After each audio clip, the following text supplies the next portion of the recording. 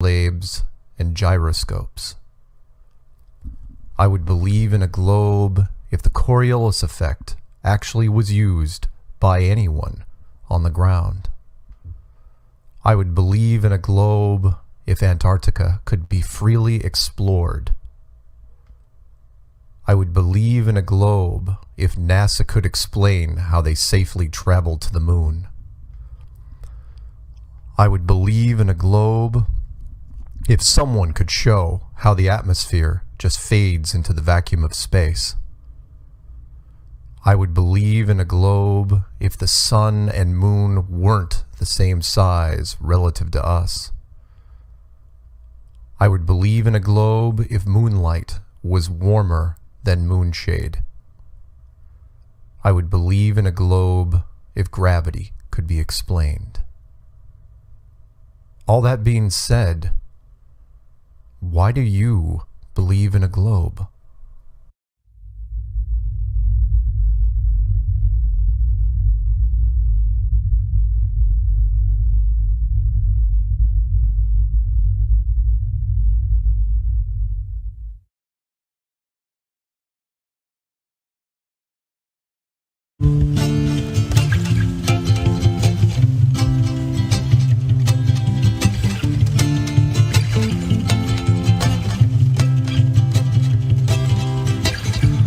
I don't like you anymore.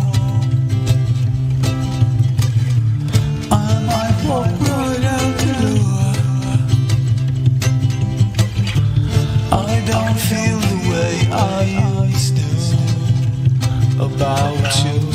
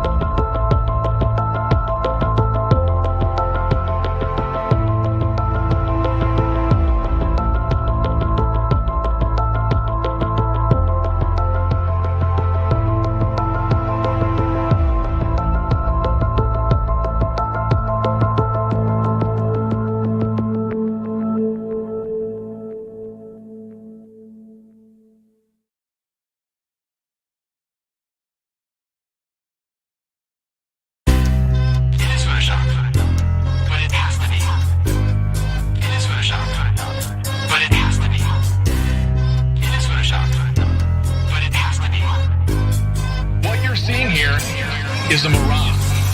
A lie is a lie, and it don't matter how many dumb sheeple believe it. And the truth is the truth, hiding right out in plain sight, and still people don't see it. Man, this shit got me heated, and I won't stop till the elite are being defeated. They keep us deceived about everything that we think, and they keep it a secret.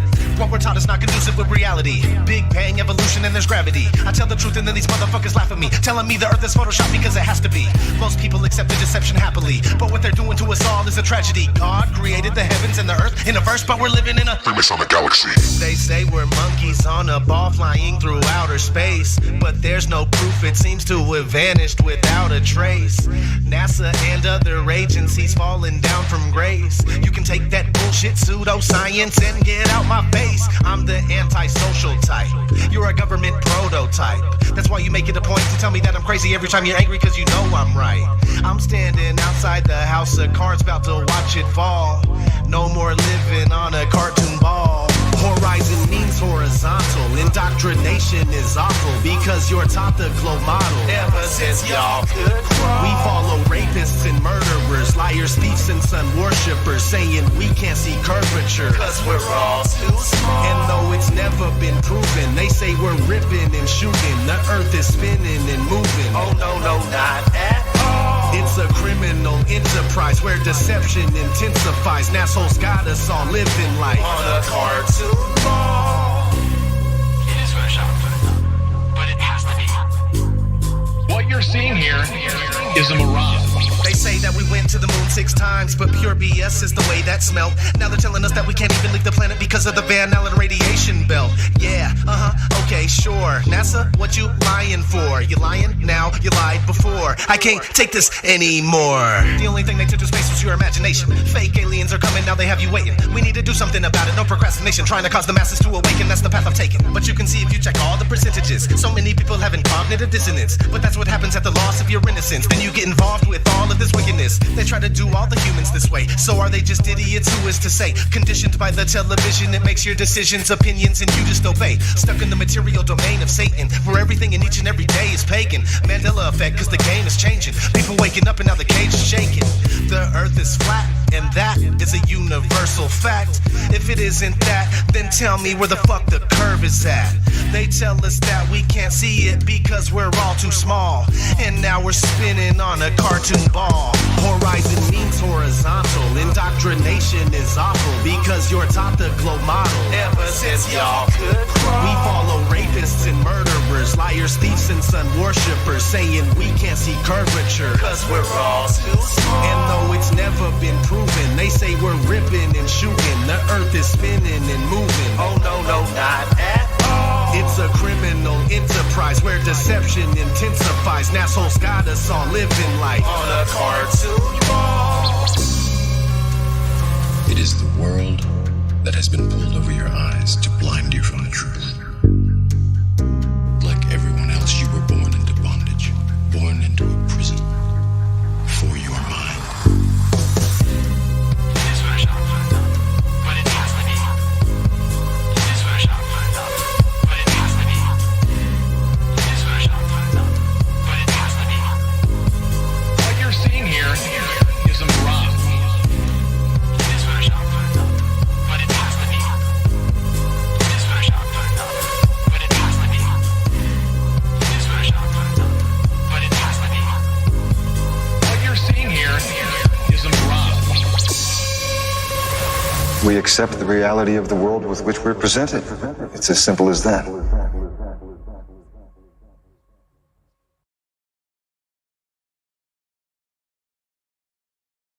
This is Mix Sessions Live. Oh, yeah. We making moves, man. Y'all waiting on spaceships. Scotty, come beam your boy all the way up. All the way up. All the way up. I run from my problems, they never gon' solve them. So Scotty, come beam your boy all the way up. I got what you want, I got what you need. They told me spit a verse, I'ma plant a seed. Rappers got beef, I'm trying to say the cows. Spinach leaf salad, no Thousand Isle. Go ahead, do your thing with your grown self. Quit worrying about that other man, worry about your own self. You got a lot of questions that ain't nothing to stress about. I got a YouTube channel, you should check it out. I got what you need, I got what you're craving. Leave your girl around me, she gon' become a vegan. Yeah, doctors want you sick, man, how that sound? Fuck you, Monsanto, won't stop till bad health rates go all the way down. All the way down. All the way down. Fuck you, Monsanto, and no, I won't stop until these bad health rates go all the way down. This question made Neil Tyson have a heart attack. If the earth round, how the hell the water flat? Dropping microphones trying to get his nerve back. But what a curve at, nigga, what a curve at. Now when I hear space, I'm thinking terabytes. Passing cell towers, some call them satellites. Some call them astronauts, I call them parasites. Scientists are just actors who hide paradise. You know I gotta give it to you real. You know they been lying to us for years, what they faking for. You'll never find the curve. Even if you get in a spaceship and go all the way up. All the way up. All the way up. I run from my problems, ain't never gon' solve them. Till Scotty come beam your boy all the way up. Oh, all the way down. Oh, all the way down. Fuck you, Monsanto, and no, I won't stop until these bad health rates go all the way down. Oh, all the way down. Oh, all the way down. Fuck you, Monsanto, and no, I won't stop until these bad health rates go all the way down. Oh, all the way up. Oh, all the way up. I run from my problems, ain't never gon' solve them. Till Scotty come beam your boy all the way up. Oh. Yo, Drace. Trying something new this time. I've got you right in my claws. I have written the laws to thunderous applause. Come, little girlfriend, sketches are good, girlfriend. I've got you. Don't put your skin, just the energy within. So come with me and see the crystal. Let's begin.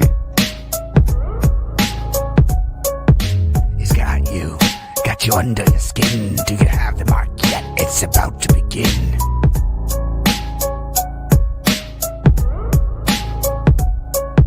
It's got you. Take it all on the chin. Giving up on your tin while you're serving the kingpin.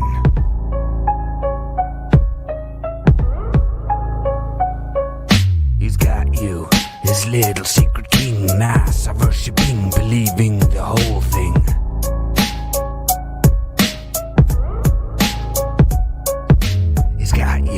Got you living in sin, got you walking around with a dopey-eyed grin.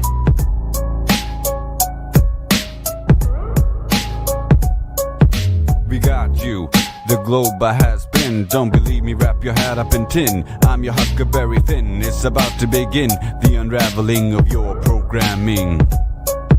We got you, the lies are built in. FE, the linchpin, the lie wearing thin. No curve or a spin, the globe cannot win. Belongs in the bin. I've got you right in my claws. I have written the laws to thunderous applause. Come, little girlfriend, sketches are good, girlfriend. I've got you. Don't put your skin, just the energy within. So come with me and see the crystal. Let's begin. He's got you under your skin. Do you have the mark yet? It's about to begin.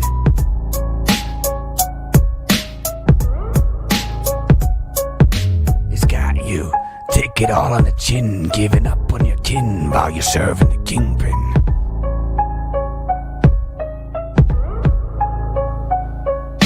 He's got you. His little secret king. Mass of worshipping, believing the whole thing.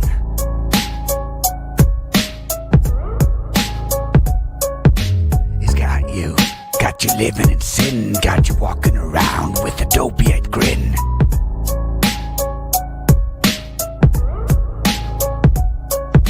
We got you, the globe has been. Don't believe me, wrap your hat up in tin. I'm your Huckleberry Finn. It's about to begin the unraveling of your programming.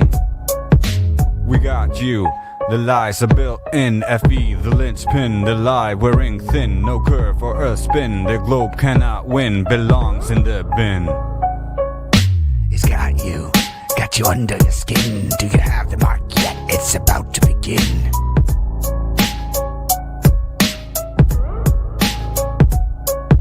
It's got you, take it all on the chin, giving up on your kin while you're serving the kingpin.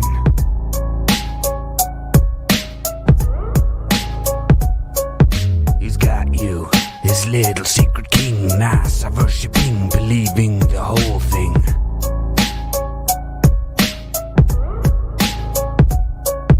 He's got you living in sin, got you walking around with a dopey-eyed grin.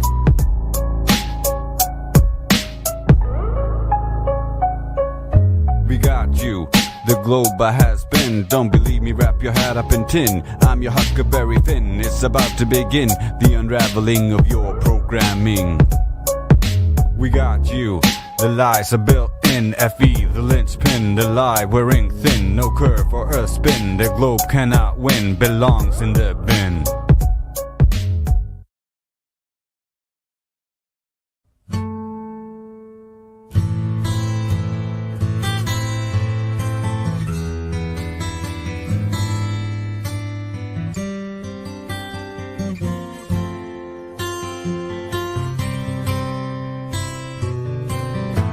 Debate,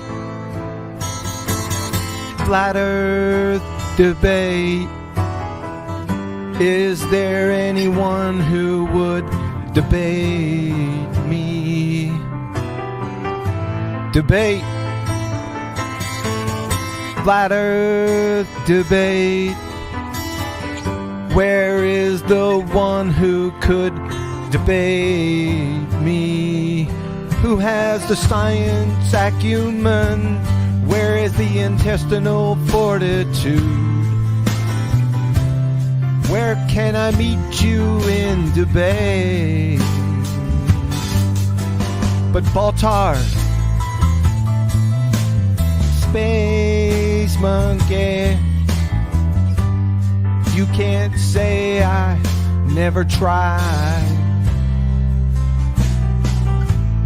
Baltar,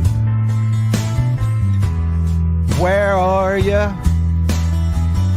Get your ass in the arena. Baltar, pretender clown, it's time to meet me in debate. I'm gonna shatter all your dreams. I'm gonna smash that friggin' globe. While there's tears, they taste sweet. Baltar, pretender clown, where can I meet up and eviscerate you?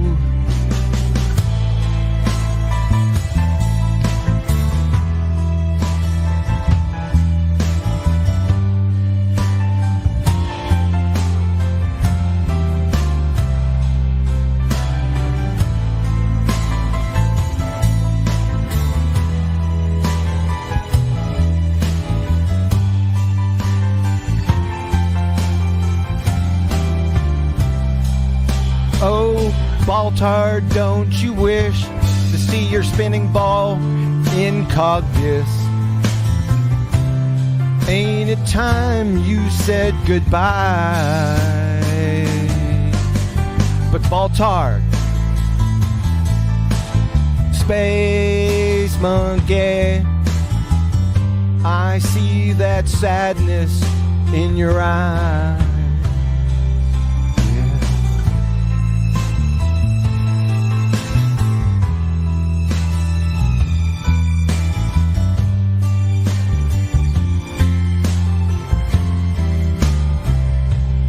For your spinning water ball, ain't no argument you can find.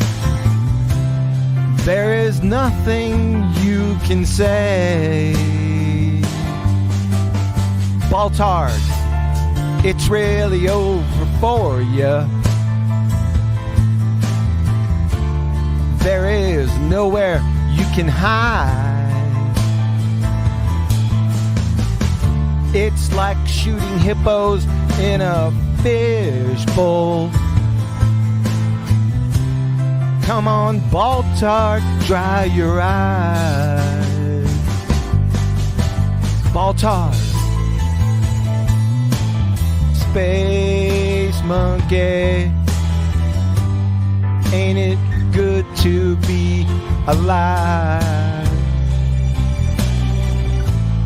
Baltard, spinning space monkey, you are welcome to our flat earth.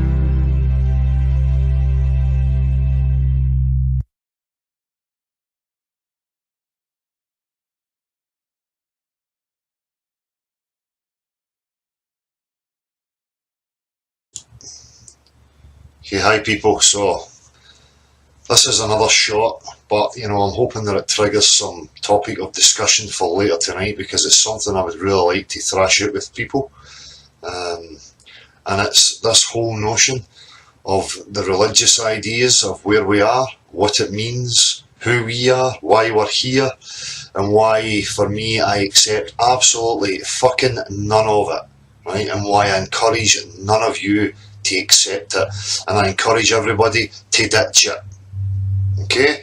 Because it is no fucking different than any of the other crap that has been placed within our culture and pushed to us as an option, right? A false option as far as I'm concerned. What can I say about this? For me, I get involved and I looked a lot at the evolution creationism debate. And again, it's a debate because both are religious. Okay? We have absolutely no practical example or any reason to put faith or belief in non-living matter randomly popping from nowhere and producing complex life, consciousness, and all these aspects. Okay? And at the same time, I have no practical example or proof of anybody's religion being true. Right? For me, the religions came about through bewilderment, through people not knowing where they are, through fear, war, and people started to, create these comfort blankets. So again, the idea that life just randomly appears from nowhere with no meaning, no rhyme or reason is fucking preposterous. The same as a grey, bearded, white-haired man in the clouds who made everything in an instant just on a whim to satisfy himself. None of these stories make any fucking sense to me whatsoever. I know I've just skimmed over it and, generalised it and, no one into it in depth, but I'm open to discussion with anybody who is also open to discussion and open to being questioned on the religious claims. So it's not about me denying that where I'm is some sort of creation and it's done through design, because that is what I think, right? For me, nothing happens without mind, nothing happens without intent. Now, what mind or minds and what that intent actually is up for question. Right?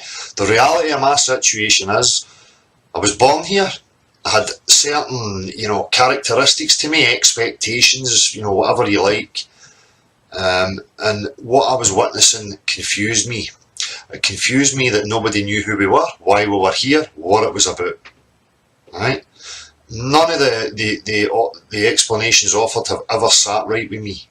Okay? So, for me, this whole realisation should be a wake-up call for you to ditch belief, faith, and these things, there is an objective reality here that we can explore, that if we get to the outer reaches would probably take us closer to who we are, right, and why we're here. So I'm no, here to push some religious nonsense or answer. I don't know what the truth of this situation is. But as I say, if there's a lesson to be learned out of this, it's to take nothing on hearsay. It's to take nothing unless you experience it and know it for yourself. And it's a very dangerous game to pull people into that, right? Because then you're setting yourself up for deception. Okay? As I say, none of the reasons, the spiritual, religious reasons about why we are here make any fucking sense to me whatsoever. Okay, and I've said it before. You hear so many people talking about, the natural, beautiful nature, the natural world, blah, blah. I don't even know if this is where we are meant to be. Whose creation is this? Even if people were all of a sudden kumbaya and peaceful with each other, for me, I still think deeper and what I'm actually involved in here. And I look at what people call beautiful nature, and for me it is fucking horrific. Now, if you want to worship a god, or, whatever it might be, who creates, peaceful animals with blunt teeth, that graze the grass, and then creates another animal with 10 times the strength and 10 times the jaw power and 10 times the sizes of teeth to be able to rip to shreds that innocent fucking baby gazelle or whatever it is, that's no fair game to me. Right? That's a horror show. No fair game. Fair game would be creating animals of equal and setting them against each other if that's what you were up to. Right? None of that shit makes any fucking sense. It is totally ridiculous.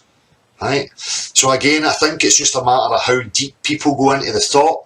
And as I say, some people just want a security blanket, a comfort, and they will latch on to any of these things. But if you really start to think deeply about it, it doesn't make any fucking sense. For me, I'll say it again, this place is an abomination. Right? I was the same as everybody else as a youth. Expectation, excitement, want to explore. But, as time went on and the older I got, I started to actually question what this place is. Okay? Now you hear these religious people talking about the mark of the beast and Satan is trying to deceive everybody and blah, blah, blah.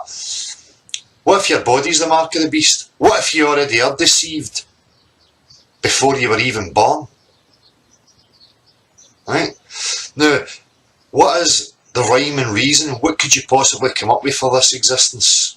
Right? If this is where we are meant to be, and this is where we are, we're stuck here, whatever it is, then you need to start asking, well, what's the motive? What really is it about?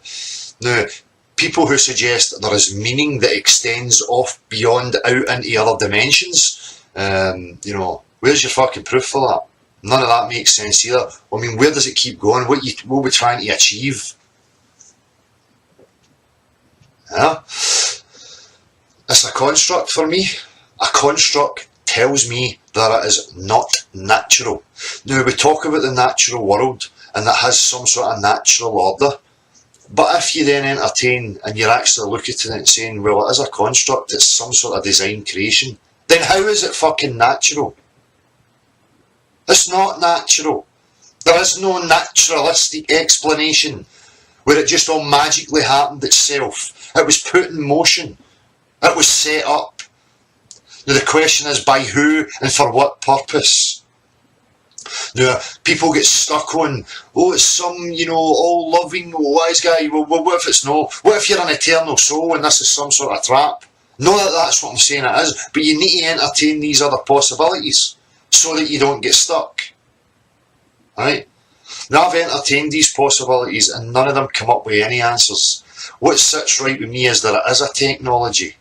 Now, it could be some sort of trap. It could just be an experience for the sake of having an experience. Like when I go to the fairground, I go on the roller coaster purely for the thrill of the roller coaster.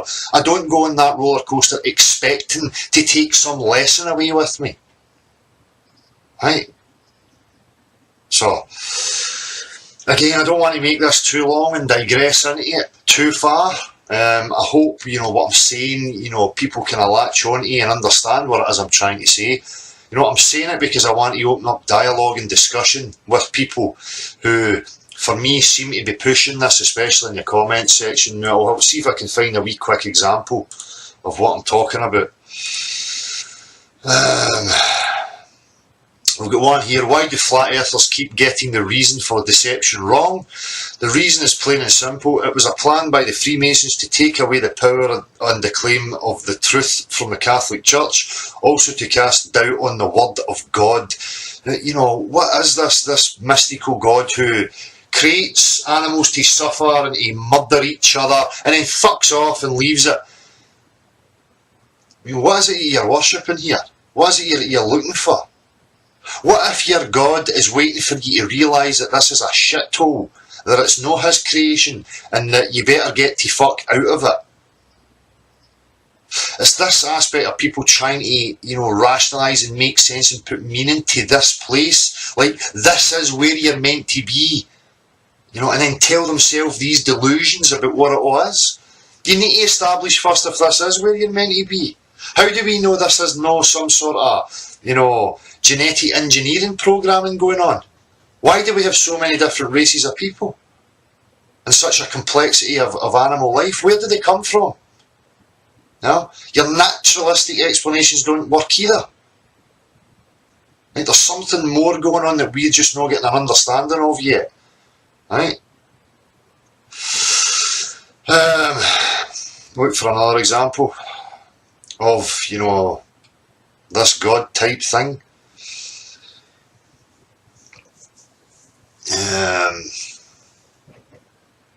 Just bear with me, people.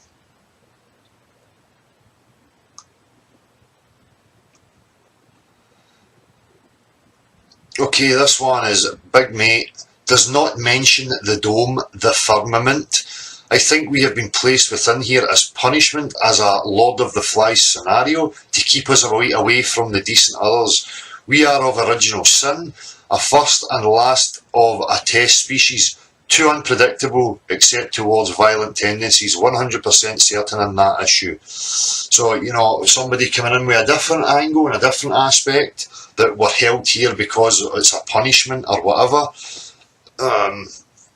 Now again, what we're going to go into hierarchy and that there is a power above all, and for me that's very disempowering. I do not want to be associated with any God unless it wants an equal, right?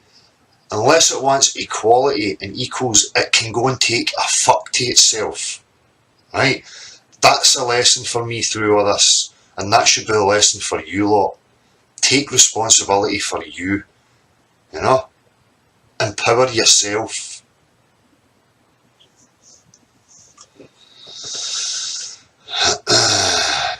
And again, as the religion topic arises, this is another comment.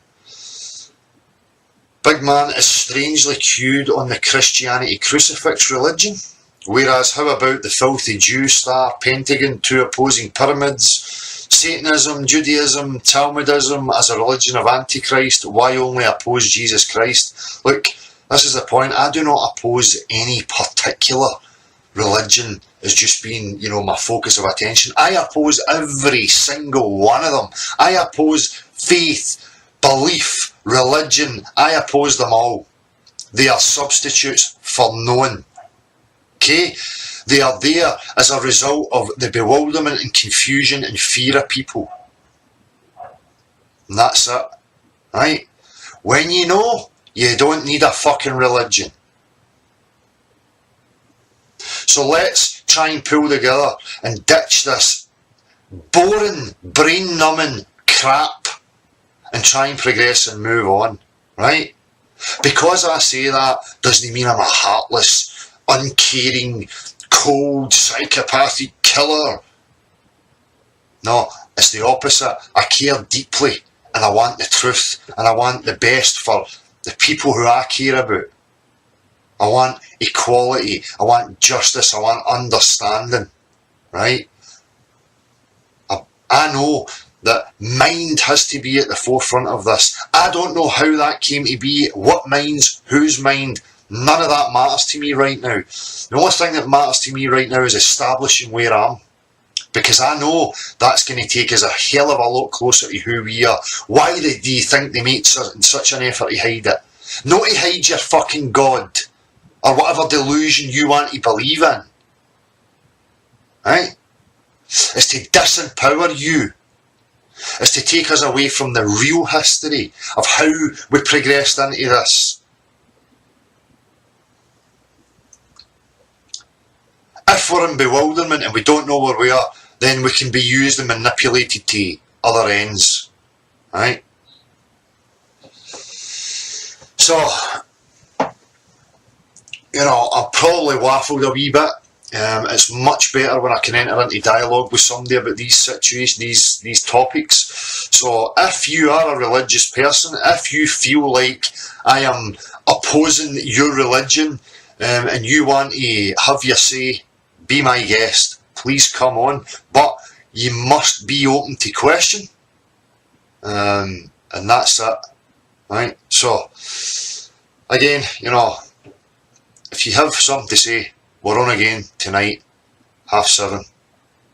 Please come along, have your say, pull me up on anything that I've said. I'm open to any dialogue. I'm not a guru. I don't have all the answers, okay? But I recognise bullshit and manipulation when I see it. And I'm going to call it every fucking time. Okay? Peace.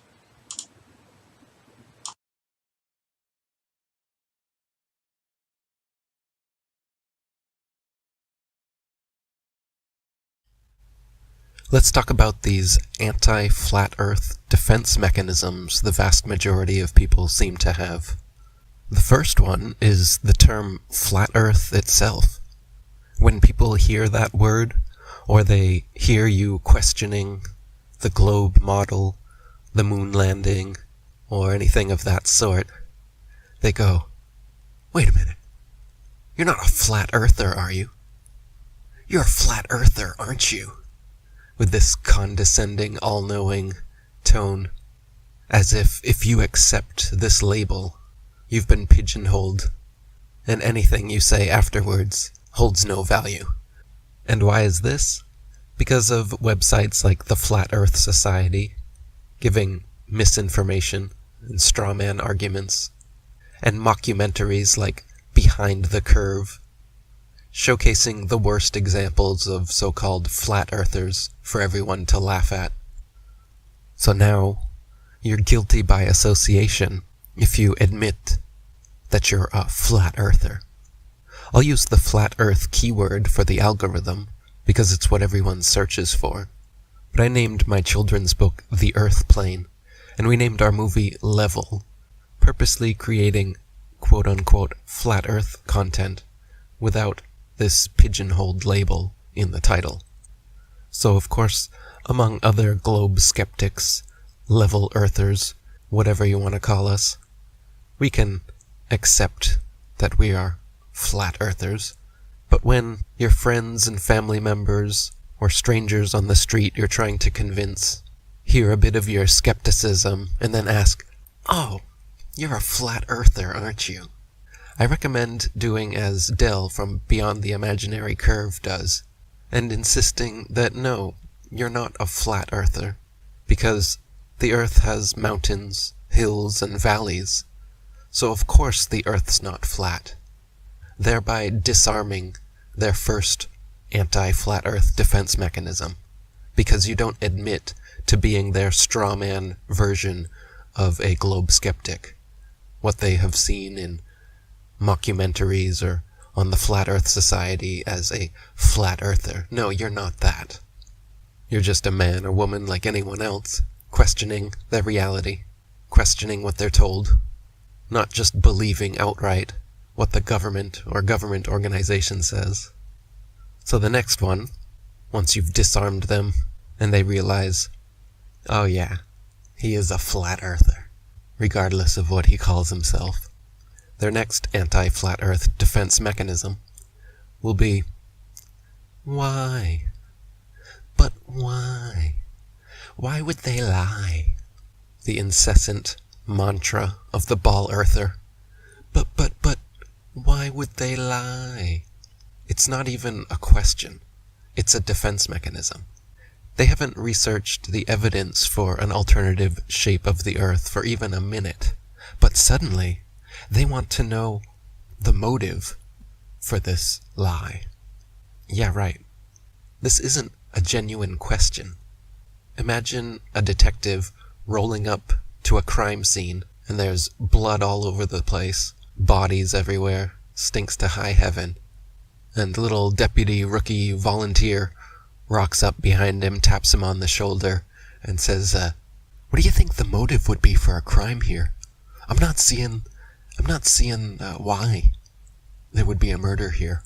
The detective looks at him, squints his eyes, waves his hand, shows the blood on the walls, the bodies on the floor, asks the rookie genuinely, are you not seeing this? Do you not see the evidence all around you?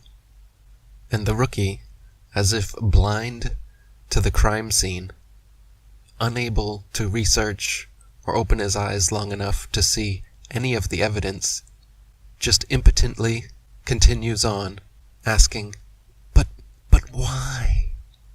When people ask you, but why would they lie about the shape of the Earth when they haven't even researched the evidence whatsoever? That question is not a question.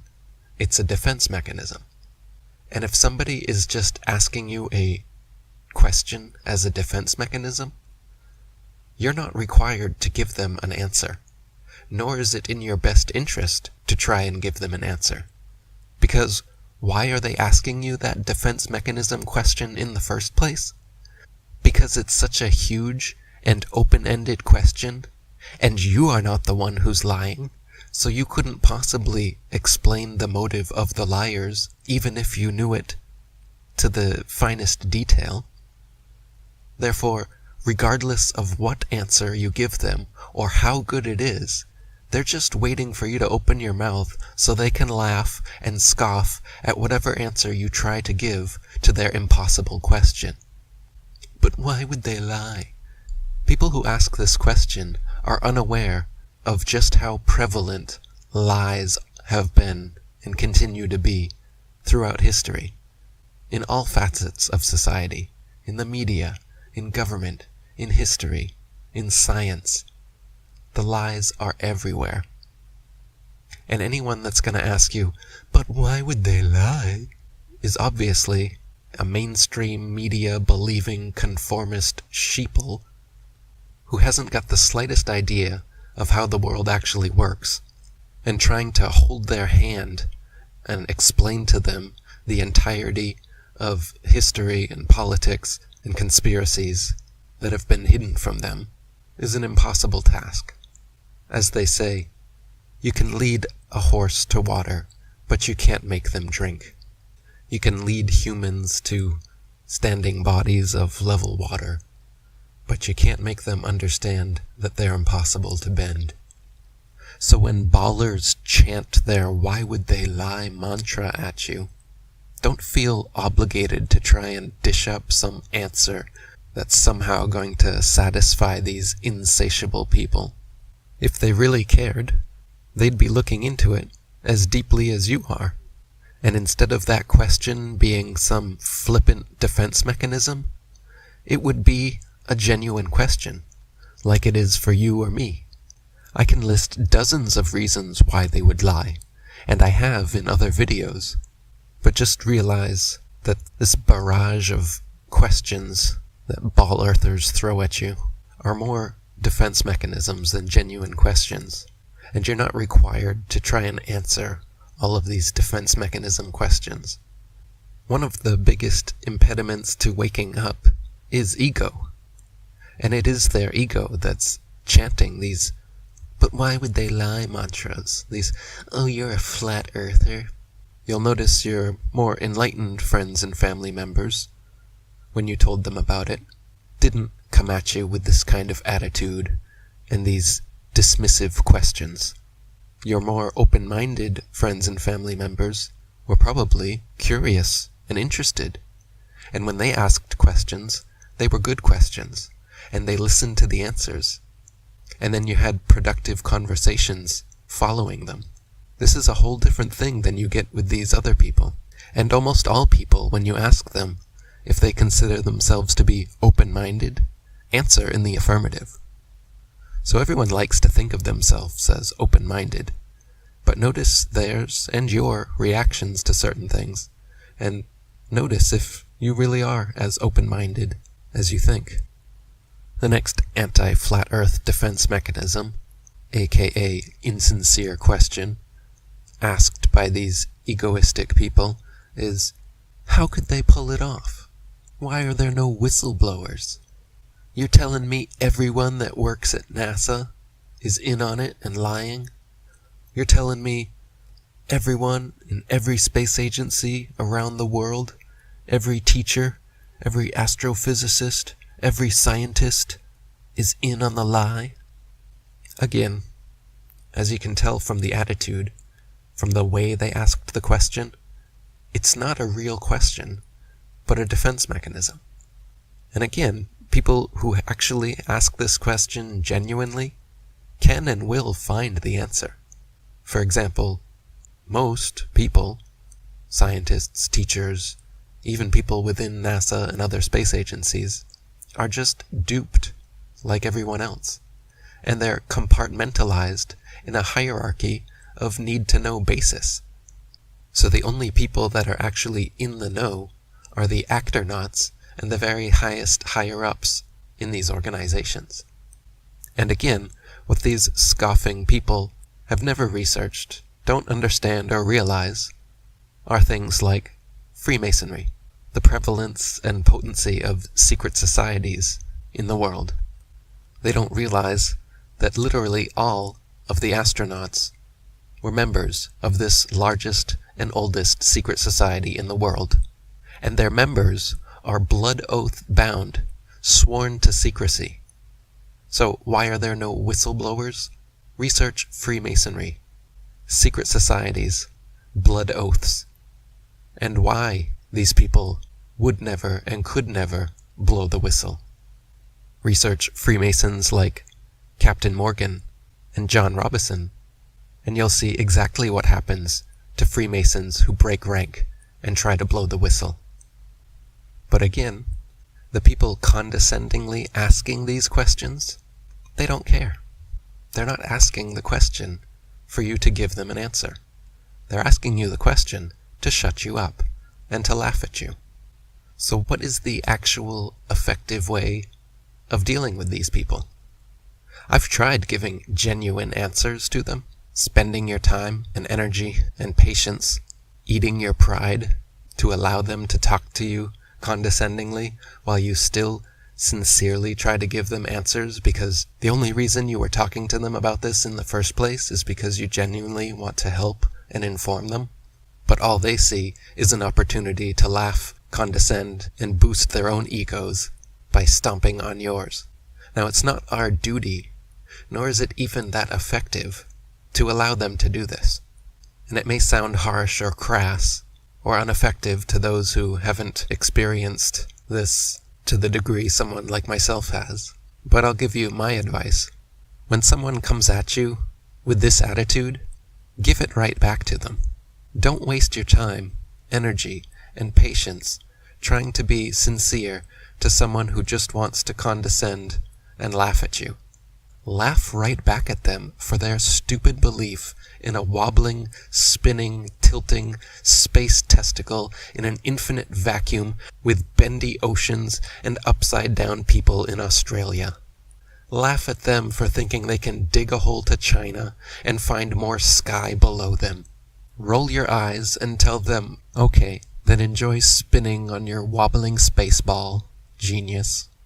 By refusing to engage with them and taking their ego down a notch like this, you're actually helping plant a seed that will make them genuinely more interested next time. And when you withhold information from them because of their bad attitude, that's the negative reinforcement people like this need. You know, your good friends who didn't laugh at you and condescend you. You were able to give them positive reinforcement. Use your time, energy, and patience to explain things to them. But when people use these anti-flat earth defense mechanism questions and give you an attitude, don't even bother answering these people. Just plant the seed and walk away. Come back to water it another day. Or let somebody else water it along the way.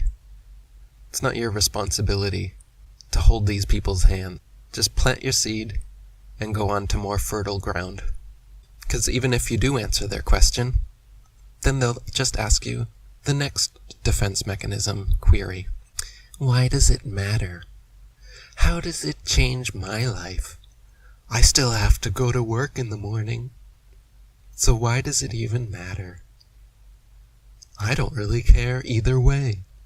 So now suddenly, it doesn't matter to their life if the entire world has been lied to about something as fundamental as where we are for the entirety of humanity for centuries, duped about literally the most fundamental truth possible. And these people are like, yeah, but why does it matter? What does it even matter? How does that change my life at all? If the fact that you and everyone you know has believed the biggest lie in history doesn't matter to you or change your life, what does that say about you and your life? What is important to you then? How could the truth not be important? I got so annoyed with this stupid question, I even wrote a song about it. Hey Eric, why does it even matter if the world is round or flat, or we revolve around the sun, or if the sun revolves around us? I still have to go to work tomorrow, and it hurts regardless. I still have to pay my bills, and so I fail to see your logic. Please stop adding to the list of things in life that make me suffer. I don't want to be empowered, I just want to be a martyr. I would rather ask you why you think it matters than be honest and admit the simple truth is that I haven't thought about it. And refuse to do my research. I don't even click your links, and when you ask me what I thought about them, I don't even think. I just want to pop some mollies, dance around and get my jollies, in a club or off in Bali. I don't want to contemplate about the shape of where we are now. Human race, mental state, being raped, and I like it. Feels good, slavery is fine with me, and now I've answered my own question, 'cause to people like me, it just doesn't matter, does it? So then the next thing they do, whether you've given them answers to their initial anti-flat earth defense mechanism questions or not, they'll start to get into the, well, then explain this, and explain that questions, with a smirk, a mocking tone of voice, and a narrow-minded impatience that shows they aren't even asking to learn the answer. They're asking to put the onus of unnecessary verbiage onto you, so they can just scoff at whatever you say next, no matter how rational or logical it is. Well, explain sunsets then. Well, explain time zones then. What about the Coriolis effect? What about Foucault's pendulum? And they'll often throw a bunch of them at you all at once like that.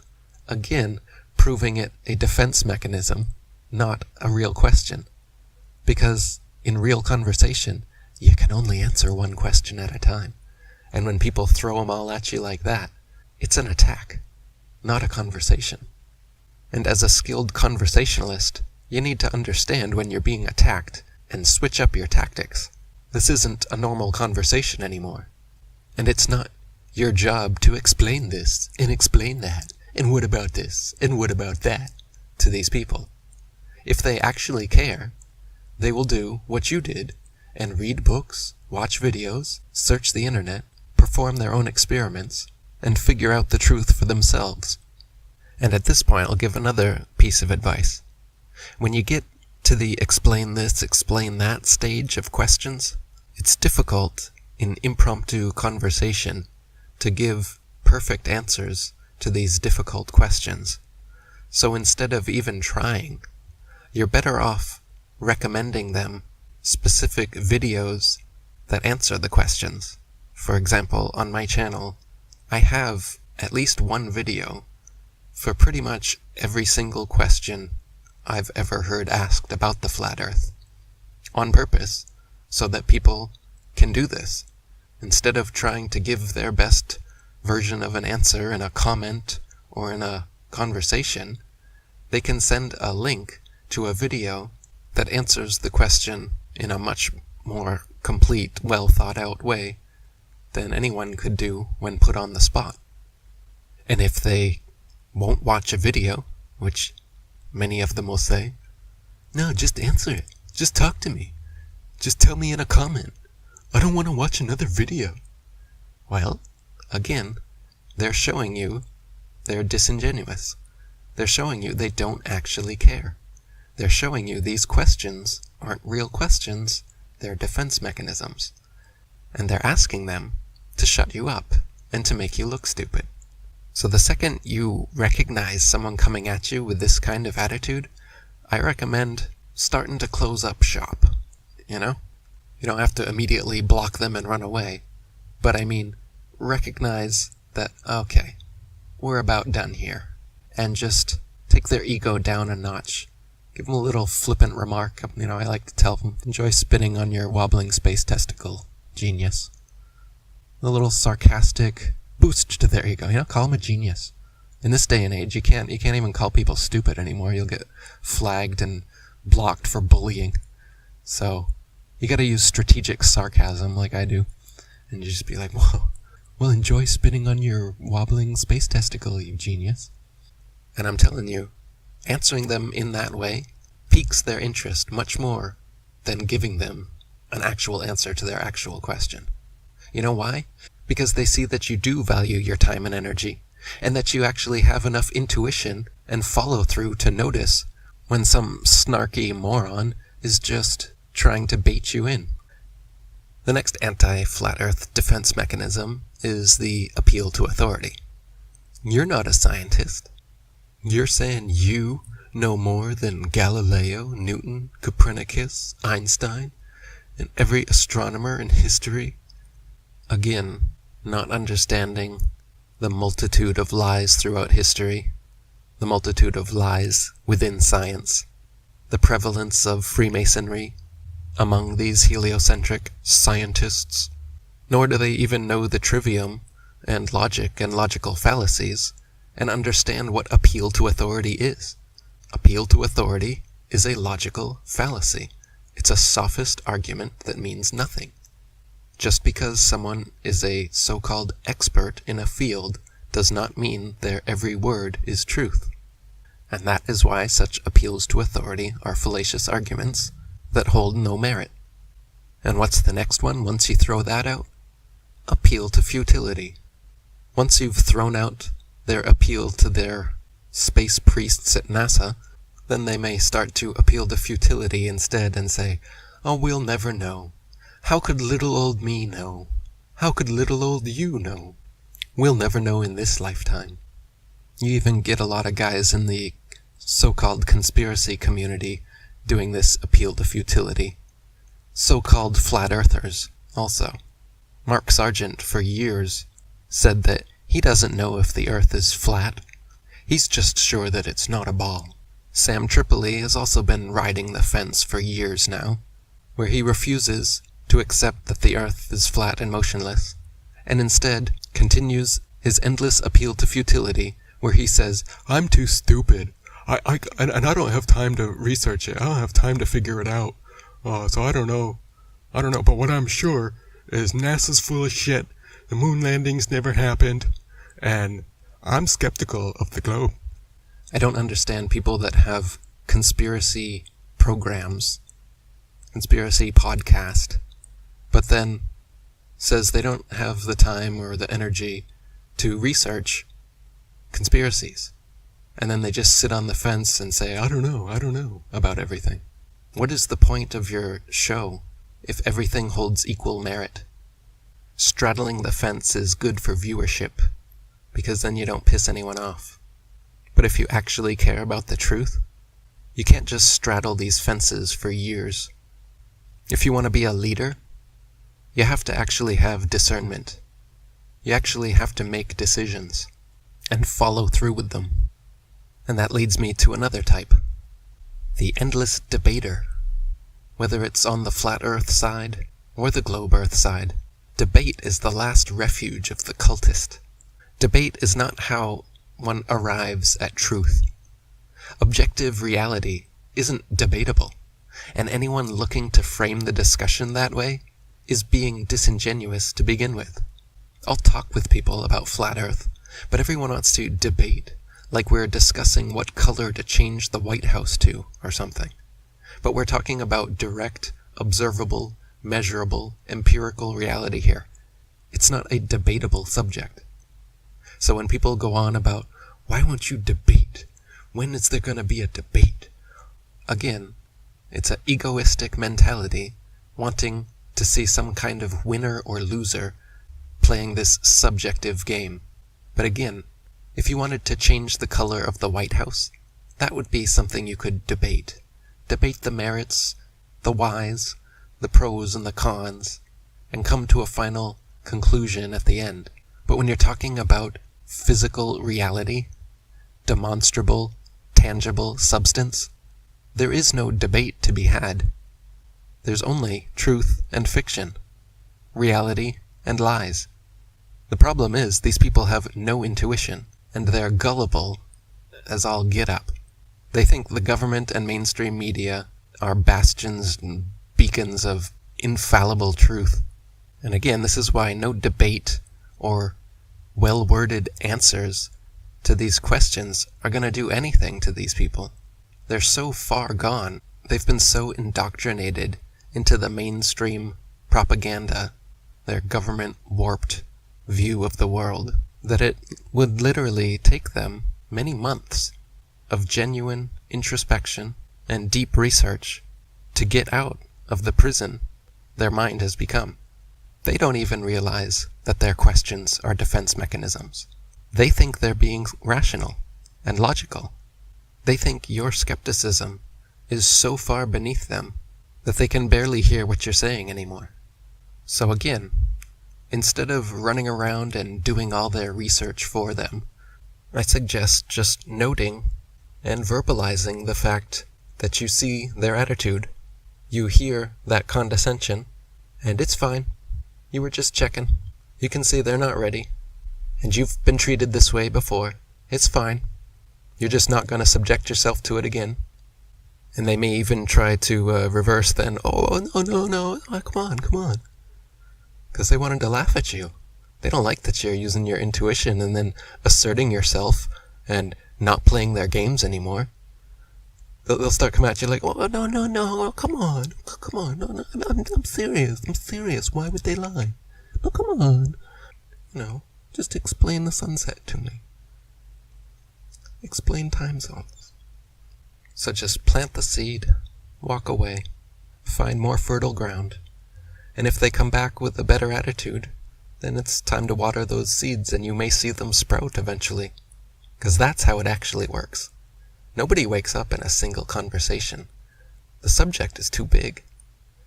You can only plant seeds and then hope that they are open-minded enough, intuitive and discerning enough, and care enough to actually look into it for themselves. And when they do, it'll be obvious. They'll come back with a blown mind, and your next conversation will be a whole different thing.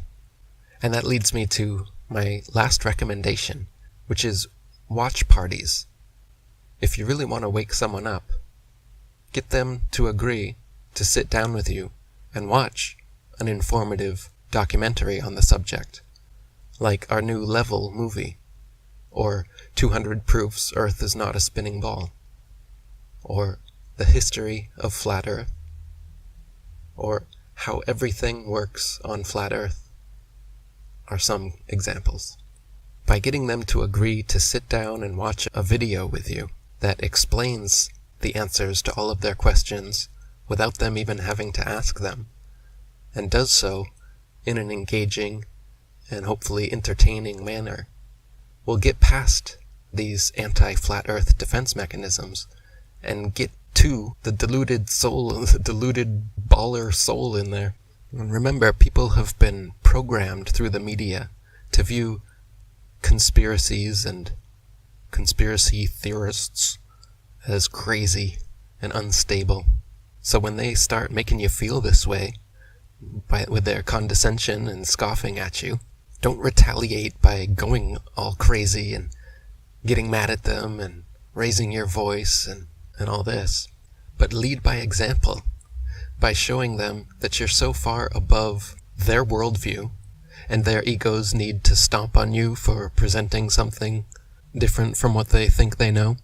Show them that you're confident enough in what you know to be true that you don't have to share it with them. You were trying to do it as a favor, and when they show you that they don't want to hear it, do them the favor of stopping. Put your hands up if you don't want to know about it, if you don't want to talk about it. I have other more intelligent, more open-minded, less egoistic friends I can talk with about these things. Thanks. Who's offering it here? Somebody full of contradictions, doublespeak, triangulation, contradiction, nonsense assertions, fallacies, deceit. That's what you've got. That's who you give. That's who's giving it you. Is it worth it? I am proud to say I am a flat earther. In spite of all the nonsense you get from David Weiss and Geronism and even Pete Shea, I'll shoulder all of it.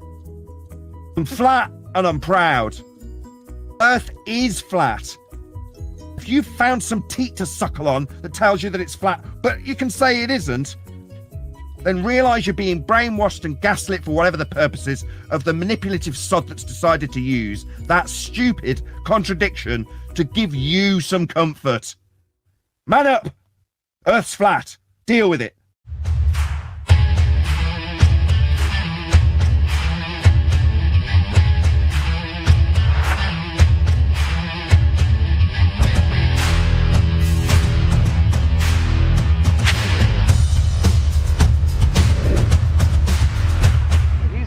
Fine. Nah, it's the other way round. They already feel the shame. He's appealing to that. He's playing on it though, but he's playing on it, Nathan. Playing on it. That's a much better term. Playing on the shame. Playing on the shame.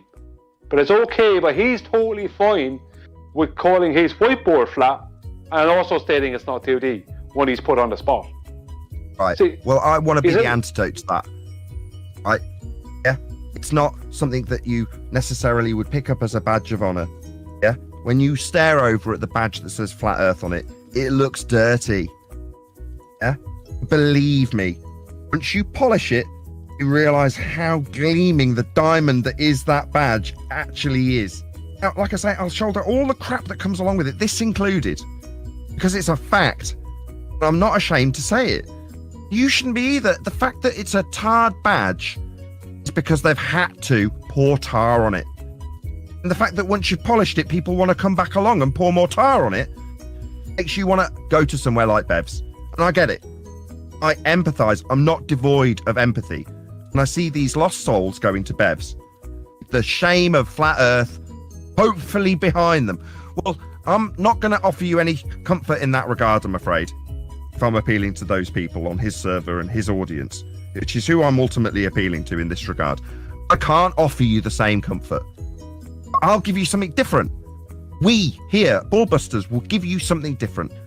And that's a pride that you can hold in that statement. Flat Earth is something to be proud of once you appreciate that the Earth is obviously observably and navigatably flat. When I say I'm flat and proud, I mean it. The fact that you, as an audience member or a member of Bev's server, feel shame for that, I don't bloody blame you. There's a reason for it. It's the flack you pick up as the target when you're close to the mark. That's all this is. Well, I'd rather give you the tools to deal with that, rather than accepting the shame, then relinquishing the obvious and observable nature, the very thing they've wanted to occult from you in the first place, you're left feeling like you have to deny. And what is the achievement of getting somebody who says the ground is curved to prove that it isn't by their own words? Isn't is flat. You've just got to accept that. But you should at least recognise that you, because you've admitted, he's happy to lie to people to win an argument, yeah? And he's happy to allude and use lexical fallacies to deceive you into a view.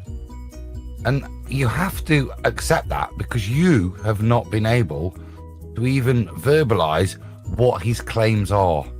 Yet you're here. And that's kind of what Nathan's not having a go at you at, but what angers him so much. Not at you, but that you're getting mugged off so much by somebody. That's what I meant by pity. Yeah. I see it happening and it frustrates me. It frustrates me greatly because there's very little I can do about it. Now, to the person that we're talking to, you know, Tanks, there's no hope for you. I'm really sorry. I'm not going to be able to help you in this regard. No matter what I say to you, cognitively, you've been conditioned. Now, the people who run cults are psychopaths. I use the word grammatically intentionally. I could have said narcissists. It's perfectly interchangeable. That's who runs cults, right? And typically, you'd go, well, that makes no sense, right? Aren't they the evil monsters carrying the knives? Oh no, definitely not. On quite the opposite, they're the charismatic reflection of everything you want to be. Everything you value in your life will be reflected back at you by the narcissist. And they prey upon weak people. Now, what is the weak group that's been preyed on in this example? Well, it's the people who've suffered the persecution of being a quote-unquote flat earther. And it's the person that's squashed under the ridicule of that title to the point where they go, I damn well don't want to be someone who declares the ground is flat. I want the opposite. Where can I find someone that can offer me this? I want all the principles that I've learned to remain intact, but with this unfortunate acceptance of the ground being flat, notwithstanding bloody oceans and bloody valleys and bloody undulations. The ground, the earth, it's flat. If I can just get away from that exact term, I'd be a lot more comfortable, because then when someone asks me in society, I can, as an empathic, honest person, say, nah, flat earth. Nah, the earth's not flat. Obviously, we've got mountains and valleys. And then rub my collar and feel good about myself. Those people who want to get away from that crap because they felt persecuted for the last 6, 7, 8 years, or however long it's been, they're going to find it from Bev. He offers it on a golden platter. Nah, not flat. Look, I am categorically, it's part of his strapline and persona, I'm not a flat earther. I figured it out a few weeks ago. Why, was part of his sales shtick. Yeah, he's appealing to that person that doesn't want to be a flat earther. Totally empathise. When he put it to me in the way that he's brainwashed his minions with, I agreed with him. With a little smirk to one side of my face. Yeah, I agree, Bev. Yeah, I wouldn't want to be a flat earther either. What a stupid notion. We've got mountains and valleys. Yeah. Yeah, but it is flat. Earth is flat. Yeah? Not in, as Brian's defined it, some geometric context that you've bastardised. The lexical fallacy. Yeah, I can drop it into. Nice. Nice. Sweet. But with the appeal of not being a flat earther. And that's a succulent deal that's on the table right there. And I can see how it appeals to people who, and when I watch on the occasional times that it gets played on my show, because we react to him, because Brian's a real avid fan and subscriber, we have to react to him over and over again. What I see is the people that I've seen before and know they are. And I go, you've got tired of the shit that we have to endure as flat earthers, haven't you? You don't want to be a flat earther anymore. Someone's put their arm around you and told you don't have to be. And all you have to swallow is this glaring contradiction. When we win against a glober who says the ground is curving, we get him to say how it isn't curving. The ground's not flat. Malfunction. Yeah. That's where we're at. If someone's offered you something, who's offering it you? Somebody full of contradictions, doublespeak, triangulation, contradiction, nonsense assertions, fallacies, deceit. That's what you've got. That's who's giving it you. Is it worth it? I am proud to say I am a flat earther. In spite of all the nonsense you get from David Weiss and Geronism and even Pete Shea, I'll shoulder all of it. I'm flat and I'm proud. Earth is flat. If you've found some teat to suckle on that tells you that it's flat, but you can say it isn't, then realise you're being brainwashed and gaslit for whatever the purpose is of the manipulative sod that's decided to use that stupid contradiction to give you some comfort. Man up! Earth's flat. Deal with it.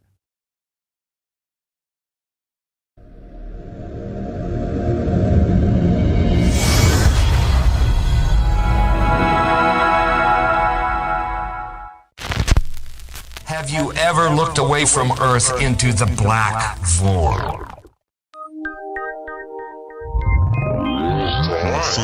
Because you can see the stars. Oh yeah. You know, and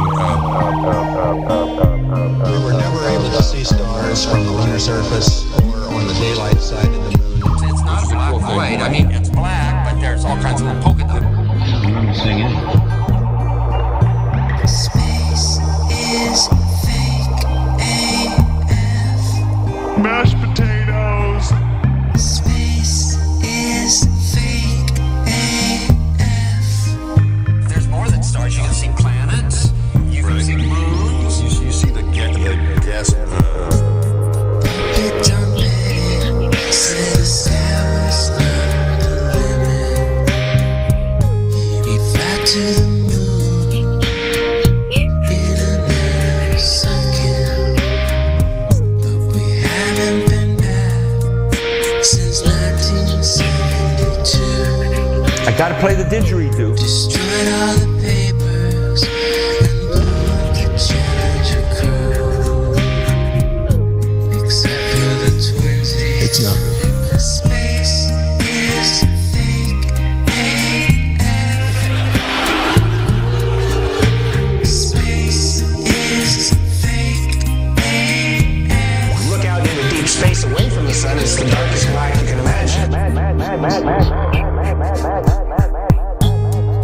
Hey, space boy, you broke my rocket man heart. You can smell a little roast beef. Where are the stars? Is it bright or is it dark? The vacuum of space, all the tomfoolery. I think Sandy's hair is pretty much a dead giveaway. What happens if you get a leak on there? You have a leak.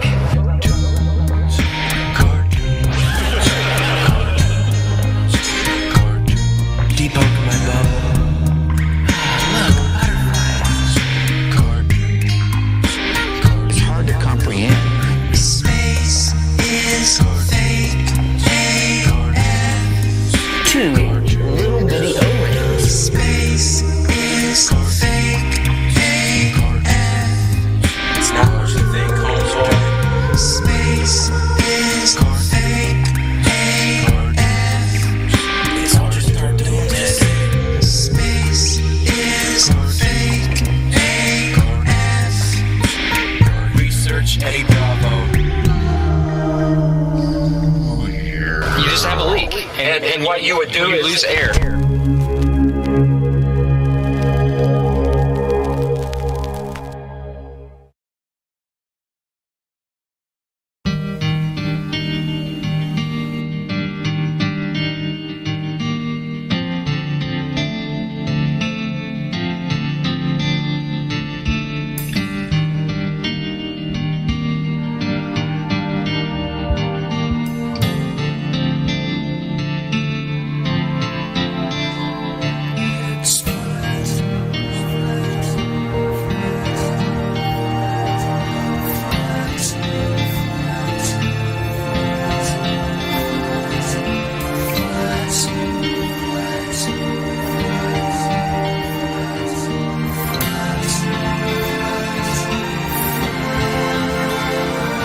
It's flat.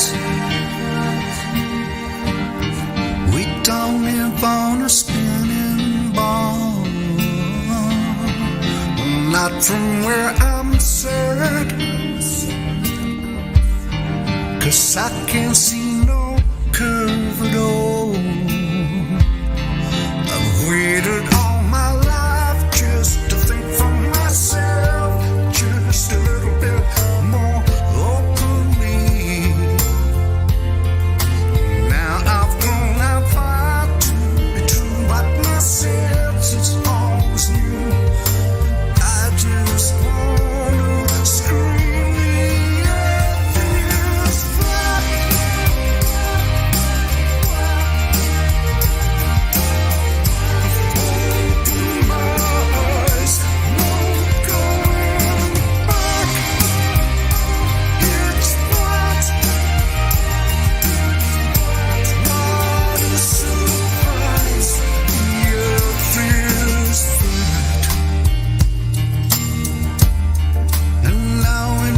so good to me.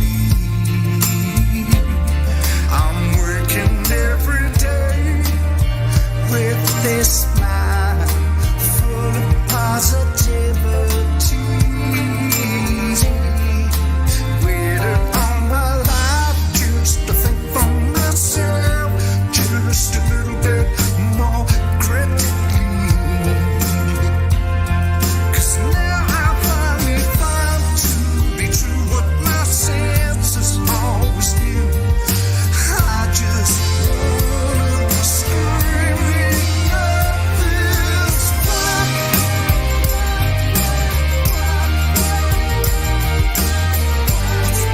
open my eyes, 'cause it's all white. It's white. Schoolmasters' lies. The earth is flat. Find out for yourself. No one's telling the truth. It's all their own mind. Now it's down to you. You stop with every debate. You can trust in what he says. Spends the time with ODD. March crews, BOB. And if you take the time, you simply cannot fail to see that it's flat. We don't live on a spinning ball.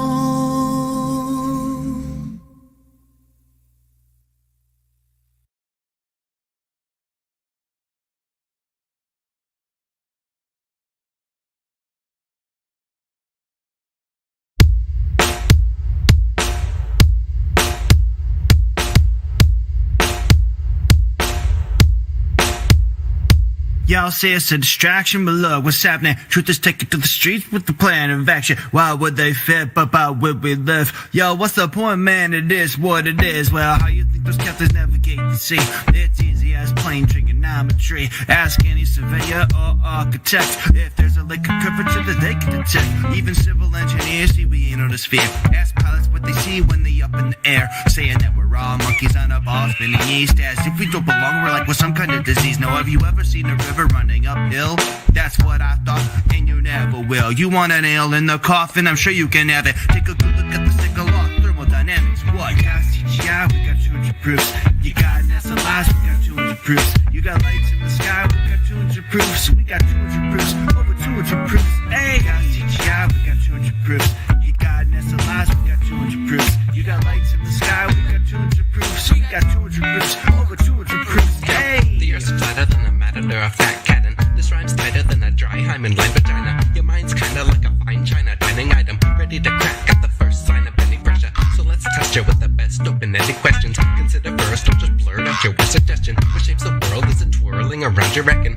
Take a second, you're gonna need a physics lesson. You've been taught that you ought not to feel the spinning, but if not quite a lot to reveal this evening, it seems you bought an implausible false theory. Cause on a ball, there's gradients involved. It's not so simple as one speed for all. 1,000-mile pH rate at the equator, with polar observers sitting softly at nil, and everyone between at different speeds still. You got CGI, we got 200 proofs. You got NASA lies, we got 200 proofs. You got lights in the sky, we got 200 proofs. We got 200 proofs, over 200 proofs. You got CGI, we got 200 proofs. You got NASA lies, we got 200 proofs. You got lights in the sky, we got 200 proofs. We got 200 proofs, over 200 proofs. Hey, these failures just a play on words. No matter how they try, they can't move the earth. Is it on pillars or balanced on elephants? Questions like that may seem like nonsense unless you're willing to clear your mind of all that propaganda they use to confine your own logic and levels of reasoning. We're always hearing explain the seasons. See, the sun moves itself on a circuit between the tropics of Cancer and Capricorn. You heard of it? How about the spire top of Notre Dame? Ship captains had to see 150 miles away. At the distance, it would be a mile below the curve. Light refraction only accounts for a 12th of that yard. They change into shape to an oblate spheroid. Sounds like the ramblings of a bloated schizoid.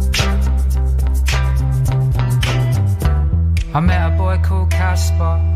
He's a worldwide traveler, talking about ayahuasca as he stares into his pasta. He said I probably shouldn't fly so much, probably shouldn't get high so much, but I'm a lonely hedonist and my therapist says I need to find ways to love myself. How could I forget Brian? Open the floodgates without even trying. I missed my stop on that train cause I got a lot of time for a grown man crying. Well, he said she loves me and I love him and he loves she. Still spinning the bottle on the topmost shelf and looking for love like everyone else. Holding on for dear life. Always a bridesmaid but never the bride. A billion tiny islands in the ocean.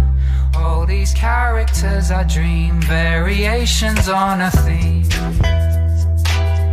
Variations on a theme.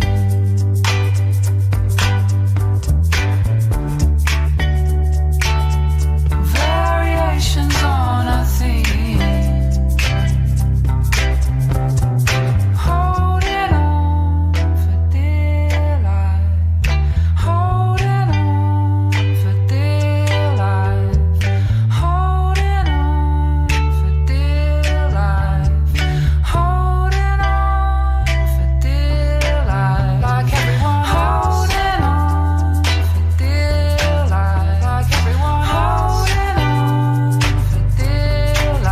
Like everyone holding on for dear life. Like everyone holding on for dear life. Like everyone holding on for dear life. For dear life. For dear like everyone else. Like everyone.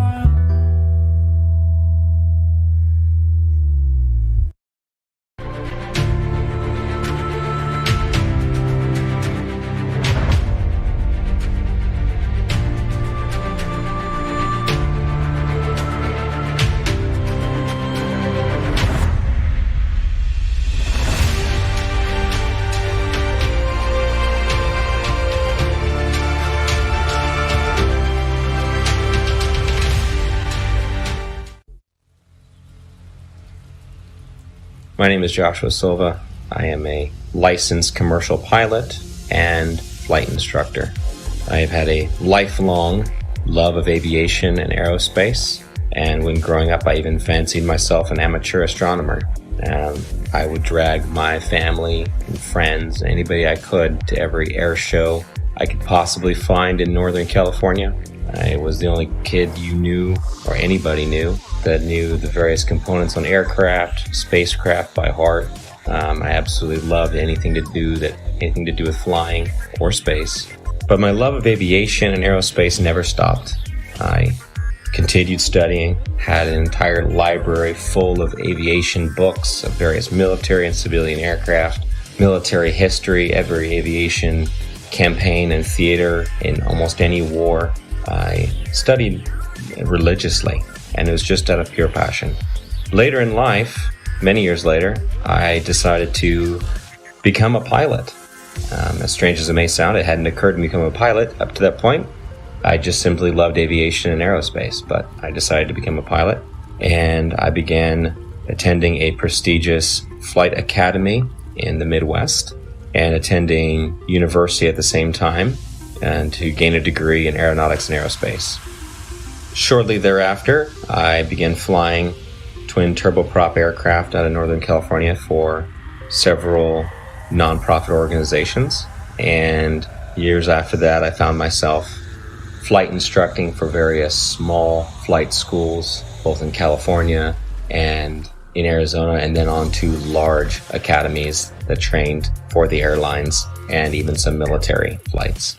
Shortly thereafter, I began flying regional business jets, and that's when the story of me finding the topic of flat Earth started. Been a military brat all my life. However, I've been in the industry of aviation for the last 21 years. And I became an FE somewhere around 15 or 16. when I really started looking at conspiracies, I looked into Benghazi because I happen to work on government contracts abroad, overseas. But I've been in aviation for 21 years, anything from helicopters to aerostats to big birds, little birds, fighter jets, things with engines, no engines, big blades, little blades, compressor blades, which, by the way, that one's not a hoax. Jets do not run only on compressed air. Contrary to popular belief, it takes compressed air in a blended ratio of air to fuel to drive the now heated gas and rotate the compressor blades. This has been a topic of discussion between FE and, not everything's a hoax. Coriolis effect. With that ties into, obviously with no spin, around the axis points that they say exist at 23.4 conveniently, 66 off the 90 degrees, right? Everything ties into 666 with NASA and all the BS scientists. Our aircraft have things called ADIs, attitude direction indicator, which gives correlation between the aircraft housing or the shell around the gyro itself. The ADI is nothing more than a gyro that will always reference level. I don't care what any pilot says. I don't care what any mechanic tells you. There's a reason that pilots have one book called a Pilot Operating Handbook, and there's every other book, right? From structures to avionics to wiring diagrams to the actual components that make up these systems. That is a standalone system. The ADI does not lie. I don't care how cold it is, how high you are, and some of these guys are pretty damn high. It doesn't matter where you're going. It doesn't matter where you've been. It doesn't matter where you are over the realm itself.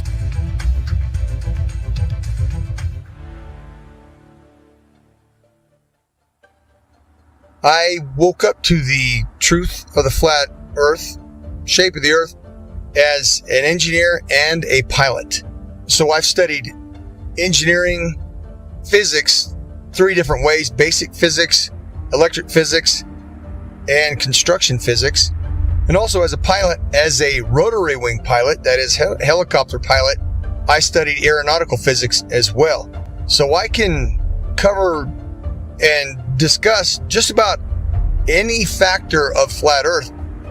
Not that I'm any smarter than anybody else, but I've studied quite a bit of factors that analyze shape and motion of just about any object. That's physics, also aeronautical physics, and principles of flight.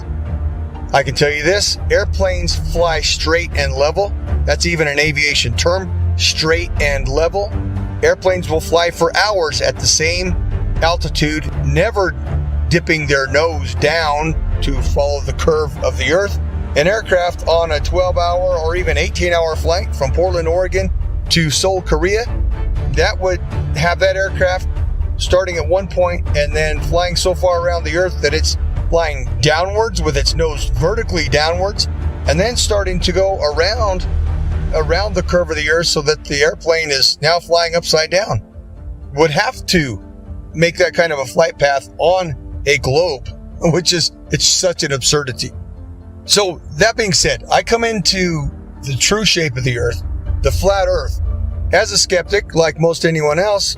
I'll tell you my story. My buddy told me about this. He said, Rob, you need to learn about the ice ring. You need to learn that the earth doesn't move. This globe is garbage. And I laughed at him. I said, are you kidding me? I'm not even gonna look into that. He said, that's fine. He said, that's fine. You don't have to look into flat earth. But until you do, he said, until you do look into flat earth, you will remain a slave of the matrix. And interestingly enough, at this point, this was more or less November, December 2015. I had already mentally resigned from the U.S. military for 3 years. I had already resigned because of Benghazi. I realized, and I saw for myself, I'd been working with U.S. as an Army officer, working for State Department for a good 10 years. And so what I did, I turned my physics awareness, I turned my studies into analysis of the shape of the earth.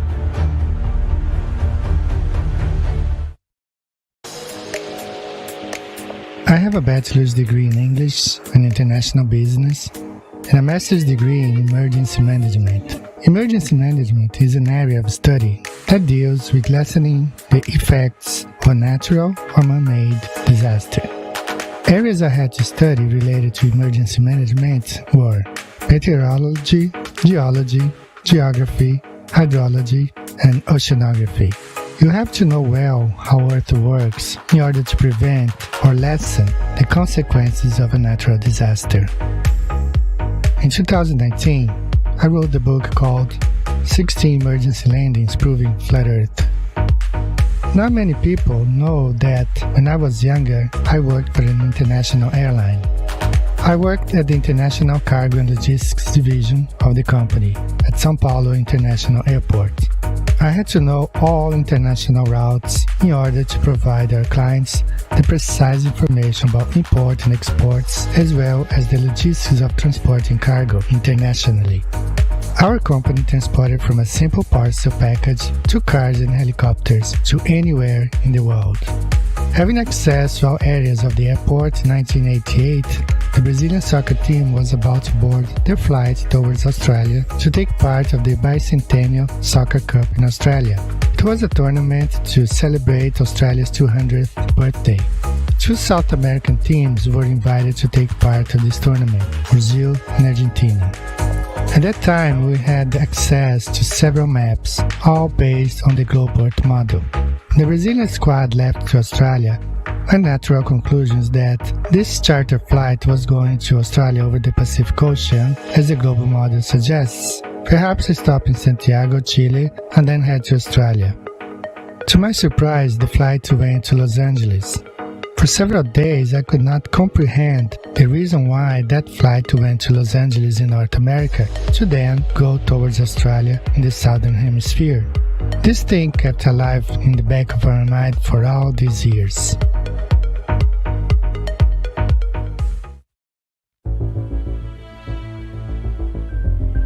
I'm a merchant marine. I've been sailing 15 years.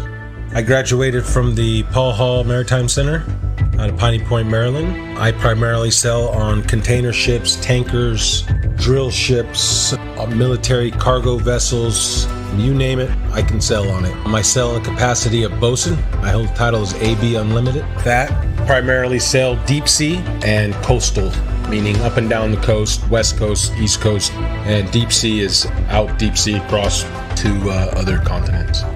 What led me to the flat earth was actually my sister. We've always been into the conspiracies and the 9/11 and Sandy Hook and all that stuff. And one day she said, hey, you want to see a conspiracy? You should look into the flat earth. And I looked at her and laughed because I had seen the videos come up in the feed and they showed that disc thing in the space and I laughed at it and whatever. And she showed it to me and I laughed at her. And I went and pulled out my phone and I looked up a video. You can look it up. It's called Dragon Link FPV to Space. And what you'll see is basically an RC airplane that's been taken up about 80,000 feet. And they release it, and then the airplane comes down with power. And it has the Dragon Link system, which is capable of making control and video. Anyways, but they had a GoPro, so you see this curved globe. And you know, that set it for me. When I saw that, I was like, oh, wow, look at that. So I brought that down to her, put it right in her face and said, look at that. And looking back, I remember her smile on it was like, you know, okay, she wasn't going to argue with me. And she said, okay. Later on, I don't know, a couple days later, whenever I seen it in there, and I said, all right, I had nothing to watch. I hit it on the YouTube, and I knew within 10 minutes of it. I forget which one it was. I think it was probably one of the documentaries, but it was almost like I instantly knew. And then what happened was a lot of the proofs that I had were before I was a flat earther, such as seeing contacts at 30 miles out with the naked eye on the horizon, which is impossible on the globe model. So much so, it was me, the third officer, and the lookout. We were standing our watch, and I believe we were in the Mediterranean Sea. Look, and watch. I say, okay, we got a contact out there. We look, and we try and get it on the radar. We get it at 30 miles out. When the chief mate came up, we had told him, hey mate, we got a contact earlier 30 miles out. He said, bull crap, I don't believe you. And we all looked at each other and shook our heads and said, yeah, they got it. He stormed off the bridge, ran down, came back up. He had the Bowditch, which is a thick green book that's everything you ever need to know about being on the ocean, sailing, navigation, everything. And he comes up and he says, "The math doesn't lie." And he slams down this piece of paper and he says, "Our bridge height is at 100 feet versus how far? 30 miles. It should have been behind like 600 foot of curve." I remember 600 something foot. He had all the mathematical, of course I didn't know, okay, that's good. All right, he must know what he's talking about. But we're looking like, well, I don't know. We got it on the radar. Then the radar must not know what it's doing.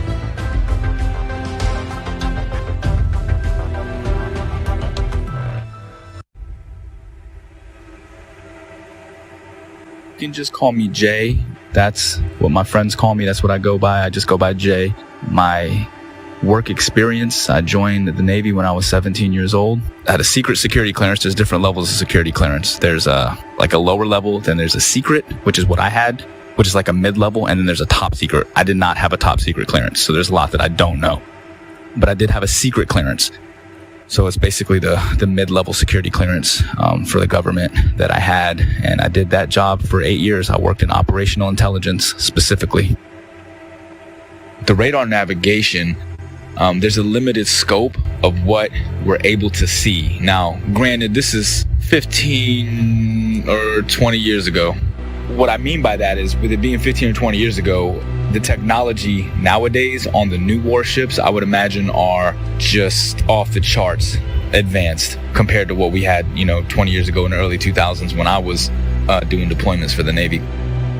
We're looking at the scope of the radar. Now, this is just going off of the actual screen that we can see. Now, there's 3 different screens. There's the basic radar screen where we have this limited scope where it only goes out like 25 miles, right? Then there's this other bigger screen, and I forgot the name of it, but it goes onto this huge projection in the Combat Information Center. Basically is where all of the information is housed. And on this huge screen, we can actually zoom out and see a significant portion of our area of responsibility. I can't say the exact number. Again, a lot of this is classified. Basically, when we zoom out onto this large projectile screen, it goes in and out, right? So the reason why we're able to zoom in and then pull back out is just for accuracy. So if we're looking at something that could just be like a buoy in the water, right? Just one of the little tiny buoys that the ships can use as kind of placements to track where they're going, that can be mistaken for an actual small watercraft. So we have to be able to differentiate between that and some of the ships that we're looking for, because some of the deployments we're out there looking for drug ships, we're looking for other types of ships, submarines, basically just to keep a track of everything. That's basically what the Navy and Coast Guard do. They want to make sure that they know what's going on in the seas, and that's kind of the way the United States Navy operates. They're basically dictating what happens in international waters.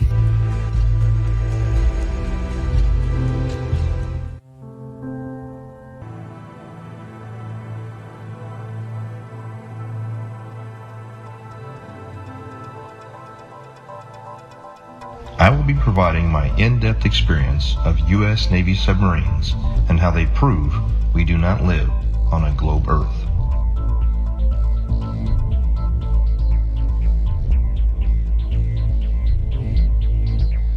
However, due to the nature of my job and the security clearance that I hold, I wish to remain anonymous.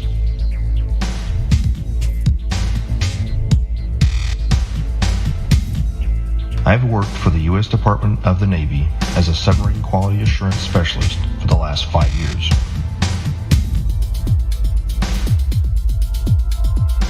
My job is to ensure that each submarine is built properly, safely, and to the engineer's plan.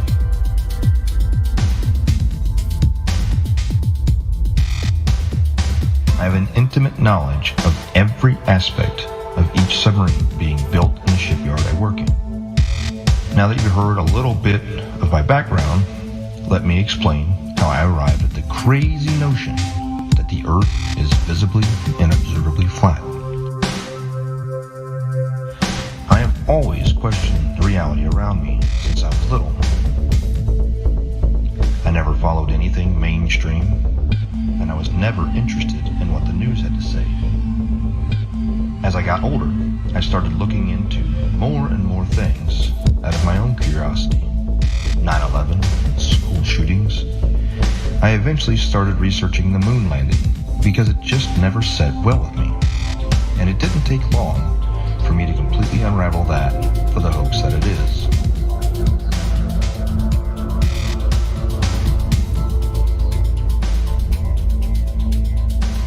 After that, I was starting to realize that we had been lied to on so many levels. What else could there possibly be? Then I saw a video about the flat earth pop up on my YouTube recommendations.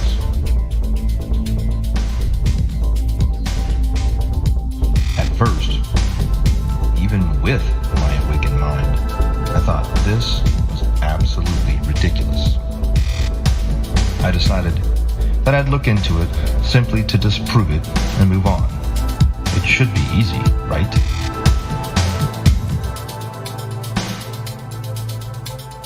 That was over 6 years ago, and I still can't disprove the flat earth. In fact, the more I research it, the more it reveals. This leads me into my submarine experience. Looking back on everything I had accomplished while on active duty with eyes to see, has only served to solidify my stance that we live on a flat and motionless plane.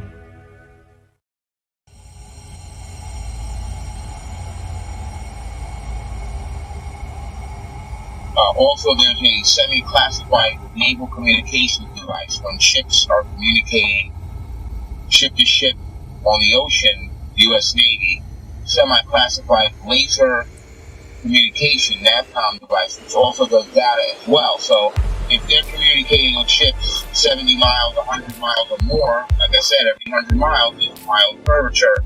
So it wouldn't work because lasers operate line of sight. They operate in a straight line. There's no curvature to the laser.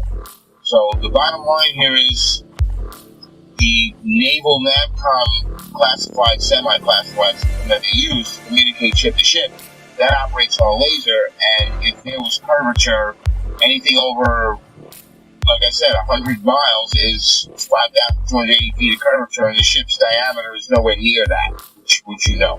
So there's another example, the naval NAVCOM communication device. Also, there's a woman, female KLH pilot, KLH Dutch Commercial Airlines. She got fired from her job a while back for questioning this issue. Now, they didn't throw around the company, but they gave her like a desk job, so this way they kind of keep her around and quiet so they can control it. She's a very sane and rational woman. If they ask her, what happened, and she starts talking, it's going to raise serious questions. So we got the KLH pilot, we got the laser NAVCOM, U.S. Navy. We've got my personal experience flying from Long Island to Antarctica. This should be at least 5,280 feet of curvature, added to the 4,000 altitude average while heading easterly. So there's something very wrong there. The numbers don't work. Could the Earth actually be flat? I began to see opinions and arguments that seemed logical, but I heard several arguments, which I now know were most likely disinformation, easily disprovable in the aviation world, but there were some that stuck with me. And so, myself being the way I am, I ran quickly, metaphorically, to my old textbook, and I opened my old textbooks, found them, unpacked them, cracked them all open, and even downloaded brand new copies in PDF form offline of all these books to make sure that nothing had been changed. I thought for certain that I knew exactly what compensation pilots are trained while flying to compensate for the spin or the rotation of the Earth, for instance. As far as falling around a globe, I assumed in my mind would be an aircraft's angle of attack. But upon more study, I found that not to be true. The angle of attack being the angle between the aircraft's flight path and the relative wind, which is something that pilots are very familiar with. And it's the idea that an aircraft has to be slightly pitched up, essentially to stay airborne, or a surface of that aircraft has to be pitched slightly to create a difference in air pressure to hold the aircraft aloft. And that is assumed, or was assumed at that time by myself and other pilots, to be the compensation one would make for falling around a globe while flying, period. But upon further research, I found that this was not the case, and it was not even mentioned anywhere. This compensation was not mentioned anywhere I could find in any resource that I had gone to flight school with. And they were extensive. There were many, many books, especially as one progressed towards the commercial flying side, especially elective courses, especially if you're going to university as I was studying aerospace, then you would assume, and I had assumed, that this was calculated for. Again, as far as ADIs, in every aircraft, it references the level horizon or references sea level always. There's no way that you can convince somebody of sound mind that if you take off from New York and immediately flip upside down, now your housing or your ADI is referencing upside down to you because you're upside down. It's right side up. It cannot deviate off level. It doesn't matter how much fuel you got in your tanks. It doesn't matter if you're a helicopter or an aerostat or a fighter jet. That gauge will always reference level. It has to, because otherwise it would be a poor reference. And if you could manipulate it, why would you even have it in the airplane or your aircraft? But if you go take off 2 miles away, do a barrel roll, you're now flying upside down. At what point does that gauge show you back right side up? A half a hemisphere away? Is that what we're led to believe? Is that what we're supposed to believe? At what point does it right itself if you never flipped back over and continue flying level? You see what I'm saying? It's ridiculous. It's ludicrous to think that thing compensates for curvature in straight and level flight.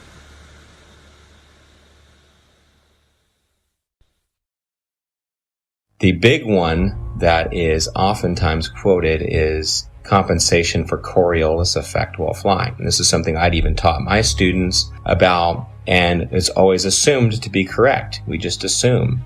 We're given the narrative from a young age, and everything is built upon that assumption, upon the theory. And so I thought I had the silver bullet. Coriolis effect. We always calculate for that. Well, as I began to look through the books and to look into the calculations given for Coriolis effect, the narrative began to fall apart even further. I began to see things I didn't notice when I was in school, such as Coriolis effect is actually never calculated for, but is assumed to be a part of wind correction angle. Wind correction angle is one of the many calculations pilots of all kinds make while flying to correct against winds in whatever volume or section of air they're flying through, which it could be from any direction, and you're flying through it, so you have to compensate a certain angle into that wind to hold a straight line. Interesting side note, I worked on aerostats for several years, and I always ask people who try to bring up gravity, well, how come my 4,000 pound, 74,000 cubic foot aerostat isn't getting pushed towards the ground? It weighs more than you do, which you believe gravity is pushing you down, right? Because these are some dense ass people. But how come the aerostat's not getting driven into the ground? It weighs more. It's definitely larger than the size of a house. It's more than size of most houses. So why isn't it getting driven to the ground? Well, that's because it's displacing less weight than the atmosphere or the medium that it's in. And I try explaining that. I don't know how many times you've probably posted something on this. I don't know how many times we're going to have to post something on this. But every time that little kid lets go of that helium balloon and starts crying. Radar is simply another form of radio transmission. Radio includes anything within the range of the electromagnetic spectrum. Electromagnetic spectrum, also known as light. Radio is the transmission of light, whether it's visible light or radio waves which are not visible. When it comes to radio transmissions, there must be a transmitter and a receiver. There can be a reflector or a transmittal unit along the way. However, in the end, there's got to be at least transmitter and a receiver. And in the case of radar transmits a signal and it bounces off a reflector, and then it comes back to the receiving station. Or it can go to other stations if they're set up in the network properly. Long story short, radar emits a signal, it bounces off something, and then it returns to a receiving unit, and the receiving unit maps that reflection accordingly. If there is no reflector, then there's no return signal, and then the object does not show up on the radar. For example, it's off the screen. Notice, there's no curving around anything. It goes out in a straight line. Radio signals always travel in a straight line. So the transmitter sends the signal out to the target, bounces off, and it comes back in a straight line. Radar cannot travel over the curve, and hence radar is dependent on line of sight, direct direct beam from the transmission to the target. It reflects and it comes straight back. There is no curving around anything, thus is radar.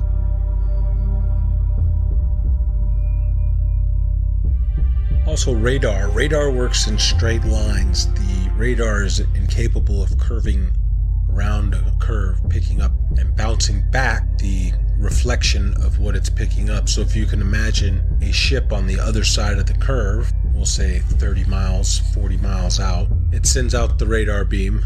The radar beam is supposedly curving around this ball, bouncing back, and then bouncing the reflection, curving back around to be picked up by the radar. That's not happening. It's flying out straight, and when it picks up something, it hits it back. It's not going around any curve. That's plain and simple. That can be looked up on your YouTube and see how radar waves work. They don't go around the curve. Every diagram shown will show you straight lines. They don't show you curved lines. As we zoom out to look at the larger scope of things, once we verify that, we're able to zoom out over a large distance. Now, over this screen, at the time, I was like 18 or 19 years old, all right, when I was doing this job.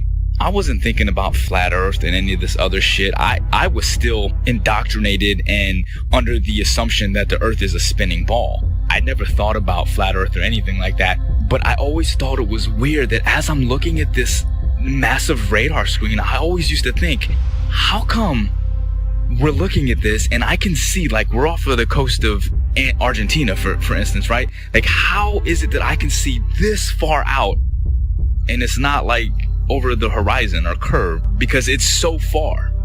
Like I said, we use a lot of these other link signals, and they're called links. They go by different names. I can't say the code names. Some of them I forgot. Some of them are, again, this is classified information. I can't give any specifics on these. But some of the links that we use, not only do we speak to the actual ships and track them, but we speak to aircraft, 10,000, 20,000, 30 and higher, 30,000 feet and higher is what I'm saying. It's not just a matter that they're 30,000 feet directly. It's not like they're directly above the ship. This is what's interesting, is this aircraft could be 50, 60 miles away and 30,000 feet in the air. So you understand, like, the angle that you have to take to be able to track this aircraft from a ship that's moving on the water? Think about that for a second.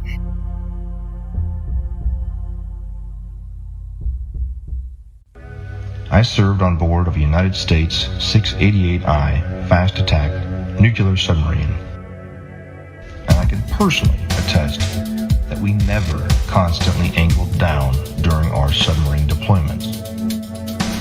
One of our longest transits went from the Gulf of Oman around the southern tip of Africa and back to Connecticut. We were underwater for almost 3 months straight. My job on board as a radioman meant that I spent a lot of time both in the radio room and in the control room. The control room is where they navigate and drive the submarine.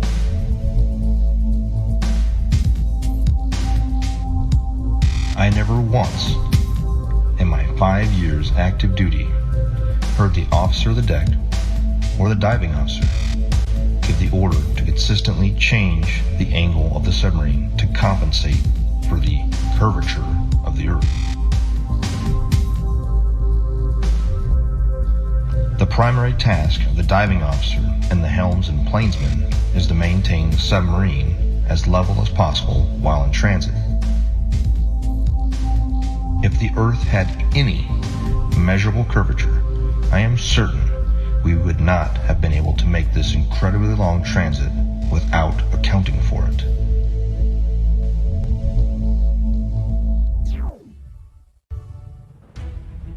And then the big one is given after that. Well, GPS auto corrects for it. And that sent me down yet another path. GPS auto corrects for it. If it's a satellite-based system, how is it correcting for spin if it's also spinning over the same body? And why are there large gaps in GPS coverage over large oceanic bodies? Do they just turn them off? It's just not worthwhile? There have been enough aviation accidents at sea, very far from shore, that would say otherwise. And if you gave the American taxpayers, the ones funding these satellites that are supposed to track aircraft, the information that, well, we're just shutting them off because it's not worthwhile. Those 3 or 4 jets full of hundreds of passengers just have to use other navigation methods such as dead reckoning, which is basically using a stopwatch and guessing to the next checkpoint, essentially. If you were to tell them that, they would be infuriated. So that could not be the case. Coverage was a problem. Even over large and non-densely populated areas, you would lose GPS coverage, even in jets at times. So this began to unravel the thread of satellites and satellite timing, and the fact that many reels of footage show these satellites being launched by balloon rather than by rockets. How the concept of these rockets doesn't even work to make it pass the atmosphere, much less leave something in perfect geosynchronous orbit. I actually had the privilege of working a short time at a satellite manufacturing company in Northern California. Got to see the assembly and participate in the assembly of satellites, space-based satellites or so they are said.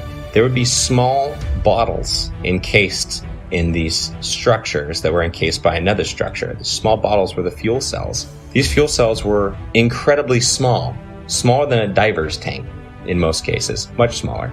And this was supposed to be all the fuel that the craft needed to run and operate, as most are not actually electric, they're becoming electric now, and sustain itself in a perfect orbit by just small bursts from its engine or its propulsion system. But truth be told, I've been to many countries, done many things, all things aviation. I can say with absolute certainty, and I can attest, the plane does not dip nose down to follow the curvature of the Earth, ever. Matter of fact, most planes have an airfoil that are 3 degrees nose up in straight and level flight. And the reason that is simple. If the nose of the aircraft was at 0 degrees or level flying through the air, then it would porpoise, right? It would be quite violent because some of the air would go over the nose and some of the air would go under the nose. And it would cause that nose to go up and down, which is literally like a porpoise or a dolphin out of water. And that's exactly what would happen. So the wings are designed, when they are level, the nose is 3 degrees nose up. The fact, proven from multiple points, that there is no Coriolis to the motion of the Earth. And I'm speaking from a pilot's perspective, also an engineer's perspective, because I obtained a degree as an engineer before I went to flight school. So I'm both a pilot and engineer at once. So, number one, there is no rotation of the Earth, proven by the fact that a helicopter pilot can hover the aircraft indefinitely, motionless, above a single point of the Earth. If the Earth were spinning, as soon as that aircraft left the ground, the Earth would spin out from under it. Now, somebody may say that the air of the atmosphere rotates along with the Earth, which is one of the most absurd concepts imaginable, because if that were the case, then all wind would travel with the Earth. There would be no alternating wind currents when we know that the jet streams fly overhead, clouds move in multiple directions overhead, and a kite flying over the stationary Earth. The fact that a kite flies because of wind passing through, that proves that the Earth does not. That proves that the air does not move in unison with the Earth. Number two, airstrips do not rotate away from a landing aircraft. Anybody who's seen a pilot's view when an aircraft lands, well, the aircraft lands to a motionless airstrip. If the Earth were rotating, the pilot would have to turn to the angle at which the airstrip is rotating away and land at the speed of the airstrip, which is absurd, simply absurd. Airstrips do not rotate away from the aircraft, and on an east to west landing strip, if the aircraft is landing to the west, the airstrips do not land moving towards the airplane. That's insanity. Okay, simply stated.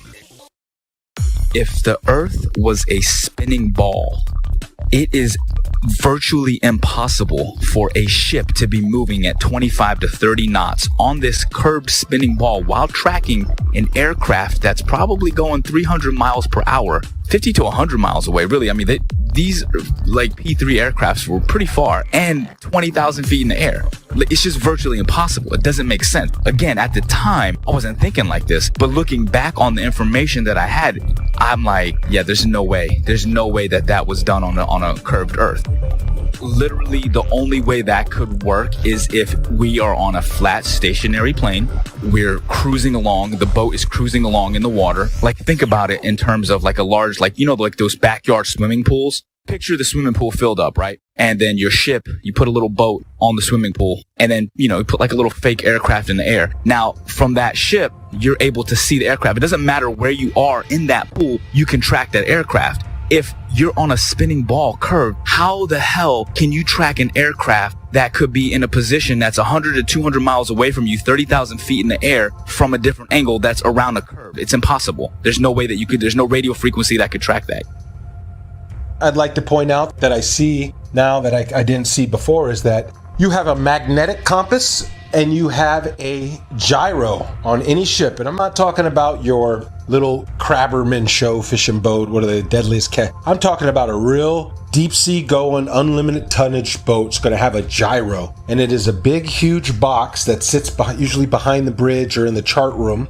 It's a big box and it's basically the gyro compass. Now, if you had two models, I guess, wouldn't you have to have one making the corrections, because it almost never matches the magnetic almost never matches the gyro. It's very rare that we're steering the same course. And they say it's due to deviation and variation is where you like the metals of the ship causes it to differ. And then you have the variation of the magnetic fields over the earth is, I guess they change, true north and magnetic north. But the way I look at it is, man, they got two different machines. One is a machine and one is from God. The way to get around the earth. God's not a dummy. He put the way to get around the earth with the compasses. If back in the day they had motorized vessels that can get them around, they would probably have got around a lot better. But they were at the mercy of the wind. People was like, oh, they didn't know their way, or, they were using the stars and stuff. And they, so I just believe that the two compasses, the gyro compass that's electronic, and then our regular compass is because they are switching the ways, the maps. There's two different ways to get around the earth. They're tricking us. Here is another flat earth proof that I never noticed while I was on active duty, thanks to years of indoctrination. Periscope observations. When the submarine is at periscope depth and the observer is looking for ships on the horizon, they will start to see masts at about 8 to 9 miles, depending on atmospheric occlusion and sea state.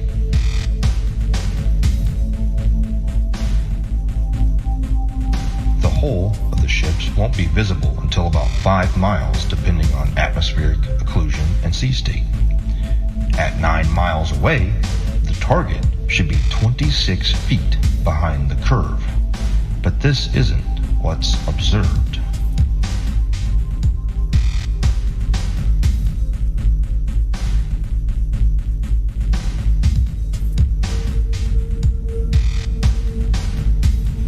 My final flat earth point on submarines is with regard to the AN/WSN TAC-7 ring laser gyro that is used on board of U.S. Navy submarines.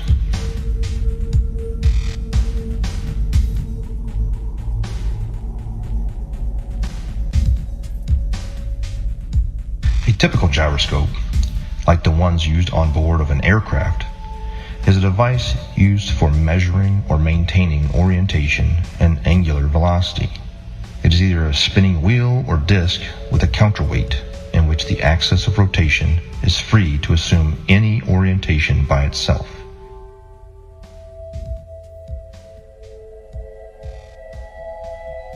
When rotating, the orientation of this axis is unaffected by tilting or rotation of the mounting, according to the conservation of angular momentum.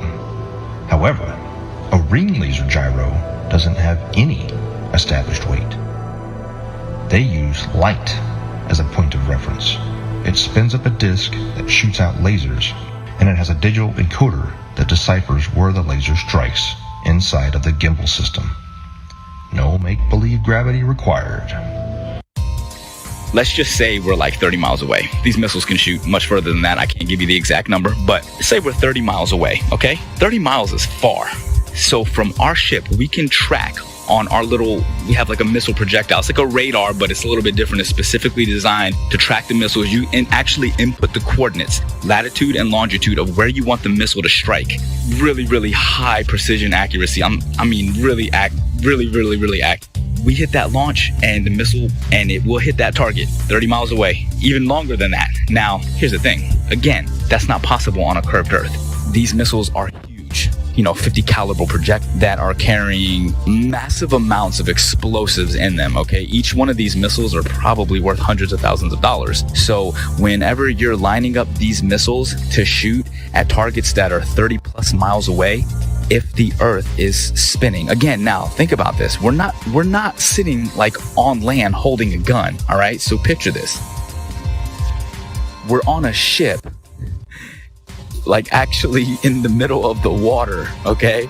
And the missile is shooting off of the bow of the ship. So if the world is a spinning ball and we're on this curved Earth with water and we're spinning 600 miles per hour through infinite space, I'm pretty sure that it would be physically like it wouldn't even make any kind of sense on a physics type level to be able to shoot a missile from a spot in the water on a spinning ball to pinpoint accurately hit another spot. And at night, we were going on one ship, on a military ship, and this is with night vision goggles, 50 miles, and these guys were on the bow. They were not even on the bridge where you'd be 100 foot up. They were on the bow, which is barely probably 40 feet off the water's edge.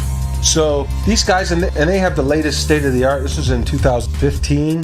2015, they had state-of-the-art, what do they call them, night vision goggles. So these things are capable of seeing that far if we live on a plane. You can't deny it. It was so obvious, but not to everyone else. I guess the programming's harder than other people, so they don't want to hear it. But over the years, I have learned the model. I know the model like the back of my hand. I can show proofs. I have ammo now. So when I go out there and I tell somebody, hey, that's impossible, and I'm talking to a third mate or second mate who's an officer who went to college, meaning they paid for their education. Because when you pay for your education and you're making a handsome salary on it, you can't be wrong. How could I be wrong? I'm making a salary, they're paying me, I paid for this career, everything's working great in my life. You are obviously wrong. All the math works. So with that, it's hard. But when you stump them and you start showing them stuff, it's hard for them to say. And then they start saying stuff like, oh, well, what does it matter anyways? I don't care. And there is the 8 inches per mile squared. But you guys can't look at it three-dimensionally. It is two-dimensional. It is the amount of deviation that's required for you to come back inward. If you are walking east from north, meaning you are going around north, equidistantly, and you walked in a straight line east 1 mile, you're going to have to deviate 8 inches back to the left to get back on the equator, right? Look at it on the flat earth map, and clearly it makes sense. If you walked 1 mile in a straight line east, you have to deviate 8 inches after each mile to stay on the equator. The 8 inches per mile squared is a real measurement, if in fact we consider the equator to be a real place, a real location. Ever. Always.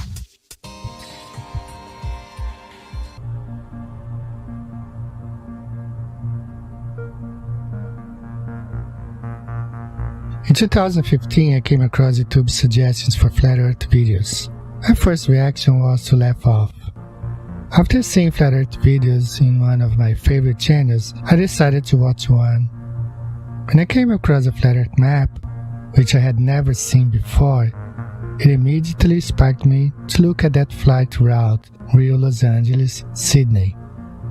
And I could then understand why the Brazilian soccer team went to Los Angeles and then to Australia for the tournament.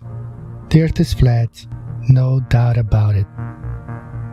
The following weeks and days were followed by more research and disbelief. I had been a NASA fanboy my whole life, paying 2 visits to NASA's Johnson Space Center in Huntsville, Alabama, besides spending so much money in science and science fiction related documentaries, movies, merchandise, etc. What a waste of time. I also tell mates about they lay down and we use all our charting is done on flat maps, straight lines. They never draw a curved line. Every line is straight lines, straight lines. Everywhere we go on a flat map. And I try to point it out to them. And what they tell me is, Mr. Marcator has put all all that in there for you. It's all equated in there for you. You don't have to worry about it. All the curvature calculations for it and everything's figured right into the map. So the straight lines and everything are actually bending somehow. I don't know. So these are just the proofs that I see. Along with, you can see the corpuscular rays are much betterly observed out at sea because it's nothing. It's like a desert. And so you can see the sun like a flashlight just shining down in a cone everywhere. If there's a little bit of clouds are right, it looks like a cone. And I point it out all the time to these guys. And I get them thinking, but the programming goes hard on people. And if you're not ready to wake up, well, you're not ready to wake up. You'll just have one foot in, one foot out. You'll be back in the illusion before you know it. The narrative began to fall apart. I would continue studying and finding that what I fear to be true is reality. That we have been lied to about just about everything. Upon researching military history and then military training and speaking with military gunners in both the Army and the Marine Corps that I know personally, I would ask them about Coriolis effect. And it was always assumed that, we compensate for the Earth being, a curve, that it would drop. We calculate for the Earth curvature. But even upon asking and having them look into their materials further and my own personal study, again, it found to be an assumed truth with no actual basis in reality. That they would calculate bullet fall based upon angular velocity, drop, friction, amongst other things. And curvature was supposed to be just corrected along with it, just like flying, wind correction angle corrected for Coriolis effect. I've done many of them personally. I've flown more than 1,070 hours in both helicopters and airplanes. And I will tell you factually that aircraft meet their checkpoints, they take off, they meet their checkpoints, and they land exactly as planned on a flat, stationary map. No pilot, I say again, no pilot has ever accommodated for the rotation of the Earth when planning flights and takeoff to checkpoints along the way, and then landing.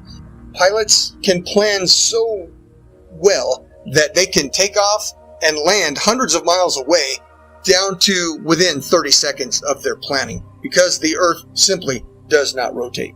A waypoint would be like this. Like, let's say we're out in the middle of the water and we want to hit a target that's like directly to our west, 15 miles away. But that target is able to track our missile coming at them. We don't want that target to know where the missile's coming from, so we can put in waypoint. And a waypoint would be like putting a point out like 20 miles east, and then another point like 15 miles north, and then another point like 10 miles south of that, and then put in our target. You see what I'm saying? So the missile doesn't go directly from the ship to the target. The missile will actually fly to the latitude and longitude of the waypoints that are put in, and then it will curve from there, and it will hit all the waypoints and then attack the target.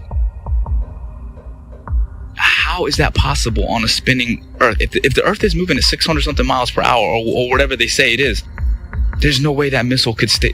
There's no way that missile would be able to keep track. Do you understand what I'm saying? At least that's how I'm looking at it. It may be a little bit harder to visualize if you actually weren't seeing it the way that I would see it, or there, or understanding and putting in the coordinates or seeing how this actually worked out. But I'm telling you, like, from my perspective, that is one of the things that makes it virtually impossible to accept the globe as this. Well, it's a fake lie. It's a theory. It's garbage, is what it is.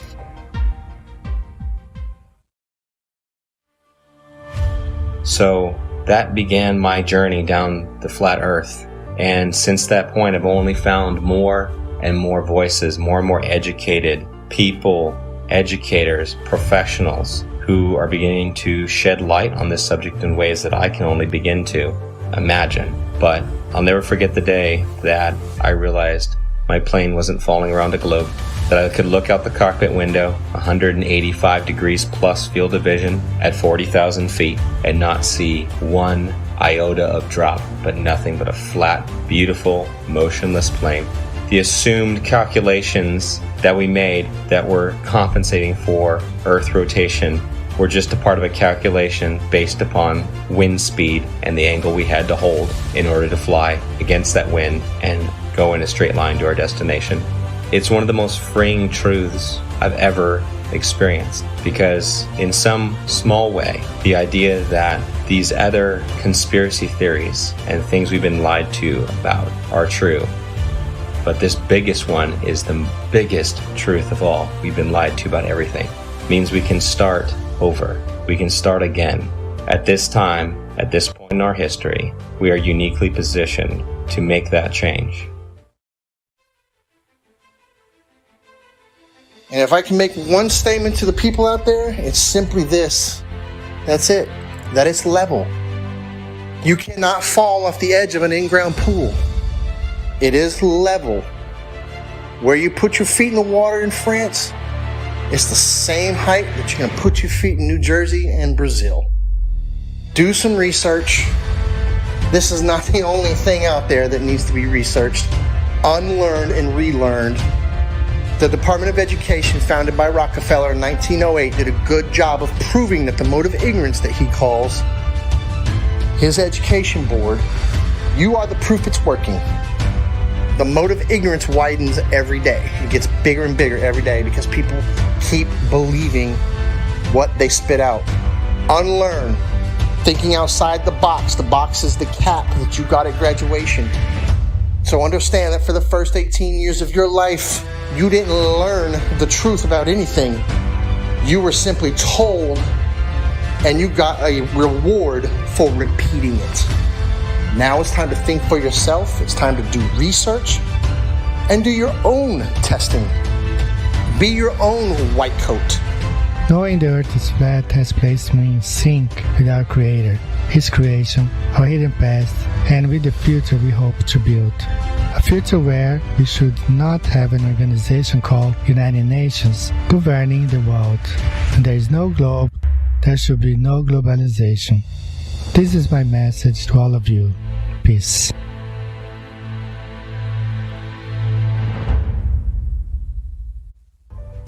So if you're able to actually open up your mind, look at things objectively, allow yourself to break free from the indoctrination bullshit that you were taught, you'll feel more free. You'll see the world differently. You'll love more deeply and compassionately. You'll appreciate life more. That's how I lived my life a couple years ago. Honestly, I can tell you this. I just hope and pray with all my heart that, as the years go on, this is probably not something I'll see in my lifetime. But, as my children grow older and my children's children, as the generations go on, the truth will start to emerge.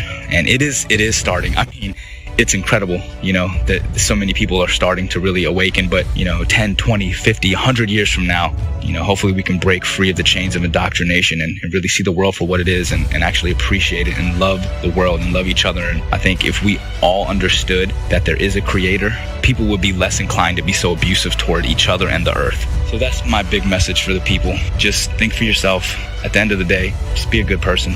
Don't be so quick to just believe something and stand by that belief just because it was taught to you at a young age. Question it. Make sure it makes sense. In closing, I'd just like to say that these are my own personal experiences. I never ask anyone to simply just believe everything I'm saying. In fact, please don't. That's how we've gotten into this whole mess to begin with, by blindly following others who say they've already done the research for you.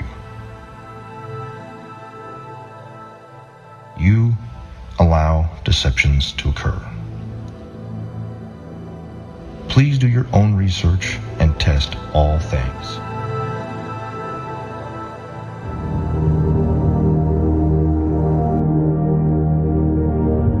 The fact of the immobility of the Earth has an immense advantage over the theory of the rotation, in that it can positively be recognized as such, and it can safely be said that if the Earth cannot be seen to move, there are 100 chances in 100 that it does not do so.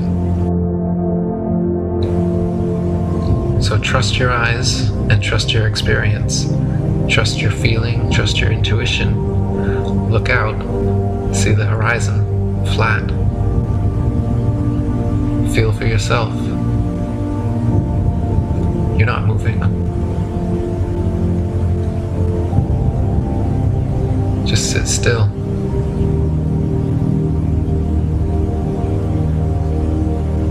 Just sit still for a second.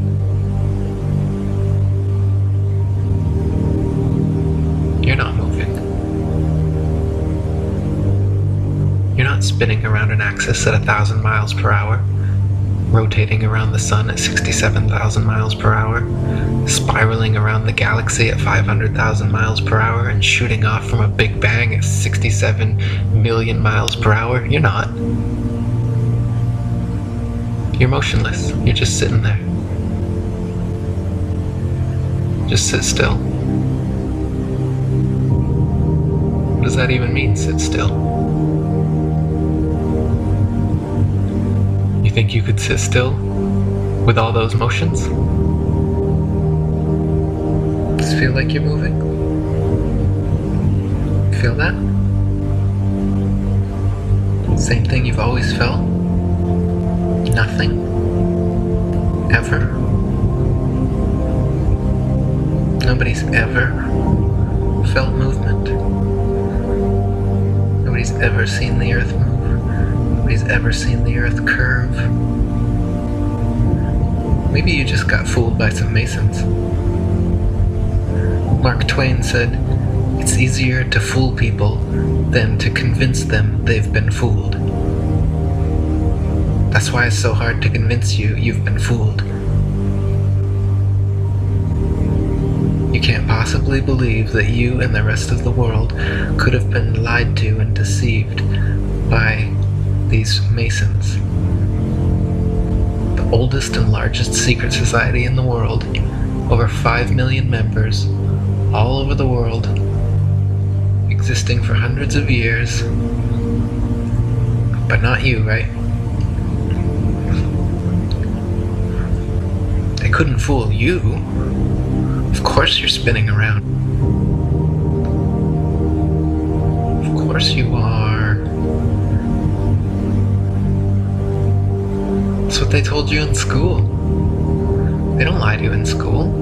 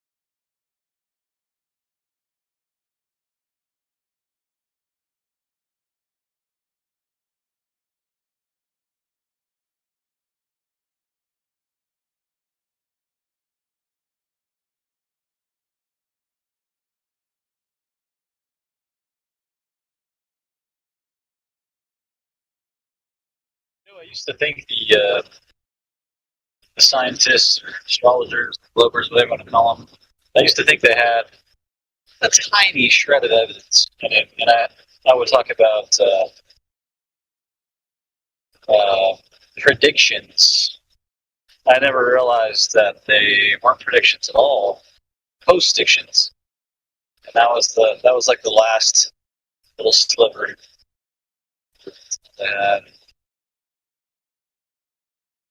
Yeah, their predictions No are predictions being made. what do they call it? The sidereal calendar. That's their predictions. Right. I can't think one thing that works on the globe model myself. Like there, me, I don't think any.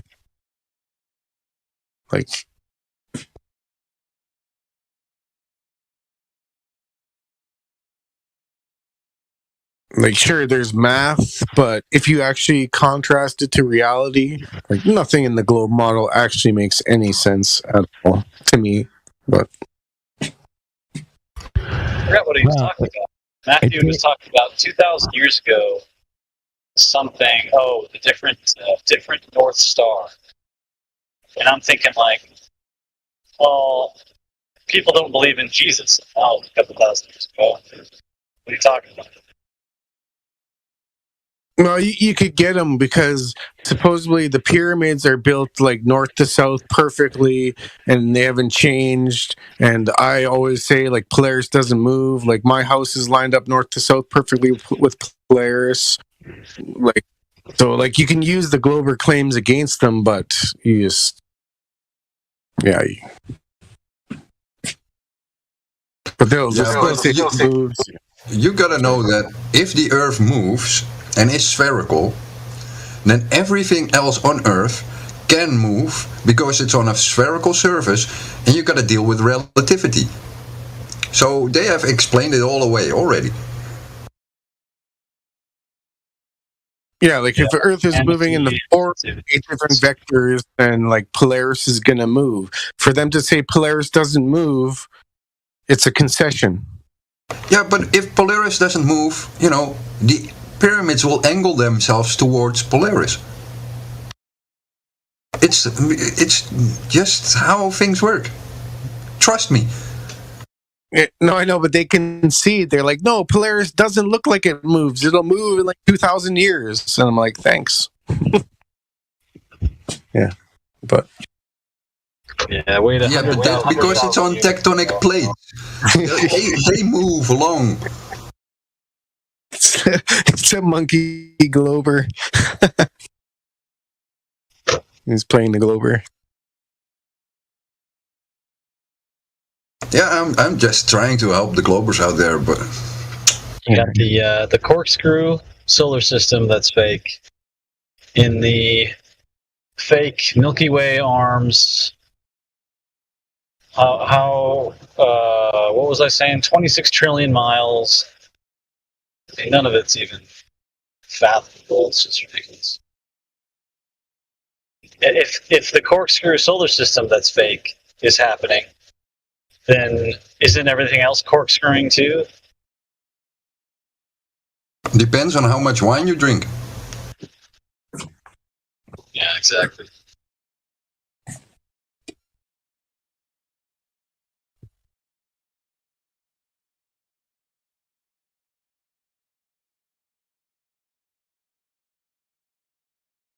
Yeah, the moon's smiling at me pretty big right now, moving ever so slowly, even though we're just ripping through that cosmos. Look at this, just moving super slow. Well, if you have a P900 or P1000 or something equivalent of a good telescope, try to set up your tripod and try to keep the moon. Yeah, try to keep the moon in the center. It goes pretty fast.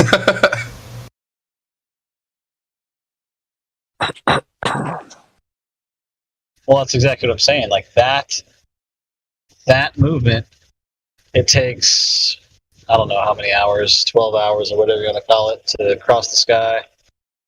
So it's not that fast.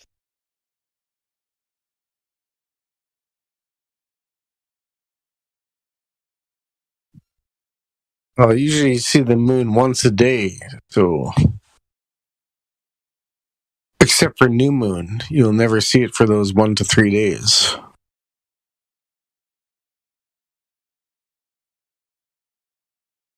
Depending on the clouds and chemtrails. Sinks down into the North Pole hole, hangs out there for a few days.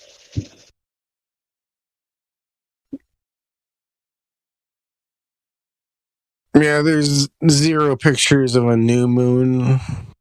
So whether it's hard to spot with a new moon or for some reason it's never been captured, but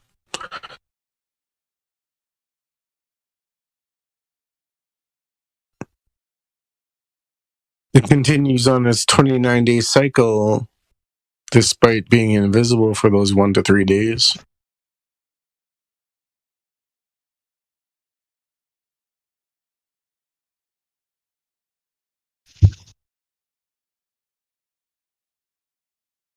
Even the moon has to do groceries, man.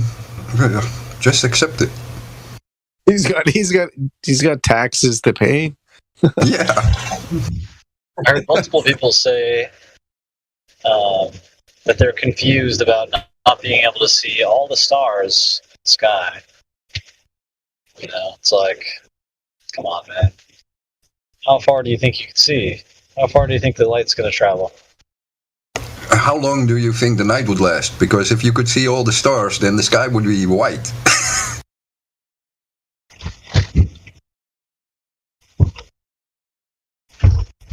I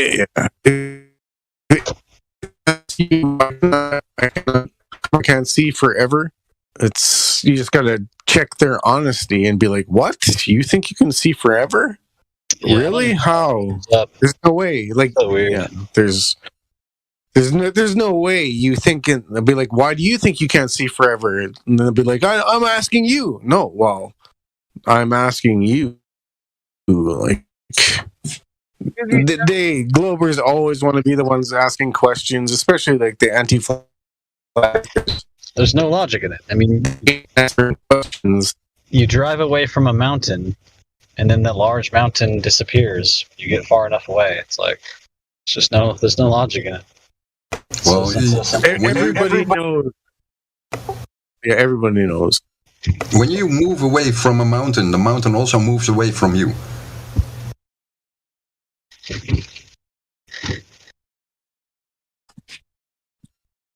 Like, everybody knows everything shrinks with a distance. Yeah, they come here and ask, why does stuff shrink at a distance? Like, when you're growing up, oh, my house disappeared. Like, you know that as you're going away, it's going to shrink in size. You may not know the terms, but you know instinctually. If your house were to disappear, would you not go looking for it again?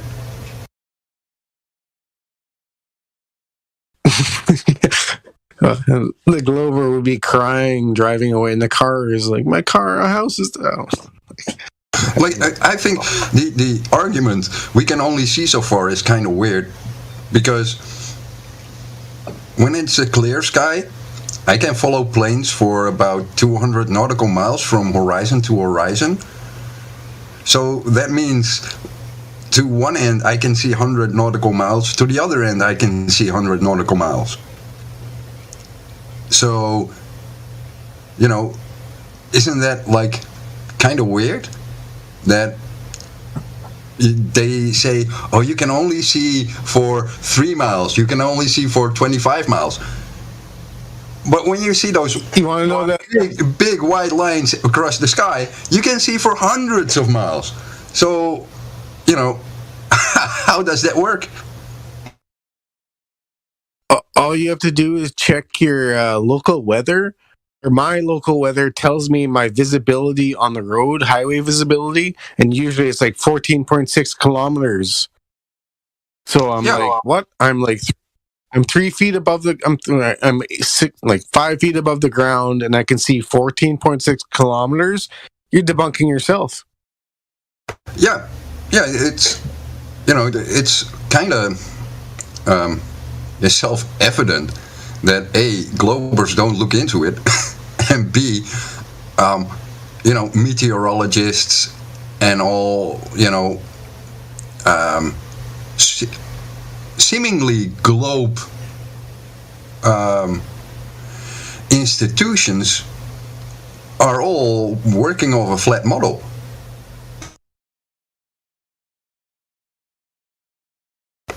Like, if you go to an airport, or you read your NOTAM, your notice to airmen, you have your visibilities, you have your air pressures, and if you go on a globe, then you should have like your Coriolis deviation of the wind, for example, for airplanes, because the wind is not always the same speed, yet the Earth is moving at the same speed in the globe model. So if the wind is going to change, then you got a Coriolis deviation. So that should be noted for everyone. Where is that? Yeah, I just posted there, and it says my visibility is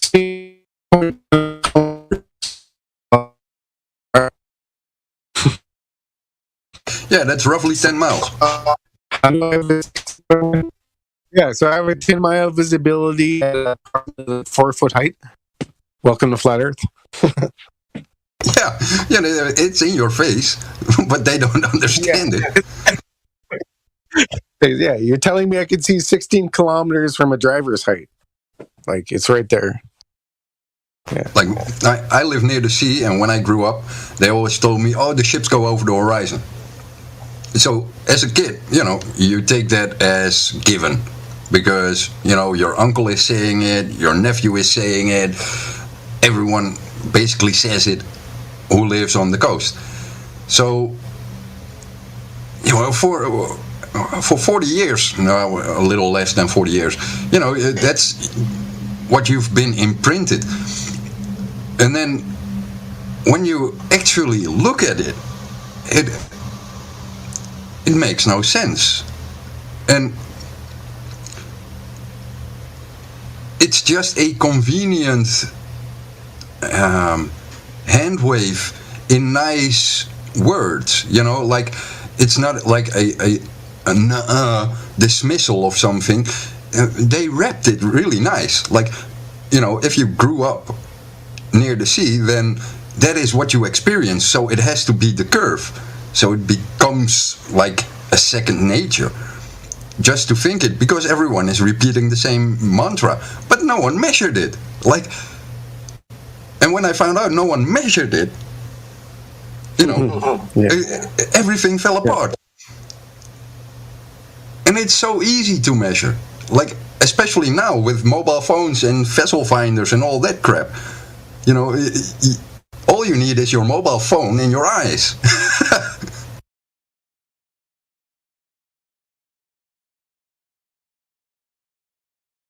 Yeah, like nobody I know has actually gone and tested anything. Like, I've presented good arguments, but most of them are too busy, or family, or atheist, or whatever. Like, yeah. So it's...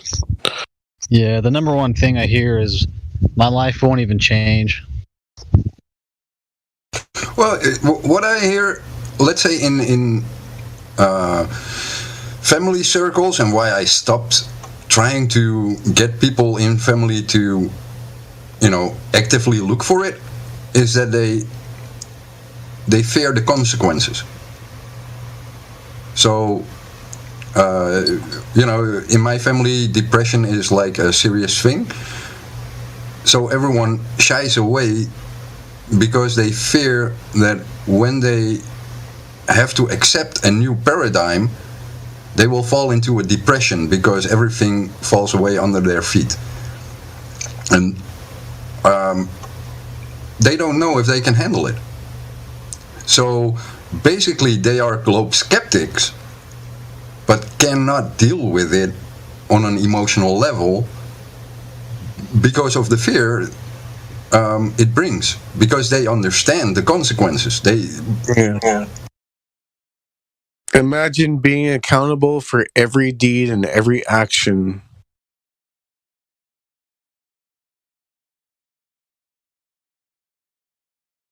Yeah. Yeah, and like my uncle was a professional photographer, and when I grew up, he had a picture of the Chicago skyline. He from across the Great Lake. So, and he used that to make art. He was into, like, in the 80s, the first digital Photoshop revolution stuff, and he was kind of like, with the company he worked for, pioneering digital manipulation of images. And we had a kind of like digital painting of that picture in our house. And I asked him, what am I looking at? He said, well, that's the skyline of Chicago from across the Great Lake. And at that time, it doesn't make sense, or it makes sense because, yeah, sure, he's a photographer, he knows what he's talking about. And a few years back, I was reminding him of that picture. And I didn't mention Flat Earth. I probably had my Flat Earth t-shirt on, but, I said, well, remember that picture you made? Yeah, man, I'm just amazed that you did that back then. Hello? Would you find out, the perspective on it? Like, how would the perspective work for this picture? And he looked at me, and then I said, never mind, I'll figure it out for myself. Like, I just had to trigger him to think about the picture he took. Y'all hear me? Yep. Alright. What's going on? Oh, we're just hanging out. So, like, yeah, so he was showing you a globe proof inadvertently, or I mean a flat Earth proof inadvertently when you were younger. Yeah, and it's like it was a piece of art that he made back then in the 80s, and back in the 80s you already had that Joshua Nowicki photograph of the Chicago skyline that was already in the circles of the photographers, but they never said anything about globe or flat Earth. They said it's possible to do it because they did it, and it was something that more photographers did back in the 80s. Yeah, it's still one of my favorite proofs. Like, they can't deny it. They showed it on the news. They lied about it. So, like, I'll post it, and the Glober will say, "This CGI is fake." You wrecked yourself. Yeah, but that's the funny thing. My uncle never denied it as being a mirage. He said, "No, you can actually see it." And every photographer, like, if you, back in the 80s, the photographers who did that, because that was like if you knew about the event, then you, as a photographer, and you were interested in long distance shots, you would go to the Great Lakes to photograph Chicago. That was just one of those, I would say it's kind of like the Van Allen radiation belts, where like if you don't know it's not a mirage, if you don't know it's a mirage, then it's not a mirage. So like they didn't know to say mirage, so they're saying it's just Chicago. We see it because they didn't. No, that's the whole point. They were professional photographers. Those were the guys that were working for Hasselblad and all that kind of brands. So they knew the difference between mirage and real, and they said it was real. You could see Chicago. What does he say now, though? Yeah, now he's like, because flat Earth has become an issue. Now you see the cogs working, and I dropped it like, never mind. And I want him to think about it. I don't want to push him because it's family, and you don't want to jerk family members all around to get a point across. I want them to find out for themselves. Like my mother, who had that picture in the living room, she just shuts the blinds and says, "No, I don't want any of this." What's your rebuttal to the mirage? If it was a mirage, it would be upside down. It would be mirrored.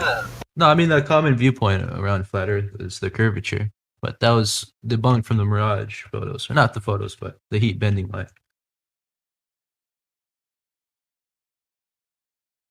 If you want to know what mirages are, go to a military airport like Nellis when red flag is there. You will see a few French mirages.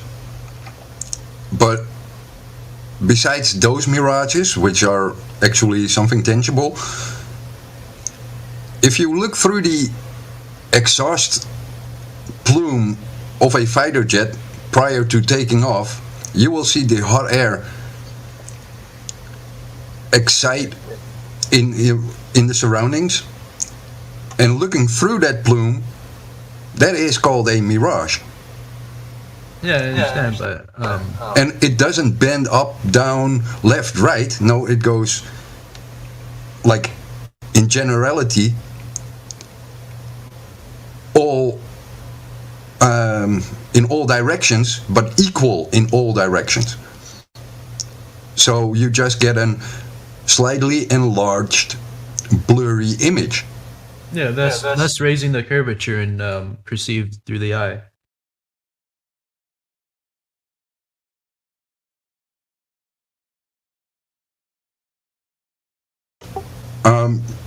I don't know if you can raise the curvature, because it would the light waves would be blocked by the curve in front of it. Well, no. I mean it's perceived. I mean, because of course it'll look like it's the backside that's raised up, but it's really the front.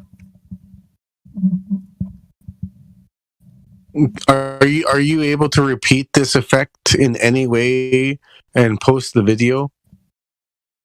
Well, I'm no expert in this field, but I can try to find one.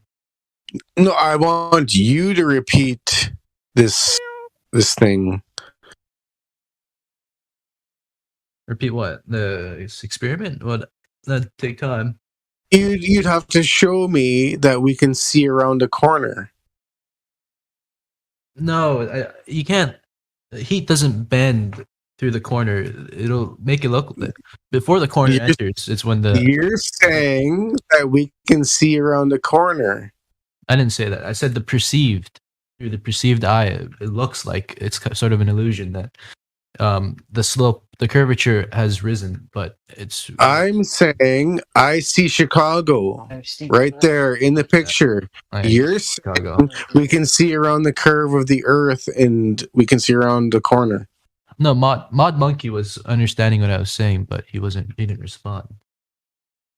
I'm just trying to get to the bottom of this because it's just a rebuttal.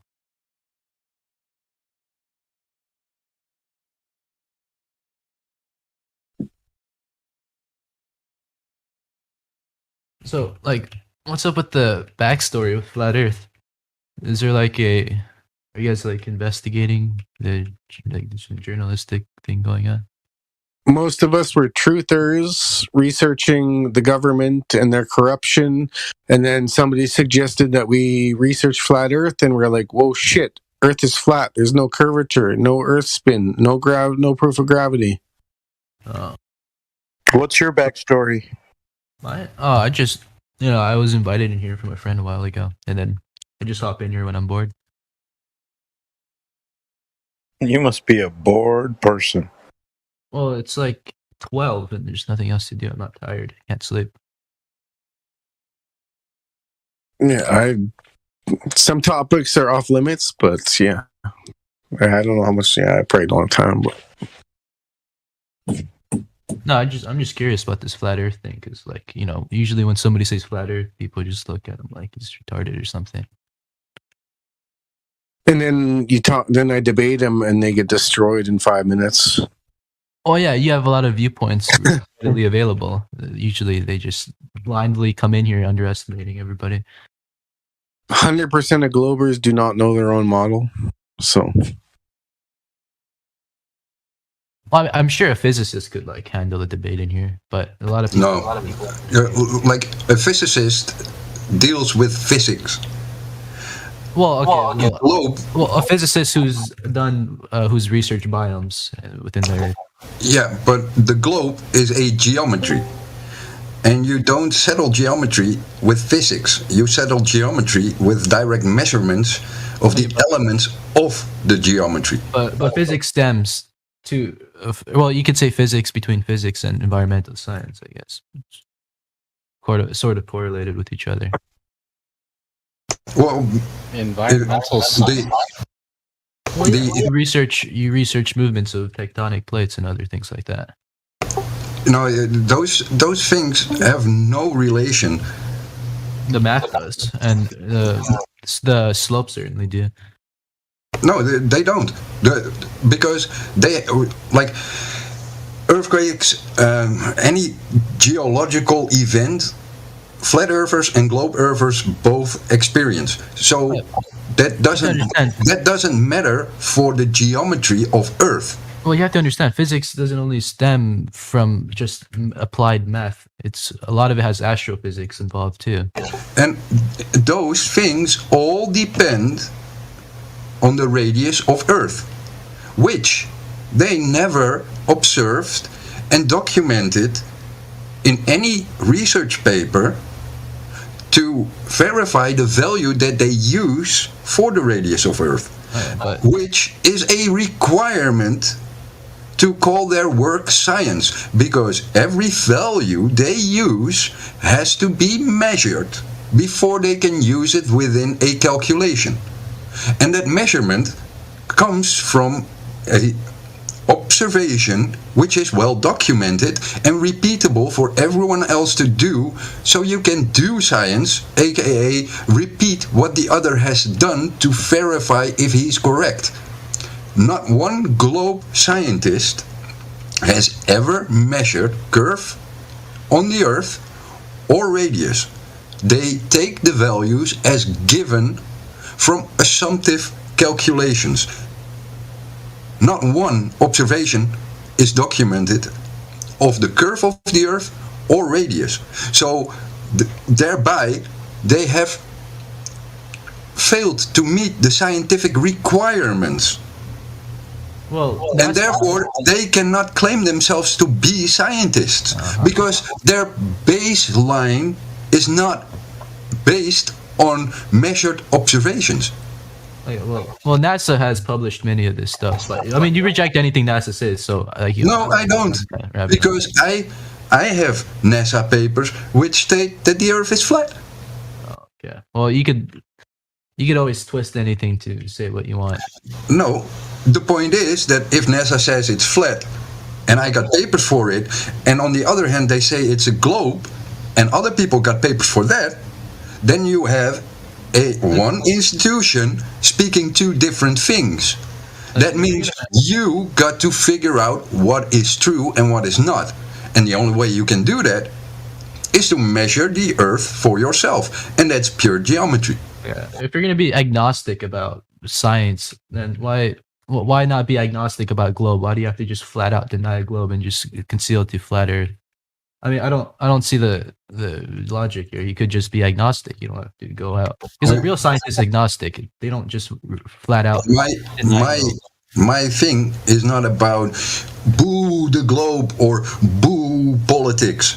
My point is boo stupid human that believes in things that you can measure for yourself. No one has to believe a globe or flat Earth. Okay. Anyone can go out and measure it for yourself. That's why I'm here.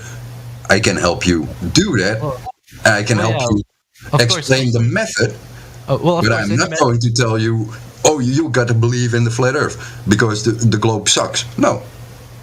Any method that's derived from the party who wants you to believe their idea, of course, the methods will be arranged to whatever supports their idea. I mean, these methods to measure if the Earth's flat should be based on their own knowledge, not this knowledge coming from here, because it's bias. You don't want bias in research.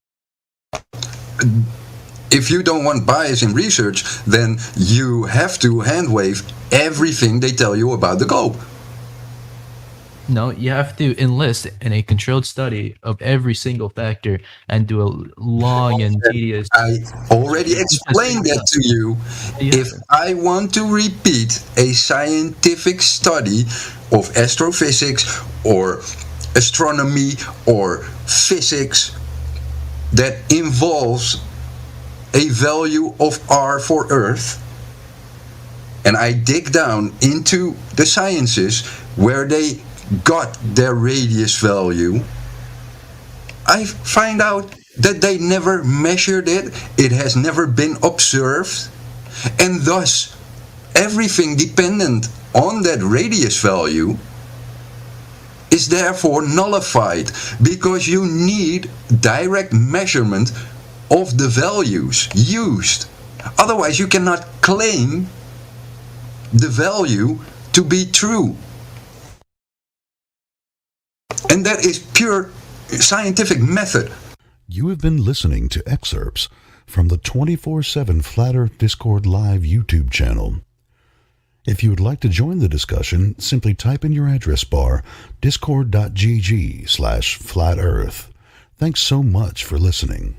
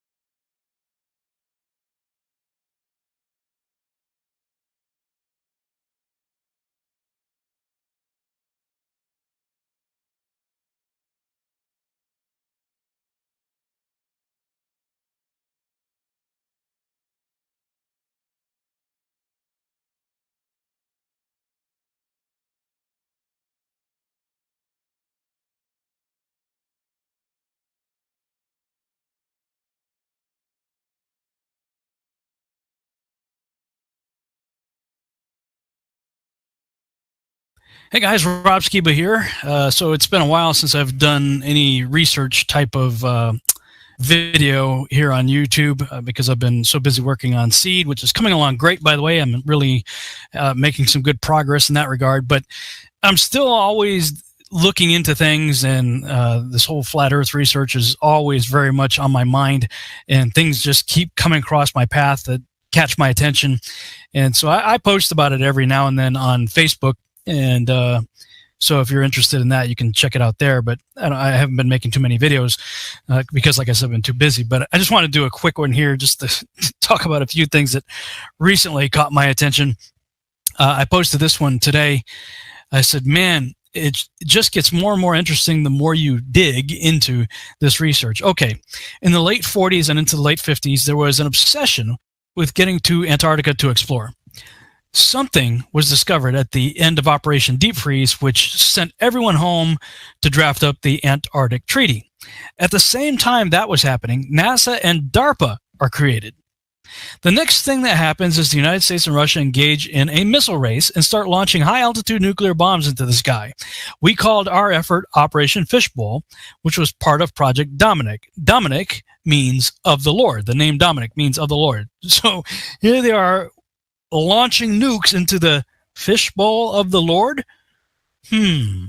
Shortly after that, the United States and Russia launched into the space race. And even before Kennedy's, hey, we choose to go to the moon, even before his let's go to the moon speech, they had already sent probes to Venus, Mercury, and Mars. Yeah, even before we've allegedly been to the moon, we were sending stuff out to, this is like right after Sputnik. Sputnik was supposedly like this massive achievement. You know, the Russians threw a beach ball up there, you know, with an antenna on it. Ooh, wow. Amazing. That was a huge accomplishment. But like very shortly after that, and long before we started doing anything to try to get to the moon, our closest so-called neighbor in the alleged solar system, we're already sending out probes to Mercury, Venus, and Mars. Okay, but as if all of that wasn't enough, the United States and Russia both also set out to see who could drill the deepest hole into the Earth. Yep, this is all happening in the same time period as Mercury, Gemini, and Apollo. Again, if they're trying to avoid all appearances of conspiracy, they aren't helping with the names and the activities they were engaging in at the same time. People say the Russians would surely expose the United States for this, that, and the other thing if it was really a conspiracy. I hear that one all the time. You know, if we really didn't go to the moon, don't you think, you know, we're arch enemies with the Russians back then? They would have surely exposed us. No, not if they were engaged in the same plan, which all appearances indicate that they were. It's not a coincidence that we both countries just so happen to be engaging in the exact same activities at the exact same time after coming back from Antarctica. And I would say it's the same with every other country who signed the Antarctic Treaty. So, you know, the Chinese aren't going to expose us. They're going to be on the same plan as everybody else that signed the Antarctic Treaty. So let's just do a quick recap here. 1, everyone becomes obsessed with Antarctica in the late 40s and late 50s. 2, everyone leaves Antarctica to draft up a treaty which would prohibit anyone from going there except under the express strict guidelines of the treaty. 3, the United States creates NASA and DARPA, you know, that organization which creates black budget projects for the military and other agencies and other groups. 4, the United States and Russia start blowing up the sky. 5, the United States and Russia become obsessed with what's above us in space. 6, the United States and Russia become obsessed with what's beneath us. 7, the race begins to get the picture that will brainwash the world into never questioning any of this. And oh, by the way, you know, okay, we're in a race, right? And we supposedly beat Russia in the space race, whatever that means. You know, we did something more than or faster or whatever. Who cares? They just gave up? Really? They just gave up? I quit. I'm going home. No, they didn't give up. They sent dozens of missions to Antarctica while we were doing the Apollo program. Let that sink in. Okay. I got to say, it sure looks to me like they found something in Antarctica which challenged everything we thought we knew, and thus they immediately set out to find how high our enclosed world dome is and how deep the foundation goes. That's exactly what somebody would do if they discovered they were in a cage. They try to figure out, wait a minute, what are the boundaries? How do I get out of here? That's exactly all of the activities that the United States and Russia in particular engaged in immediately after Operation Deep Freeze all points to exactly that. I don't know how you could come to any other conclusion. They started acting exactly like people stuck in a cage. They started immediately trying to figure out the boundaries. That's exactly what they would do. So this video is prompted by a video. I happen to be looking for footage online for a whirlpool for something I'm working on for the Seed trailer. And in the suggested videos there in the right column, on YouTube, it suggested this video right here. The deepest hole known to man goes so far down, nobody even knows what's at the bottom. So I watched that video, and that's by somebody called Did You Know? In school, we're taught that beneath the Earth's crust lies a mantle and a core. However, some people theorize, and falsely so, that the center of the planet might actually be hollow, or there's a species of reptilian aliens that live under the crust. And falsely so. Okay, when you finish watching this video, first of all, you're going to find that we have never gone deeper than, I think it was something like 9 or 10 miles. That's the deepest anybody's ever gone. So we have no clue what's down there. And, as far as reptilians or whatever, okay, fine. But the hollow earth thing, every ancient culture had an understanding of the hollow earth. And it's certainly, if you subscribe to the Bible, there's at least 3 compartments down there. You got Abraham's bosom, you got Hades, and you got Tartarus, the prison of the Watchers. Okay, hollow earth. And, Skywatch TV and a whole bunch of others are all about inner earth right now and hollow earth right now. There's abundant evidence for a hollow earth. As far as all the stuff you see in the textbook about what's supposedly at the core of the earth, nothing but computer-generated artwork. Now, that's it.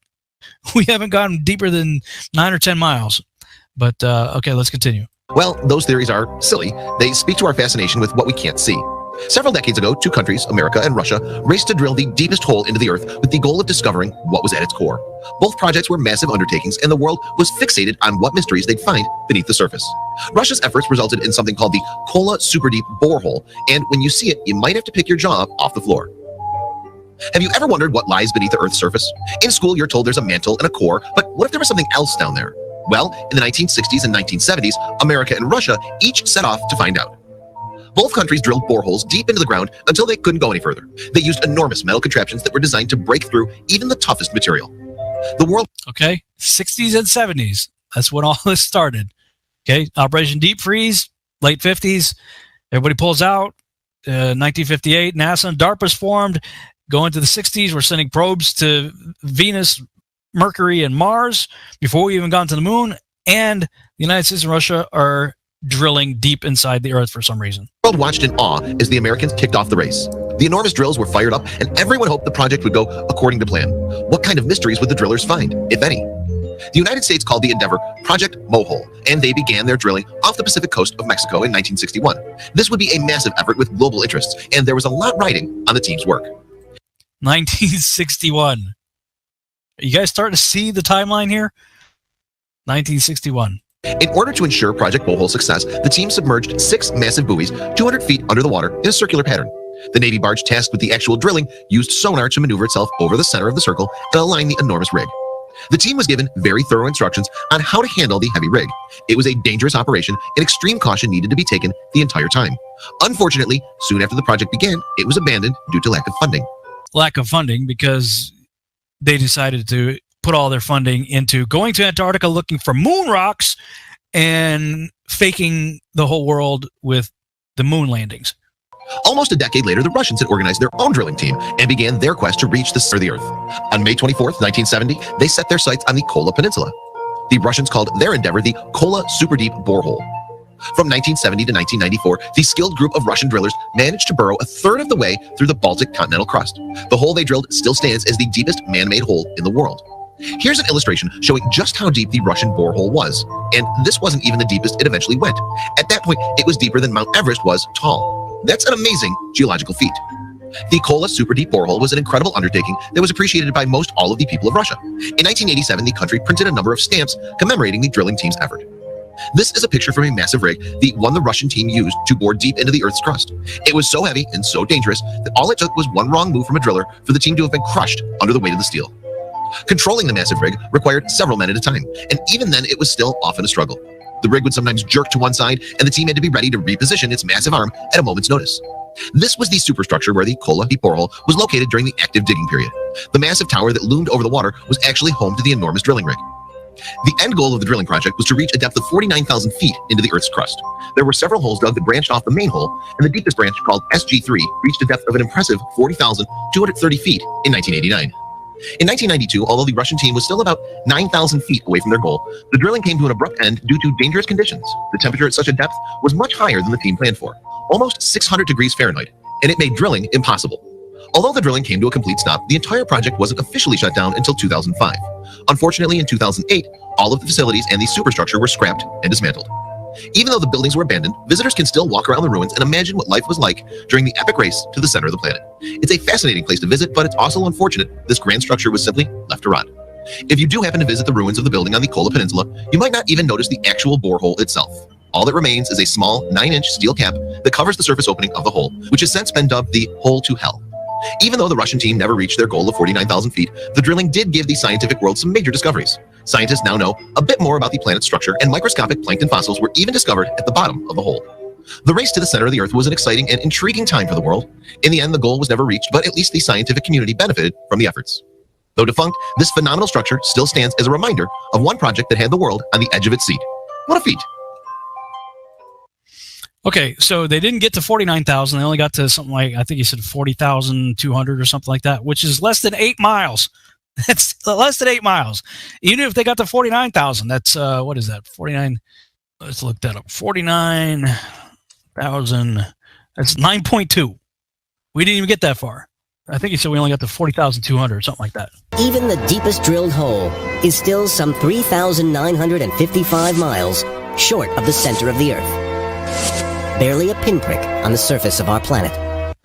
So 7 to 9 miles, really, and then we claimed we have all these pictures in the textbook about the center of the Earth and what the core of the Earth and everything else looks like, and they're going to say, all right, it's all fiction about the inner Earth and hollow Earth, all that stuff, when they have never even got deeper than 8 miles. It's unbelievable. We have been lied to with artwork, pictures, paintings, drawings, CGI. Everything about our Earth and everything about space. Artwork. Speaking of space, there's something else that caught my attention, and I wrote about it in the Testing the Globe group. I said, the year is 2018, and someone has finally, only now, mind you, possibly figured out a solution for the radiation problem in space, though it still needs to be tested. Okay, ballers and NASA fanboys and girls, please explain this. If the Apollo crews allegedly had no problem with the Van Allen radiation belts, as you claim, why is this such an issue to overcome 50 years later? Although this is a funny quote from the article. It says, the STEMRAD vest for space use was developed based on the principle of selective protection vital organs that are particularly sensitive to radiation exposure, the ESA said in a statement. And that's the Israeli Space Agency. Apparently, the brain is not a vital organ where they're protecting. Not sure how this will protect sensitive electronics and equipment, though, either. That's why the Orion project hasn't really done anything, because they haven't figured out how to protect all the onboard computers from all that radiation out there that Apollo apparently had no problem with. Once we travel beyond low Earth orbit, the crew will be exposed to larger amounts of radiation. So we have to design both the crew protection systems and our electronic systems to withstand this radiation. If there is something that definitely, at least in my opinion, exposes the Apollo program as a fraud, it's the Orion project. The Orion project, after they retired the space shuttle, the next project that's on the board right now is called Project Orion. And they're pretty much telling you that Apollo never happened, especially when they put out videos like this talking about the Van Allen radiation belts. We are headed 3,600 miles above Earth, 15 times higher from the planet than the International Space Station. we get further away from Earth, we'll pass through the Van Allen belts, an area of dangerous radiation. What? As we get further away from Earth, we'll pass through the Van Allen belts, an area of dangerous radiation. One more time. An area of dangerous radiation. Oh. What's wrong with that radiation? Radiation like this could harm the guidance systems, onboard computers, or other electronics on Orion. Naturally, we have to pass through this danger zone twice. Once up and once back. That doesn't sound good. Naturally, we have to pass through this danger zone twice. Once up and once back. But Orion has protection. Shielding will be put to the test as the vehicle cuts through the waves of radiation. Sensors aboard will record radiation levels for scientists to study. We must solve these challenges before we send people through this region of space. What? We must solve these challenges before we send people through this region of space? I thought this problem was solved over 40 years ago when he sent a bunch of people in jumpsuits and tin cans through it there and back a half dozen times. But I forgot. The Apollo guys, they were clueless regarding the radiation belt. That it didn't affect them. I don't know the distance to the Van Allen radiation belt, and if we did, it wasn't a problem. If we were going to encounter it, then we would have had to build the spacecraft and the spacesuit to not give humans a problem. You don't just build something and hope it works. You study to see what the threats are, the environment is, and then you say, how thick do I have to make the metal on the spacecraft so that going through this kind of radiation or these kind of meteoroids, it won't get hurt. And then we build it that way.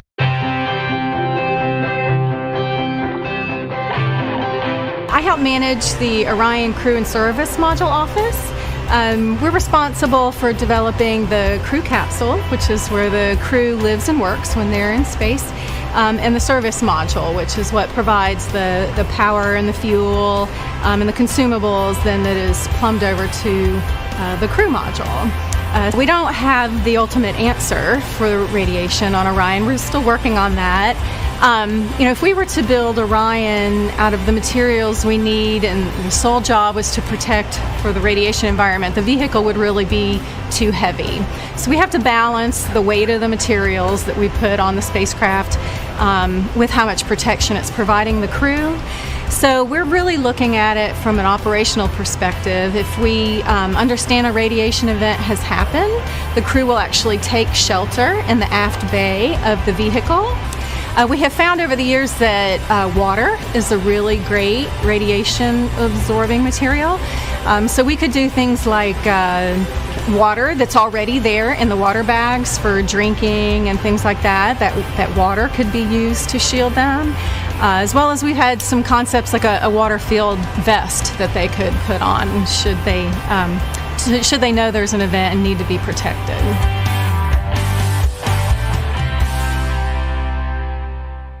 We don't have a clue when it comes to like how to protect them from like radiation, so we're gonna just like put them up there in like water suits. Yeah, we like water suits, and like we put water all around them, so the radiation could go like into the water, and then they could drink it, and it could be like a Fantastic Four. Everybody they'll come back and be mutants when they get back. But we just got some ideas, yeah. But don't worry about it. Yeah, I know there are refugees everywhere, and like people are starving and stuff, and like we have homeless all over the place. But if we spend like a few $1 trillion, I think we should be able to figure out how to make water suits for the astronauts in space, and then maybe it'll work out like it did for the guys in Apollo. The belts are 1,000 miles to 25,000 miles above the Earth. We went right out through them. No effects on your cells? We didn't even know it. I don't think anybody, maybe somebody said you went through the radiation belt, but we didn't feel it inside, and we didn't get any, added radiation. Yeah, if you pretend that it's not really there, then you can just go right through it. To protect the astronauts from the Van Allen radiation belts, the lunar module would have required 6 feet of lead shielding. But here's what they really had for protection. Obviously, the only shielding they had was the literally paper-thin outer hull of aluminum, and their suits consisting of glass fiber, some aluminum fibers, and silicon rubber. It's very interesting concerning radiation that the astronauts were protected by a thin film of aluminum, when here on Earth they put a lead shield on us when they take a dental x-ray. In conclusion, when NASA themselves admit to never having left low Earth orbit, and the fact that we don't even have the materials that could withstand the extreme temperatures and cosmic rays in space, how on earth can anyone believe that we ever went to the moon? But yeah, go on believing in the Apollo program and the associated pictures of Earth that allegedly came from it. By the way, anyone care to take any bets as to whether or not these Uber vests will be used to clean up Fukushima and other severely polluted radiation sites on Earth first? Seems to me our priorities are severely screwed up if we don't. It also further proves an agenda, and you can check that article out here. Post the link in the show notes there, talking about this super vest that the Israelis apparently created in connection with NASA. But yeah, and while all of that was going on, I see some knucklehead out there has put together a $100,000 flat Earth challenge for Rob Skiba.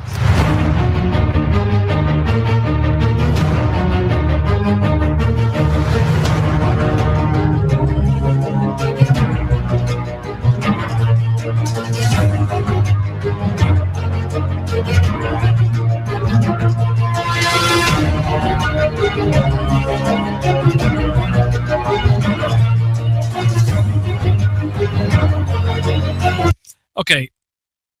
This is just, first of all, I don't believe that these people have that kind of money. Second of all, it would cost more than that to go down there and do everything that needs to be done. Third of all, I have no interest in going to one of the most hostile places on the earth.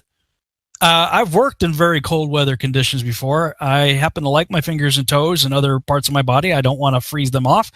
And it's extremely dangerous, and I have no interest in going down there. I've already been convinced. I don't need to go do something as stupid as that for some idiot that's trying to offer me $20,000 a year for 5 years that he doesn't even have. But yeah, this idiot was upset that I wasn't acknowledging him, so he put out another video. Rob Skiba deletes challenge within an hour of posting. So yesterday I posted a video called the $100,000 Flat Earth Challenge for Rob Skiba, and got some really interesting messages and comments, and probably going to do a video and delve into some of that later on. But I really wanted to come on real quick and let everyone know that I posted a link to this video on Rob Skiba's YouTube channel on his most recent video. And I actually had to use a sock account because I think it was probably 2 years ago. He blocked me from his YouTube channel because I challenged a doctrinal issue that he was talking about, and he couldn't really argue. He basically had to leave the doctrinal conversation and start calling me nuts and crazy. And he just went off the rail because he could not argue past that point any further. So he chose to call me nuts and crazy and block me. So I had to use a sock account. And so I posted the link to this video, which I'm sure somebody had probably sent it to him already. But I wanted to make sure he saw it. And within 1 hour, he had already deleted it from his YouTube channel. Okay. First of all, if I block you, it's because you're an idiot and I don't have time to deal with you anymore. I have no problem with people who disagree with me and can have and have no problem engaging in lengthy debates. I've had marathon debates before on YouTube and certainly on Facebook and elsewhere with people who disagree with me. But when you have proven that you are a bat crap crazy stupid idiot, there's no point in continuing the discussion anymore. And this person clearly is a bat crap crazy stupid idiot. And you know what? I'm just calling it the way it is. But let me address something first real quick. First of all, don't flatter yourself. I'm not afraid of you, and I didn't delete anything. I didn't even see anything. And when I was looking at this video here to see what the heck is this guy talking about, he's got his post there, and I saw that it was on the video that I posted about QAnon, and this is his comment that he says that I deleted. So I went to my channel, and I'm like, what is he talking about? I went here, this video right here. Hey, what's up? It's Billy Jean. And by the way, I don't read, after like the day that I post the video, it's rare that I read comments much beyond a day or two after I post them. I just don't have time. The other thing that I don't do is look at this right here. You have comments waiting your review. This is, there's already a bunch of comments that I got to deal with that I don't have time for. So I never even look at this, but I decided to look at this to see what the heck is this guy talking about. And I actually posted on his wall here that he was an idiot and that I didn't delete anything from him. And I don't even see my post here either. It could be here. I just don't see it. But I have a feeling the same thing happened to my comment that happened to his comment. So just a little word of advice to all you people up in arms freaking out thinking, Rob Skiba's deleting my comments. He's blocking me. He's not listening to me. I posted a video that debunks his video.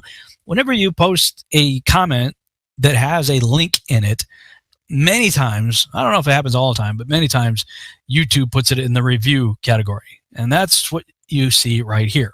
So I decided to see if that was the case. And sure enough, here's Captain Baltard's comment right here. So I finally did look at it. Yeah, I got to show you something else. Just for those people who, are upset with me calling this guy an idiot. Let's see. As Forrest Gump said, stupid is as stupid does. This is just one of many reasons why I would block somebody like this. Listen to this genius. Got to go out there and look back. And you'd have to be 200 to 300 miles out to be able to look back and take a decent picture and get the whole thing or close to the whole thing in one shot. That's really difficult. That's hard to do. But to prove that the Earth is flat, all you have to do is go to Japan on the flat Earth model. Go to that Japan. Of course, the problem is, I don't know how you're going to get to that Japan because Japan isn't there. That's not where Japan is. To get to Japan, you'd have to go to LA, jump on a flight, and fly west. Not east, but west. So that's, you got a problem right there. How do you get to the Japan on the flat Earth model?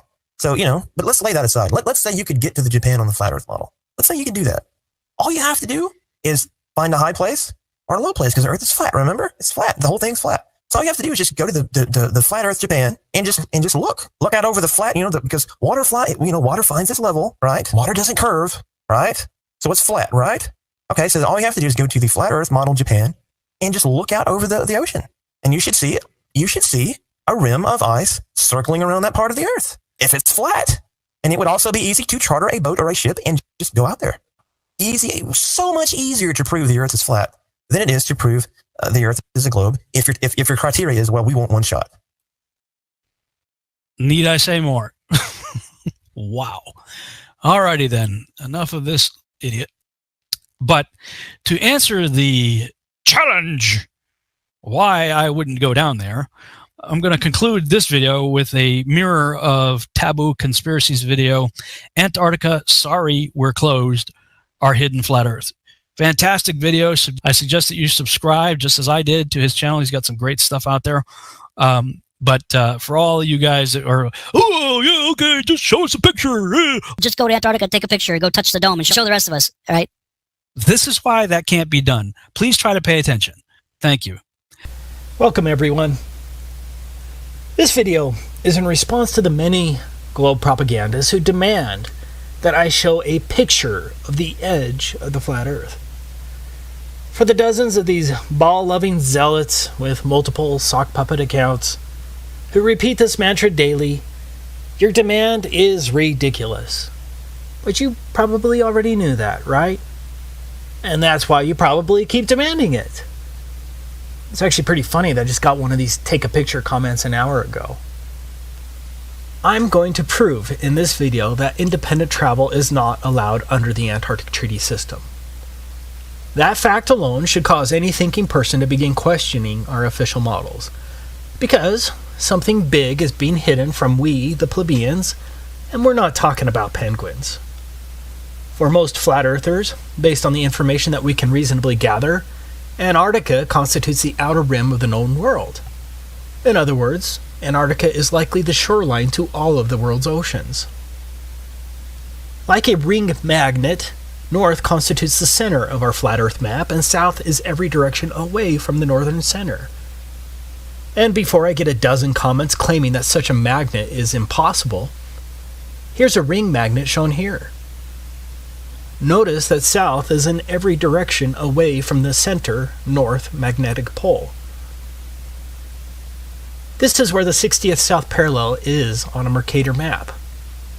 This is the 60th south parallel on a potential flat Earth azimuthal equidistant map.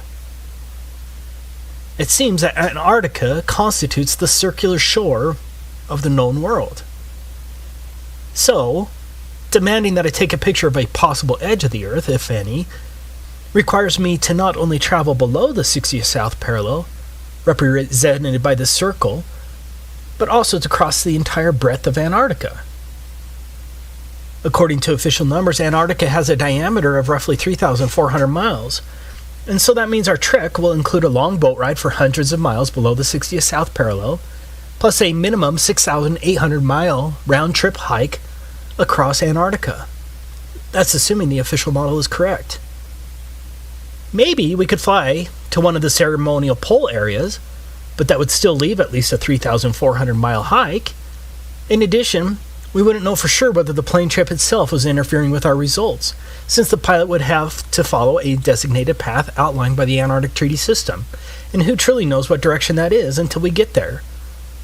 In order to be fully confident, we would really need to stick to the ground and have control over our own pathway, where we can control our direct southerly route opposite of the northern magnetic pole. Now, whether Antarctica is a smaller continent next to the outer rim, or whether Antarctica is indeed the shoreline of the known world, I don't know the answer.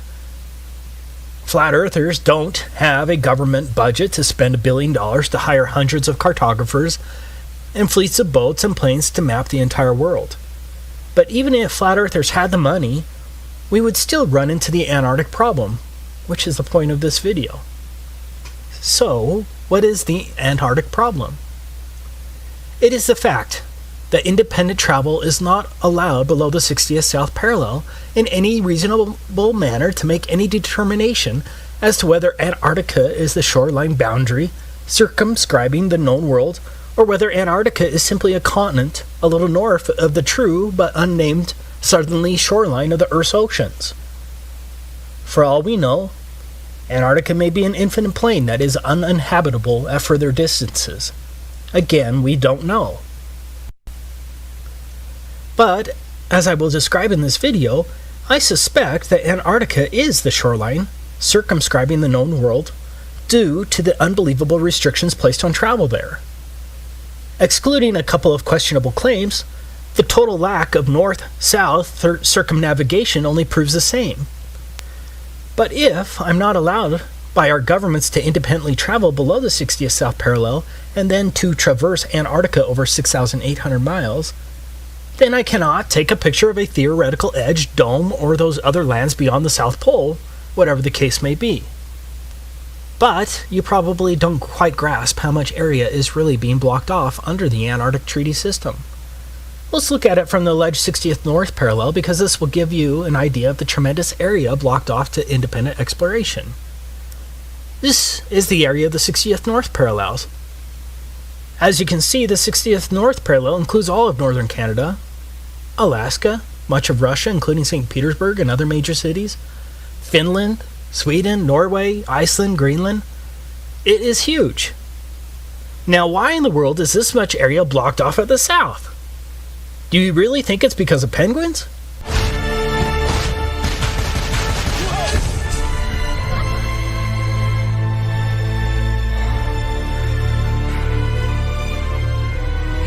First there was just one, now there's thousands of them.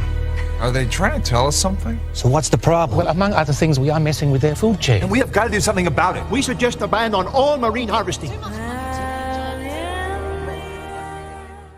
Do you think the child propaganda from Happy Feet is true? The Antarctic Treaty was executed in 1959 and has been in place ever since. Think about it. No country had any real alleged concerns about the environment at that time. One of the more interesting facts is that the Soviet Union also ratified the treaty, and did so from the beginning on December 1st, 1959. Do you really think the Soviets were truly concerned about the penguins and the fragile Antarctic environment? In other words, America, the USSR, and the rest of the major countries of the world remained partners in generally closing Antarctica throughout most of the so-called fake space race, the Cuban Missile Crisis of 1962, the fake moon landings, most of the Cold War, the Vietnam War, the Six-Day War, the Soviet-Afghan War, and the collapse of the Soviet Union, which at that time Russia continued as a signatory in 1992. That's some peculiar cooperation transcending international conflicts, don't you think? Do you really think that the vast resources and strategic military benefits of Antarctica were multilaterally put aside because of penguins? Even North Korea has been a signatory since 1987. For some strange reason, the Antarctic Treaty has remained sacrosanct for nearly 60 years, regardless of worldwide conflicts. For the reasonable, objective person, alarm bells should be going off right now. As I was preparing this video, I found something else that's interesting. Out of all the flags of all the countries across the Earth, can you guess which one only shows a map of the country as the emblem of the country? You guessed it. Only one. Antarctica. Yeah, the one country they want you to know the shape of. That doesn't reek of programming, does it? Let me make this clear from the beginning. Travel to Antarctica is more difficult than travel to a military base. Sure, the military base may have a visitor shop near the entrance, but if you go beyond that visitor shop or another designated travel area without clearance, you're going to get arrested, or something worse. I'm sure I already have a few globe shills ready to pounce, armed with various inanities to counter my statement, but let's ignore the global spin. This video is about evidence and facts and the reasonable assumptions based thereon. So let's decide to take a theoretical trip across Antarctica to find the edge, if any. I'm not talking about going to the visitor center along the edge of Antarctica, or an overly expensive cruise to a small ice shelf along the edge with a small excursion, or a flight to one of the multiple ceremonial poles, and then straight back again. Yeah, that's not strange at all. I must reiterate, because I will get a dozen comments telling me to take a cruise or that someone's best friend went to Antarctica. I am not talking about a trip to one of the few designated tourist locations of Antarctica. I'm talking about a real trek, pointed directly south across the entire 3,400-mile breadth of Antarctica and back again to determine whether Antarctica circumscribes the known world and to possibly determine whether there's an edge, a dome, or whatever, and then take a picture of it. I'm talking about repeating the trek of Admiral Byrd and discovering that area as big as the United States that has never been seen by a human being on the other side of the South Pole, full of minerals and such just waiting to be explored. But strangely enough, there's left in the world today an area as big as the United States that's never been seen by a human being. And that's beyond the pole on the other side of the South Pole from Middle America. And I think it's quite astonishing that there should be an area as big as that unexplored. Okay, let's get started with our theoretical trip. So what is required to trek across the entire breadth of Antarctica? Now, I'm in the United States, and so we're going to examine it from the position of a slave of the U.S. But the rules are going to be the same for all 53 signatory countries of the Antarctic Treaty, and everyone else, since these countries all enforce the same provisions. To begin with, we need to understand that anything below the 60th south parallel is referred to as the Antarctic Treaty Area. What does that mean? That means I'm generally not allowed within hundreds of miles of Antarctica, from approximately 400 to 900 miles, without obtaining a permit to do so. Now, the U.S. government has recorded that some sailors have seen the mountain ranges of Antarctica at 300 miles distance while sailing. Of course, 300 miles should be impossible on the globe with a curvature drop of 11.4 miles, but the 60th parallel is between 400 and 900 miles away from the shoreline of Antarctica. Even under a flat Earth, that's a lot of lower atmosphere to see through, also referred to as atmospheric extinction factor, and a lot of angular size reduction. Despite the claims of the ignorant globe zealots, you can't see through that much lower atmosphere. In other words, I can't even see Antarctica from the ocean without first obtaining a permit from the U.S. State Department, or whatever department that controls that in your country. Taking a trip to the 60th South Parallel isn't going to accomplish anything, and so we're stuck with getting a government permit. So let's go through the steps to obtaining a permit from the U.S. State Department. This is the handbook of the Antarctic Treaty System. These are the rules that govern all signatories to the treaty. We'll be citing to it regularly as it lays down the rules that govern the Antarctic Treaty beyond the fluff of the treaty language itself. Most importantly, we're going to look at the rules governing non-governmental activities located here, and some of the rules regarding the protection of the environment located here. Now, as a U.S. slave, this is the first form you'll have to submit to get approved to travel to Antarctica. The form itself seems rather innocuous until you understand exactly what is involved in the application process. In summary, Antarctica is treated as a giant natural reserve. Like a military base, all activities and pathways in Antarctica must be approved. This is unlike any other area in the world, except maybe a place like North Korea. So, when I say that no independent travel is allowed below the 60th south parallel, I'm stating an admitted fact well recorded as international law. The protocol states, as a matter of principle, that all activities are to be planned and conducted on the basis of information sufficient to evaluate their possible impact on the Antarctic environment and its associated ecosystems, and on the value of Antarctica for the conduct of scientific research.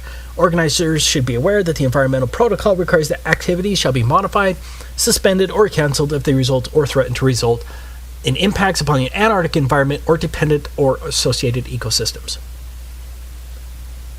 If you visit Russia, with a Russian visa, for example, are you limited to one particular neighborhood and certain pathways?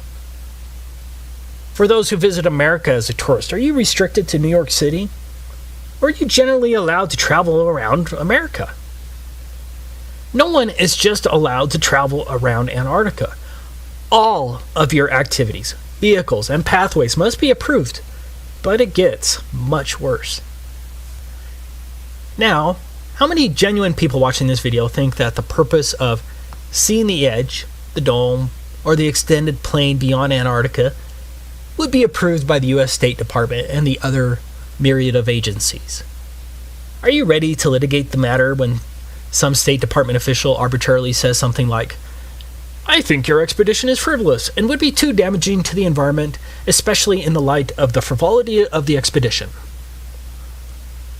I don't think a court will overturn that decision, especially when treaty law supersedes any rights you may think you have.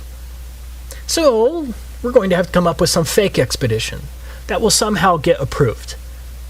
Let's say we're a tree-hugging Luciferian geologist conducting a comprehensive analysis of the global carbon footprint on Antarctica and its flora and fauna. I think that sounds plausible, and so we could hypothetically fake our way in with respect to our purpose, but it will be tricky. Okay, I'm not advocating that anyone break the law. This is all theoretical.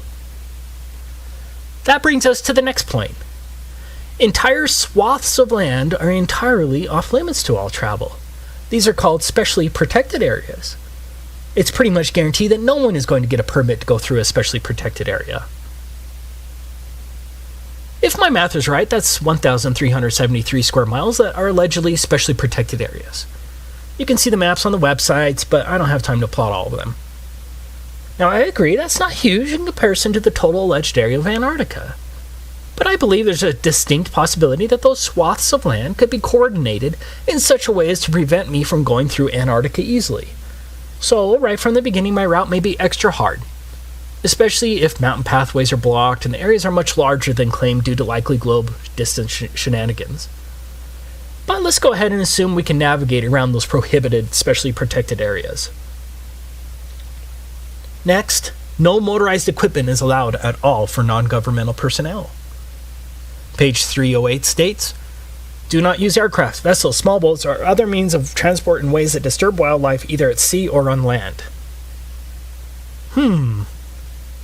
That seems kind of hard and very subjective, doesn't it? Antarctica itself is supposed to have a diameter of 3,400 miles. That means no motorized equipment for at least a 6,800 mile round trip? That sounds pretty damn impossible, right? Especially if Antarctica is much bigger than what is claimed. What about sled dogs? Surely they'll be allowed. What's that? Sled dogs aren't even allowed?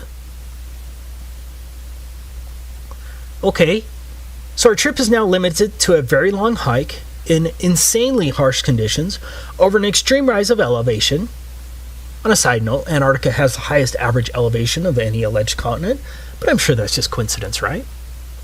But getting back to our insane trip, we not only have to walk at least 6,800 miles, mostly depending on when we need to turn around, we must also tread extremely lightly as walking on plants in Antarctica is prohibited. I can't damage plants or frighten wildlife on a 6,800 mile journey in a wilderness? I wonder if the Lewis and Clark expedition was limited by such requirements. Good luck traversing 6,800 miles on foot without damaging plants or frightening wildlife with no motorized equipment.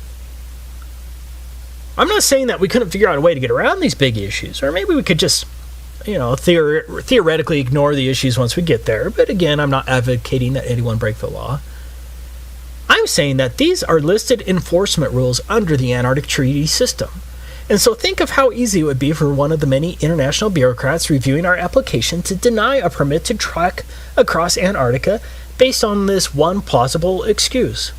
Sorry, you're going to end up walking on plants and scaring birds at least one time during your 6,800-mile journey, and the Antarctic Treaty System prohibits such activities. Application denied. For argument's sake, let's just assume we're going to figure out a way to get around that. Don't ask me how. The next issue is, how are we going to carry all that food and fuel for heat? And don't think that the Antarctic Treaty System isn't concerned with how we store our fuel. The United States itself is roughly 2,500 miles across. So imagine the difficulty of hauling food, climbing at extremely high and unknown elevations, and carrying all of your extremely warm gear and supplies across the United States from coast to coast and back again, all on foot with no food stops along the way. And don't forget, we're going to have to haul our poop as well. You are going to have to drag your poop with you on your 6,800-mile Antarctic hike. But it gets worse. Your poop is regulated by a different pseudo-government agency, the National Science Foundation. Here's where you can learn about what permit is required if you wanted to dispose of your poop on your 6,800-mile journey if you don't want to carry it. Could you imagine for your next trip to France and the custom agent saying, "Welcome to France. By the way, no vehicles are allowed, no animals are allowed, do not walk on any plants, and here's a bag for your poop. Be sure to bring it back full." If you don't want to carry your poop, you're going to have to get a permit from the National Science Foundation. Enjoy your stay. But here's another and potentially bigger problem. What if there is no edge when you get there, but the conditions only get worse? How many years of supplies can one carry by a handheld sled and some skis? What if Antarctica goes beyond 3,400 miles? What then? When do you turn your back, and how do you prove it? Because the Globe shows are just going to call you a liar anyways. Any sane person right now would have to admit that our little trip is impossible, but we have a lot of paid-for apologists for our slave masters who will still somehow claim that I'm lying when I say that independent travel in Antarctica is prohibited. But we're not done. Going back to our form DS4131, in addition to disclosure to other parties to the treaty, the information provided may be shared with the U.S. Environmental Protection Agency to ensure compliance with 40 CFR Part 8 Environmental Impact Assessment of Non-Governmental Activities in Antarctica, as well as with other relevant U.S. agencies. This brings us to one of the most important issues facing us. What is an environmental impact assessment? No country, even North Korea, would ever require an environmental assessment before traveling across their country. It's insane. Here's the definition of an environmental impacts assessment in the U.S. Code of Federal Regulations. Environmental impact assessment means the environmental review process required by the provisions of this part and by Annex 1 of the Protocol, and includes preparation by the operator and U.S. government review of an environmental document and public access to and circulation of environmental documents to other parties and the Committee on Environmental Protection as required by Annex 1 of the Protocol. Well, let's see what the Committee for Environmental Protection says. Article 8 of the Protocol requires the parties to conduct environmental impact assessments for the Antarctic activities and provides 3 levels of assessment according to the potential impacts of each activity. The procedures for environmental impact assessment are detailed in Annex 1 of the Protocol. If a proposed activity is determined in a preliminary stage of assessment to have less than a minor or transitory impact, it may proceed. If an activity is determined as likely to have a minor or transitory impact, then an initial environmental evaluation must be prepared. If an initial environmental evaluation indicates the potential for more than a minor or transitory impact, or if such impact is otherwise determined to be likely, a comprehensive environmental evaluation must be prepared. Draft CEEs are made publicly available and considered by the CEP, which then advises the ATCM, and that's a Antarctic Treaty Consultative Meeting, Comments provided by other parties in the ATCM must be addressed in a final CEE, which is used as a basis for making decision about whether and how the activity is conducted. Same law as here. It is the comprehensive environmental evaluation that's going to kill our expedition. Here's the regulation, and this applies to all signatories, including North Korea. Any operator who plans a non-governmental expedition that would require a CEE must submit a draft of the CEE by December 1st of the preceding year. Within 15 days of receipt of the draft CEE, EPA will send it to the Department of State, which will circulate it to all parties to the protocol and forward it to the Committee for Environmental Protection established by the protocol and publish notice of receipt of the CEE and request for comments on the CEE in the Federal Register and will provide copies to any person upon request. The EPA will accept public comments on the CEE for a period of 90 days following notice in the Federal Register. The EPA, in consultation with other interested federal agencies, will evaluate the CEE to determine if the CEE meets the requirements under Article 8, Annex 1 to the protocol and the provisions of this part, and will transmit its comments to the operator within 120 days following publication in the Federal Register of the notice of availability of the CEE. So, now, I'm sure most of you probably just went brain dead when I read that, so let me explain it. First, our CEE, that's our Comprehensive Environmental Evaluation, must pass the EPA's initial review. Not an easy task. Next, the Department of State, along with its Office of Ocean and Polar Affairs Bureau of Oceans, Environment and Science, must review it.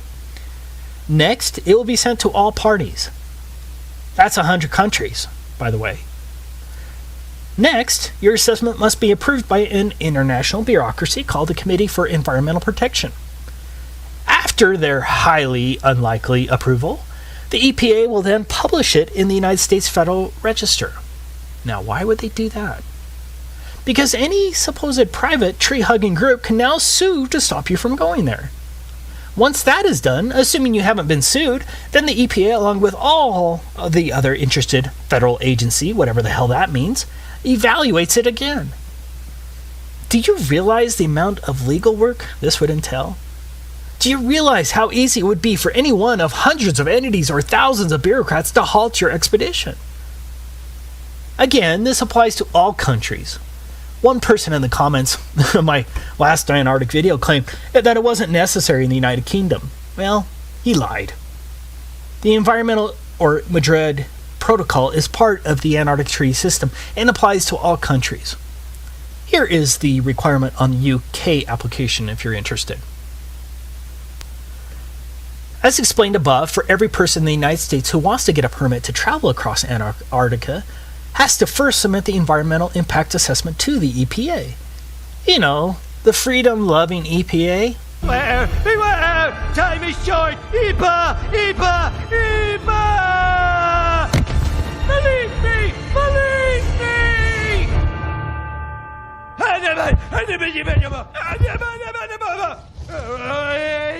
Thanks for listening. Lost them, sir. Well, then you find them, and you get them back in the dome. And to make sure nobody else gets out, I want roving death squads around the perimeter 24/7. Do you know what the environmental impact statement costs? This is very similar. A typical environmental impact statement costs from $250,000 to $2 million. And those are a lot easier than this comprehensive environmental analysis required under the Antarctic Treaty. For us, the biggest problem is that you would have to incur the expense of the environmental impact assessment before you know if you're denied, due to whatever arbitrary claim a bureaucrat can think of. Do you see how difficult this environmental assessment will be? How would one know the environmental impact on an area which you've never been to, and very little information would be available? With a normal environmental assessment, you'd be able to send an engineering firm to the location to make the assessment with attorneys who would draft the statement. In this case, you can't send an engineering firm all the way to Antarctica, and so you have to hire Antarctic experts who have been to the same places you're planning on walking through. And how many of those do you think there are? I say that we can safely assume that the price of getting an environmental impacts assessment approved by the EPA and the international agency would cost millions, assuming no supposed private group sues you once you've once it's published in the Federal Register. Do you have more than $2 million to spend for an environmental impact assessment? And then, what if the EPA or the Committee for Environmental Protection or one of the other agencies says no? Maybe that not enough information was provided. Are you ready to spend another $2 million to fight that in court? But you still have to have your purpose approved. Do you see the problem there? You would likely spend millions on getting the environmental impact statement, only later to have some official at the International Committee for Environmental Protection reject your purpose in Antarctica. You would truly gamble millions in this silly endeavor. To learn more about the environmental assessment procedures with the Committee for Environmental Protection, you can research it here. See also, let's get to the final issue we're going to run into. 7 countries claim territorial rights to various parts of Antarctica. Argentina, Australia, Chile, France, New Zealand, Norway, and the United Kingdom all maintain territorial claims in Antarctica. I did find it interesting that the USSR never claimed territorial rights to Antarctica. Yeah. I'm willing to bet that my trip across Antarctica is going to need other permits from other countries based only on territorial claims. What's up, man? I gotta kill this fucking bot, other countries who have alleged territory in Antarctica? Yep.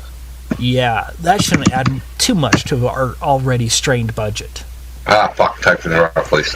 Just for the propagandist who's going to claim that's not true.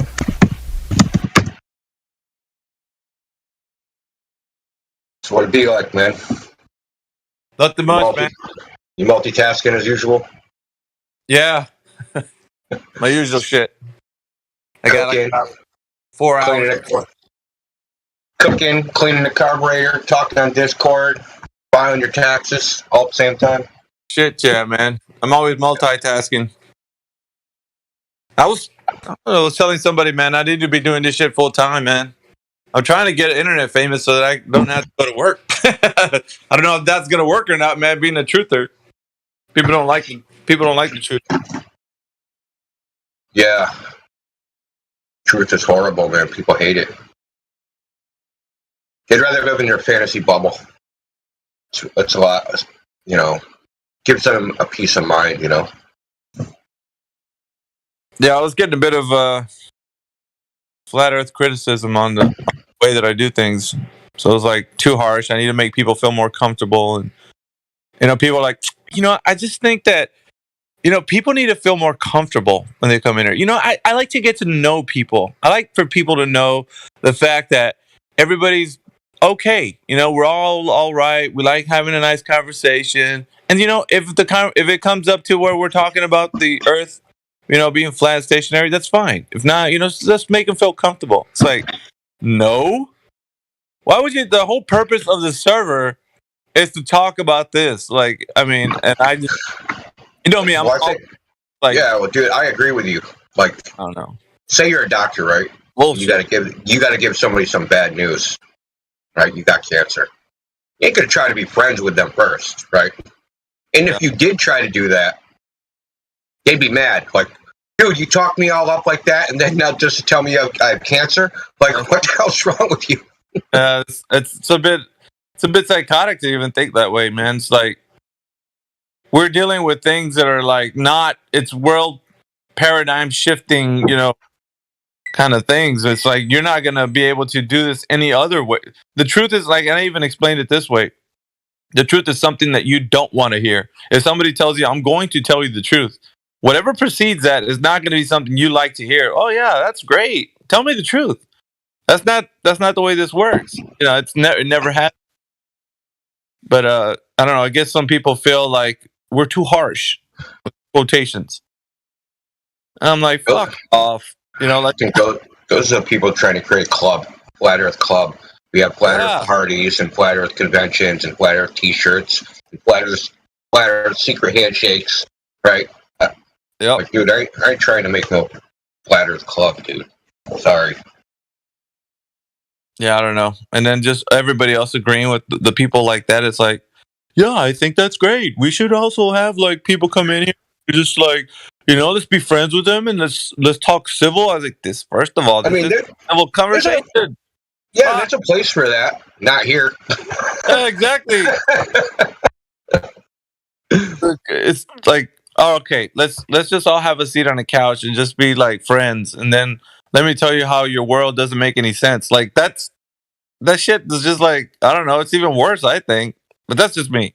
I'm gonna change the server name to Flat Earth Intervention because that's what it is. We're doing an intervention. Yeah. Like, you're too harsh. I'm like, fuck off, man. Damn. Like, how many people? Like, dude, I've dealt with this whole time that I've been on this server. Everybody just look at me like, I don't know. I just can't do it. You're pushing because I was, I've been talking about the 3 points and like how it's like 3 of the globe tenants that actually prop this stupid thing up.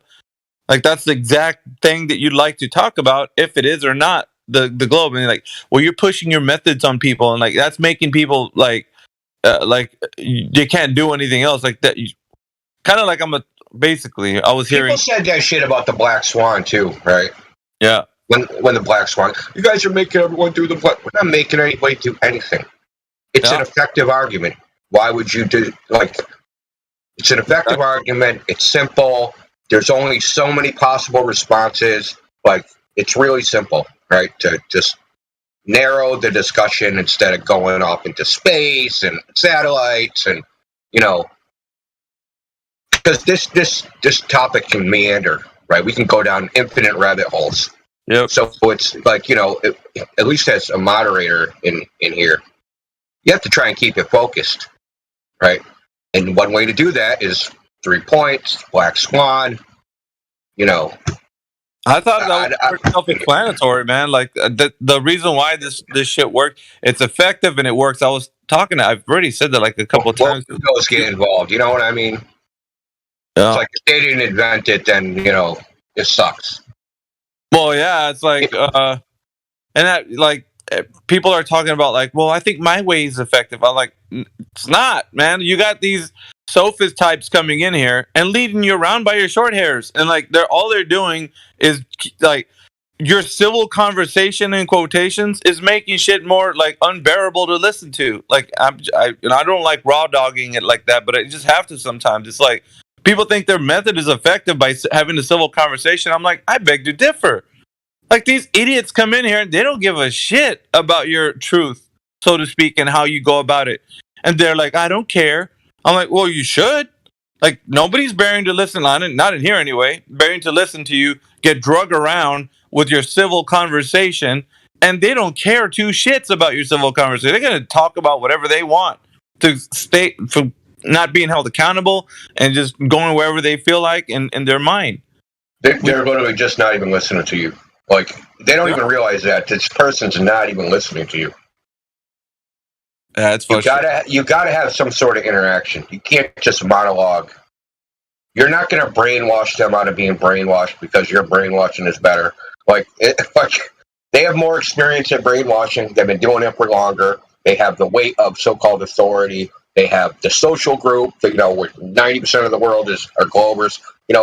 You're not gonna just like talk them out of it. That's not possible. Like that is actually a narcissistic viewpoint, to think that your tongue is so silver that you can talk somebody out of the globe. Yeah, that shit ain't gonna happen. No way, no how. Like, let's take for example last night, Tanner05. I was listening. I was laughing my ass off, dude. You were having a conversation with them. Oh yeah, I was. Yeah, that was pretty good, huh?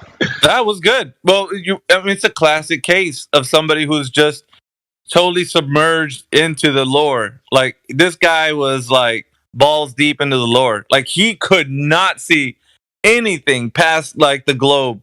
He's like, yeah. But what happens if let's just say you take a rocket, and it's the classic kind of like spiel that they do when you start telling the truth. How many times do you say escape velocity? Oh my god, dude! Like, you kept saying, well, you got to reach escape. He didn't know shit. I actually was being polite about it because I let him just get away with saying it a couple times until eventually, like the 5th time, I'm like, there's no such thing as escape velocity. Let's stop fucking around, right? Exactly. Like that's something that's in your head that you get, like, someone made up in their head. They threw some equations on a piece of paper and said, if the Earth was a ball and it had gravity and did all these things, right? This whole imaginary, basically a simulation of reality on paper. Then this would happen. But in reality, there is no escape velocity. Let's see if you can reach escape velocity. Try to escape to Earth. Go for it. Dude, it's some Roadrunner and Coyote shit, you know? Like, that shit is not real, bro. Like, what do you... Strap a rocket to your back and take off. Like, it's not... Yeah. Fucking hell, man. Like, I'm listening to this guy, and it's like, I almost predict his next question in my head. I was like, I know. As soon as Indio finished done telling him this, he did not hear shit. All he's hearing is like, yeah, but you're not listening to how this like buzzword is like more important, like escape velocity, you know. So he would proceed to tell you some profound knowledge of the Earth being a globe, like by way of like telling you, well, what about stars and how does the sun work? Like, he's telling you things that you almost like know these guys, the monologue that they go through once after you, they're just waiting for you to be done with what you're saying, because in their mind, I got to him though. Well, that's what I was saying. You guys were chipping away at that, and then like that's literally what it was. But it wasn't like, it was like chipping away at like a stone, but you're trying to make it crack in a certain place so you can get it. Like, oh, I got to find a crack so I can get in there. So I'm just like hammering with shit, and I'm like, based upon his answers, I'm like trying to find that crack in his armor, right? Eventually, I found it. You could hear him actually not having a rebuttal, so his wig was already stolen, and so it was like him. Like, when you know you got somebody like that, they don't have a response back to you. They go, like, yeah, that's great, like that's wonderful, like I can't say shit to this, like, you know, it's like.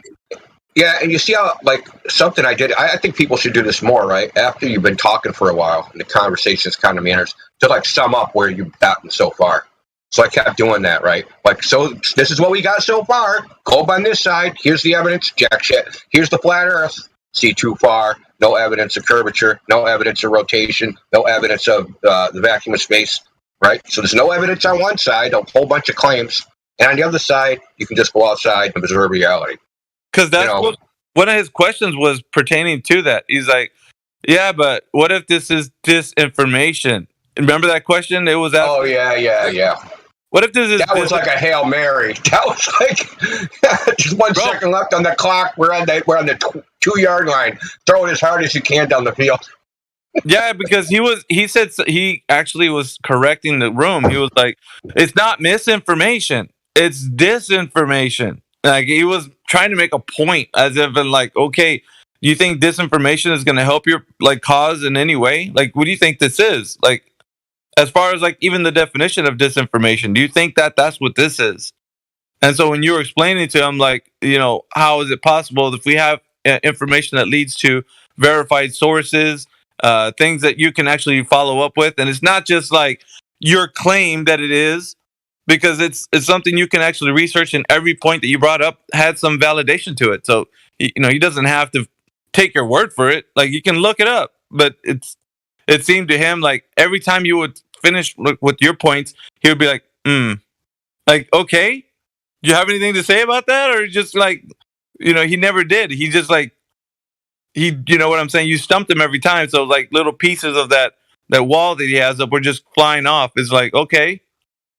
And nothing to say. And then I think towards the end, you guys started talking amongst yourself, and then he slid out the back door, and I was like, yeah, that's classic.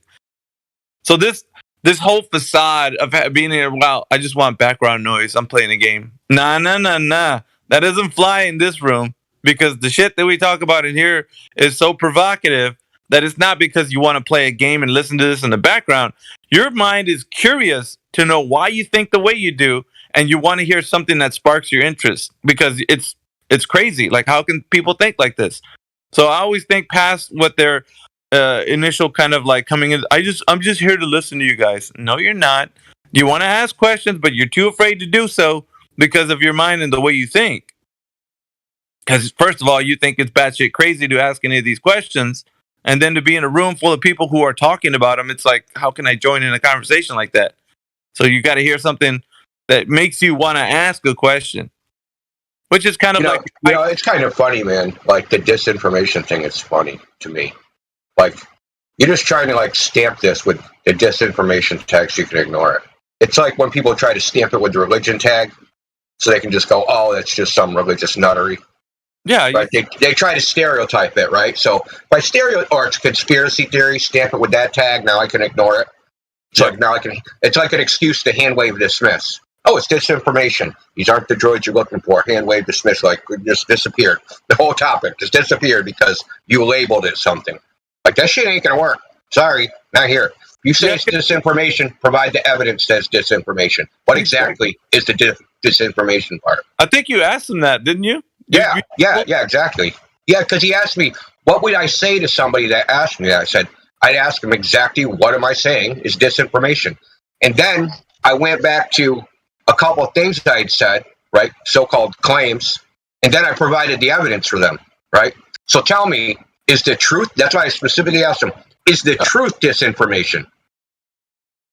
Right? So if it is, then what do we got? Everything's disinformation. Falsehoods, truth, everything, right? So if you want to go there, so if the truth is not disinformation, what I just gave you was truth. These things actually happened. So that can't be disinformation. So you have to be specific. You just can't, like, I'm not letting you just hand wave, take that brush, right, and do a broad stroke. This is all disinformation. That shit ain't happening. Sorry. He was asking you nicely if he could be a bigot. And you were like, what? Yeah. What? Did you hear it last night, Elijah? Did you hear it last night, too?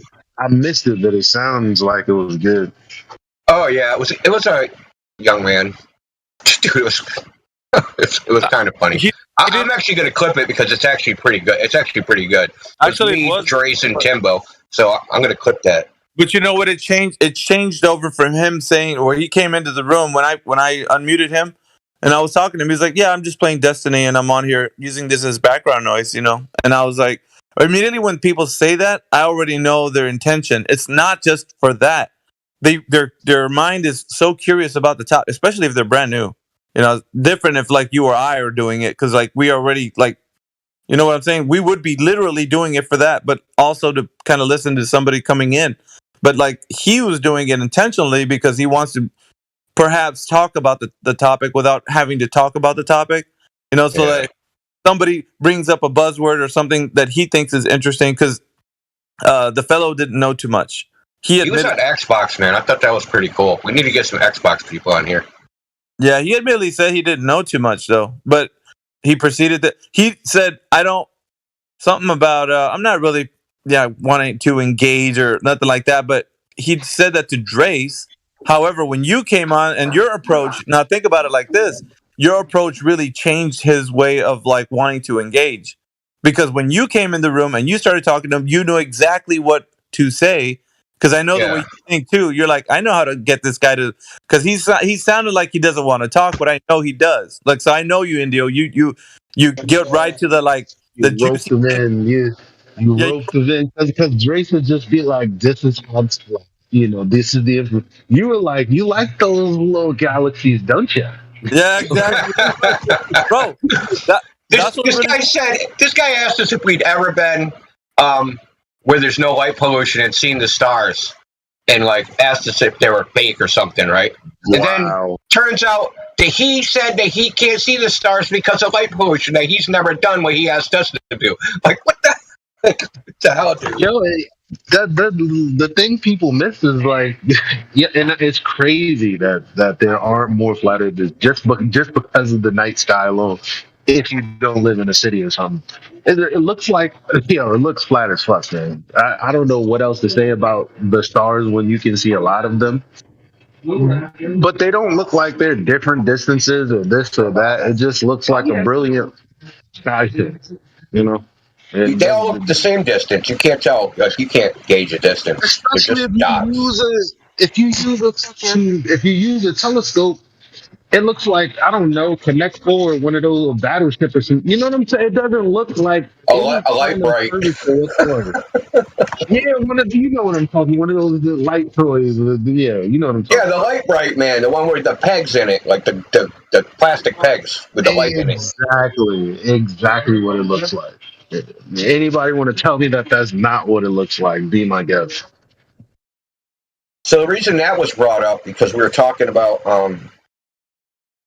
I was telling him, like, everything you're telling me is a story. Like, they have these stories, but they don't have any evidence for them. And then I brought up the stars because the story that, like, you know, the bunch of stars that they call it the Great Rift, right? The big thing in the sky forever. They were saying that's the Milky Way galaxy. Now that's not the Milky Way galaxy.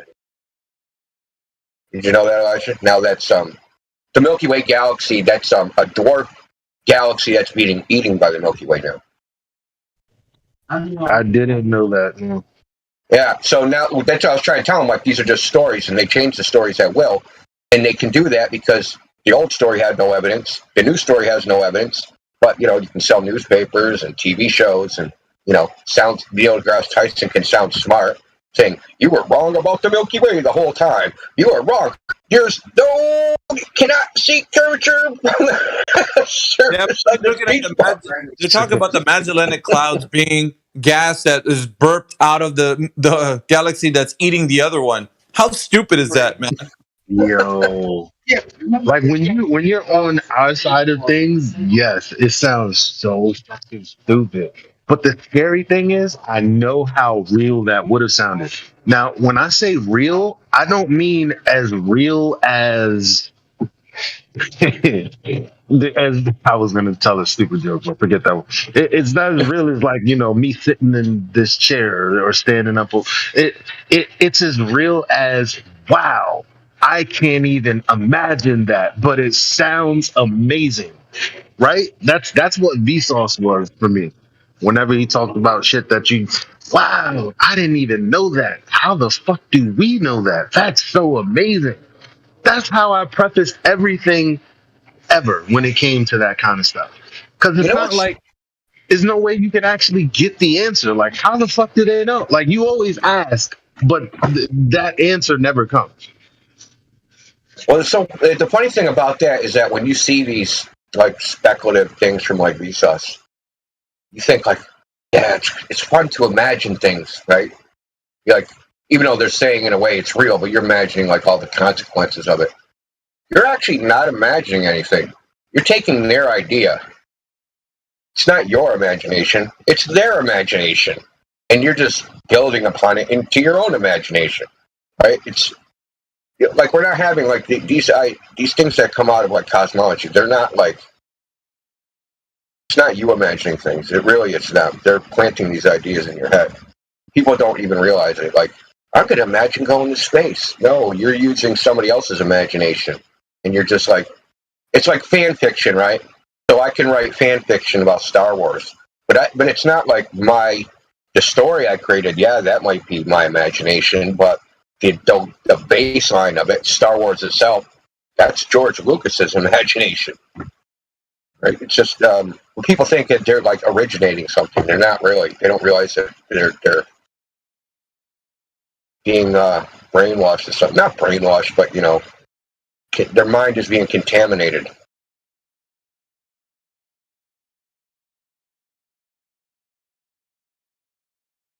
Yeah, but that kid, he was what the hell else did he do?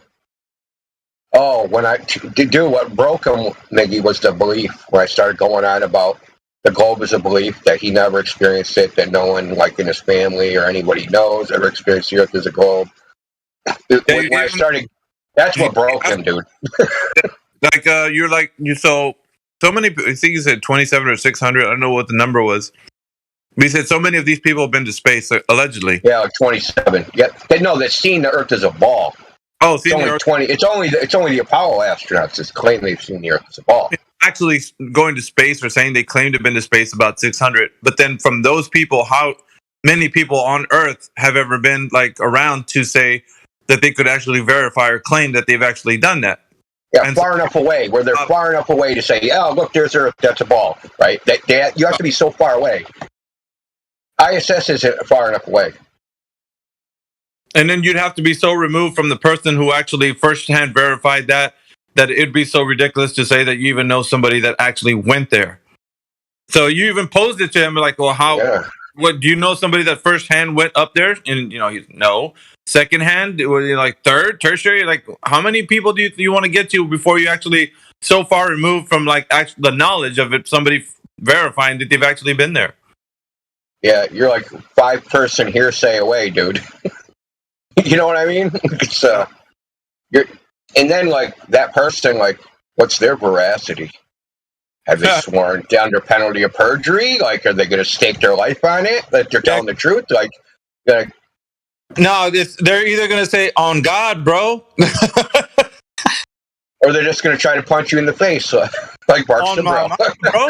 I've been there. Like, come on, dude. Like, this. Look, man, I put it on my kids, bro. Yeah, I swear on my kids. Pretty much, you can just guarantee that's a lie. Anyone that swears on their kids is a liar, to me. On God, bro, I've been up there. Like, come on, dude. You know that. Well, the thing is, but the fact is, there's never been an astronaut that testified before Congress that I know of and was like, yeah, I went to space, yeah, I went to the moon. So they've never been under like the penalty of perjury or anything like that. Never in a trial or anything where they're actually, it's a material fact to the case or to whatever they're talking about, that if they lied, they would be punished. They've never been in that situation. Can you imagine Indio being the prosecutor of that thing? Ooh, man, they wouldn't escape, dude. They'd go to jail probably for perjury. Yeah, no doubt. I mean, I don't remember any astronaut testifying before Congress. Do you? Nope. They had like the NASA administrators, the NASA director, like little middle management people. But I've never heard like an astronaut say, testify about them going to space. Flat earthers would make great prosecutors for that case. Certain ones, anyway. Oh, I know what questions to ask. Like, especially in a court, right? Oh, yeah. I mean, I don't know how the case would be relevant. I mean, I guess prosecute fraud, maybe.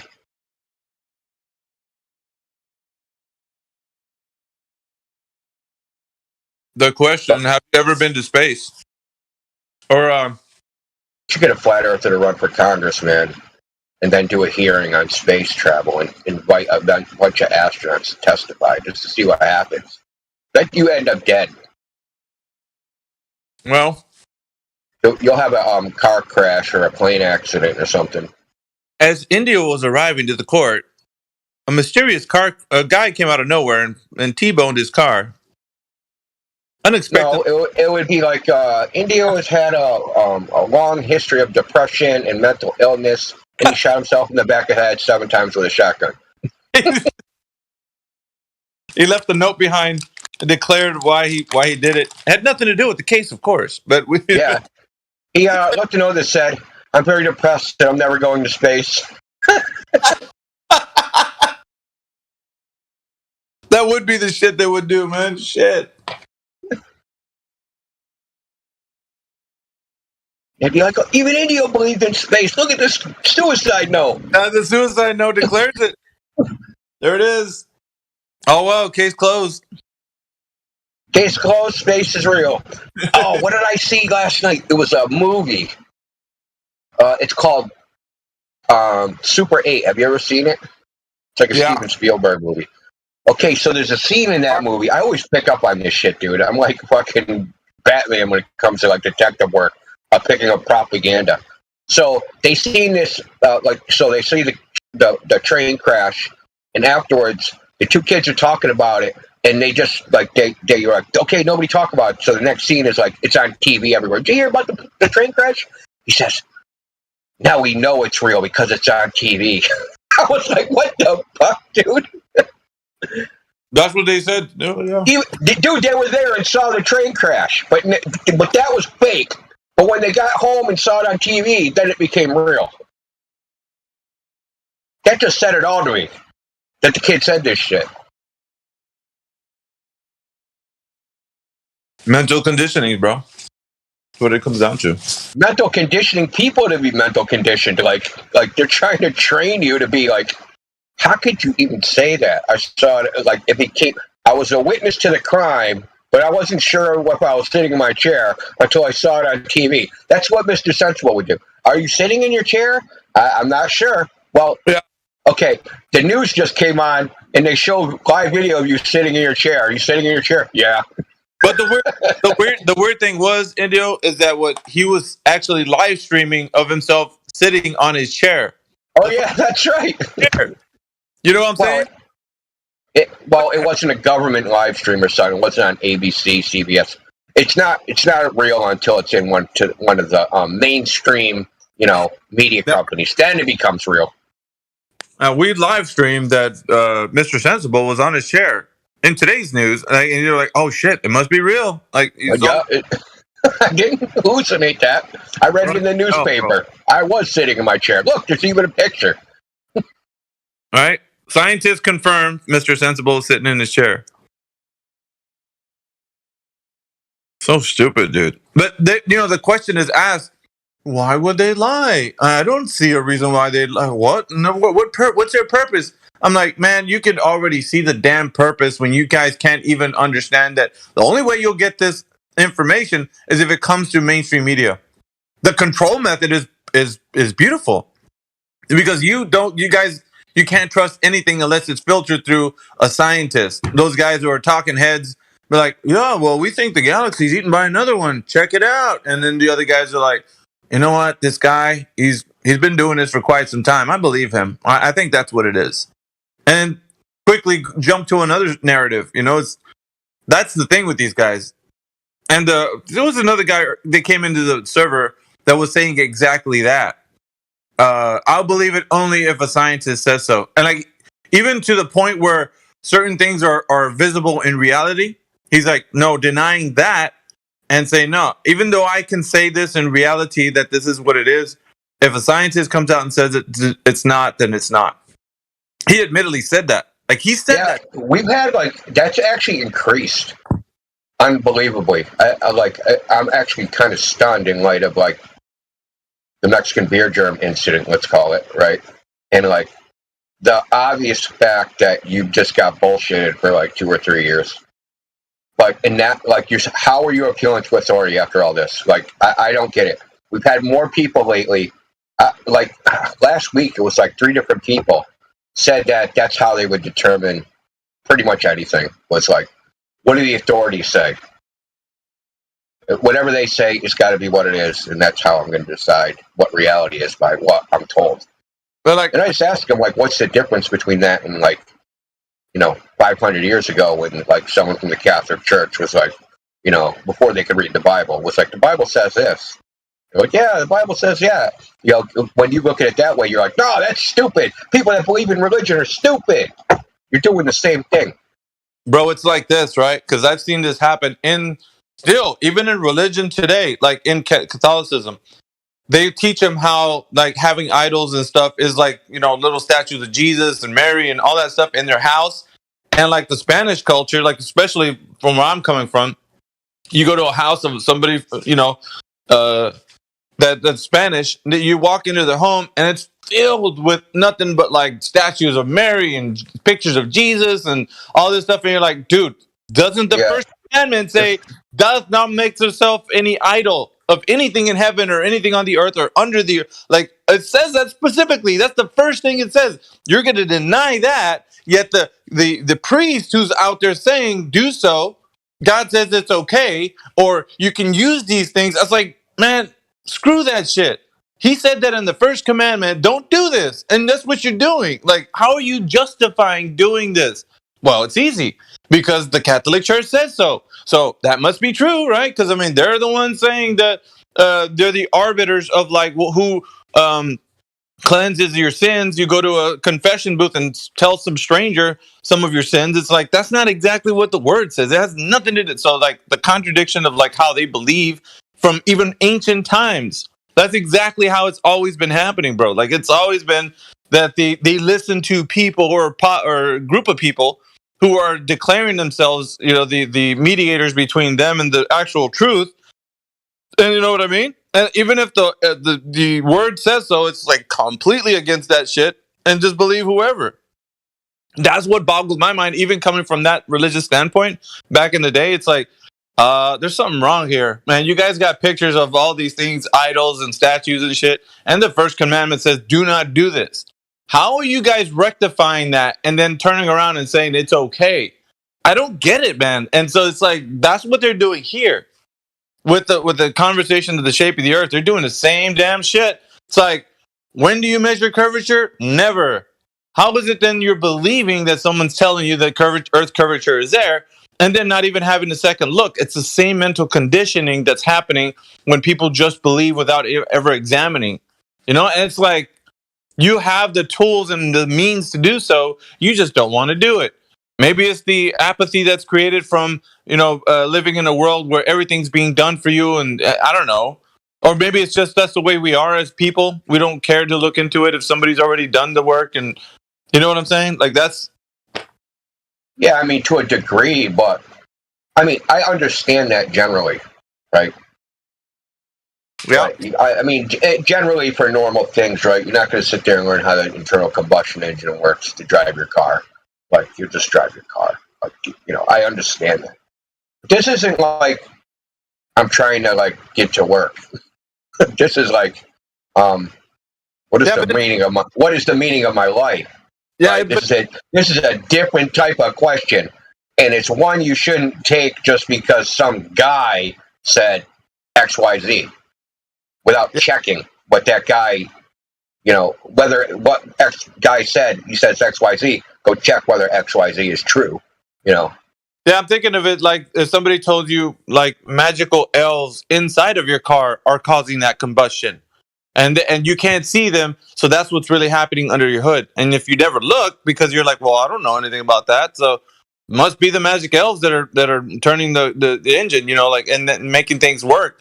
You know what I'm saying? That's what the equivalent to what this, like, people are just taking their word for it. Nobody's like, oh, let me just check out what. I don't know about anything about engines, but let me look into this, because if somebody's making a claim that sounds kind of like doesn't make sense, let me just see if that's true or not. And so the apathy to that is like, well, shit, I'm not a mechanic, so magical elves are what's making this thing work. Why would I say anything different? I'm just gonna believe the expert on this. And so I'm thinking like that apathy of them doing it because everything's been done for everyone, so no one's gonna like be inquiring on this. But if somebody found out and looked under the hood and said, guys, there is no magic elves making this shit work, you can look for yourself. And they're like, nah, I'm gonna believe the guy who said so. It's like, dude, why would you? It's tangible. You can touch these things. You can see what's inside the engine. You know that there's no elves in there, but you can do it yourself. You can see. It's visible. It's you can. Well, you know where they go after that, right? Where is the next step in the global mentality? Well, why does it matter? Yeah. Why should I put all this effort into this? And then, of course, the all or nothing fallacy ensues, right? Well, if I look into that thing, I'm going to have to look at all the other things. I'm like, bullshit, dude. Just look at that one thing and find out if that thing is real or not. You don't have to look at everything in the world. Just that one single thing that we're speaking of, because that all or nothing fallacy only works because you don't want to take a look at it. Because if you peek behind the curtain, you could be wrong, and you just don't want that to be the case. You want to sit in your comfy little ignorance is bliss ideal world where you don't have to ever come to the truth of anything. Just believe all this shit. Fantasy is better than reality, I guess. I mean, yeah, if the stakes weren't so high, that's what they don't like in their atheist viewpoint. So they're already coming from at us from this atheist, existentialist, absurdist, solipsist viewpoint, right? So nothing really matters to them as a baseline. So that's where they're coming from. That nothing matters anyway. So why does this matter? And they look at it from a practical reason, from a practical standpoint. Flat Earth versus globe, it doesn't matter. Like, because I'm not sailing the 7 seas. It doesn't matter to me. Yeah. That's not what it's about, because you're under one paradigm, you're going to live your life one way, and under the other paradigm, you're going to live your life another. And what you're gambling, or what you're not, verifying, is like the information that you're using to determine what your place is in existence, right? Why do I exist? Where do I exist? How do I exist? But you got to know where you are. That'd be a good start. And you're going to live your life based upon an idea of living somewhere where you're not. I doubt you're going to end up at the place you should be if you do that. right? So if you have a car and you think it's a fucking boat and you try to drive it into the goddamn ocean, you're going to drown. And if you try to drive a boat onto the land, you're not going to go very far. So like you're using, like if you have a false premise of what your environment is, then it isn't going to lead you to the place you want to be. Right? You're going to think you're going to that place, but you're not really. And you're going to delude yourself your whole life. Then you're going to be on your deathbed, and then at the pearly gates or whatever, and then you're like, damn, I fucked up.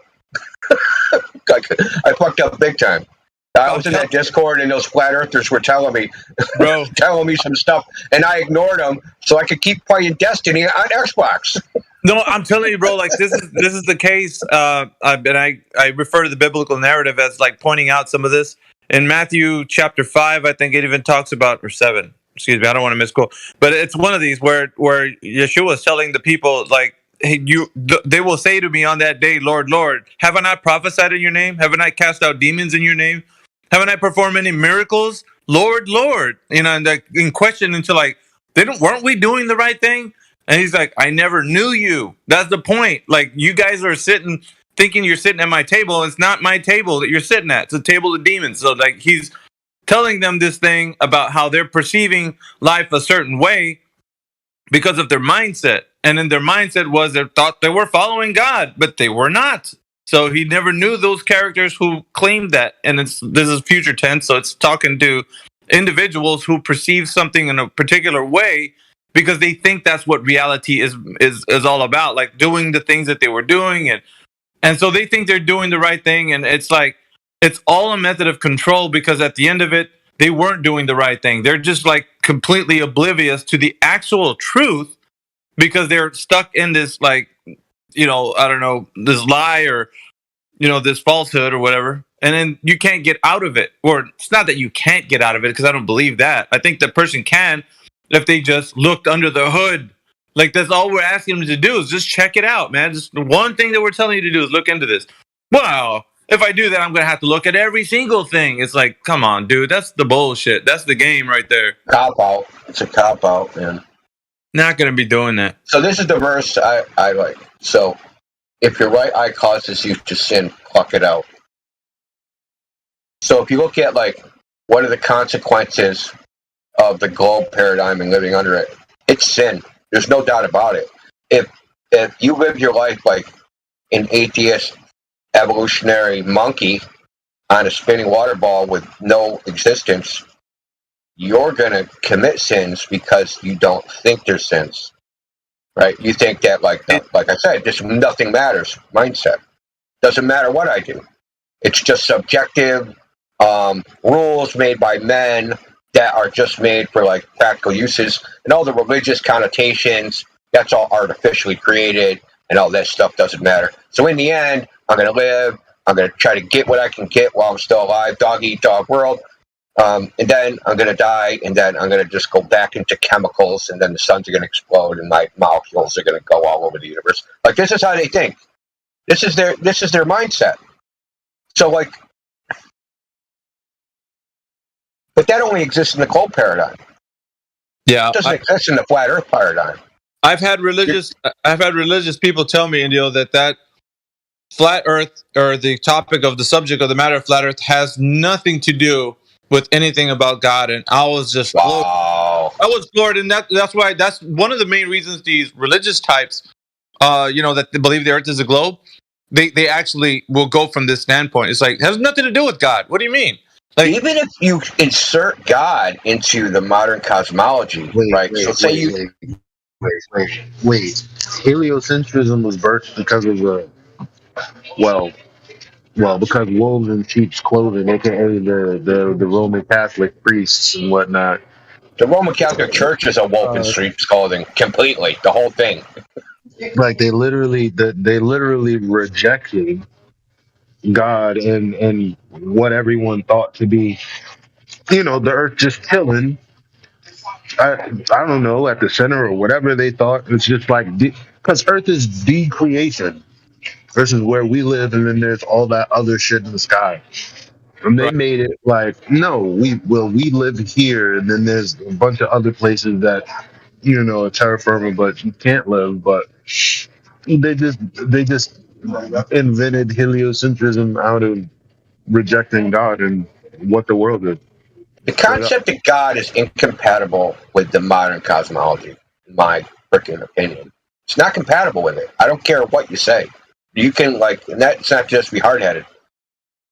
You can't have a God in salvation. You can't have the Prophet Muhammad. You can't have any of these things because Earth has no uniqueness. So what do you think? Like if you go to another planet with aliens, that they got their own gods and that they're unique and that they're special? So there's no uniqueness at all. If you have this evolution, Big Bang, and a bunch of planets that there's aliens on, you can't have that. The concept of God is incompatible with with modern cosmology. Period. I agree with you, but their question was, "Is this a salvation issue?" That's what they always put. Because that answer is a definitive yes. What I just say, it's not compatible with the modern cosmos. I say yes, but then when I'm talking to these types, they're always telling me like, well, you're always on about the shape of the Earth and not, because I know some people in my circles and they are kind of dismayed that I'm talking. I got an answer for you. Yeah, go ahead. Is human sacrifice compatible with salvation? Right. So if it's just an idea, so why not just incorporate anything? You know what I mean? Like. Yeah, I agree with you. Because it's an idea. It's an idea. So we have the concept of cosmology. It's not compatible with the concept of God. So if you had some other concept, not the cosmology, and that was incompatible with the concept of God, like human sacrifice or, sacrificing babies or virgins or whatever, then you'd say we have to reject that teaching. That's not compatible with our religion. Yeah, it's this is the question. I think that when it comes right down to it, they usually that's the end all be all question. Like once after, if this is answered yes or no to the flat earther, they're gonna either accept or reject everything you say. So if it's not a salvation issue, they're like, then why are you talking about it? Like, let's just talk about what is the salvation issue, like the cross. And I'm like, guys, you don't understand when it says, it declares in the scriptures in Romans 1 that he says all things that were made can be clearly seen by everybody, so that there is no excuse for them saying that there is no God, right? The thing is, it gets right down to it. If you don't see that in nature, if you don't declare that all these things, there is a higher external agency other than yourself, then you're not going to realize that. You're going to be like in a world where you think you are God, or there is no God. One of the two, but it's never going to be of an external agent that's a supreme creator that's made all these things. How can you believe in the right? I think it's kind of crazy redundant. Well, and super like for God to have to say that is wild. You know what I mean? It's wild to me because I don't know how it's obvious that you didn't pop into existence out of thin air, nothing or no agency whatsoever. You just go ahead. How could how could the resurrection possibly be compatible with the modern ideas of science? It's not possible. They're incompatible with each other. Right? The whole evolutionary Big Bang paradigm, all that stuff, all lumped together. Like, well, what's it got to do with salvation? Well, because if you believe in salvation of Christ through his resurrection, then how can... It's not compatible with that worldview. It's just not. They don't fit together, dude. They're diametrically opposed to each other. They say well, that was a miracle, just like us living on a globe is a miracle. Don't make me throw up in my mouth, man. I heard that. That's Matthew, and not the book of Matthew. It's Matthew Learns. Yeah. That's why I say he's a heretic. I called him out on that shit too. This guy is preaching falsehoods in a church school. So he's not only teaching people about the heliocentric concept, he's telling them that it can be possible that God creates this ever-expanding universe, cosmology, and believe you're scientists. So check this out. This is what I would say to that, is that, so why is astronomy and cosmology in this concept, why is it making the number of atheists increase, and why is it overpopulated, the tops of the field? Why are they all atheists? So it's atheists that believe in a miracle? Is that it? Because the only matters, you'll know him by his works, right? Where has that led to? Where has this idea led to? Where are we now, dude? We're fucking basically at the collapse of Western civilization. We're watching it in real time. Okay? Where has it led to? That's all you need to say. Like, that's it. It hasn't led to a better place. You only think it's led to a better place if you think that better place is, we're going to Mars, right? Yep. If that's what you think the better place is, right? Now we have technology and satellites and GPS, we're going to Mars, and Star Wars is about to be real, and I'm going to have a lightsaber, okay? Like, if you think that that's humanity's future, because people always say predators are holding back humanity advancing. Advancing into what? Where are we advancing to exactly? Advancing to space? And they'll go, yeah, advancing to space. Yeah. That's their end goal. That's what they think the pinnacle of human civilization is. I'm going to go to space. No, not salvation. Salvation is actually not on the table for them.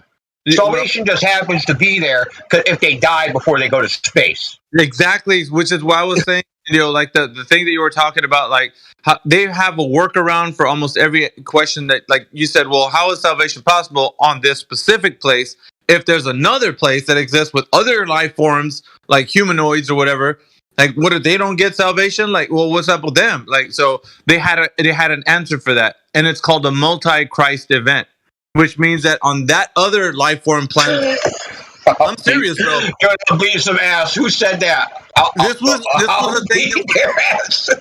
Listen, before I even knew about flat Earth, this was actually something that was coined by these guys who said, like, of course, God wouldn't let no provision happen for those guys. He would definitely support them with another Christ that was there, or the Christ that we know would be having to die on the cross over there, and for those guys, and then so on and so forth for the other planets that had life forms or humanoids or whatever it is that you think that's on that planet that could be like people or things that were created in God's image. And so it's like, it's okay to think of that. I'm serious, bro. So did they have a Garden of Eden on that planet too, that they had to leave? And then, like, did they have a freaking alien Abraham?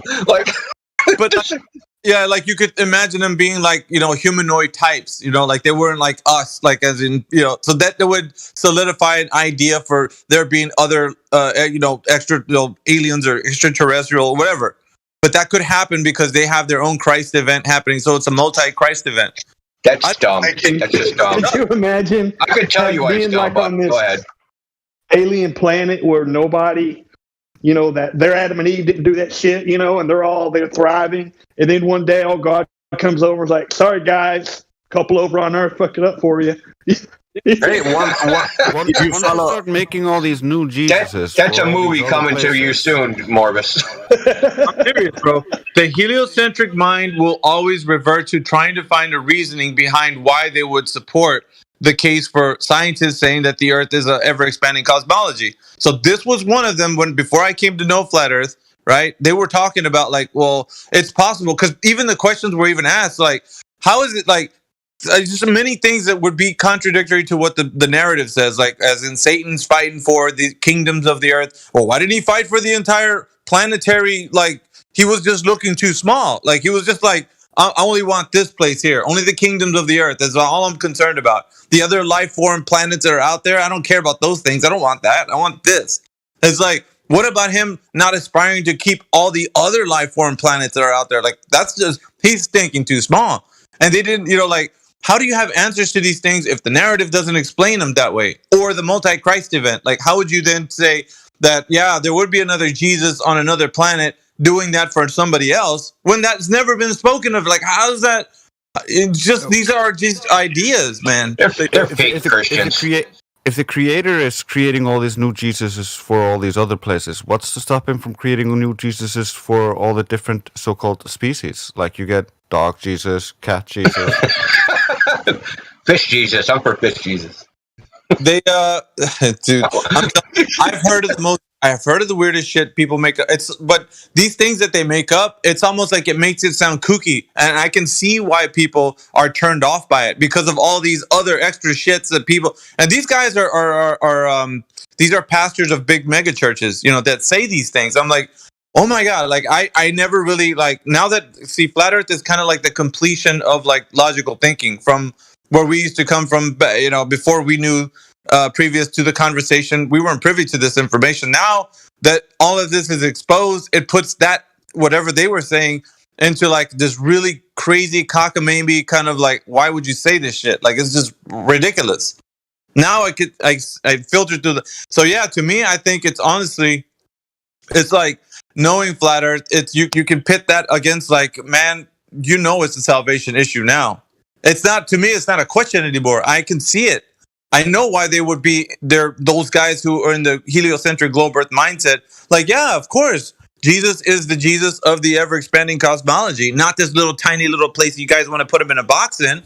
So I'm not going to believe in that. I'm going to believe in because he's got more leg room. He can stretch out through the multiverse and whatever, just come up with shit. Well, I mean, so here's the funny thing. It's like Jesus incarnated for a specific reason, right? It was to remedy a problem, and that was the death of John the Baptist, right? Because he was killed for basically being faithful. It's considered by some to be the last prophet from men. So, like, that was a remedy for that problem. Is there like a, alien John the Baptist? Because there's that whole line, right? There's the whole line, like the Messiah came as a result of the behavior of, the Israelites. They kept fucking up. And then God was like, hold my beer, show you how to do it right. Then they're like, fuck you, kill them. Right? And he was like, no, fuck you, I'm back. So it's like, you know what I'm saying? It's like, it was like the whole thing was just, it was a unique, I'm not going to call it a story, right? Those events happen for a specific reason. It's a causal chain, and yeah, exactly. Take away the links. Yeah, you can't just like insert space Jesus on another planet because that was a specific reason that happened. It wasn't just like...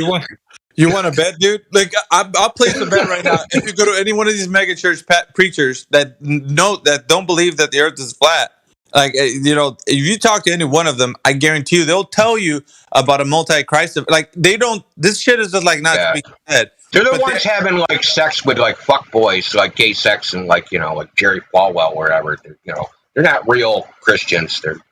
Well, one of the things that I've learned from even just gleaning off the scriptures, I don't think Jesus was a mega church preacher. He was not. Everybody hated, despised the truth. They hate the truth. That's why I said in this forum, I circle back to the conversation where I was saying, people are like, let's sit down and have a comfortable. I want to make people feel comfortable, just like, we're having a conversation and we're having a couple of laughs, and, all of a sudden I just like, hey, what do you think about the earth being flat? Nah, not really. Oh, let's talk about some more shit. And I'm like, dude, if that was the case, truth never would get spoken. We'd always talk about stupid shit and never really get to the crux of the issue, which is their faulty reasoning and understanding into this very important topic. And I hear a lot of people signing checks off on the people that say that because it sounds nice and fluffy. Let's just have a nice chat. Let's talk civil. You think that's civil when you tell somebody that their paradigm, that which they thought that was true, is not true, and now they have to face reality? That's not, why fluff it up, man? It is what it is. And it's just like, sorry, but not sorry. This is the way truth has always been dealt with. It's like, here's the truth, and you have your choices to make in life. If you want to accept it, if you want to reject it, that's all up to you. But the delivery has to be done in a way that you're giving them the whole truth and nothing but the truth. This whole kind of, let's make people feel, I just want to make people feel great when they're in here, when they're in the 24/7. Let's just make them feel nice and comfy and cozy. You know what I'm saying? And that's all it is. Like, people just feel like that's the way to do it. And then when you go that route, you get the sophist types. You get the people that are skirting around the issue, that don't want to answer the question. It's like, and where is truth going to be inserted? Because this guy doesn't sound like he wants to hear it. He's definitely not going to let you. So. Yeah, you just got to whisper it. You got to trickle it in, man. Like I said, man, you find that crack in that rock, dude, and you just keep like put a little water in a rock and let it freeze, and the rock just breaks easily. So, you just got to get through the crack a little bit, just chip away at it. Eventually, like that guy last night, he just spiraled right out of here. The moment he got the opportunity, he fled. I can hear by his questions though, but like where he started with Drace, because he started with Drace at like I hate circles or something dumb like that, and then like Drace got him to like start actually talking about the topic, and then we all just let him like. Eventually, we just chipped away at him until he was like, and I could tell by the tone of his voice and like he went from like laissez-faire, I don't give a fuck edgelord to like now he's like by the end. Like, he's serious. I can tell he's serious. Like, he's like, fuck these flat earthers, dude. I'm going to tell them, you know what I mean? I could hear it in his voice. It hit him, dude. It really did, because he started asking you questions. Yeah. Good point. Yeah, that's a good point.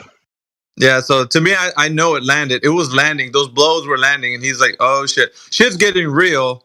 I'm a dip. Like, it's maybe too much that he bargained for. I don't know. Because of course he said he came in here just to listen because he was gaming. But you and I know that that's a cat. That's all cat, bro. He's just saying that. Like, it's truly inside. There's, he really wants to know is there any answer. He's been here a while too. Did you hear him say that he's been here a while? Yeah.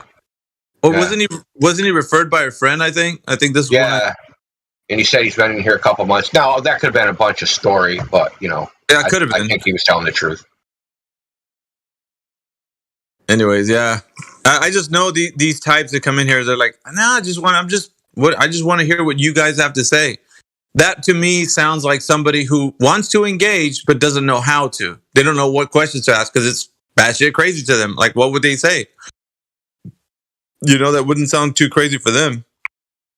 Yeah, and so this is like that person was a good contrast because how a lot of people come in here and that they're familiar with the topic and they try to talk civilly to you, but underneath they're seething and they like hate your guts because you're a flat earther in which you never existed and you would drink bleach and never reproduce. I don't think he was one of those. You know what I mean? I think he was just like, yeah, this is just like a comedic joke, right? So like either way, right, you got to get them out of their persona, that mask that everybody puts on when they come in here, right? That I don't know, just like their outside persona and get to like what's really underneath. And I think like we did that eventually with that kid. The first persona was fake flat earther, then it was like, oh, I don't really give a shit, I'm playing video games. Then like you guys might be spreading disinformation, and now it's like, now I'm serious, I don't have a belief system, space is real, damn it, I'm going to space, they promised me. It was spiraling, bro. You gotta admire that spiral. Yeah. Yeah, it's stages of grief, that's all it is, right? But that's that textbook advice. Don't watch what they say. Or don't listen to what they say, watch how they move. Yeah. So you base your reaction off of their actions, not just what they're saying with their mouth. Because people will say all types of stuff. Like you said, Mickey, oh, I'm just gaming. And then really deep down what's really happening. So he's not gaming. He's moving, not listen to what he's saying. Yeah. That's all cap, bro. Oh, by the way, I want to tell you, I'm a fan of the Fresh and Flat podcast. How about that? Let's go. How about that? Yeah. Even if it's just you and, whoever's in here, but I admire the effort. More content is always good, and you're doing a great job, CB. So, hey, we're trying to keep up with you, Mig. I'm just saying. I'm saying because like everybody that puts in the effort to actually kind of make something out of this place, and because 24/7 is a brand, yeah, and anybody that kind of draws into that and kind of leverages it for their media purposes and starts becoming more vocal and stuff is I admire that. So anybody's doing that, Yeah. Hey man, It was a great direction, I think, and now the younger crowd can actually take part in something or relate to, anyways, just like that other Fresh and Fit podcast that they're doing. Yeah, and maybe it can be like Ladies' Night 2.0 or something like that. Who knows? Maybe it can spin into something fun. Indio, correct me if I'm wrong, but aren't they talking about cars? Aren't they talking about the Ladies' Night becoming something? Or I don't know. Yeah, they were talking about. I didn't really follow that little thread that was going on, but yeah, I got think they were some like- information on that because Karma is pushing for it. Okay. But she's dead right about what she said, and I'm not gonna I'm not gonna out like what she said here because some people might get offended by her take because of ego and all that. But she's 100% right. Like that lack of leadership. Too many chefs spoil the stew. Yeah, she's just talking about like when CB's here, for instance, doing his den. He does a really good host where he allows other people to talk and keeps things flowing, and you kind of need that. Otherwise, it's just people are gonna sit there like, what am I supposed to do? Yeah. Well, Indio, even though we were kind of doing it on the fly with cars, you came in with the questions, like the questions that have direction, and like that's why I really appreciated you having you around because it's new to me. I don't really have those questions. Like we can do those flat Earth questions all day long. I've got them database in my mind. I don't have to look up any notes or anything. It's in my brain. But those types of questions, you came in, you're like, boom. All right, so what could you have done better? It's like you knew exactly what to ask. So there are certain questions that are very fine. Well, because she made such an egotistical statement, I'm like, okay, let's see how she really thinks, right? Like, how egotistical is she about this? Because she was acting like, Miss, I'm perfect. Like, so, okay, let's see how perfect you are. What could you have done better? And the standard answer, I didn't leave soon enough. I didn't leave soon enough, right? My only mistake was not to leave soon enough. Jesus Christ, dude. Are you guys okay? The chick that's in here? Or who? Oh, no, it was a chick that was in here like a couple days ago. I was just asking her questions that are like, standard like red pill type stuff. I mean, not even really standard red pill, it was just got worse than I thought it was going to be. Like I thought it was like, she was like worse than some of the people I've seen on YouTube. Like, she was like, I'm a nymphomaniac. So like, whatever, dude. Oh, cars. Yeah, cars, yeah.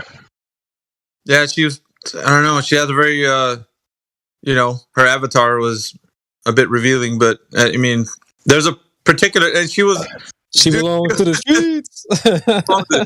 No, she's talking about like being she's very assertive, very argumentative, and she was looking for a fight, bro. No way, Miggy. No way. Bro, she was the way she was handling it, and then you were just being like all just like generally nice and whatever, and she's like, so what you saying, man? Like, I'm not. What are you? Yeah, she kept straw manning me, like millions of times. I heard that too. I was like, man, no wonder why that dude left. He must have been running for life, bro. Like, she said the very first thing she said was like, "Well, I usually get muted." And I was like, "Huh, I wonder why." And then as the conversation went along, I'm like, "Oh, now I see why." I think she's been in here before. It's been a while since I've heard her, but I'm pretty sure she's been in here before. I'm pretty sure I talked to her before. Yeah, I same. I think she had a different username a while ago. Yeah, different username. But I was generally trying to help her because I can tell that she's like fucking damaged goods. Yeah, and I like had a lot of like trauma, bad shit happened to her, whatever, and she's in the loop, right? Where somehow, like, if she does the same wrong things better, that somehow she'll get out of the loop. Like, no, dude, you need to do something completely different. Like, you're not going to just like, oh, I did it. Oh, if I do that same thing, but I just do a little bit better this time I'll get it right. No. I've never heard You're doing the wrong thing. No matter how many times you do it, it's going to be wrong.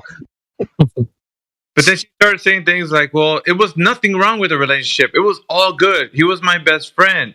Yet, I think he wasn't good enough for me. I'm like, dude, that's like a narcissist. Like, yeah, I'm too good. I mean, like, he's not. Think about this, dude. If you're that good, how come you couldn't motivate him to change? Oh, yeah. Oh, maybe you're not that good. Maybe you suck. He's not on her level, man. That's. Well, what did you say, Indio? You said you get what you deserve or something like that? You get what you put out or what you... Something along those lines. I might have said that, but I don't remember saying that. It wasn't that. It was like you qualify, you get what you qualify for, something like that. Yeah, something like that. Like, I can't. I usually agree. I tend to agree with that. I tend to agree. If I'm in the basement with Cheetos covered on my chest, I probably don't deserve a bad B. You know what I mean? So, JP, what's up? Yeah. She was all up in that victim mentality as well, and she was bouncing between talking about different guys and not being very specific. no, that was your fault, Drace. You were supposed to keep up with how many guys, all right? Yeah, man. You were You have a flow chart or a spreadsheet going on over there? Yeah, you were trying to help, and she was like, "No, I'm talking about another guy." You're like, "Dude, I'm supposed to keep track of all your dudes." Yeah, quiet brag. I don't know if that's a brag for her, but Yeah, I know. To her, probably it is. Like, yeah, I can fuck all the guys that come to me. Yeah, good for you. Fantastic. My hero. Can you keep them, though? Yeah, can you keep them? Yeah, obviously, that's in a negative. And I didn't even want to go down the single mother road because obviously she was a single mother. She was kind of implying that her single motherhood was involuntarily happening. Yeah, that was I caught that as well. And I didn't want to go into that because that's like some touchy By the sounds of the conversation, it sounded like Cap, though, if that was the case. Yeah, I hit the record scratch button. Listen, listen. If it was the girl before, I have a vague memory of like someone as a result of incest. I mean, I could be off and like misplaced memory or something, but that's why. Cause like I thought I talked to her before because she talked about the same thing. Yeah. She was mentioning it, but I didn't. It really got glossed over. She was saying it like when somebody else was talking. I heard her say it. She was like, "Well, you never been forced to do something you never wanted." Bullshit, dude. I pay taxes my whole life. I've been forced into a lot of shit. Yeah, like do you guys remember Nathan Thompson's girlfriend? Yeah, I Former guess. girlfriend. Yeah. Yeah. She reminds me of her. You think some correlation there? Who knows? Could all be a LARP too. Yeah. Because like she was like it's like okay, like all the red flags for a woman, I'm gonna put them on the list. She like hit all of them, like every single one. Like how can you have every red flag? You like. Yeah, but what I sounded like too is that a bunch of people are in here talking, and she's like, "I know there's a topic going on, but can you guys just focus on me for once? I want to talk about me right now. Like, what about my relationship? What about what I'm going through? You guys don't listen to me." And that's what I'm hearing when I was listening to her. I was like, "Yeah, it sounds a bit like you want to hear people give you criticism, and that way you can say no to that criticism, so you can feel validated by the fact that you can tell people that you did the right thing and stuff, so that you can feel good about yourself." And I think that's what it was. She wanted to come in with some things to say, so that she can pose it to other minds, and other minds would be like, "Well, I don't know, I think this is not right," or whatever counseling you might have given her. So she can be like, I was in the right. And it's like, okay. You feel validated now because you felt like you shrugged everybody off. Because like you gave her some great information, right? Just think about. Yeah. Maybe it's because, you know, if you think that you don't deserve that guy because you're on another level, well, why don't you think, since you were on that other level, that you could make things better? Get to your level, yeah. Imagine how she must have treated him, right? I mean, if you think you're better than somebody, you're going to treat them like they're shit. Like, yeah. I mean, that's the natural outcome. And first of all, I don't think look, I don't think people should run around thinking they're better than other people. Just generally, I think that's just like arrogant. Mm-hmm. You know, we all end up generalization. Yeah, I mean, we all end up food for worms in the end, dude. Even Michael Jordan takes a shit, right? So, like, thinking you're just better than other people, to me, generally, that's just, I don't know. I don't like that. That's ego. Well, it doesn't go across the board either. Just because Jordan can put it in the hoop doesn't mean like he can't probably beat me at chess or whatever. You know, like it's not across the board. He's not good at golf, even though he's good at basketball. He's good at losing money at golf. He's great at that. So, yeah, but like when I was talking, I'm like, that's why I was trying to be nice for her because she snapped into like an emotional craziness instantly. So I'm like, okay, this chick probably has an untreated, 100% diagnosed before mental illness. She's off her meds, and she's in here. She's like this because she has a lot of like trauma and shit. Bad shit happened to her. Some is her, like, obviously some isn't her fault. Some is her fault. And the thing is, got to get someone like that to like let go of the past and realize that like there's things that you did as, because like when you're like in that, when you have that like victim mindset, you just react to things like a fucking animal, right? You just react. Like you get caught in these like emotional traps, right? Your boyfriend, like you say to something your boyfriend a certain way, he snaps back and you react and he reacts, and then you end up with this like chain reaction where you're actually training each other how to react to each other. Like, and it's weird because you get like stuck in this. Well, that's right? Like someone has to break the cycle of like having this type of interaction. And like when you go to like marriage counseling or couples therapy or whatever, that's what they try to teach you to do, so that you're not reacting to each other in situations where you fight in the same way, so that you actually change the dynamic of the relationship. Well, she seems like she's stuck in that, and that every relationship she gets into, she's in that dynamic and does not know how to get out of it. Yeah, that's what I was saying. That's how come it looked like she went hard in the paint when she was in here, man. She was just like argumentative for everything. You were even sometimes just helping her out, like with something that maybe thinking process, you know, perhaps change your point of view. No, fuck that. You know, I did the right. I'm like, whoa, bro. Like, no one's even like arguing with you. Like, just to change in mindset, maybe. No, I don't. I'm better than that. I'm like, shit. All right. You know what I'm saying? You're the captain of that ship. Do what you do. But you know, the best thing you can do is just like, hey, you know, change the way you think and just, you know, maybe try something different. But no, I guarantee she dumped that guy just because.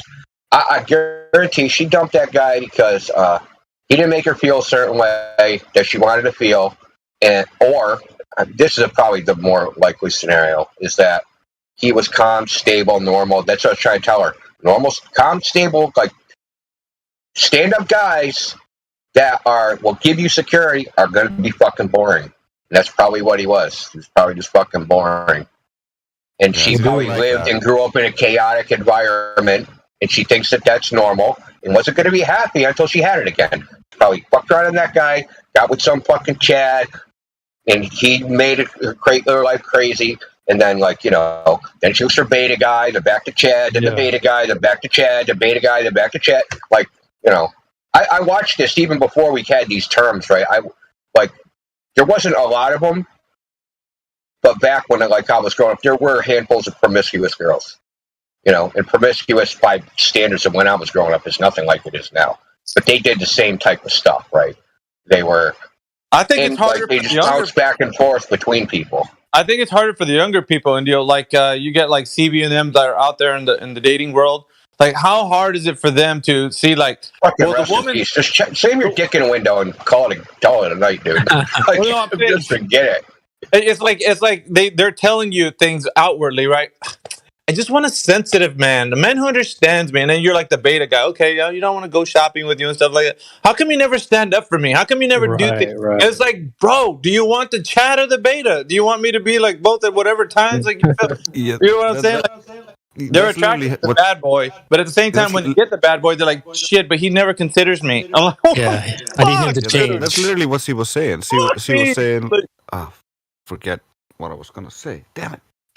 Sorry, Dre. I can help you out because I think Kel chimed in. He said, "Super masculine men want really feminine women," and she was super. So maybe there's like a huge lag going on, but she was really masculine, right? And so it's like she needs a extremely masculine guy, and most guys don't want to deal with that. That's the funny thing is, no matter how loud a woman gets, I don't see that as masculine. Like, she can scream and screech and all she wants. She can try to act like a dude and try to like overpower you, but like, I don't take it seriously like that. Yeah. A super masculine woman isn't the screecher type. That's the thing. That's the over feminine one, because that's the one that's not that emotionally regulating. An overly masculine woman is going to ask more aggressive. than that. Yeah. Combative and stuff like that. And so it's like, okay, so if you want someone that's more masculine than you, now you're just wanting something toxic. Guys got to smack you around and get you to put you in place and stuff. No guy wants to do that, so no, that's probably why she was like, well, I'm going to be single. I'm like, yeah, you probably will be, not gonna lie. She was complaining about them not the betas not wanting to sleep with her, or they're not taking the initiative to try to sleep with her, and so she always goes back to the bad guys who basically do that. It's also, in my opinion, when you're talking about this kind of thing, the main problem I see again and again is you can ask a woman what she wants all day, and they'll give you similar answers left and right. But what you should be asking is, what are your deal breakers? What are the things that you're like, nah, no good? Because that's when you get a true image of what they really want. And because just like with, I want a sensitive guy, her deal breaker might be, well, he needs to be able to be assertive and take initiative as well. So she might be meaning, I want that masculine guy that can actually still have that conversation with me where I can just vent about my feelings and he'll know how to deal with that or something like that. But get them hyper specific, give an example, because oftentimes when they're saying generic shit like that, they're thinking of a very specific example, but speaking generic because they're not comfortable enough to get or trusting enough with the person they're talking to go into itty bitty details, which shows more of your internal personality and your traumas. Yeah, and they don't want to get caught on those. That's so hilarious, man. What Carmen just said is funny though to me because so modern women will say, "Oh, he can cook and clean for himself. I'm not his mother." Well, Karma just described as being a freaking woman's father. Like, oh, you want me to be strong and protect you, but then when you cry, you want me to kiss your fucking boo-boos. Like what the fuck, dude? That's the same thing. Not that I'm saying that's bad, but I don't know why, like, there's people like rebellious that are against these archetypes. It's who we are as human beings. Just accept it. Like, I would say it's because they've been crushing the father image. I'll tell you one thing.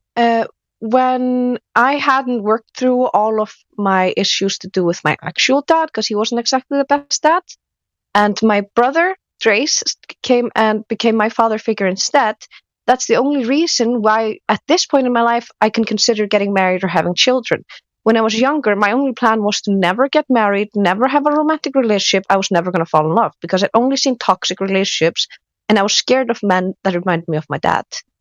It wasn't until Drace showed me a healthy man, a healthy platonic relationship that we have and how we can work on things together. And he started pointing out to me, like, when you're looking for a life partner, you're not looking for what we saw when we were young. You're looking for somebody who can be your best friend, but then you also have that romantic thing and la la la. And that helped me realize, like, oh, okay, it's a lot of this fear and insecurities because of how women with the seeker and the sought, because a woman has to keep her guard up because we are being sought. You need to, it's automatic. You shit test, you push people away. It's the instinctive reaction. Yeah, of course. I just want to make a public announcement, and any man out there that is not daily making a strategic idea how to propose to karma daily, like, you guys, if you're single out there, guys, you're missing out. You're missing out like a queen, like an actual queen level lady out there. Okay, guys. So I've also got to make a public service announcement. This is what happens when you mix Rico Suave with Andrew Tate. Rico Suave. Yeah, I just want to make a point on the shit testing thing. So I think it's really an important point, because men will often be like, "Oh, it's so annoying that women do this all the time and stuff." Well, they don't really have an option. They don't have another option. Like, they have to, like, so you approach a girl and she's like, "Oh yeah, I really want a man with money." Okay, cool. Well, you want the girl, right? So you're going to tell her you've got money, right? So obviously every guy's just going to say whatever she wants to hear. So then she has to test. Because there's otherwise you're just going to hear a bunch of bullshit and fall for. Not to see, listen. Men will concoct elaborate ruses to make it look like they have money. It's way beyond just saying it. Like, hey, dude, can I borrow your shoes? Hey, other brother, can I borrow your watch? Like, oh, can I borrow your car? We'll create a whole scenario of bullshit just to get laid. Yeah, so those guys that actually try. The guys that you want to deal with often don't have the nerve to try because they're looking for a real relationship and they're afraid of fucking it up or being rejected. The guy who's just looking for booty will go for it. Like, I've dealt with plenty of fuck boys and been like, fuck you, since I was young. But it's harder to find the guy who is like A, a truther, B, gets this whole what narcissism and all this nonsense is and all these different things I want people to understand if I want to spend time with them for that long. And finding it in Iceland as well, we have a limited pool. So yeah, 30 years old, still have never gotten a boyfriend because I'm not going to go date or fuck somebody just because, what, they want me? Fuck that. But I've seen plenty of girls that fall for that because when they feel wanted and they're in an environment where they've always have self-esteem issues, because you look at how the media is set up, how the school is set up, how parents have bad self-talk, so they're teaching their children bad self-talk. And that's how a lot of girls get into this promiscuous shit, because they're seeking validation. So that means because all of a sudden they're getting flattery, they're getting acknowledgement for things that might be exaggerated even because he's trying to get in their pants. I want to say one thing real quick, that when India was talking about shoes, you mean Yeezys, and when you talk about cars, you mean Lambos. Just to clarify. Go ahead. Yeah, I mean, the thing is, I think this is how women are often end up with older guys, because a lot of the guys they dated at their own age, like the ones who are like super confident, are normally like, some of them are like you say, fuck boys, some of them aren't, whatever. But guys who are kind of a bit older, who have been that guy, kind of scared guy that you described, they kind of get over that as they get older, and they kind of get more sure of themselves. And I did used to wonder why do women tend to go for older men, and I think it's because they want to avoid the fuckboys in their own age, and the way to do that without dating a scaredy guy who isn't going to approach them in the first place is to go for an older man who used to be a scared guy 10 years ago but has now gotten over that. So I think that's I've seen that so many times. Holy shit! Just that's so on point. Damn, I had to say I agree with you. When I was growing up, up into my 20s, women's main objective as far as dating was not to get used by a guy. Yep. That was the idea. It's not, don't get used for sex by a guy. Don't get played by some dude. And like the vetting process was like, of course, occasionally girls would screw up by drinking too much, and like, that's a social lubricant. Shit happens. Yada yada yada. But like, as far as but just like if you're not like into that scene, I guess, and you're just like a normal person, girls just don't get used by a guy, and they would like make you wait, jump through hoops, whatever, ask their friends about you, depends on your reputation. They would vet you like 7 ways to Sunday, right? They would find out all about you, basically do like a background check to like, these girls talk, they're like the fucking CIA, right? Like, you want to, they really are. It's pretty crazy. And like, they have to be, because, their investment, as they say, is higher. Groups, by the way. Yeah, we know. Like, I know at least. Community there's always going to be secret ladies groups, whether it's ladies chat. We have had Flat Earth ladies chat, of course. There's the work secret ladies chat. There's the Facebook secret ladies groups. Like, I have one that's for the entirety of Iceland, where women are just sharing things with women. I mean, I think women are the glue to the society. Just the glue, like the social glue, right? Men might fix all the infrastructure and shit, but if like there was no running around, we would just fucking kill each other till there's one person left. Like, that's what men.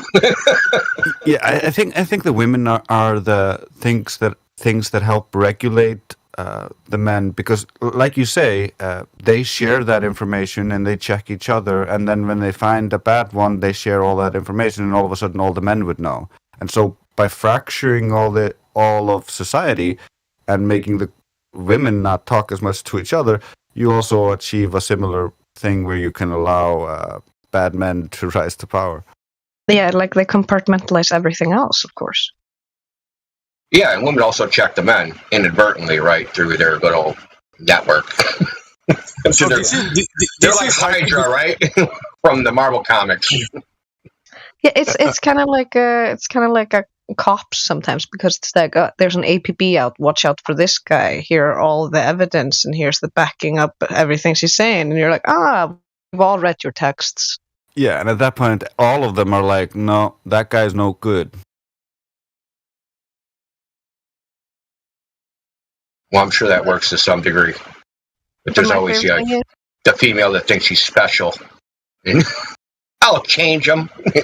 Yeah. It's just it's kind of like they use this in mainstream media a lot. Once you destroy someone's credibility and you destroy someone's likability, he has a much harder time getting it across. And then it's only the people who are outside those secret groups then that are not or are falling for his stuff and don't know the backstory. But then one of their friends is like, "You're dating this guy?"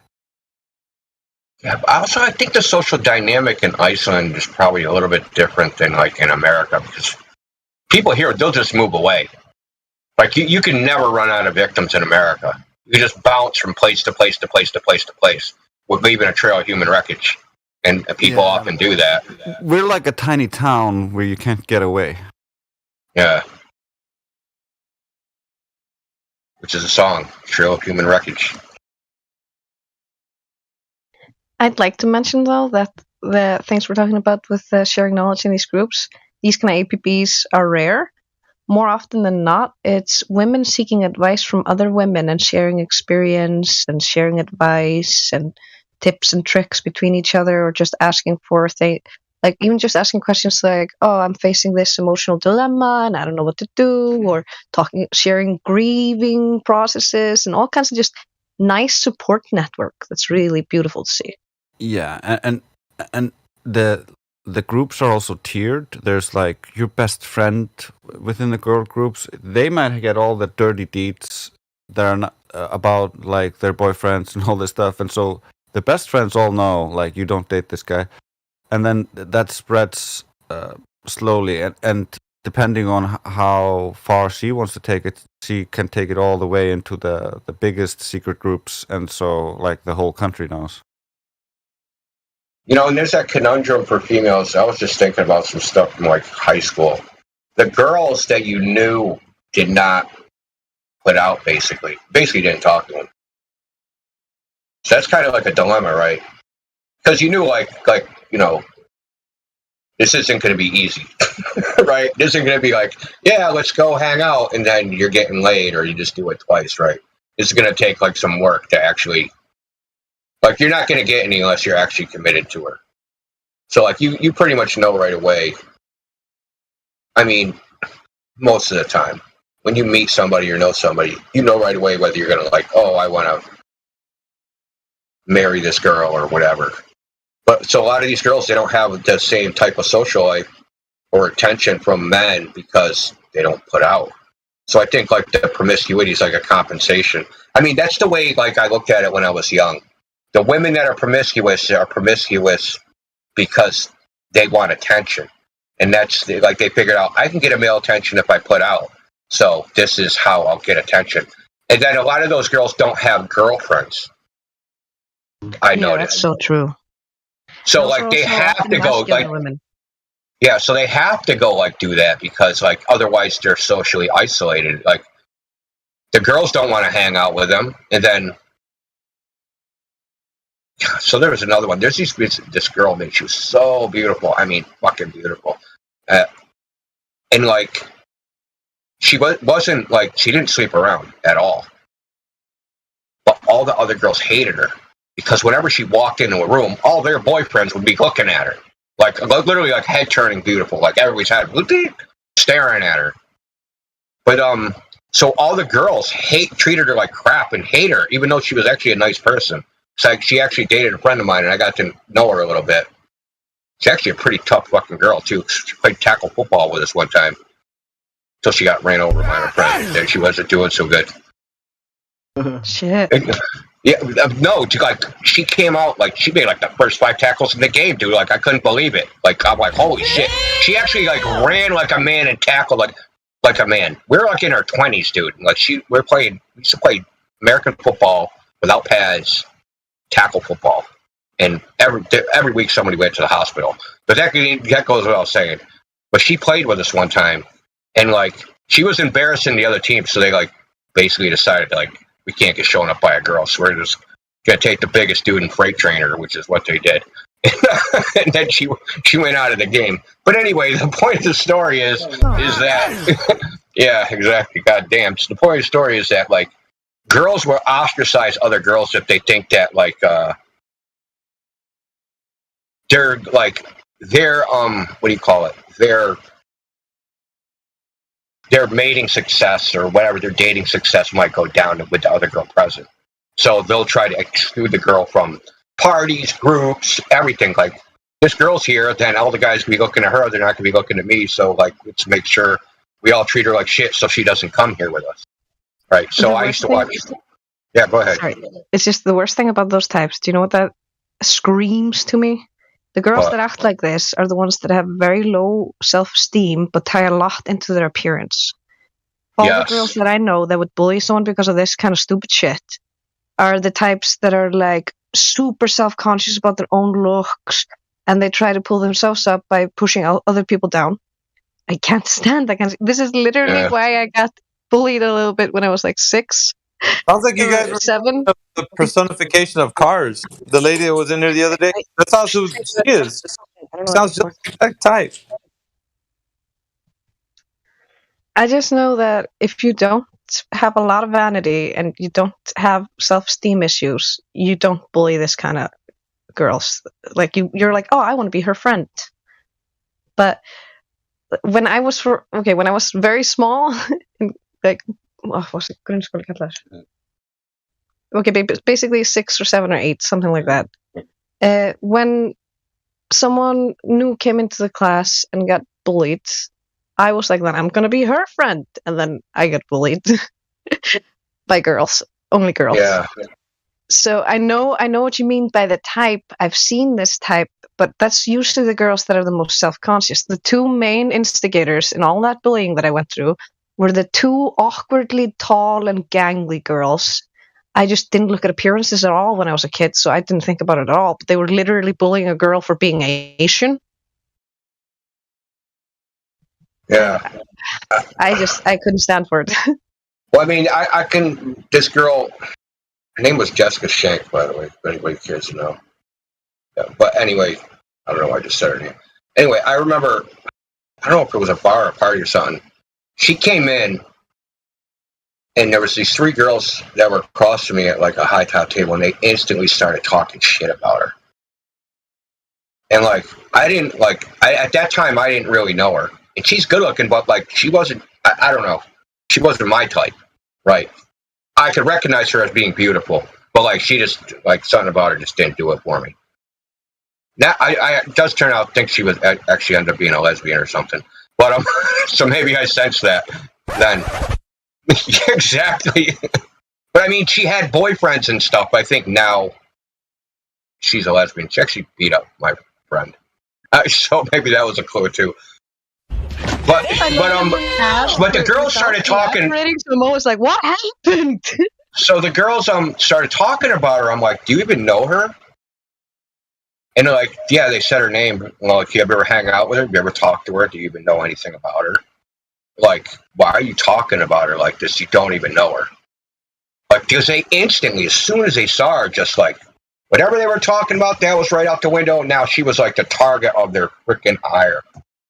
And like, that's when I like first noticed this dynamic. I think I was like 19 or 20 or somewhere in there. When I noticed this, like, whenever a beautiful woman walks in the room, the other women get freaking pissed.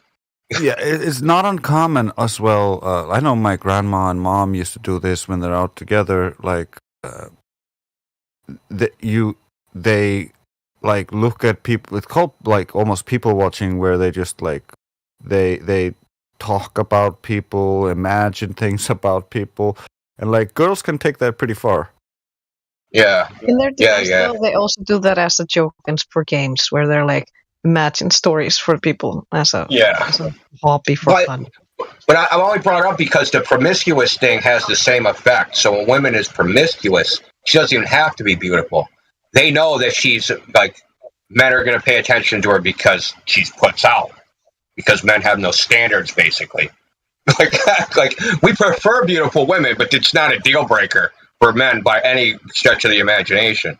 Like, there's a reason Coyote Ugly is a term. Like, it's because men will like sleep with something, then have to chew their arm off to escape from it, you know, like a coyote in a bear trap. I didn't know that was what that meant, but I used to love Yeah. the Coyote Ugly movie when I was a kid. So Yeah, they ruined that freaking term, man. A Coyote Ugly meant like Emotional damage. The chick is so ugly. You wake up in the morning with her and you chew your own arm off to escape, so you don't wake her up. She belongs to the streets. That's hilarious. Yes. Yeah, that's where it originally came from. The movie kind of like ended up changing it. I don't know why. That's one of the things. But I'm just saying, like, if there's other sexual, I've just something I'm noticing, like, if there's in as far as among females, their social reaction to like females that are either promiscuous or beautiful is the same. So like, those girls don't get like, they're not in the female social circles as like any other normal female is.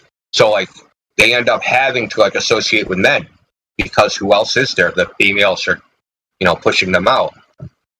So I sense that girl that we were talking to, that she's probably in the same situation. All her friends are men. She has barely any female friends because probably promiscuous. I don't know if she's good looking or not.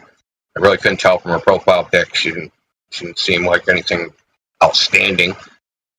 So, she's probably in the same situation. And then guys just run through her, tell her what they want to hear. So she's probably just like completely traumatized by life itself, And like, I don't know, maybe it's my age. I've just seen this shit so many times. It's just like very familiar for me, just seeing people through my life go through like different traumas and like what they end up, right? So they go through something young and then they end up at a certain place or have certain experiences. There's just a commonality there. Girls that go through trauma. So girls that have like, when they're young, 14, 15, 16, 17 years old, and they're promiscuous, or they go with a guy that abuses them, or they have they're sexually assaulted. Like there's a thing where they just end up going down this path of like promiscuity, pregnant at an early age, single mother, like all this. I've probably seen it in like maybe 200 people. It has to be at least. There's certainly a common denominator. And I think this girl is in that category. In my opinion. Yeah, I'm sure you've seen the same thing, that like girls that have a really hard like teen years, like they have adult problems when they're young teenage girls. They typically go off the fucking rails. Again, this is one of the reasons why I've been really contemplating taking extra shifts with the teenagers, because I've also working like around 10 years in kids work means I've gone to a lot of educational stuffs and like lectures and shit. And one of the ladies that I fucking loved was the one that was talking about the over-sexualization of children, self-esteem, self-image, and how parents can affect that. And she mentioned this thing that I will never forget. She was talking about how the mother speaking badly of their own body will make them learn that same self-talk where they will speak and think badly of their own body, even if they're not saying it to other people. Then there's when they are going through that awkward phase of feeling ugly and self-conscious, which is very common in that age. They're targeting that with, of course, stuff that we don't want to talk about too much, but probably know what I mean. But also, at the same time, this is when the internet and media is inundating everything with over-sexualized stuff, which also further pushes the whole, to be like this and that, and to be like this and this and that, I need to be sexually this, I have to be sexy, I have to be sexually confident, and all these other different stupid ideas that they shove through your head in the shitty shows that you would probably never watch, shows that I didn't like watching, but I would see, for instance, when I go to a party, teenage birthday party, and they're like, we're putting on OC County or whatever the hell that show was called, and you see how they have these 20-year-olds acting out teens, and they're all making everything overly sexualized and stuff. Yeah. And this is the people that they're looking up to and their favorite celebrities and their favorite show. And I was just like, what the fuck is this? I'm watching anime. I mean, I think they should all be like Friday the 13th, man. Like all these TV shows. Because what happens at Friday the 13th? A bunch of teens go off to a cabin. Every time someone has sex, they get killed. So, That'll stop teenage sex right there. If that's in the media all the time. Have sex, you'd be killed by a freaking guy in a ski mask. Or a hockey mask. We do not care. Just don't have that stuff around the youngest. Well, what they're teaching, what they're being taught is that, like, sex is all they have to offer, and that's all guys care about. Yeah, the guys their age, if you're 15 or 16 years old, you're not thinking about getting married. You're just, like, like, you think, I know you're a female, and females have hormone problems, but, like, male testosterone, when you're a teenager, it's literally what drive you insane. Like, you just want to get laid so bad. It's literally the only thing you can fucking think about. Lucky you're not getting hit by cars in traffic, dude. It's literally the only thing you can think about. Like, you can barely think about, all you're doing in your mind is like, how can I possibly get laid? Like, and because you're 16 or 17, you don't have much of an imagination. So you're like, I'll just get some girl drunk. I'll find the biggest slut in the fucking school. Like, that's all, it's, you don't have, you don't care. So for a teenage girl, this is the other side that she's interacting with, right? And then a guy that just wants. Go ahead, James. And then you have a father figure or maybe a grandfather figure, and they tell you, "Hey, boy, keep your balls inside your pants, okay, boy? Don't be throwing that stuff around. Save your steeds." But I mean, so if this is who the girls are interacting with, right? It's understandable that they think all guys want are sex. So if I want guys' attention, this is what I have to do. But it's also no, they don't have to cave to that idea, though. They don't They should be developing themselves to offer more than that, more than just sex. There should be a market. There should be a market that the boy is of age and he wants to get a girl. There should be girls that wants to get married as well. Or, look, bro, there's girls that wants to get married. Go get one. There you go. Go have sex. Get a wife. It shouldn't be that complicated. People make this social stuff. It's kind of like weaponize people's behaviors. You see how people behaving. It's very superficial and weaponized in many ways. Yeah. Especially this dating stuff and. Well, I mean, the point I was getting at.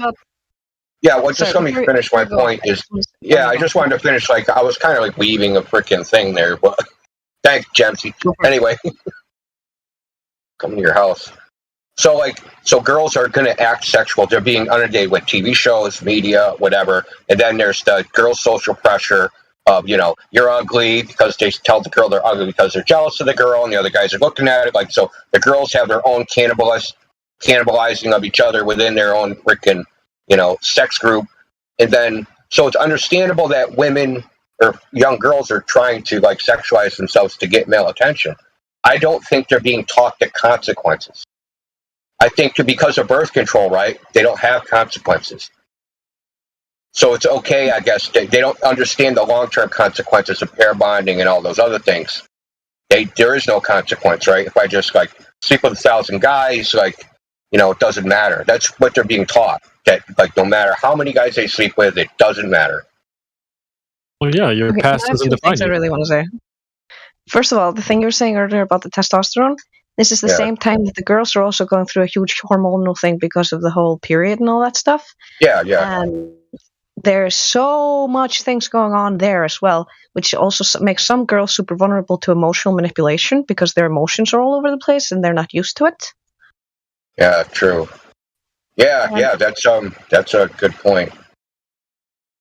And the second thing you were saying, it reminded me of this female comedian I saw that had a really good point. She was telling the story of her grandmother giving her advice when she turned 18 or something. And she's like, wish that bitch would have told me that at 16 because I was already active or something like that. Oh. But the old lady was basically telling her body is a house. And saying, if you let anybody into your house, the real estate value is going to drop. Because nobody's going to come into some crack house. But if you keep it nice and pristine, you maintain your house, you only let people in, you keep your real estate value up. And gave her some crazy metaphor for this. And she was like, damn, I wish I would have heard that sooner. But the thing is, instead of, for instance, sex ed and the nurse and all this stuff being people who would actually just have the proper conversation with you, they're just there to throw things at you like condoms or the pill or stupid shit. There's no actual guidance in this, and the parents were supposed to take care of this, but some of them really aren't. And again, this is one of the huge reasons why I really want to start working with the teens as well, because I've seen some of them go through this kind of conflicts, and just a nice non-judgmental safe space to have that conversation where you can ask questions without having to worry about the reaction. It's so good for them. It's so healthy for them. And I mean, Drace gave me Are these trouble teens or just normal teens? Just kids at my school, man. Like, I've literally been outside. I'm in charge of outside.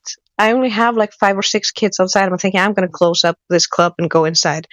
Then 11 or 12-year-old girl comes up and she's like, hey, just happy to see me. So I ask how she's doing. We start chatting. And we start getting more serious because she knows someone she's always been able to talk to. She knows I'm not going to react badly to anything. And then she starts telling me that because everybody else and all the other girls in her class already have crushes and stuff and like guys, that she's not attracted to any of the guys since all her favorite people in the class are girls. She was starting to worry, what if I'm a lesbian? And I'm like, oh, God. You're so young. I didn't feel sexually attracted to anybody until I was well into my teens. And I was like, I haven't had a boyfriend and I'm almost 30 because this was like last year or the year before. And I would just honestly tell her these things. And I'm like, you don't need to rush. It happens at different times for different people. Like, I haven't fallen in love yet. And she was just blown away by the fact that, oh, okay, not everybody's just like, oh, yeah, I've had a crush since I was 6 and I have a boyfriend now and blah, blah, blah, blah, blah. Just getting the different perspective can be enough to make a child feel comfortable in their own skin and not feel pressured to start either trying to find a girlfriend or a boyfriend. Yeah, that's a good point. Like, I think like young girls are being taught that, like, even though intrinsically they know this, right? Exclusivity and scarcity are what make things valuable. There's a lot of something. Like, we don't value sand on the beach because there's thousands, billions, and trillions of grains of sand. It's not valuable. So if you throw your, coochie around and give it to every guy in town, it's not valuable anymore. Just because you sold a lot of it doesn't mean it has value. Now you cheapened it by spreading it out. It'll have more value by withholding it, right? So, and then you're talking about like, the kids are being conditioned that things like sexual experiences, right, with multiple people or falling in love or any one of these things, that they can happen lots of times, right? Oh, you fall in love with your husband. Well, you're going to get divorced 15 times. So, like, falling in love and finding a husband, you can do that lots of times, right? So they get impatient for it to happen because they think they have this expectation of it happening, like, often. It's like, how can you be impatient for, like, once-in-a-lifetime events, right? So, like, the first guy she's ever, like, quote-unquote sexually attracted to, like, that's going to be, like, a once-in-a-lifetime event. It's not going to happen again. Not going to be sexually attracted to a guy for the first time some other time, right? So it's like, she shouldn't be impatient about it, is what I'm saying, right? It seems like she's like, I'm not growing up as fast as the other girls. They all have their crushes. They all have this. Like, yeah, so what? Like, yeah, so they're going to, like, their outcome is probably going to be not as good as, the girl you talked to's outcome, right? Because that girl's going to have time to think about, what's happening as opposed to, like, doing things impulsively. Yeah, it's also with girls especially, because we're such social creatures and social cues and the subtlety and speaking around the bush and all that stuff. The way they instinctively do this, especially young and teen, is there's a lot of self-comparison to the girls around you. And a lot of self-regulation. That's why one of the things I also want to mention, because when you were talking about the girls being jealous and all that stuff, that depends on the culture of the girl group. For instance, because I've been in different schools and different classes and different community of girls, when you have what is called a class mom, I don't know if you guys have that term, but we use that, that's when you can have a super positive, empowering female community where instead of them putting each other down, they actually try to pull in and help the ones that get left out. Like, I had semi-intentionally, somewhat subconsciously isolated myself from most of my peers when I went into a class with a class mom. And when you were young. When I was young. And when she noticed that I wasn't becoming part of the group, she would go out of her way to include me in the group and try to like pep me up within the social group. And the girls that are closest to her would also then try to also talk to me, and they'd always try to include me and be like, oh, do you also have a way to get here, and make sure I would show up to the event so I wouldn't miss anything, that kind of stuff. And it can create such a nice, safe environment. And it gave me a lot of things because I didn't even realize how much I had become a part of that group, because I said I isolated myself kind of intentionally. So I felt more isolated than I was. And it wasn't until like the last day of like my further education, the last party when everybody's allowed to drink for the first time and the teachers will buy you a drink. And that's when some of the girls got a little too drunk, to be honest. And had what we call truno, where you get like confidential and you start talking from the heart without any filters. And a lot of them told me things that I did not expect. And it really, things that I carry with me for the rest of my life. And I'll always hold dear. And I always think really kindly of these girls, because I gained a lot from them without even realizing, because they were looking out for me without me even realizing. It was very sweet. Yeah. That sounds awesome. And like you just illustrated probably the problem with modern womanhood, I guess, is that they've adopted too many male traits, like competitiveness. The competitiveness. The males. Yeah. They try to invert everything. They've been trying to turn the men into females and the men and the women into men. Yeah, it's insane. But men make sucky women. I hate to tell you, like we're not good at it. Women are better at being men than men are good at being women, because that whole social group that you just talked about, that shit would never happen with men. No matter what, that would never happen.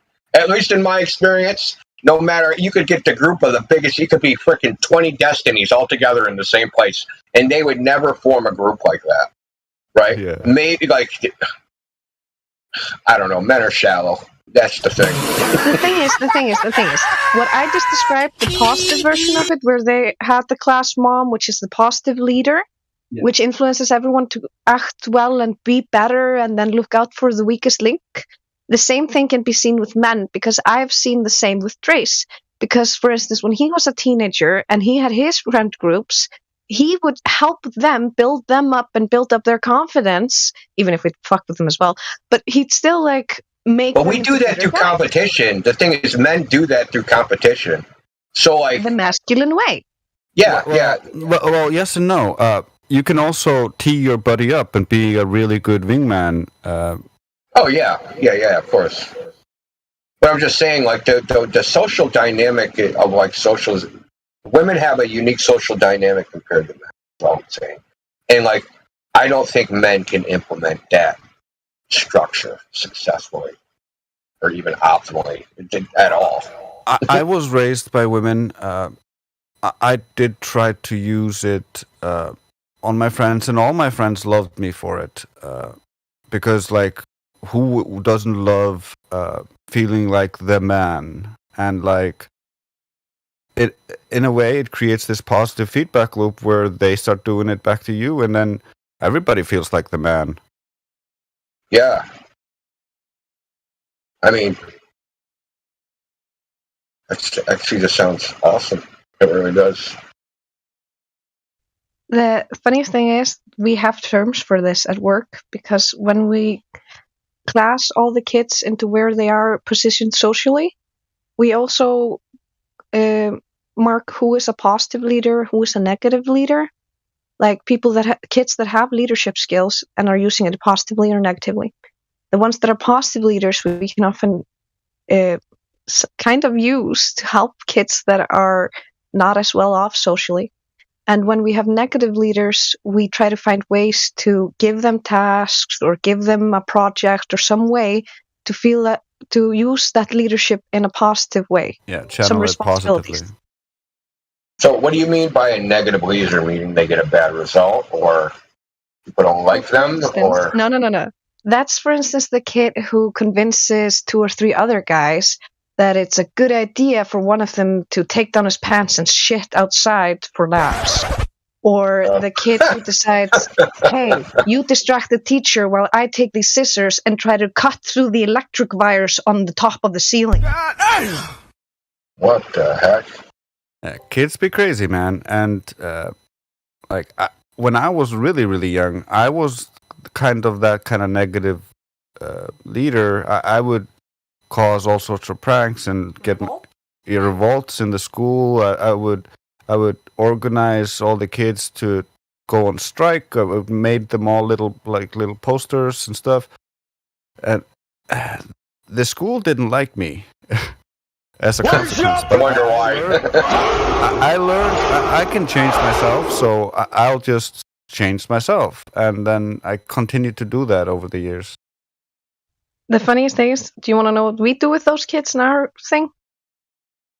We start with, for instance, the king treatment, we call it, where every staff member is going to make an effort to, like, for instance, when he sees you, he's going to be like, oh, hey, India, what's up, man? You're doing awesome, looking good today. Or, hey, good job. And notice things that he does and compliment him whenever he does good. For instance, if you need to carry a box, you might be like, oh, hey, India, you're super strong. Do you think you could help me carry this? And they'll be like, oh, yeah, I can do this. And they start helping. And if once they see the leader of the group of the troublemakers is doing this, the other guys do it too. And afterwards you praise them and you're like, oh, you're so strong. You take that by yourself. I was going to help you. Oh, my God. And then you pep him up. And all of a sudden he realizes, oh, I can get attention and praise by just doing well and helping people and doing these types of things. And you give them an alternative way to use their energy and their leadership skills. And I think I dropped the button at some point. Yeah, no, I heard you. I heard everything you said. Yeah, certainly. Clap. Because, at least, because they might not get exposed to that at home or in other environments, but at least they know an environment like that exists and it can be something to strive for or create, right? So if they're not going to, even when they're out of the school and they're growing up, they'll always have that environment to reflect on, and they might be able to create the same type of environment for other people. So that's actually a very good thing to even expose people, even because people have hard lives. Like, some people have very hard lives, and like just giving them a break from a negative existence sometimes is just enough to, like, sometimes people just need a little bit of time in the lifeboat. They can tread water for a long time. Sometimes they just need a little bit of come in the lifeboat for a little while, take a break, then we're going to push you back in the water. But, at least you're in the lifeboat for a little while. Yeah. Yeah, we're all about setting the kids up to succeed. And I know that when you have that moment of like, oh, this is nice, you seek it out when you're older. And like, I remember the few moments when I had teachers or staff that gave me that feeling of like, oh, yeah, I wouldn't mind being someone like this. Someone who could make a kid feel good, make a kid feel safe. Yeah. I mean, I doubt y'all have the social problems we have here, but, we're freaking. Oh, not every place is as good. I follow good bosses. I had such a bad boss after my favorite one left that I ended up switching places, even though I was going to stay there forever. And literally, it was so bad, I came home crying. Yeah. It sucks hating where you work, man. It really sucks. Oh my God, yes. But the funny Especially thing when you have to wake up to go there, you're like, oh my God, I have to do that. Oh my God. Oh, you dread it from the night before. Jesus Christ. Yeah, you don't even want to go to sleep because you know the next thought is you having to go to work. You're like, I don't want to go to sleep. I used to do that all the time. Like, if I don't go to sleep, I don't have to go to work. Now I'm on 2 hours sleep. Same. But yeah, I'll tell you one thing though. When I had a really good boss, I actually came to work one day at one point in my life And I was so relieved to be there that I had a panic attack once I walked in. Oh my God. Or anxiety attack. I don't remember what it's called. Okay. The thing where you can't. That was certainly awesome, man. Sounds like you have a fun job. I worked in a daycare when I was a kid for troubled children. It was a very strange. These were like really troubled children. Like it came from really messed up homes. When were you ever a kid, bro? You came out the womb already speaking like an adult. I don't know. Yeah, but yeah, that's okay. Yeah, he's just like already pontificating like the mysteries of the world, like straight out the womb. He already had his white beard and bushy eyebrows. He was already all white.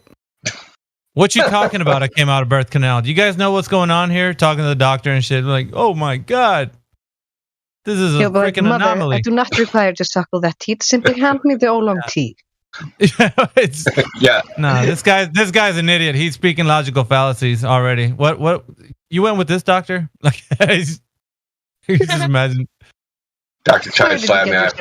Doctor tried to slap me in the ass and I plugged his eye out. Hey, here's your change back. Blap.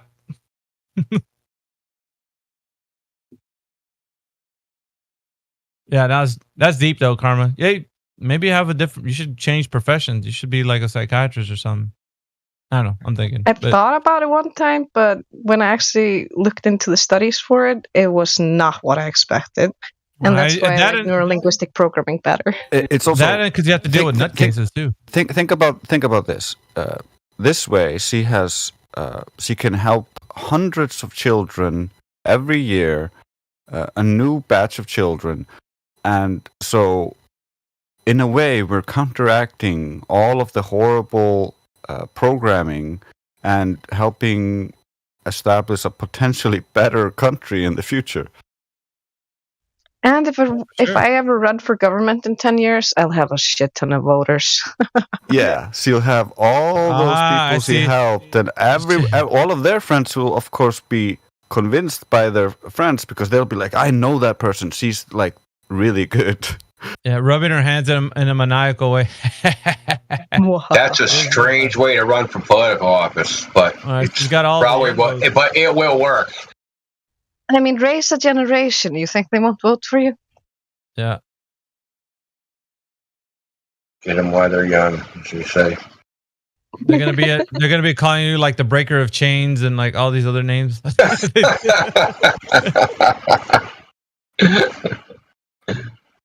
Oh my God.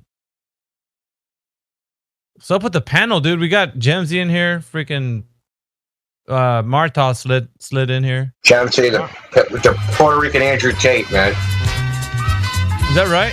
Yeah. Well, yeah, he does have deep thoughts. You know, if you sometimes just let him go, you'll hear all these kind of haram.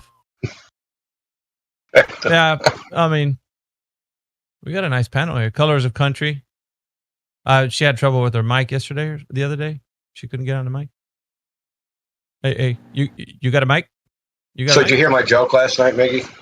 Hey, it was funny. It was funny. Yes, it was funny. Say it again. The last one, the last night joke. Indy. Haven't heard it. So Globers say that level is curved. Oh God. So when you level a building, you're actually just making it curved. Oh shit. Yeah. We should tell I was trolling Globers on Facebook and Twitter with it. But you guys think that when if I level a building, I made it curved? Yep. Follow the curve. Yeah, that's what you're doing. Yeah, just to make it sound like how ridiculous it is, right? Because when you level a building, you flatten the building. You don't make it curved, man. Level is not curved. Listen, dudes. Any YouTubers and freaking Globers in the YouTube chat, anywhere out there, you hear my voice. Level is not curved. Does not matter if you change the definition like a bunch of leftists. It's still not curved. Level is horizontal, flat, and stationary. Period. Just think about it for a moment, guys. If you level the hallway, it's curved according to them, and then you level the next floor, and that's also curved according to them now. Why don't we see any effects of this on long hallways? Well, why do we level the hallway? So that it's not curved. Yeah.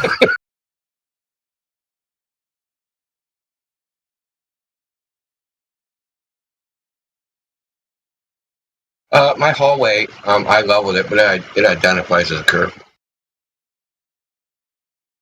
It identifies. That's so apropos, dude, for those guys thinking. It is. It is, man. Yeah, That's your how past doesn't define you. Yeah, exactly. Every day you're a virgin, man. You wake up and you just start over, man. Oh yeah, that's right. You just go do the freaking NPC reset. You start over. Respawn. Just like Brandon. Right, Brandon? What you got for us today, man? Some ASMR tinkles? Yo, Brandon does ASMR, man. I don't know if you guys know this or not. I'm not into it, man. He does a little me neither. sexy ASMR, you know, just like, well, you know. Right, Brandon? Yeah, he does that. ASMR actually annoys the shit out of me. I don't even know how that became a thing. Oh, you don't like it, bro? Not at all. left. Brandon! They've been whining about how hard this is, and then they quit? Makes me sick. Well, it's on YouTube, so, you know. He said, oh no, they found my secret identity. Hey, what about Spud here? What's up with Spud? Saw him in BC with Hyder. He's just a potato. He was in BC checking earlier with Hyder and Aethergrass. They were in there talking. You got a mic? Hey, y'all got a mic? Oh, I think Spud's a very young person. He said he's not even 13, I think. That's what he said. Oh, then he needs to get the hell out of here. No, I thought he said he was 13. No. Did he say he was 13? I don't know. It sounded like he was, yeah, he's not old enough to drink, and he said, I'm too young for it. Hey, I don't know. I'll let him say it if he is. Brandon's back. He thought we were talking to a new guy. Yeah. Oh, back to Brandon. Brandon, are you there? Don't dip, bro. You got a mic? Hey, y'all got a mic? Dude, it's awesome. Do you speak English? Hey, we're both thinking the same thing. And he left again. Maybe he's having technical problems. He isn't shy, so like that can't be the reason. Does this mic work? Well then, that mic.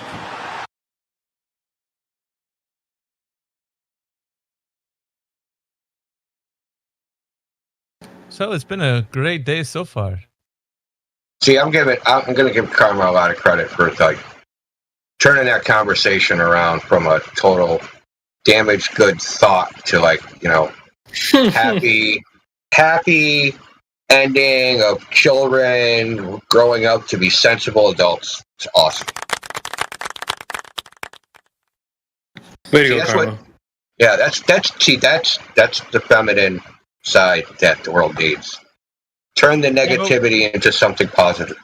We need that thinking over here in the States, bro. We need Karma in the States because we need help over here. We don't have people like that doing the thing that she's doing over here. Well, we have to send her to Antarctica to clone her, and then because we need lots of copies of that. All right, so recommendations, Trace, Karma, take the next boat ride, plane ride, come on to the States. There's a lot of brokenness over here. You guys need to roll up your sleeves and get on working over here. There we go. I was muted the whole time for some reason. Oh, welcome back. Welcome back. So anyways, man, what's going on? What's going on, dude? I'm not much. I don't do much. I'm boring. Boring? Man. Yeah, I don't do much at all. You give us new globe arguments like the one yesterday, remember? Or you forgot? There's nothing wrong with boring, man. Boring's all right. That picture, yeah. Boring is underrated. The picture was the other day, Brandon. The picture was the other day. Yeah. The yesterday's conversation was, you remember? I'll remind the crew if you don't remember. I actually don't. So. All right. So you asked about mirages being illusions. Remember? You were asking. Okay, now I do. You just basically asked a question. I don't think you were leading anywhere. According to you, we know exactly where you wanted to go, but it wasn't like you specifically said one thing to the next. So your question was, I didn't have an intention. I was just babbling, kind of. Maybe you didn't, but I guess your subconscious might have that because it's almost like, why would you? Right. So I would say, why would you ask the question if it wasn't going to lead nowhere? So obviously, it was for people to think about the question that you posed to everybody was, well, it was actually almost self-defeating for any globalist to say. But I would say you were saying to us, how would you define objective reality? Is that what it was? And no, excuse me. You said something like, is there such a thing as optical illusions or mirages? Or excuse me, that's not bad. That wasn't it. How did you? Illusions are in objective reality. Did you say illusions or mirages? Which one was that? I think it was mirages, though, right? Yeah, when I said that flat earthers we did see objective reality, said there was mirages. Yeah, I'm thinking both now. Oh, I don't know what was trying to be defined to you. I think it was mirages, though.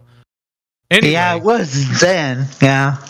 Right, so we led into the conversation of it being like, I think you even used an example, right? You said something like, well, you look out and you can see, and I don't know if you said the like optical illusion in the world, like Fata Morgana or whatever, fairy fog, or you could say anything. I don't know if I brought up an example of mirage.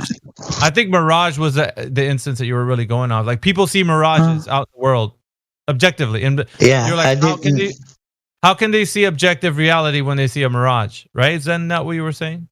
Yeah, I didn't name a specific time or place, so just, you know what I mean? It was vague as hell, I know.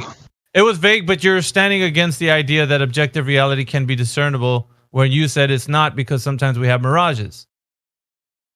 Remember? That was kind of the argument that you brought. It wasn't like a specific thing. You were just... telling people I'll here change kind of like that to sometimes, not all the time. Well, no, I'm saying because of this room where we use, most of us are empiricists, right? In this room, so we deal with like repeatable, falsifiable, verifiable information, testable. Like so, all that stuff has to run through a process, and you're like, how can you do that with mirages? Right? Isn't that kind of like the statement was the argument was revolved around that? Can't everybody see them or? Yeah, it was a challenge for the room, right? So if everybody in here is talking about things that, yeah, that's what it was. I think the conversation prior to you saying that was people were talking about like how we can verify things, how we can test things, how we know things to be true, and you disagreed with that, and then you said no, that's not true because we have mirages. Right? Epistemology is. Did I say that? I don't think I'm not sure if you brought that up, but I know that you were saying how you know things is epistemology, right? How I know that I know. Isn't that epistemology? Let me help you out, Mickey. Yeah, because we started off the conversation saying basically what you were getting at. No, I mean you had it right. We were saying that flat earthers see objective reality. I brought up Nathan Oakley's clock tower, 20 miles. Ah, that's you see right. it. That's right. It's there. And then for the globe earthers, they have got that refracted hyena holographic projection of a clock tower from the now debunked reified horizon sphere edge known as Earth curve or whatever. So then Brandon brought up, well, there's mirages. So that's kind of where that all started. Yeah, I remember saying, I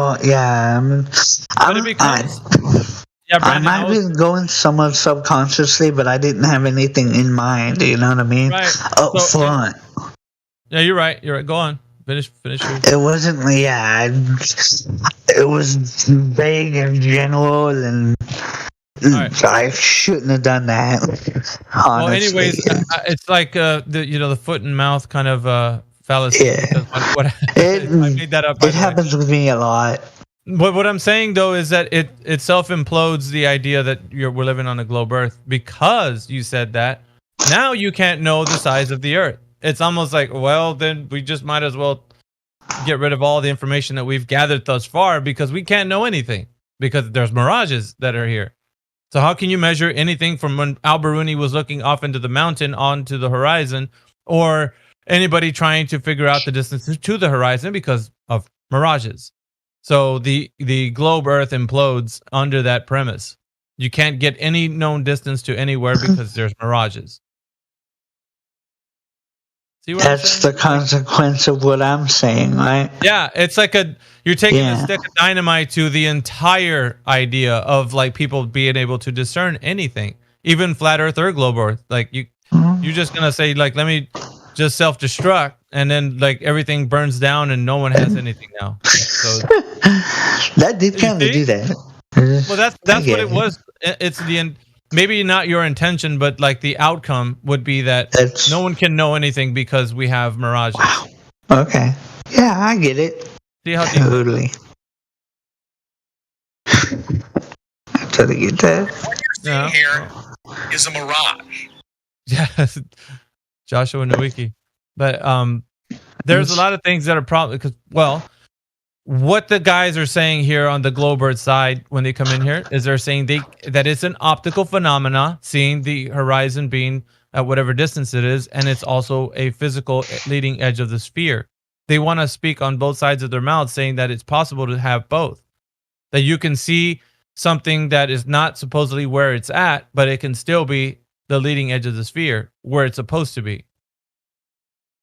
So it's two things rolled into one, and they're both in contrast to each other.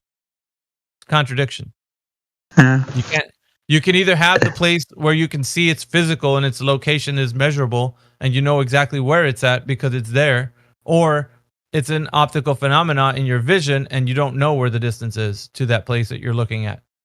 It's not measurable at all. Hey, can I go off subject for a while? You were talking about my ASMR videos. Yeah.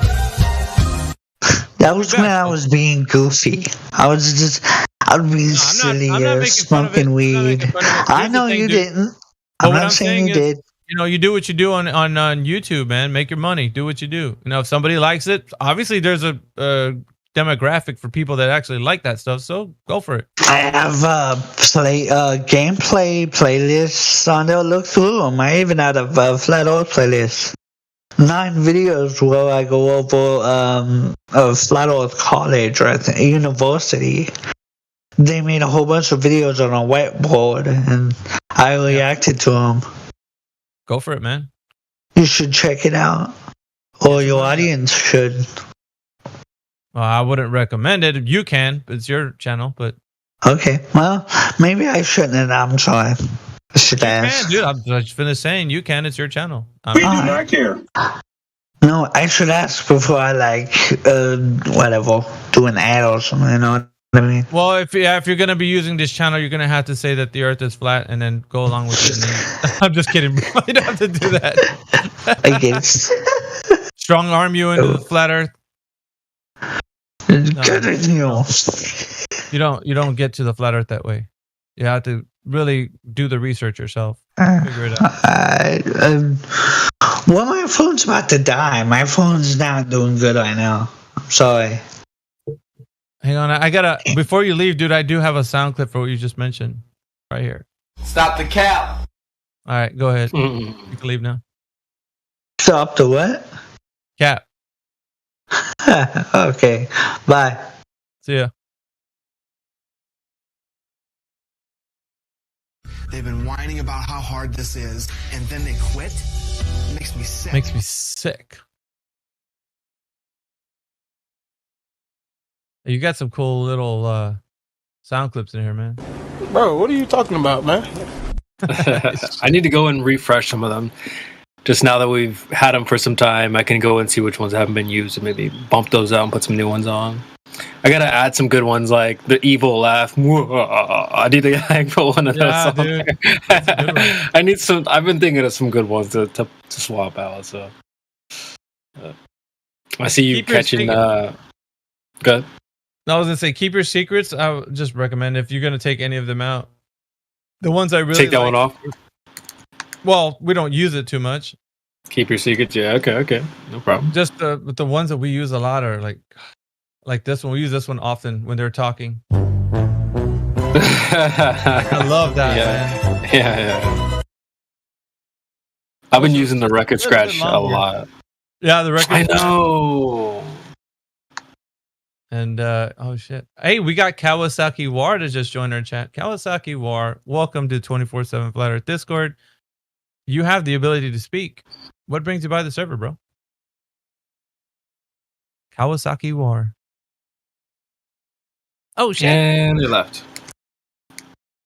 Thanks for playing. Whining about how hard this is, and then they quit. It makes me sick.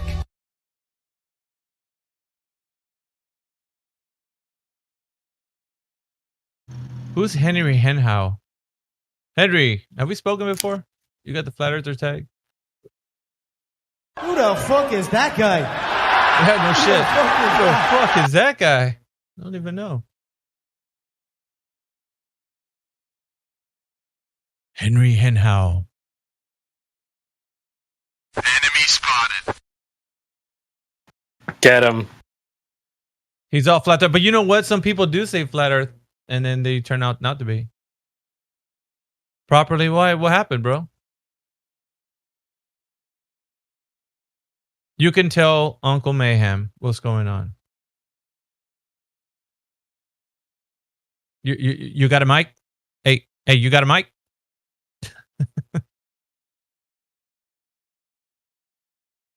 How does one properly talk on live stream? Oh, I get you. 10-4, big buddy. Yo, Henry, what you doing talking on there? Who is this people? What's going on? Oh, the family comes around, gathers around the family computer. You know, I get you. I grew up in a Spanish home. I know what it feels like to live with 20 people in a 3-bedroom house. Yeah, boy. Right, Jimsy? Jimsy knows what I'm talking about. See, the people from the Spanish ethnicity understand this very well. The family computer is shared by about 30 people when there's only 15 in the house. You know, that's including family that comes over. That's cousins, primos. Yeah. Primos. Hey, órale, primo. Hey, you want my password, Holmes? The Wi-Fi password is right there, baby. It's right. You put out a little Wi-Fi password on the side of the computer. You know what I'm saying? That's the way we work. Our old people don't go to nursing homes, man. They just stay in the house till they get too old to live, and then they die. And we just put them in the backyard because we don't have enough money to bury them. Bro, it costs about 7 G's to bury somebody in the, going to the funeral home and all that stuff. It's a scam. Órale. We just throw them in the backyard, eh? Yeah. Probably better off that way anyway. Let them give back to the earth we took from. So, and the plants are like, aha! You guys think you were vegan? We gotcha, bitch. Gotcha, bitch. Yeah, gotcha, bitch. Look, yo, man, they clean their plates, bro. They don't leave nothing behind with the little handkerchief. Like, delish. We're waiting on you next. It's all gravy, baby. We got B-Pox that just joined the channel. Let's see what B-Pox has to say. What's up, B-Pox? You're on the air. I'm going to pull everybody over. Make them just like, what? What the? Hello. How's it going, B-Pox? Yo, man. How you doing? Pretty good. What brings you by the 24/7 Flat Earth Discord? I've always been just chilling, man. Just listening to you guys. You guys are fucking so funny. Dude, you guys are you guys are rip globers. It's hilarious. We are the best of the best with honors. I can see that. Yeah. So, what side of the fence you lean on, man? Are you flat Earth, globe Earth? What's going on? Oh, I'm definitely off the ball, bro. If that makes sense. Yeah, you're not on that drug no more, huh? Oh God, no. God, no. Okay. No. Fuck no. Ultimate red pill. Flat Earth. Let's let me dust this seat off here, man. Have a seat. We got some fine dining coming here at your way if you're on our side. I'm just kidding. Oh yeah, I'll shut myself up too. It's all good. No, but what brought you to this understanding, man? The research, like, am I looking at this? I got an actually pretty crazy story. Just give me a minute here. I'll just sit down. I just got home. I was listening to you guys on my drive.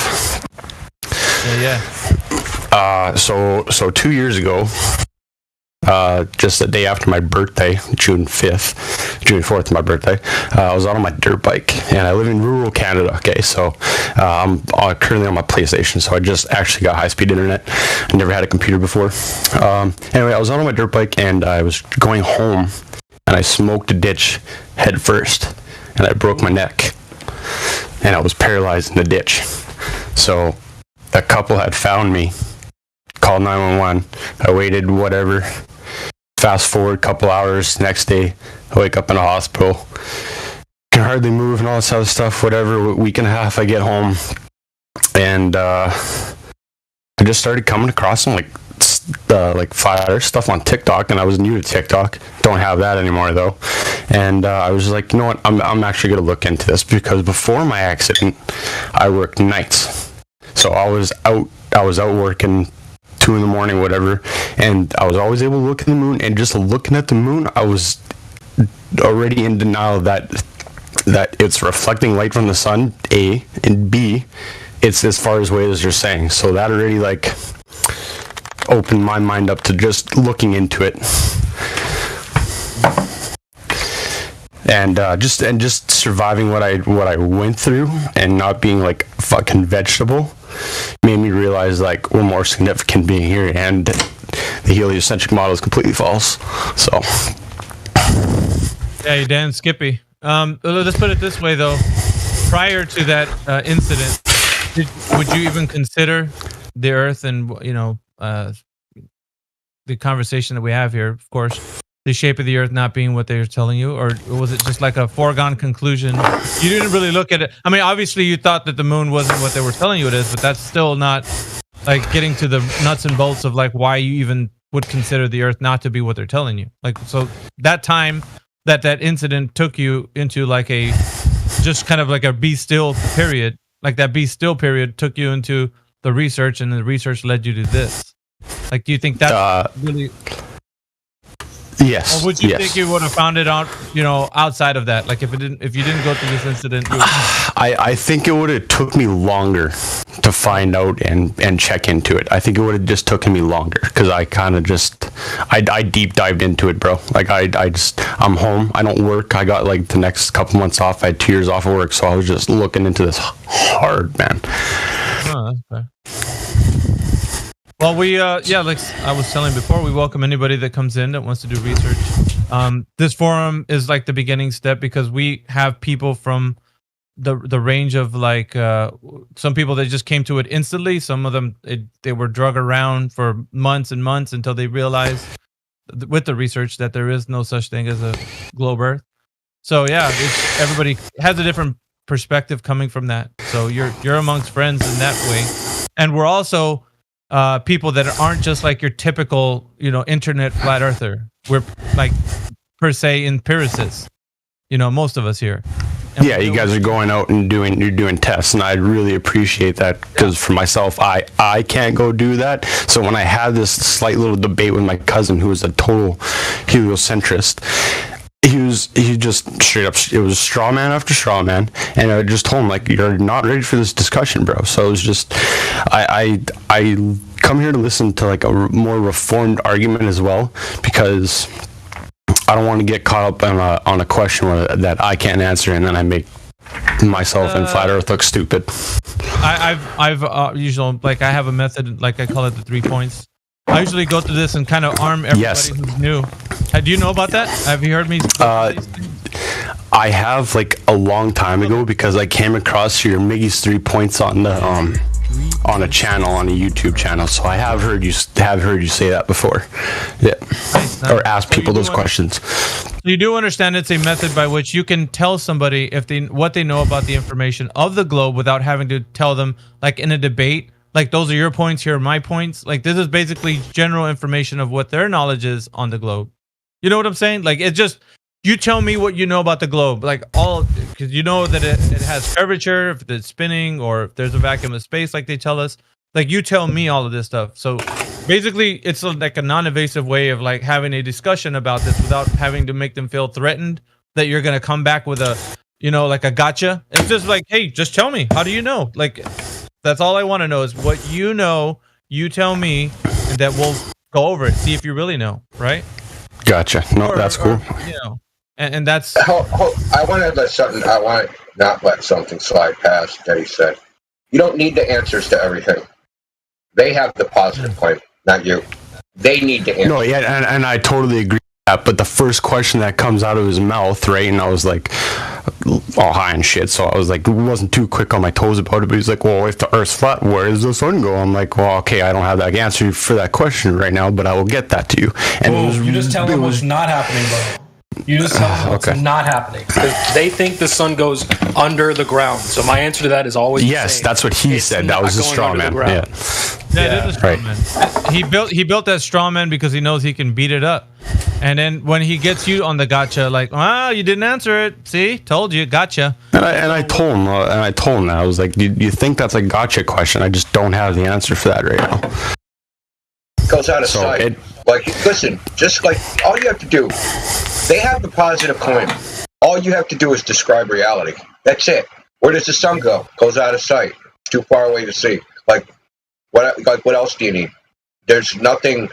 His claim is the positive claim, is that we're spinning and that the Earth moving across the sky is actually you spinning. That's a positive claim. That's saying what you see in reality isn't happening. Correct. And some other concept that it's happening, that you're spinning. Your claim is it's exactly what you see. The sun appears on the horizon, it goes across the sky, and it disappears on the horizon. It doesn't go anywhere, it just goes out of sight. It's like when a car drives away from you, right? You don't expect to see the car forever, and because you can't see the car forever, doesn't mean the Earth's a ball. Right. Because that would be true. Wouldn't matter what shape of anything you're on, that would be true. Something gets far enough away, you can't see it anymore. That's just a fact of reality. Correct. So, did they have a positive claim? So if they they'll try and be like, well, if the Earth is flat, explain revolving doors and explain, lemonade and explain and they'll just go through these crazy lists, these endless lists of shit that somehow you have to explain this stuff, otherwise it's a goal. No, you have alternative explanations for all this stuff. Where's the evidence for it? Because that's all you need to do. They're going to make claims. They think that, stars are this and sun is that and the Earth is this. What's the evidence for it? That's all you need to do. Because as it stands, the base reality is, the default reality is, the Earth is flat and motionless. You don't have to make any positive claims. My positive claim is, go outside. Go outside and observe reality. You're going to see a flat, motionless Earth. You're going to see the sun and the stars move across the sky. That's what you're going to experience. All the other shit is concepts. So if you want to convince me these concepts are reality, show the evidence for it. And 999 times out of 1,000, you won't get any evidence. Not even a little bit. Their evidence will be, somebody else said the same thing I'm saying. So I read on a website, they said the sun is 93 million miles away. That's my evidence. Well, yeah, what's their evidence? Well, they read a website that said the sun is 93 million miles away. Okay, so what's their evidence? And you'll do this forever. Because there is no evidence. That's the problem. Is that there is no evidence for the globe. Where's the evidence for the Coriolis? Oh, this book says that a sniper has to account for Coriolis. Okay, where's the evidence? As in, who went outside, who fired a fucking gun, who measured this deflection, right? Who did all these things? Nobody. Oh, if I fly in a straight line, I'm going to end up back in the same place. Yeah, who did that? If I do this, then this happens. If I do that, then that happens. Yeah, who did those things? If I measure a triangle on the surface of the Earth, it's going to be greater than 180 degrees. Yeah, who did that? And you're going to find out just by asking, when they say, make all these statements a fact, and you ask for the evidence for their so-called facts, you're going to find out there ain't any. Like I said, dude, never let them switch the burden of proof on you. Because reality is what it is. You don't have any burden of proof because the baseline reality is the Earth is flat and motionless. Nobody ever left their house and said, damn, look at that giant ball I live on. Right? No one ever did that. I love it. I love it because they don't think of these things either, right? They absorb what they're taught, and then what he came back with was, well, you're just listening to people too. So I was like, holy fuck, not really. Okay, wrong. Yeah, I was like, not really. You just can't have this conversation. You can just go outside. You don't have to listen to anybody. Like when the first people, it just boggled my mind. Adam and Eve, think of some first people, right? Those first people, who told them the Earth was flat? Right? Nobody told the first people that the Earth was flat. They're like, damn, that shit's flat. Look at it. It's flat as fuck. That's what they were like. Mm-hmm. And some time went by and some asshole was like looking at the sky like, man, those things look around. Maybe we're on a ball. And they imagined it in their head. But from our sensory experience, you can't detect a ball from our sensory experience. So no one has to tell you anything. You just have to be alive with eyes. If you're a blind man, yeah, someone does have to tell you it's flat or a ball. But, unless you're blind, I don't see what the problem is. Sorry, I'm just jotting stuff down. Yeah. So we've dealt with all sorts of different types of argument styles, crazy questions. Yeah, like where's the edge? And they ask things like where's the edge? You're like that's like I don't believe in that flat Earth because that's a lot of things. Like me and CB talk about this. Well, all of us talk about this all the time. Is that they concoct a flat Earth in their head, what they think is flat Earth, and then they impose it on you. Right? This is the straw man that they do. Right? Oh, I think flat Earth should be like this. This must be what you believe. Hey, dude, where's the edge? Like, what edge? I don't believe in any edge. Totally. So what I tell them is, that flat Earth you believe in? I don't believe in that flat Earth either. So let's talk about the flat Earth I believe in. Right? So, instead of the flat Earth you believe in. Hey, so BPOX, you've been kind of like welcomed into the server. I would say just kind of hang around and you'll see the conversations we have. Also, I want to see if there's anybody else new because I'm always looking at the chat. But we have Chemo Saf that's joined us as well. So I don't know if you want to mute up their BPOX so we won't hear for sure. All right, appreciate you, bro. We also have, like I said, Chemo Saf. Did I say that correctly? Yeah, your mic is hot there, Chemo. Chemo Saf, are you there? So yeah, I think you should, go over the 3 points for ha-has. Yeah. Just to give them an idea how to deal with focus the conversation on how to deal with people, right? Just to figure out, like you said, where they're at, so we can actually have this conversation. Yeah, this is. Do you want me to play baller, or do you want to ask him, or? Well, I think he was using the instance of his brother. What was he related to? Was just a friend or cousin? You say it was a relative, BPOX? Oh yeah, my cousin. Yeah. Oh, it's your cousin. Okay. Well, if you're gonna ask somebody the questions, you really want to be specific on asking them who measured the curvature of the Earth anytime in history. So really, what that question does, the first one, who has measured the curvature of the Earth anytime in history, and you get them to realize, okay, how do I know that the primary source of this information is founded by anyone, right? So it's getting them to think. So they're starting to think, okay, I'm gonna start to say NASA. Right, or whatever they say. So if they want to fast forward till today, like in our recent times, then you're going to focus on okay, so that's interesting that we can talk about that, but let's figure out where did this whole thing begin? Where was its starting point? So why do people say that we've known that the Earth is a globe for, however many thousands of years it's been? So you really get them to dig into their the baseline of their understanding. That's what you're doing right now when you ask them these questions, right? The first one is, how do they know that someone's actually measured the actual geometric shape of the Earth? And when they engage with that question, when they engage with that question, and it becomes what like, the hell was that? Go ahead. Sorry, Miggy.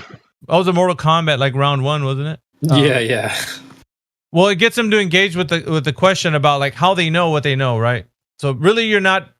They might tell you, well, how do you know the Earth is flat? At this point, there might be a little deflection and a little bit of obfuscation. There might be a red herring where they're trying to talk about another point, but you kind of want to divert back to the point of their base knowledge. So what you're trying to do is get to understand if they know that someone's measured the Earth any time in history or not. So you want to go down to the primary source of how they figured it out, if they know that someone figured it out. And so the idea here is to get them to say either I know or I don't know. And the thing is, you want them to really understand that they don't know, but you're allowing them to say they know, and then say, okay, if you say you know, just be specific. Say, give me the primary source, give me the citation where it's been said, and also show me the demonstration of how it can be done. You might not know how to do it, but just tell me the demonstration. We'll go over it and see if it's a possibility to explain how they figured out, the curvature of the Earth, the surface curvature. So yeah, let me point out something you have to watch out for. They'll give you examples that aren't actually examples, right? So Miggy's asking, how did they measure the curvature of the Earth? That's a very specific question. They might say Eratosthenes, he didn't measure the curvature of the Earth. He measured sticks and shadows. He didn't measure the Earth at all. Or they'll say Al-Biruni, he didn't measure the curvature of the Earth. He claims he measured the dip of the horizon. That's not curvature, right? So he'll name all these other things, or somebody might. They'll name all these other things which aren't actually measurements of curvature. They're measurements of something else, and then they infer curvature from those things based upon presupposing that the Earth is a ball. So it's logically flawed because it's affirming the consequent form of logical fallacy. If Earth's ball, I'll measure this, I measure this, therefore Earth ball, right? So, no, it's not a measurement of curvature. Not Eratosthenes, not Al-Biruni, or any other method. Not pictures from space. Pictures from space aren't measurements. Right, not shadows on the moon. Yeah, when I told him that outer space pictures were not real photos, he lost his shit. Yeah, that's a very direct kind of like, that has very direct implications for the person that's listening. So when you say something, it becomes a claim that you have to then verify to be true or not. So it does have its way of like you having to explain how that is true or not, right? By you making that claim. Wouldn't you agree, Beepox, when you say that? Yes, of course, yes. Okay, so then the burden of proof rests on you because you just now made a claim. So now you're going to have to back it up some way. And I'm not saying you can't, but that's how this goes. What I do with the 3 questions is not get into that. I don't say, hey, pictures of space are fake. I don't say that. I'm like, just tell me how you think the Earth is a globe. And so has anyone measured surface curvature anytime in history? That's the first question. So you're not making a claim. You're asking them to provide evidence for the claim of the Earth being a globe. See, therefore, it keeps you out of like having to explain your reasons behind why you just presented something that you're now going to have to bring evidence for. So it doesn't put you in that position where you have to be the one to bring the evidence. It puts them in the position where they have to present the evidence for the Earth being a globe. Can you see the reasoning behind why it's... Absolutely. And the thing is, like you're running away from like so-called flat Earth evidence. Flat Earth doesn't need any more evidence than already exists because it's, like I said, it's the default position. It's already patently obvious, and even globe priests will admit that the Earth appears locally flat. So, if it appears locally flat and you can't feel movement, that is like, okay, this is where we are. Okay, you're saying it's something other than this experience, that my eyes are lying, my senses are lying. You're saying that, we're spinning and that this is actually a giant ball, too big to see. Okay, where's the evidence for that? They have like I said, they have the positive claim. Never take on the burden to yourself. Right. No, and I appreciate that because I'm gonna need to carry that information as next time we ever have this conversation brought up. And I was more so even said that because it was more so in conversation as it got. It's not even information. You're just applying logic to the situation. There's something called an onus probundi, which means in Latin it means it's like the burden of proof. The burden of proof is on the claimant. An onus probundi fallacy is a reversal of the burden of proof fallacy. So what they'll do is they'll try to reverse. They'll try to take on the default position, Earth's a globe, and try to make you prove a flat Earth. Yeah, here's the thing they will say as well. Hey, I didn't make that claim, so I can't be the one responsible for it. I'm not a scientist. You can't say that. You cannot say that because you advocate for the position.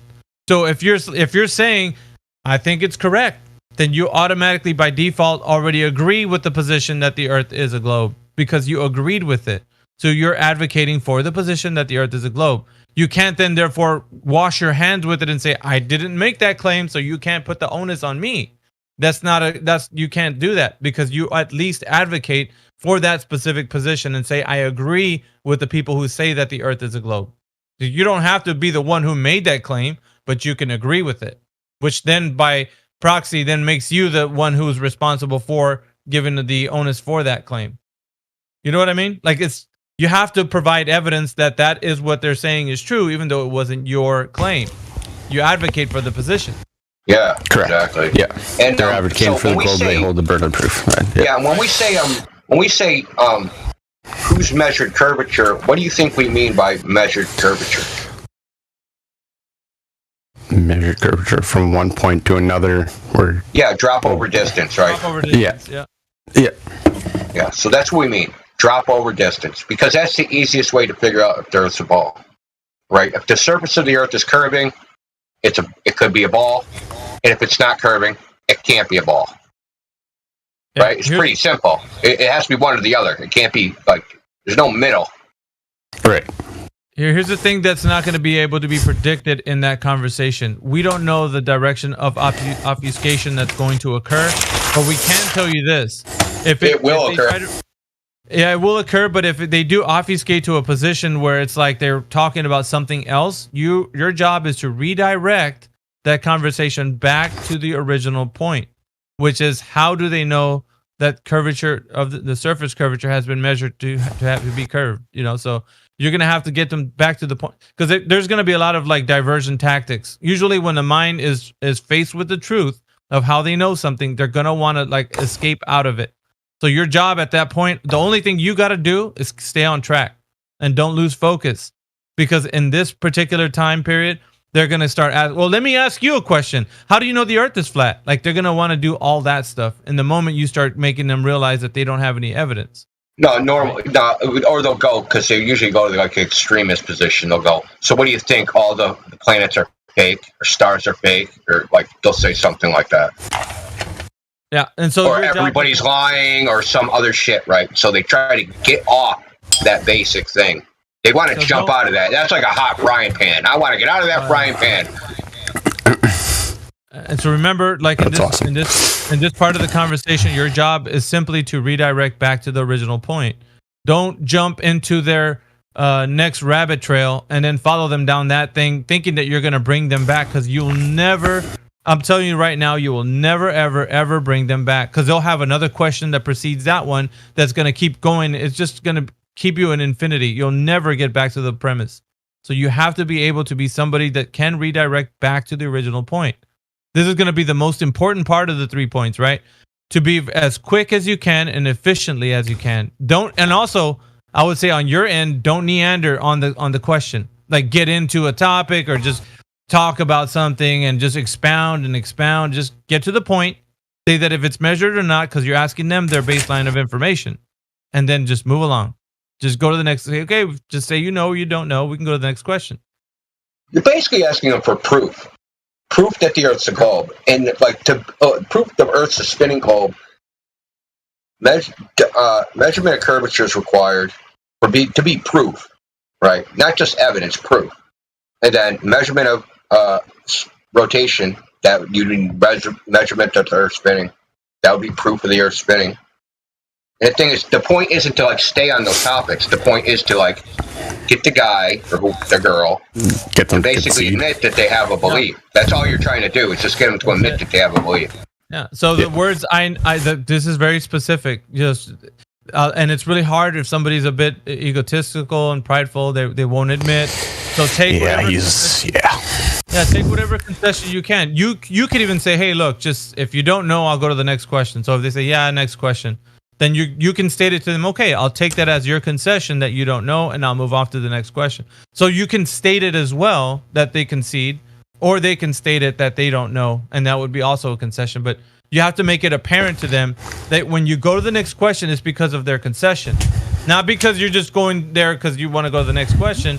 You have to admit you have to hear an admittance of concession, because you don't want to at the very end of it, well, then to come back to you. I didn't concede to it, so you can't hold me to that. So you have to hear that they concede so that you can go forward, either by way of you saying it to them or them telling you. This is important, right? That's the reason why the 3 questions are important like this.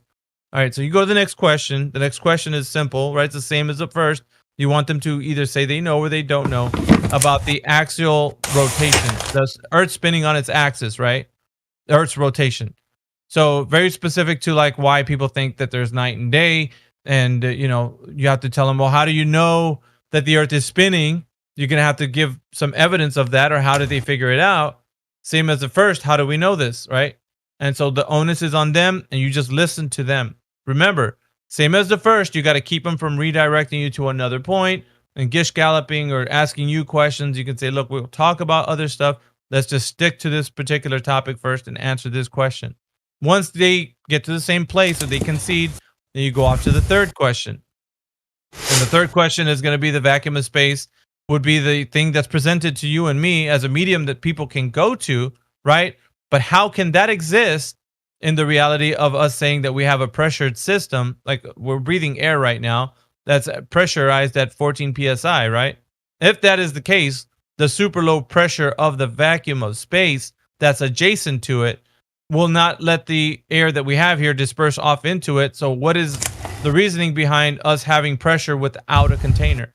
Because the globe is an open system where matter and energy can exchange.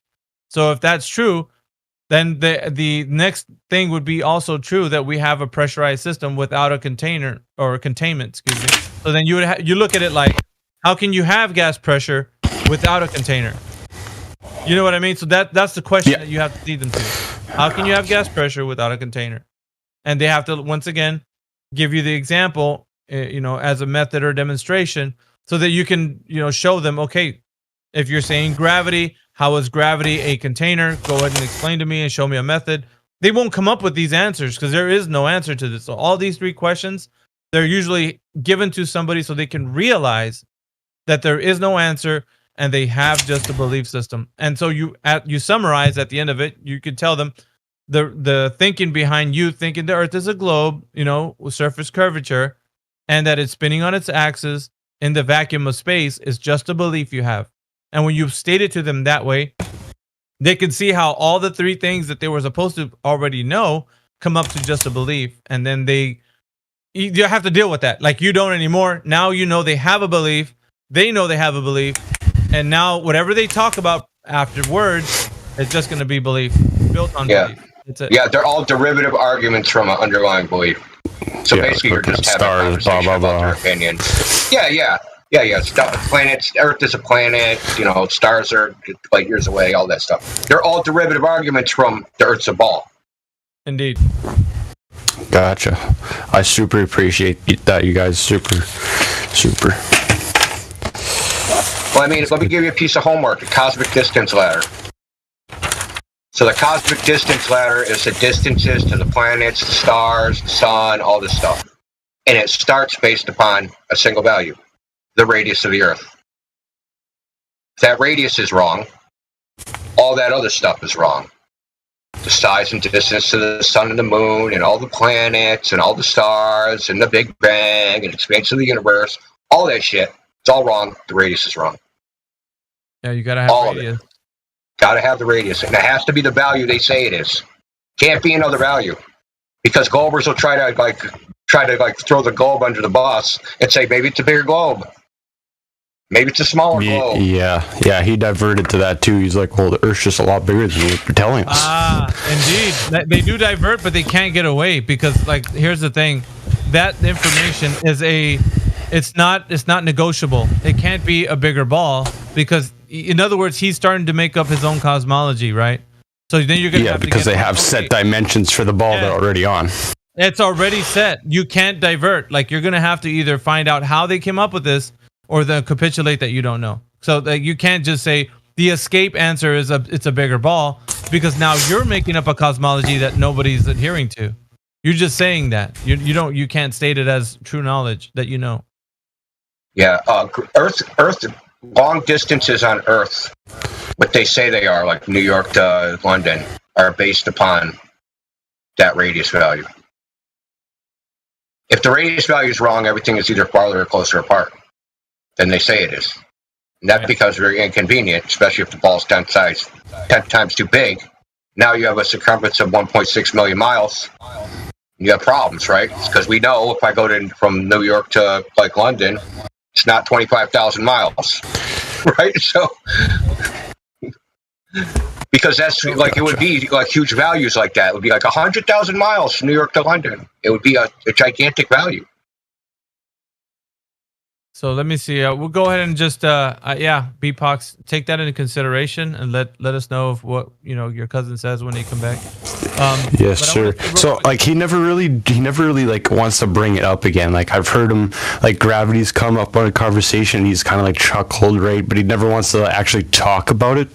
So I don't know. Well, like I can kind of tell he just doesn't want to, Yeah, always start with the underlying foundation, right? Always start with an underlying foundation that you're going to give them something to think about, right? If just say, look, I don't want to argue with you.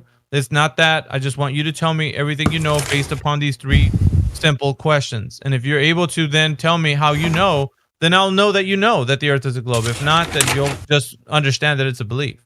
So that's why this is a foundation for your conversation. Your next conversation, it should be, so that at least you get him to know. Yeah, like if he knows what he's talking about, or if he doesn't know what he's talking about. That'll give you that baseline for you to have that conversation in the future. So. Gotcha. All right. I'm gonna Thank you guys. Alex. Hey, no worries, BPOX. Appreciate you. Alex C. I see you got VC verified as well. Welcome to the panel. I'll mute myself. Just on the side note, Miggy, I'm Portuguese and I come from a Roman Catholic background too, buddy. And I've had to wake my dad up from a lot of those sedatives. Well, it's not an easy task, and this, like, by any stretch of the means, is one of the most difficult things for anybody to actually. It's a world shifting, information, right? Literally. So. Literally. That's understood in the beginning of entering a conversation. It's not going to be easy. So. What's up, Alex? I see you come in here. Alex C, are you there?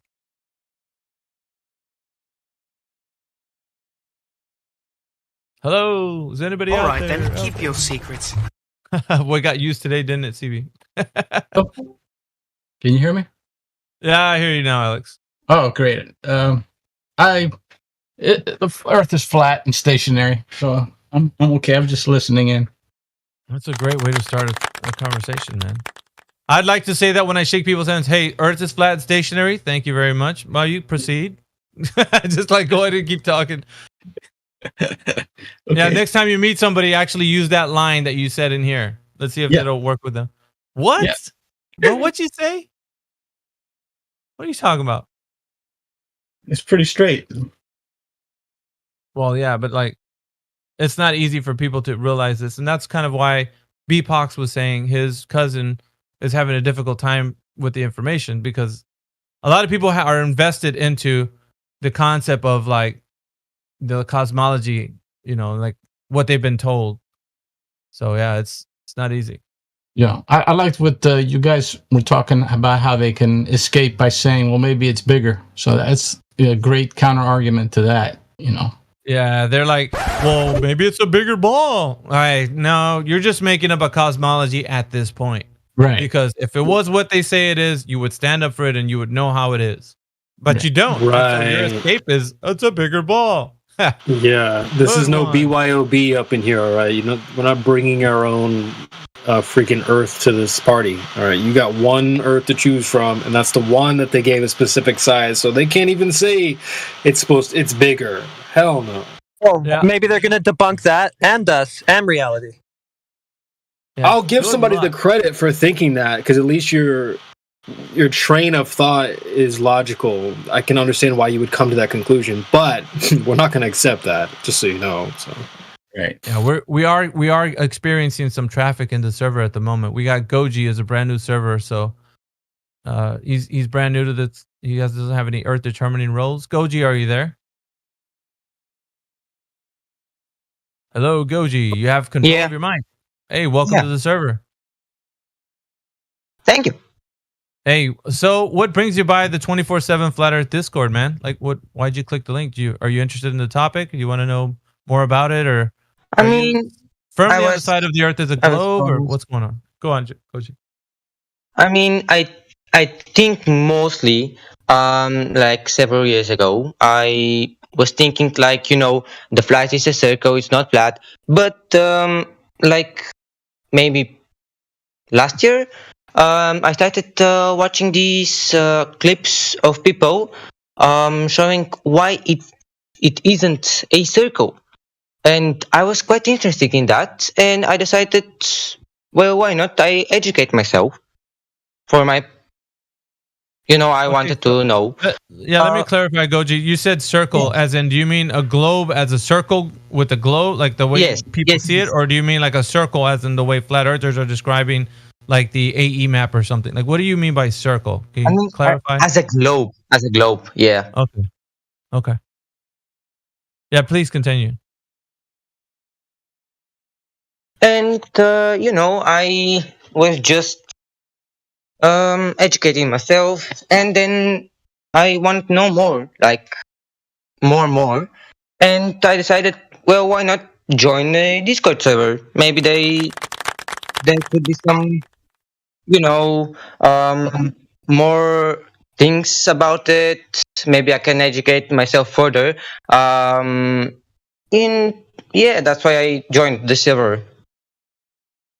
Hey, thank you very much. I was gonna say too, for anybody else that's listening on live stream on YouTube, we live stream every single day, 24/7, 7 days a week, 365. So if you guys want to, drop a link to your friends, family, get everybody involved in the conversation. 24/7 Flat Earth Discord is the premier place to be if you're going to be talking about the shape of the Earth.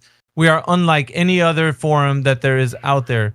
We are the tip of the spear, the leading edge of the sword. Like, we are the most advanced group of people, all the intellects that are in here. So if you guys want to know more about this information and you want to share it with others, make sure you click on the description.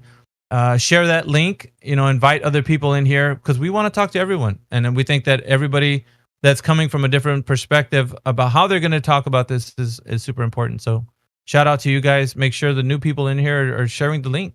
We definitely want to get more people involved. But Goji, so we're listening to you tell us about, like, how long you've been looking into this, by the way. Has it been a while? Like, you've been looking into this topic a minute? I mean, like maybe 5, 6, 7 months. I don't particularly know how much, but it's been a while. Yeah. So you're fairly new to the topic, right? But I would say, man, just hang around here.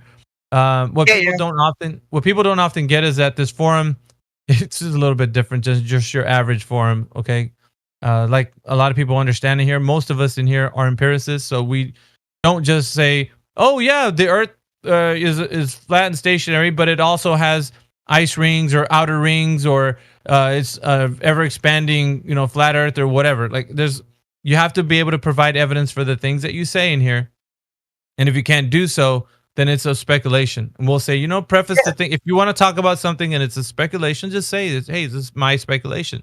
Just so that people know what's going on, right? Because a lot of times when people are saying things like, "Oh, there's a map of the Earth on the moon," or something, and nobody says it's a speculation, people then think that that's what we all think. Or, "Hey, you know what? Australia doesn't exist. I heard it on the Flat Earth Society forums," or whatever.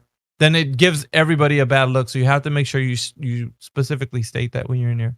because we want to know, people in here, how you verified the thing that you're saying. If it's true that you're, bringing up a claim, let's say. So that's a little odd sometimes for people that are coming from other flat earth forums, is what I mean. That's why I think, this place is, it's helpful for anybody new to the topic. So yeah, just stick around. You'll hear other conversations that we have, and then you can glean information as to then there's many characters in here. Myself, Indio, you got CB, you got Andy Hold My Beer, Flatloy, right? Just the other people that are in here. And then you can get along with all of us and, start becoming a member here, which we hope you want to be, Of course, yes. So what are some of the globe earth arguments that you've heard, Goji, that have made you think about how to have that conversation with someone? Or have you used any of the activism for talking to people? I mean, I would say maybe the new Samsung Galaxy. How it was the 22 S22. I don't know. But when you focus it on the moon and put something on it, it actually puts directly the moon. So you can know that it could be fake even on a phone. They could literally put an image of the moon and put it over the moon. So it they lied to us.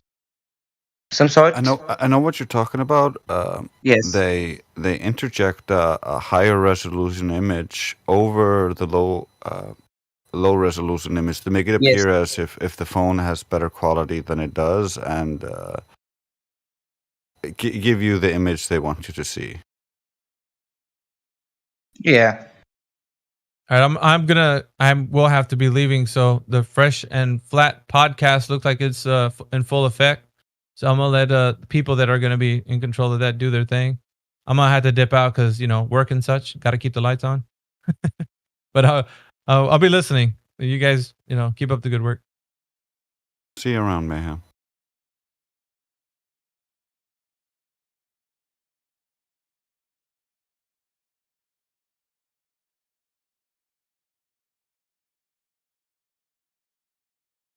Back to his question, basically. What have you heard, from Globers? Have you talked to any Globers about this, or has it just been a personal journey? No, but I've mostly read articles about it and mostly, watched the Discord. I'm fairly new to the topic. But personally, I think the government may be lying to us about the shape, of the Earth. And yeah.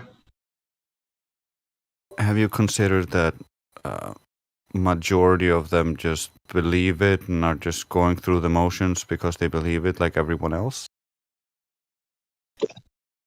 I mean, I totally believe, they could be lying to us because, who is they though?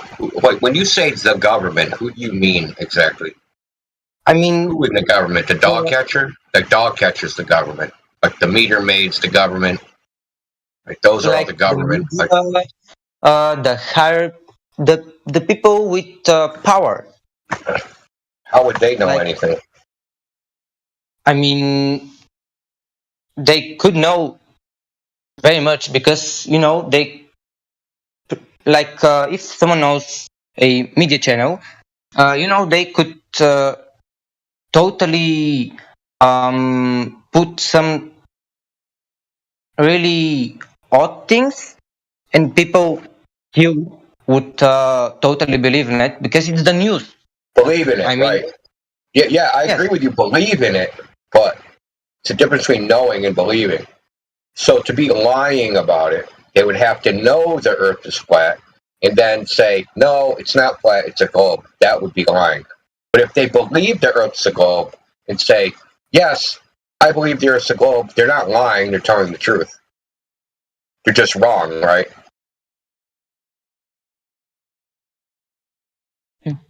Like, say you have a car, right? And you believe it's a Honda, but it's actually a Ford. But you don't know that it's a Ford because someone changed the hood ornament. But you don't know anything about cars. You'll tell everybody, yes, I own a Honda. You're not lying. You're just wrong. Right? Yes. Yeah, so this is the same situation. Now, Donald Trump or Joe Biden or Vladimir Putin or fucking Xi, none of those guys have been to space, right? They've never seen the Earth as a globe. I mean, so they don't know anything. They get told something by somebody else, right? Just like you were told Earth's a globe. They were told Earth's a globe. They believe it. They run around telling everybody else Earth's a globe. But they're not lying because they don't know any better. Yes, I mean it could totally be this. Think of that's why when people say the flat Earth conspiracy, right? If it's a conspiracy, it's a super small group of people because only a super small group of people say, yes, I saw the Earth as a ball. Yes, but they could totally be lying to us. Yeah, they are. No doubt they are. Like the small group of people are, but it's not like the government. Like that's or all the scientists or like all the astronomers. They don't know anything. They just believe something. Yeah, I totally agree with you. Okay. Cool. I like to just clarify that point because a lot of people try to dismiss flat Earth because they have this idea that we're saying that there's some gigantic conspiracy that involved hundreds of thousands and millions of people, and that they would all have to be keeping quiet and lying about it. No, it's nothing like that. None of us believe that.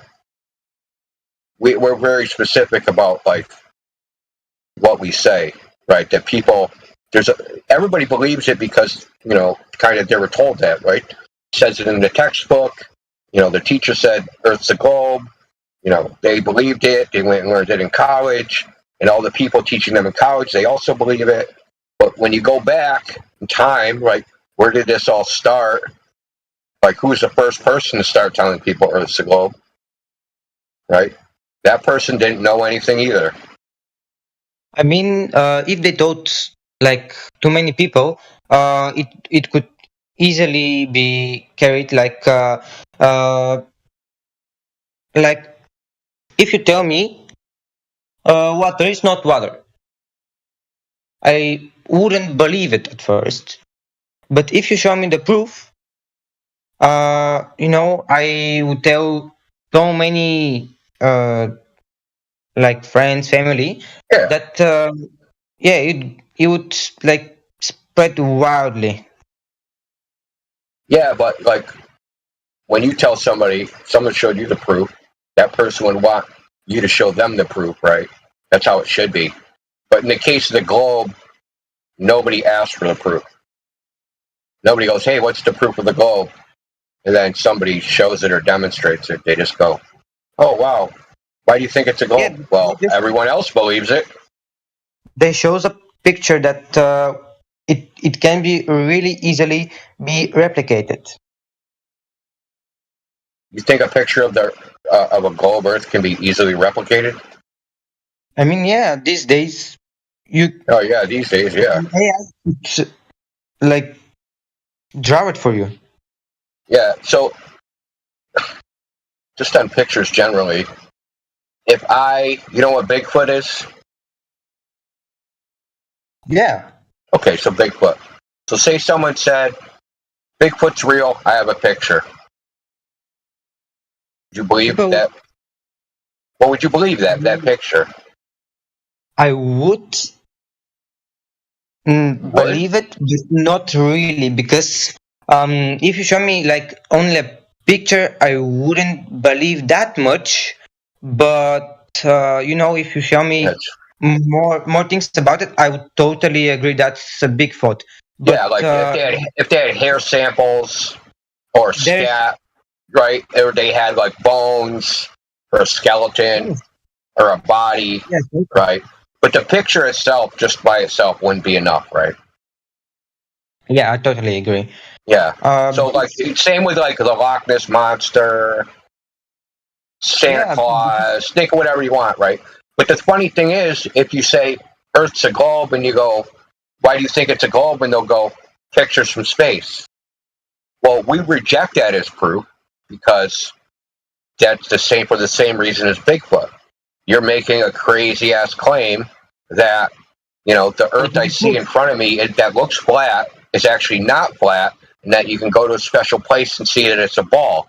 That's a extraordinary claim. It's extraordinary, right? Just like saying this is a picture of Bigfoot, this is a picture of Loch Ness monster. When you say this is a picture of the Earth from outside the Earth and it's a big ball, you need more proof than just a picture.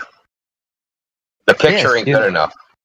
I mean, like Bigfoot, I wouldn't believe it if I didn't saw it with my own eyes.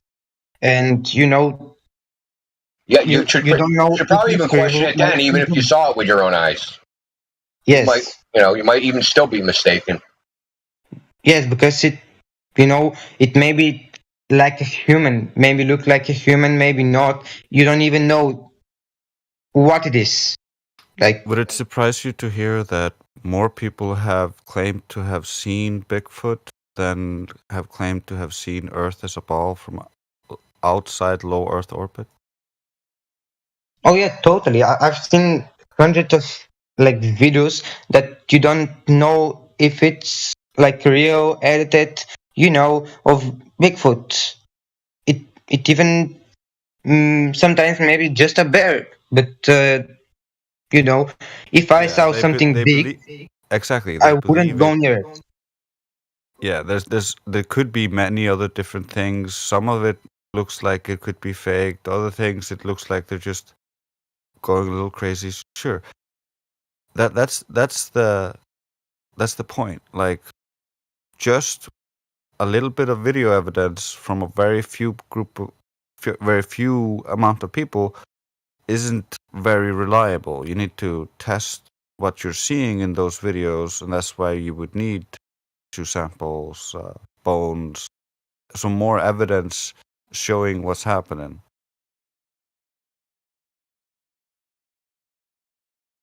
Yeah.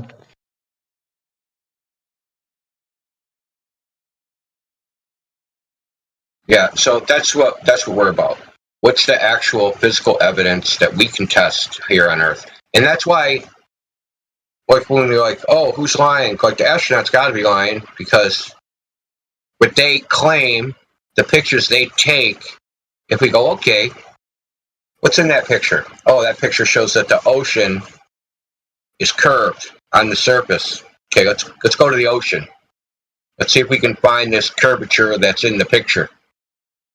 Well, you can't. Go to the ocean.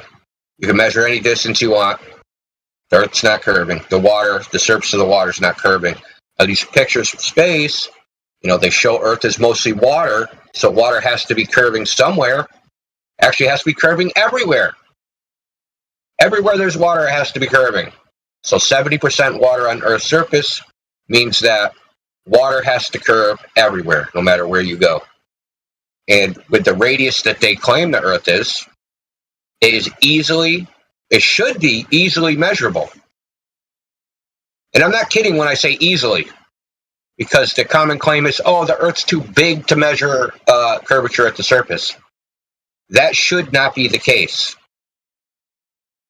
Because in a mere 10 miles, right, there should be 66 feet of curvature with distance, drop over distance. So from eye level, the surface of the Earth should be 66 feet lower than my eye level, right? So the only building I should be able to see from 10 miles away should be 6 stories high. But we know from experience that's not the case. See freaking houses from 10 miles away. They're 2 stories. In the right conditions, you can see people.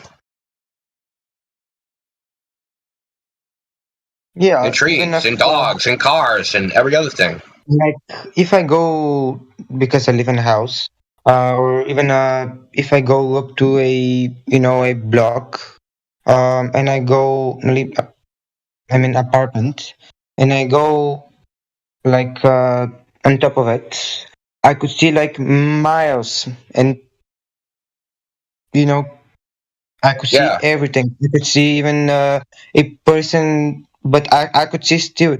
I could still see him. Yeah. yeah. So there's supposed to be like what people are taught is that the Earth is a really big ass ball, and you shouldn't be able to see, and you should be able to see far, and that seeing far is not unusual. But if you look at the mathematics, the horizon itself, for like if you're 6 feet tall, standing at the sea, the horizon is supposed to be 3 miles away. And if you've ever been to the ocean, you know the horizon is way farther than 3 miles away. It's like 6 to 10 miles easily on a normal everyday.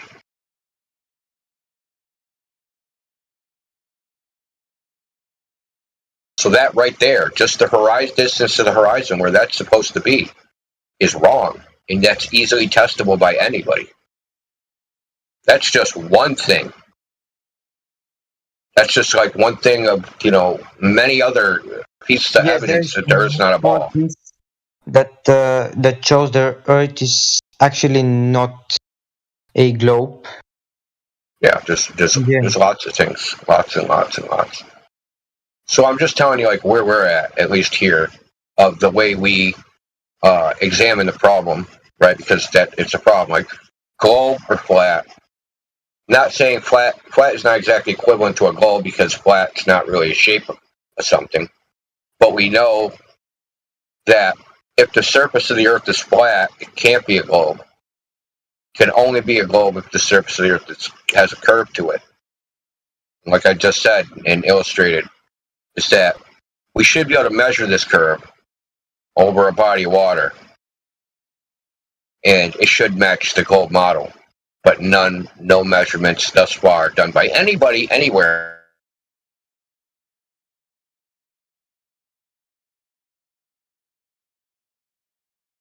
Then there's the spin of the Earth, and that's a whole nother problem.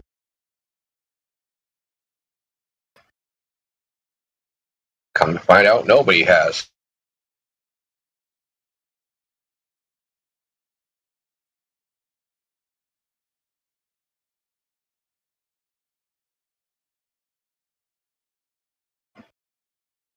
Axial rotation.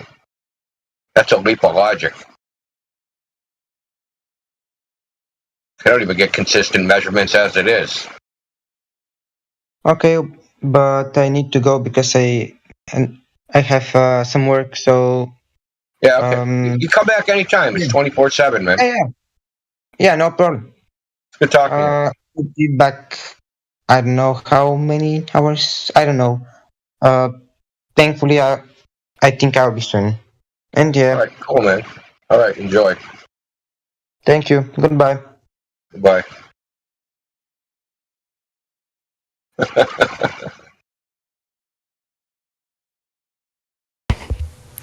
Cordial. Sleep tonight?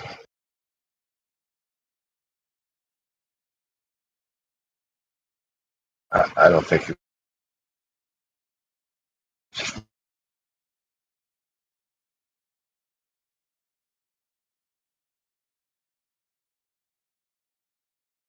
I heard his brain.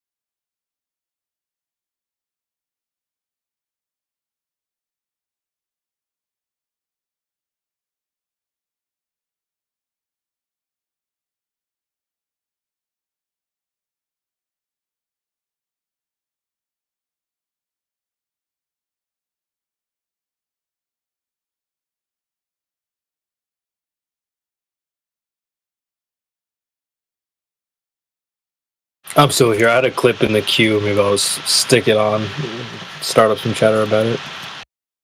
If you let your past define you, it will define you. Exactly. Like check it out. You know what I'm saying? Like I know, I never been to space, but I can say I'm a fucking. I used to be an astronaut. I can just say it, right? Because it's like my past doesn't define me, so I can just say that I'm an astronaut. Even though I never been to That's space. extreme. No, I'm saying, I'm with you. I'm with you, baby. My past doesn't define me. I'm an astronaut. Okay, if you want to believe that, then go for it. You know what I'm saying? Yes, queen. There you go. Yes. Fantastic. You want to be an alien? You go be an alien. You know what I'm saying? What the hell? What the fuck was that? Well, dude was poking fun at the idea of outer space there. I'm not sure where he stands, actually, this guy, Brandon. But it was funny to hear him, because you know how people say, past doesn't define me, I can define myself, set my own values and all this, that, and the other. And say, oh, we playing that game? Well, I'm an astronaut then. So I thought that was funny. I'm a born-again astronaut, man. Yeah, born-again astronaut. Exactly. I just thought that was interesting. I was watching the podcast, and when that came up, I was like, I gotta save this. I mean, how can I not?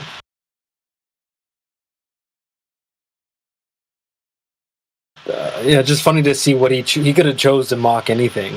Oh, I'm a dinosaur, or whatever. But he chose being an astronaut. So I thought that was funny. Oh man, I just don't understand. I don't know if it's like they don't want to.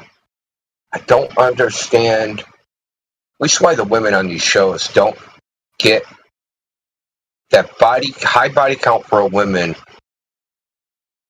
shows you don't have any control. It means you're out of control. Because because the way I look at it is like this.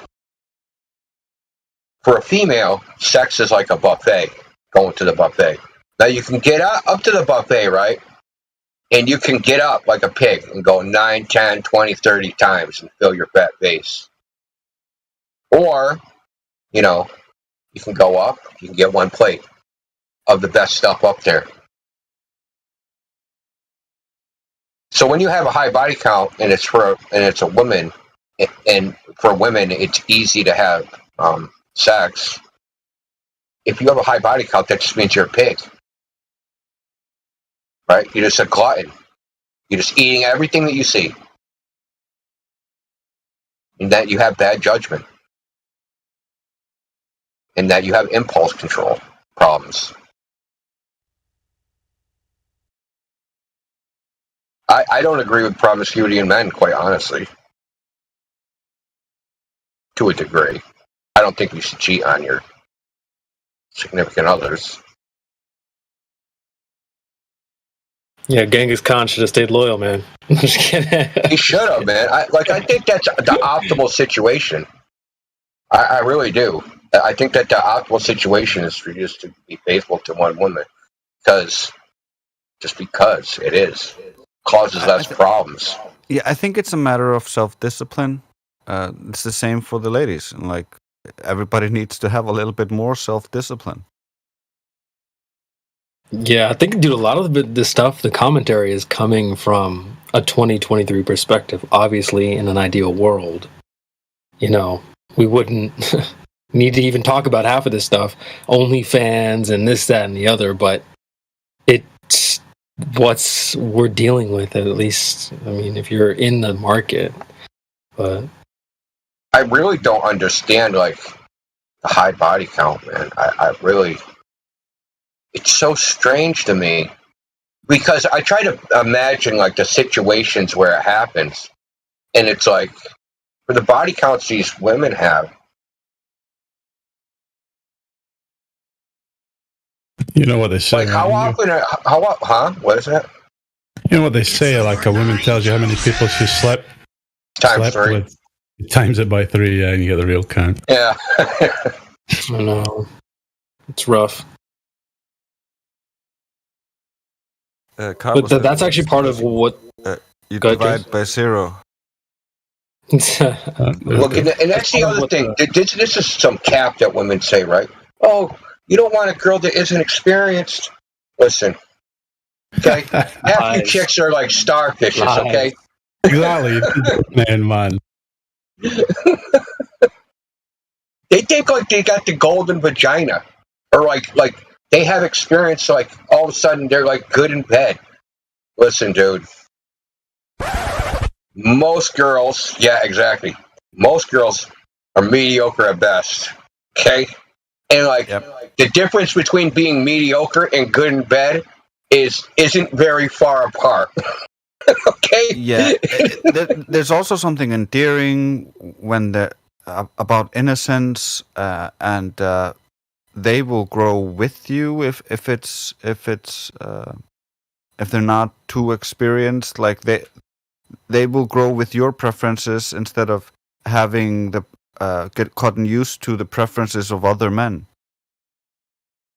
Yeah, but the thing is, like, you know, haram. I agree. That was an appropriate haram. Yeah. That's a lie, this modern thing of like, no, you want an experience. No, I don't. That's no. Stop the cap. Yeah, no, but they want experienced men because, like, there is a difference between an inexperienced man, right, and an experienced man, because there's a bit difference between no orgasm and like 8 orgasms. So that's a big difference. But like for a guy, orgasms happening. Whether you starfish, whether you fucking, unless I'm higher drunk, dude, like I'm having an orgasm. Like, no, I mean a less experienced man can be like he can have to deal with performance anxiety. That can kill the whole fucking thing before it begins. Oh yeah. You know, so you want a man that's grown past that and knows what he's doing. Yeah, most guys don't seem to want to prefer to build a guy up, so they want you to kind of be a package and ready to go. So no, I'm just trying to get it's a bit. It's more important a man be a bit more experienced. He doesn't need to go and be promiscuous to get past that. Even growing with her is perfectly acceptable. I don't think experience is even really that important in a man, quite honestly. You either got it or you don't. You're like, it's one of those things, man. And I'm not talking about I got a big dick. That's not really a factor. You either know what you're doing or you don't. Yeah, and you learn to know what you're doing through experience, and you do that by actually trying to like figure out what makes them feel good. And there's also like just to go on what you said, there's also the compatibility issue between two people, because like not everybody's stuff is shaped the same, and people don't have like the same relative body proportions. So sometimes it's easier with to have like, I'll just talk from personal experience. Sometimes the way the girl, like her leg to up torso ratio, right?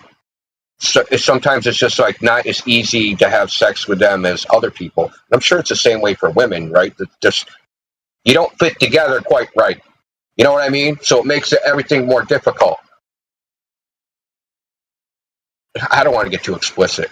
I was going to describe actual situations that happen, but I won't do that. There's definitely physical compatibility that's involved. There's emotional compatibility. Like if the man never tries to make her really feel good and just tries to get it over with and do something else, of course she's never gonna experience that with that man. Yeah, then people have their individual like preferences on like positions and tempo and how long it lasts, and like so like all those things have to mesh up. Like it's not just like there is no, I don't think you can make like a general rule. You know what I mean? Like for some things like that. Okay, can I make one comment on this? Yeah. Let's get the female perspective. Well, I'll admit I have no experience in this personally. Of course, I have a lot of female friends that are trying to encourage me to engage in these things. But They've told me about a lot of this stuff. I've had talks, So one of the things that I've noticed, the way the women would describe it, would be the difference is a selfish lover or a selfless lover, kind of. Like someone who is, whether they're considerate of your needs or just considerate of their own. That's kind of how they describe it. Okay, so let me put it this way, so you don't have any experience. Okay, you can have intercourse with a woman and her body type isn't exactly compatible with yours, and it makes it more difficult. Like, as an effort, takes an extraordinary amount of effort. And then, like, some people don't want to put in that effort. And that might come off to the woman as this guy is a selfish lover. But, there's, like, hairs falling out, sweat's pouring off his head. He's been, like, going at it for, like, 45 minutes. And, like, you know what I mean? He's putting, like, he's trying, but it's just difficult because their body types aren't compatible. Right? And then there's other women, like, where they all just, like, fit together perfectly, and it takes zero effort, and it's just like, bang, happens in 30 seconds. Yeah, but now you're talking about, like... and now they're talking about me. Yeah, now you're talking basically about orgasms when they're actually having sex, whereas there are multiple ways to get just about any woman to that point because you have other tools. Yeah, and also, but what Karma says does have some validity, like, as far as, like, some dudes don't know what the word foreplay means. And they're that's the problem. Foreplay is getting undressed to them. Part of what gets a woman off. You're giving them a lot of credit when they're getting undressed. They're just, like, unzipping, dude. Like, just unzipping. The way I would explain it is kind of like, if you think about it in a video game and there's, like, a bar for arousal, guys get really fast up to that bar, while girls take a slower time getting there. Yeah. Well, nature fucked us like that, Karma. Jeez. No pun intended. In quotes. Well, I mean, that all depends on the people, too. Like, it depends on the amount of arousal situation. Women are very situational when it comes to sex. Yeah, for women, it's also often more of an emotional thing as well, an emotional connection and intimacy, and there's a whole aspect to that as well.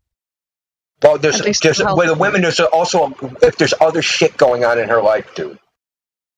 That is a big issue, dude. Like she just got in a fight with her mother, and she's worried, or like her mother's on an airplane flight, and she's worried about her mother's fucking plane crashing or something. Dude, that's the difference between the masculine hyperfocus versus the feminine overview.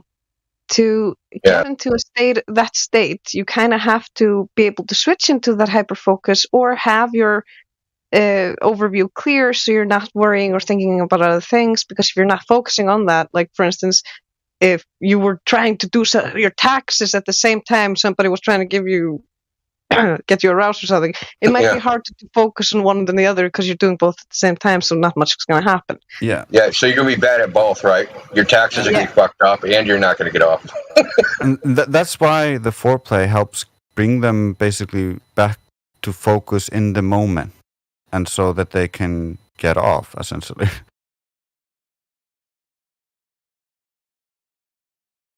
I mean... That's why alcohol is useful. It is useful, but I don't like drinking it too often. A glass of wine or something, because I mean, I had a couple human beings are complicated. Is all I'm going to say. I felt drunk yesterday.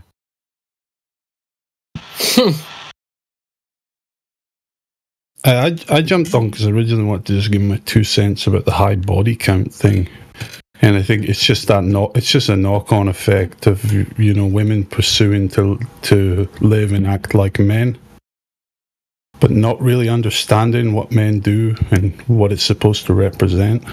Now, again, I'm not saying a man should go around and be sleeping with anything and everything.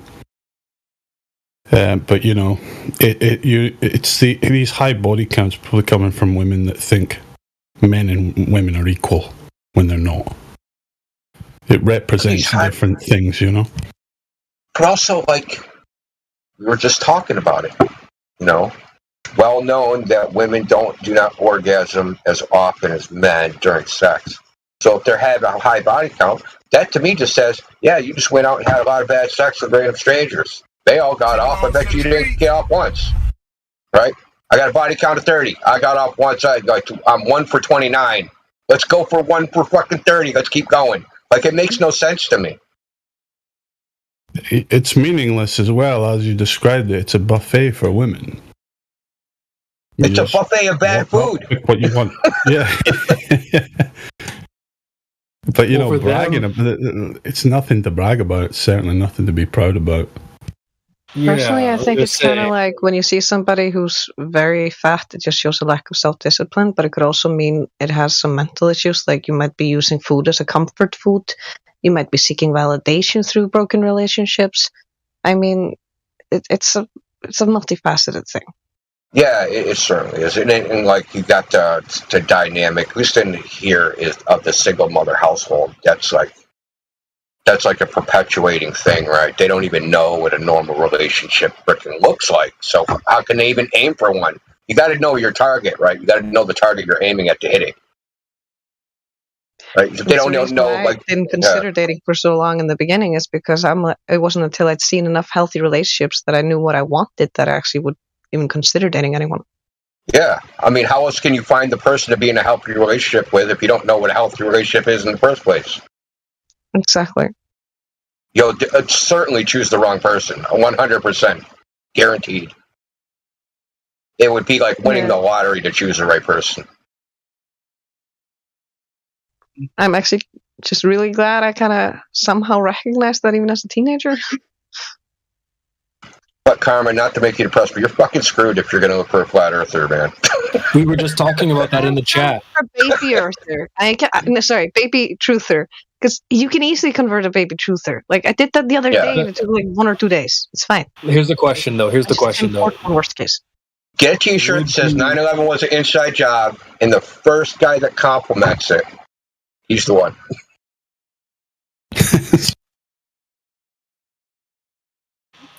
But is that a deal breaker if he isn't...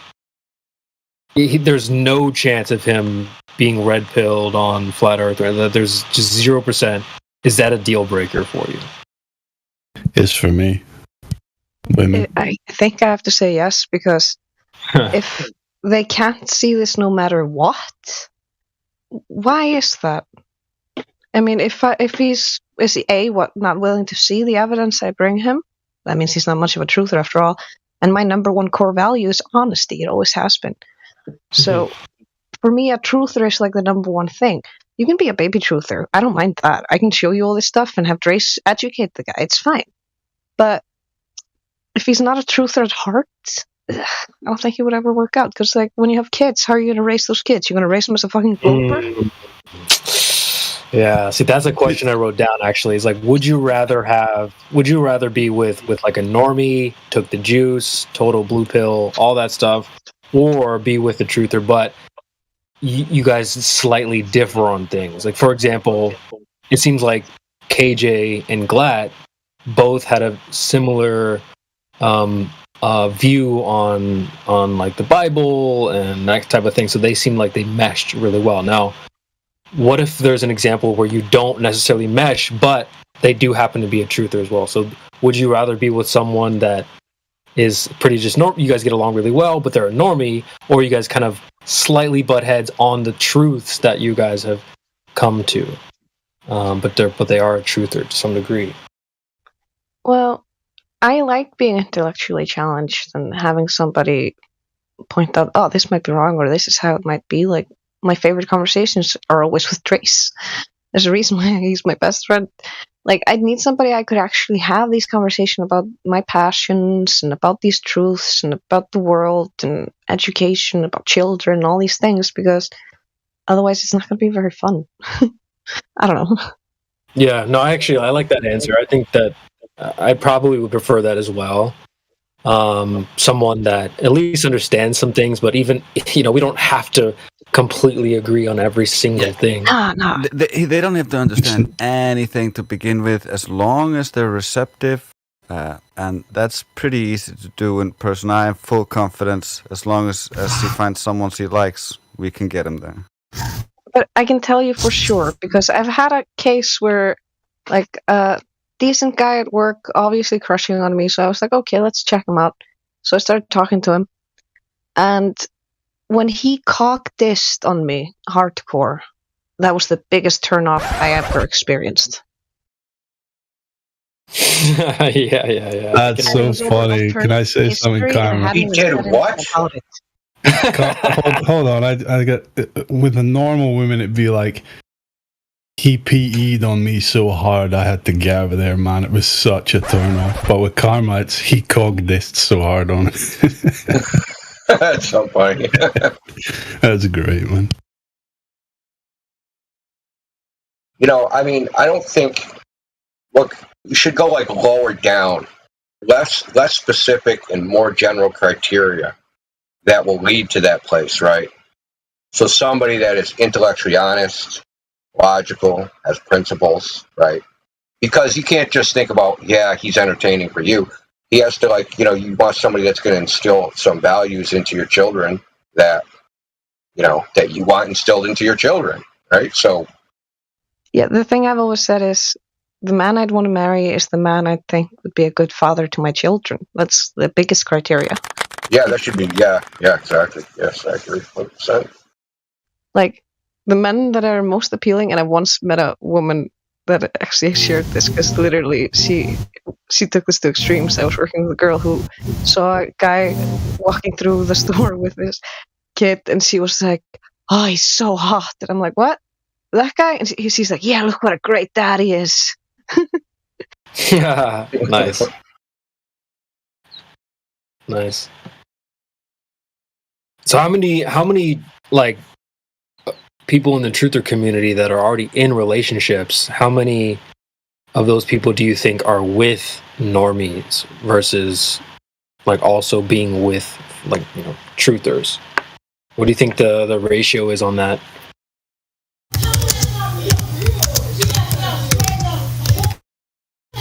Yeah, Colors, your mic is a little spicy there. You might have to turn up your sensitivity a little bit. I muted him. I don't know how he got unmuted. I tested it, and I was trying to mute it again, but then I think Creation Bear also muted it, and then it went on back and forth. Purely, I guess, CB, I would say most are probably with some kind of level of truther.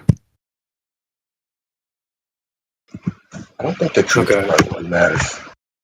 I don't think it matters fundamentally. I think anybody can, like, quote unquote, become a truther.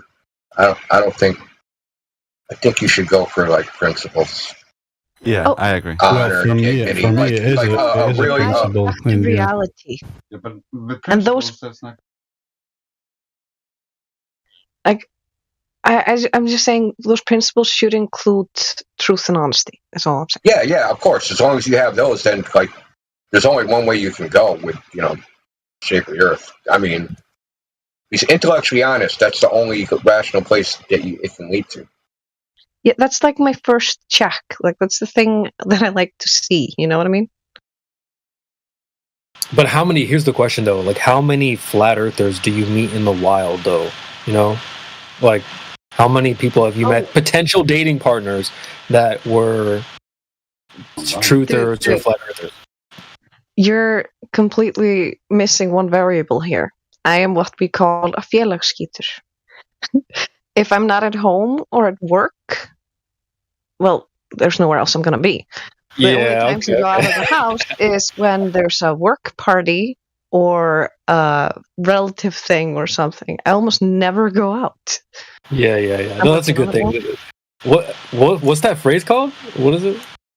Félagsskytter, which means social turd. Social turd. Well, what came to my mind is like homebody. It's like probably what we would say. Like, you're a homebody, but that's a good thing. She stays at home, you know. You know, because the opposite of that is she belongs to the street. Other than like the club or the bar, where do like single people go? So a good place. Well, I'll just give you an example of like what I mean. So if you're a guy and you want to meet a single woman that stays at home, go to the laundromat at like 7 a.m. on a Saturday. Right. I clean everything at home. Well, I mean, come on. I'd say if you're a guy looking for a girl. So where is a guy that's single, you go to the available that ain't clubbing? Yes. You go to the grocery store because they all have to go there, and then you're super nice and helpful. And then you ask for their number, super casually, meet cute. But you got to drop your handkerchief, Karma. Drop your handkerchief. That's what you do. That's the classy way. I'm still working on my embroidery. Karma, bring it back, bro. It's coming along nicely. I've already done my initials. Has anybody thought about using Dave Weiss's Friend Finder app? Oh, that's not a bad idea. Not a bad idea for what we're talking about, I guess. Yeah, because there's over 100,000 people on that Friend Finder, and if you sign up, I think it's like $10 a year or $12 a year, and it just shows you all of the flat earthers that are within your radius, and depending on your location. And I'm in Spain, but around me there's not many. But I'm not sure where the young lady you're talking to is actually located. Iceland. So I'm sure it's even smaller pool. I do think I'd be shocked if there was a lot. I do remember seeing like 3 or 4 dots when I tried to open it up, but it's always been really janky on my phone, and at some point I gave up on it. Yeah, also, Johnny Bernhardt is not quite the guy I would offer to my sister, so...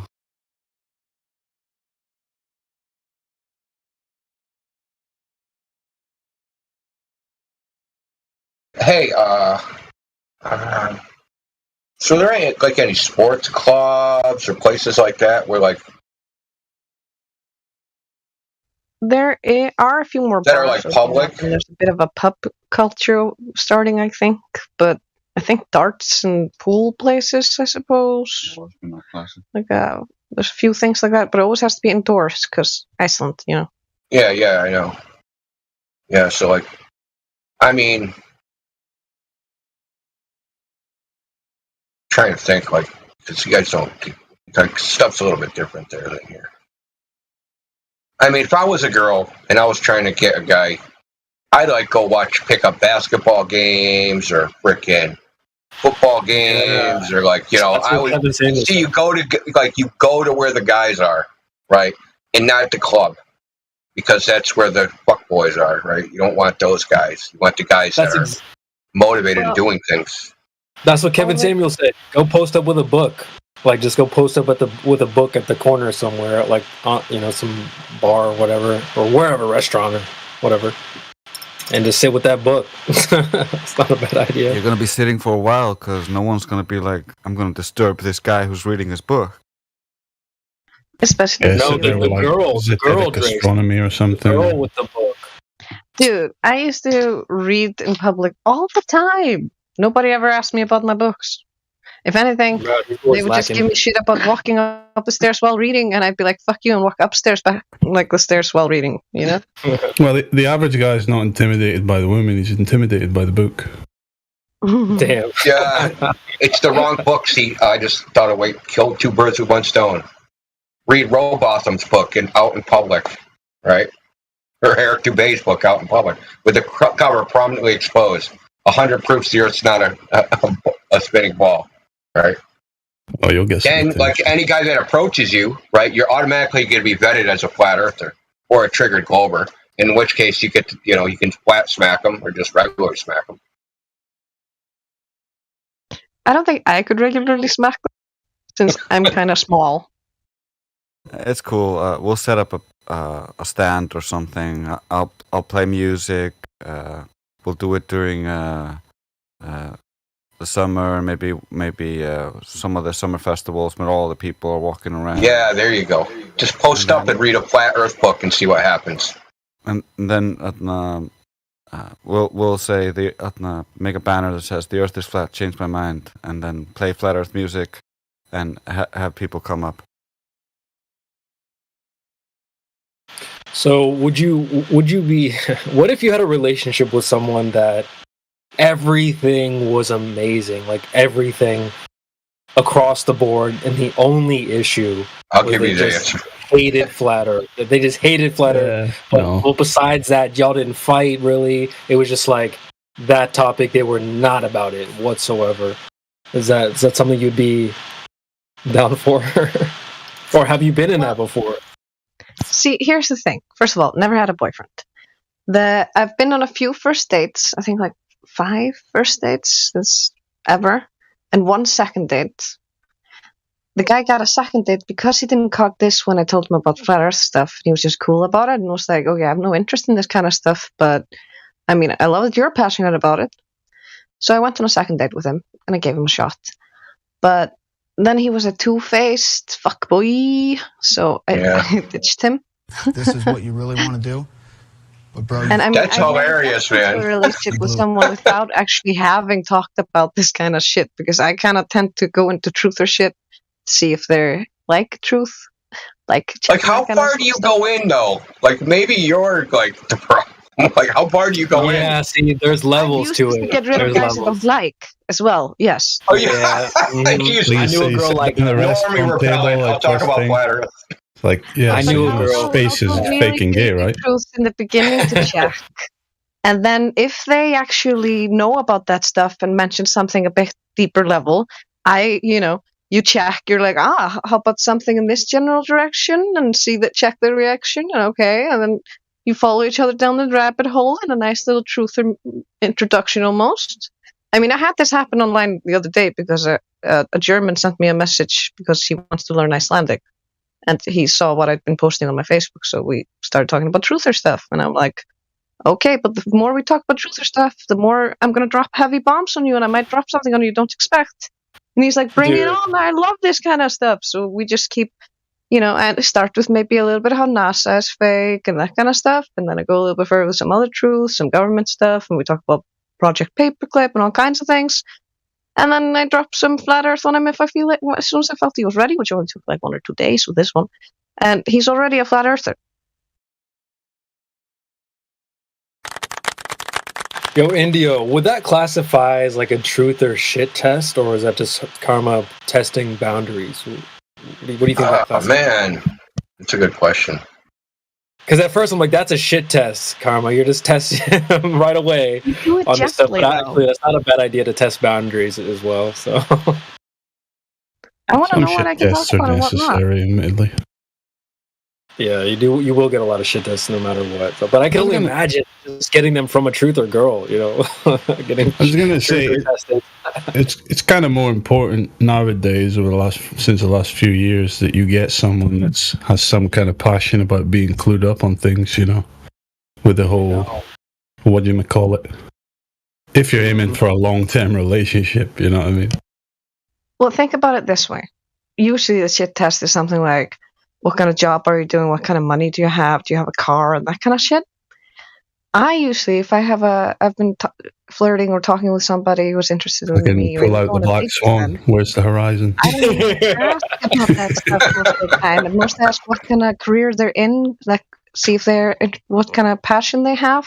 That, I don't care how much money they make.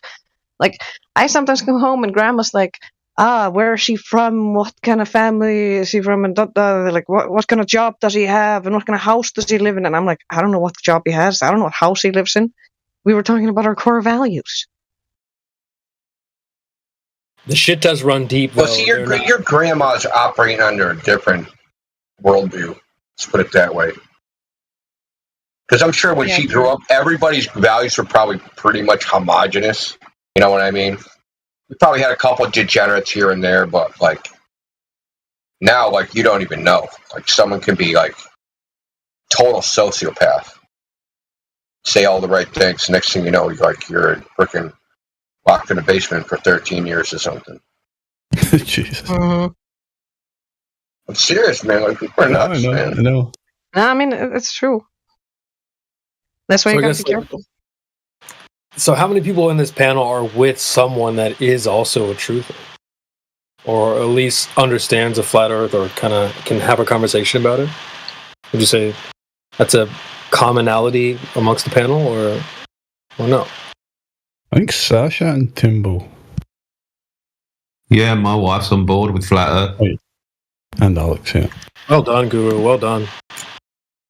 Now, do you talk about it a lot? You discuss it, or is it just like you're just on the same page? It's just part of our reality now. I mean, when I was researching it, my wife was always in the room with me. So, like, when the videos were on or when the information was rolling, she was just like sort of right there with me all along. So she really had no choice. So that's one way to do it. That was a good tactic. I'm kind of scarred because one of the questions I was explaining, I was describing a relationship that I've had in the past. Really awesome, but the only thing she just did not like flat Earth. And so that kind of like makes me not want to bring it up. What's her problem with it? What was her problem with it? She was just like, even the 7-Eleven being a part-time job, I brought that up pretty early on. And it was like, you know, she had a normie stance on all that stuff. So she took the juice, why? all that stuff. So like usually there's like some reason, like why would she take that stance? Was it the social thing? Societal pressure. Okay. Yeah, that makes sense. You got to sift through those people. Well, yeah, it sucks, man. But some people, that's really important to them. It's like how they feel. That's their meaning in life, right? I gotta fit into society somewhere in the hierarchy that I feel comfortable with. Well, I noticed a lot of people don't. Go ahead, Obi. It just begs the question on how this person, what the criteria they use to value their existence is. And somebody that values himself off of the external opinions of people, that's not good. Yeah, you got. One thing I've noticed is just a lot of people really don't like to rock the boat, and so like, I think she would probably fall into that camp. And that's the very problem. Yeah, right. I think a lot of us, that's the common thread probably a lot of us have, is we're not afraid to rock the boat. Even Karma on date number 1 or 2, she's doing a little boat rocking to test the guy out, which I think is a good idea. Especially if you're trying to find out, whether or not they're, Well, I mean, I don't know how long your last relationship was, CB, but you ever thought what it'd be like 10 years down the line, 20 years down the line? Oh, yeah. You think it would have got really fucking boring with this type of person? I know what you're saying, like, projected into the future.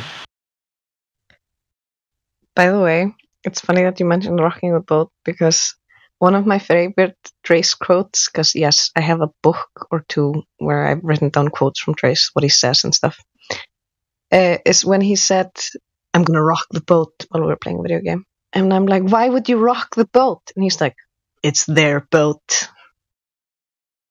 That's a good one. That's certainly a good one. I fucking love it. Yeah, so anyway, I'm just saying that, like, it almost makes me not want to bring the topic up in the future unless it came up from them somehow. But because I've only met one girl in the wild that said she was down with flat Earth, and I was kind of surprised to hear that, not gonna lie. So here's the problem, like, you're trying to find like a free-spirited girl, but one that's not promiscuous. That's a fucking tall order, man.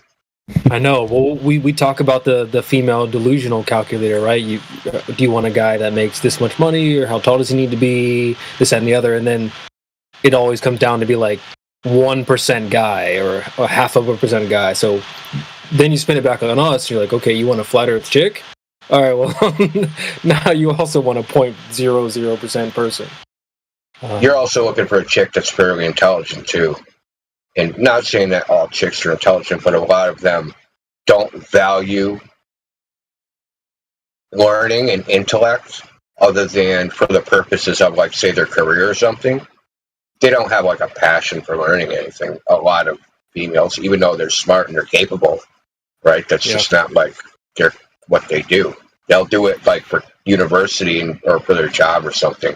And they'll read books, but the books they'll read will be fiction. Right. The same applies to many men as well. True. Yeah.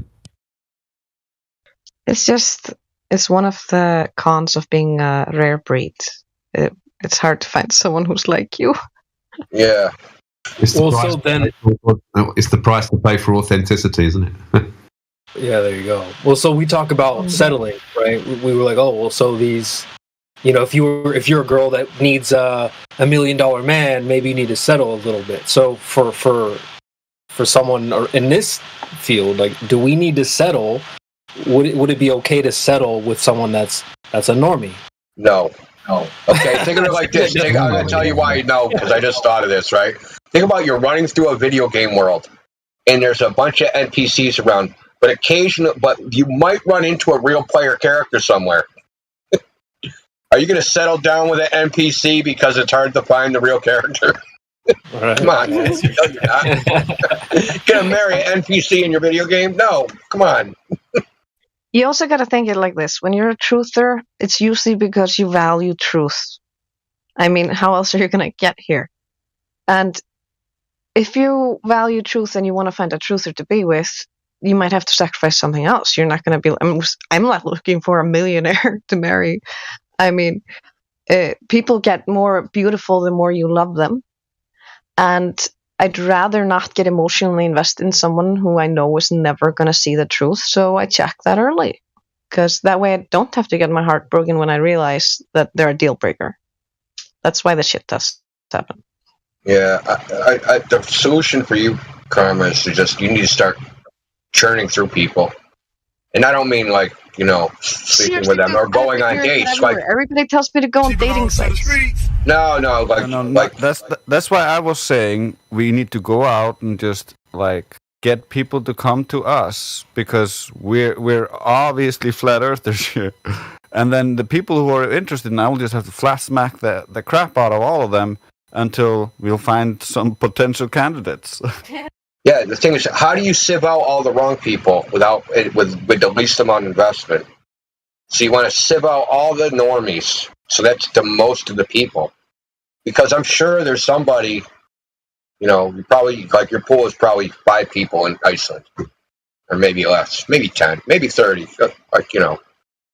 But you gotta sift through all the bullshit, right?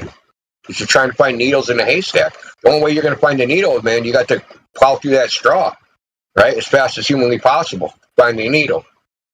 That doesn't mean like going out with them on a date or anything, man. You're just like straight up. You a flat earther? No? Get the hell out of here. Next.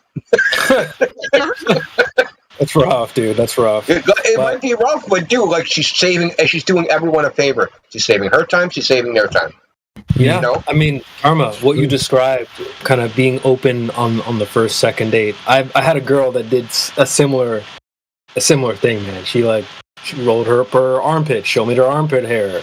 She was telling me like how open she was. She's like, I want to be really open up front, just let you know, like if this isn't for you, then you'll know.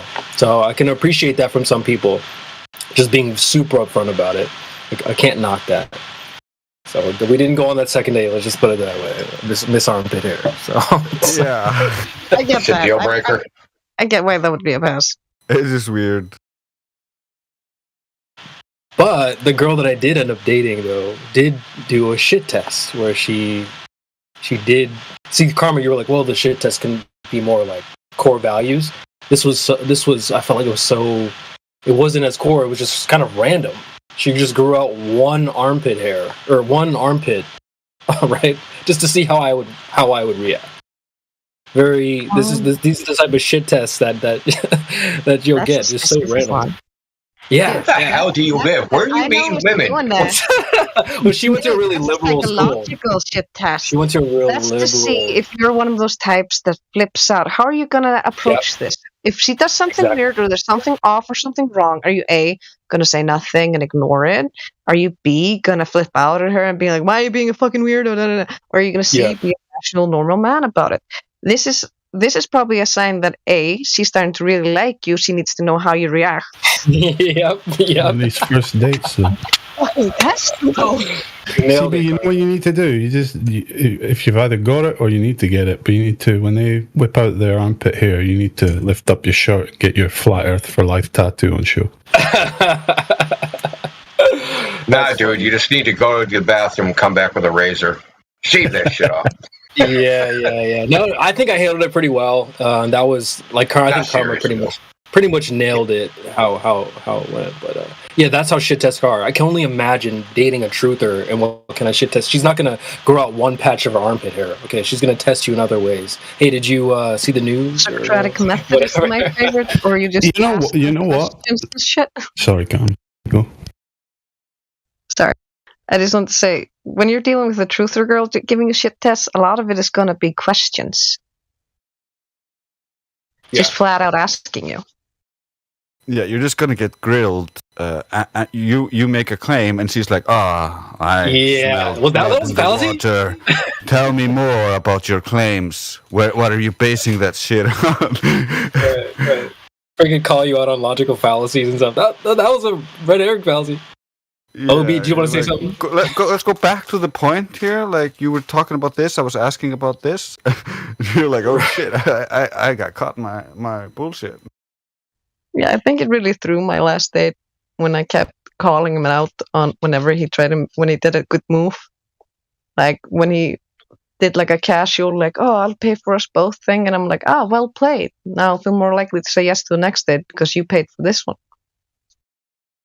Right, he probably was like, say what? Something smooth. I'd be like, you gave me a false dichotomy here. Go with a date there, or go with you on a date to the other place. Well played. And I'd always analyze whenever he'd use fallacies on me. But he seemed to like that. So I was like, okay, maybe he's just being playful. But then turns out he was just a sophist. Dang, that's too bad. Yeah. I can only imagine he's like, dang, she knows my moves. Yeah, the funniest thing is, on the second date, when I realized he was a two-faced sophist, he even let slip. He's like, oh, you've read this thing. And when I came home, I asked Ray something like, have you heard of this thing? And he's like, oh, it's one of those 27 questions to ask to get intimacy fast with a woman or something like that. When I was like dating it. Awkward. And I'm like, lol, he asked me if I'd been looking at that because of the way I was talking to him.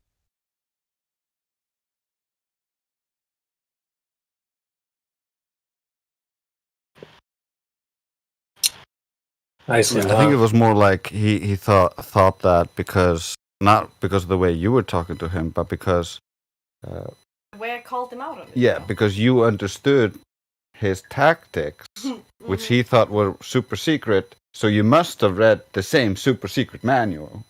Oh, yeah. First result on Google, man, super secret. She knows my moves. That's like the Globers coming in with their fucking top 10 articles. There's no way the flat earthers know about these reasons the earth's a globe. Yeah, they never confronted climate tree, baby. No, dude, we were roasting that in the chat for like 30 minutes straight. So you said like we should ask about your deal breakers then, Karma. So what's a deal breaker then? Well, obviously, the first one, of course, not being a truther. Yeah, I was gonna say that's the first stuff. I haven't thought about that. They have to be a truther now. After 2020, they have to be a truther because else they've got that shit in their bodies. You know what I mean? See, man, that changed the game completely. Yeah, I would say must. On the plus side, I know there's at least over 20,000 people in a group that's called like Awake in Iceland or something like that in Icelandic, where they're talking about what happened the past 3 years and sharing all the information between each other about all the stuff that doesn't get on the news, you know. Good place so to there's start. Some truthers in this. There's some truther communities growing here, just a little bit. It's just super controlled. It's run by like one or two people that control it completely, I think. Grace knows more about that, I think. Yeah, I tried to post a few things in there. Even the things that are just related to the things that they're saying. But they would take my post, delete them, and then repost it themselves sometimes if they liked it. So not the best one. But they have a group chat going along and that seems more free.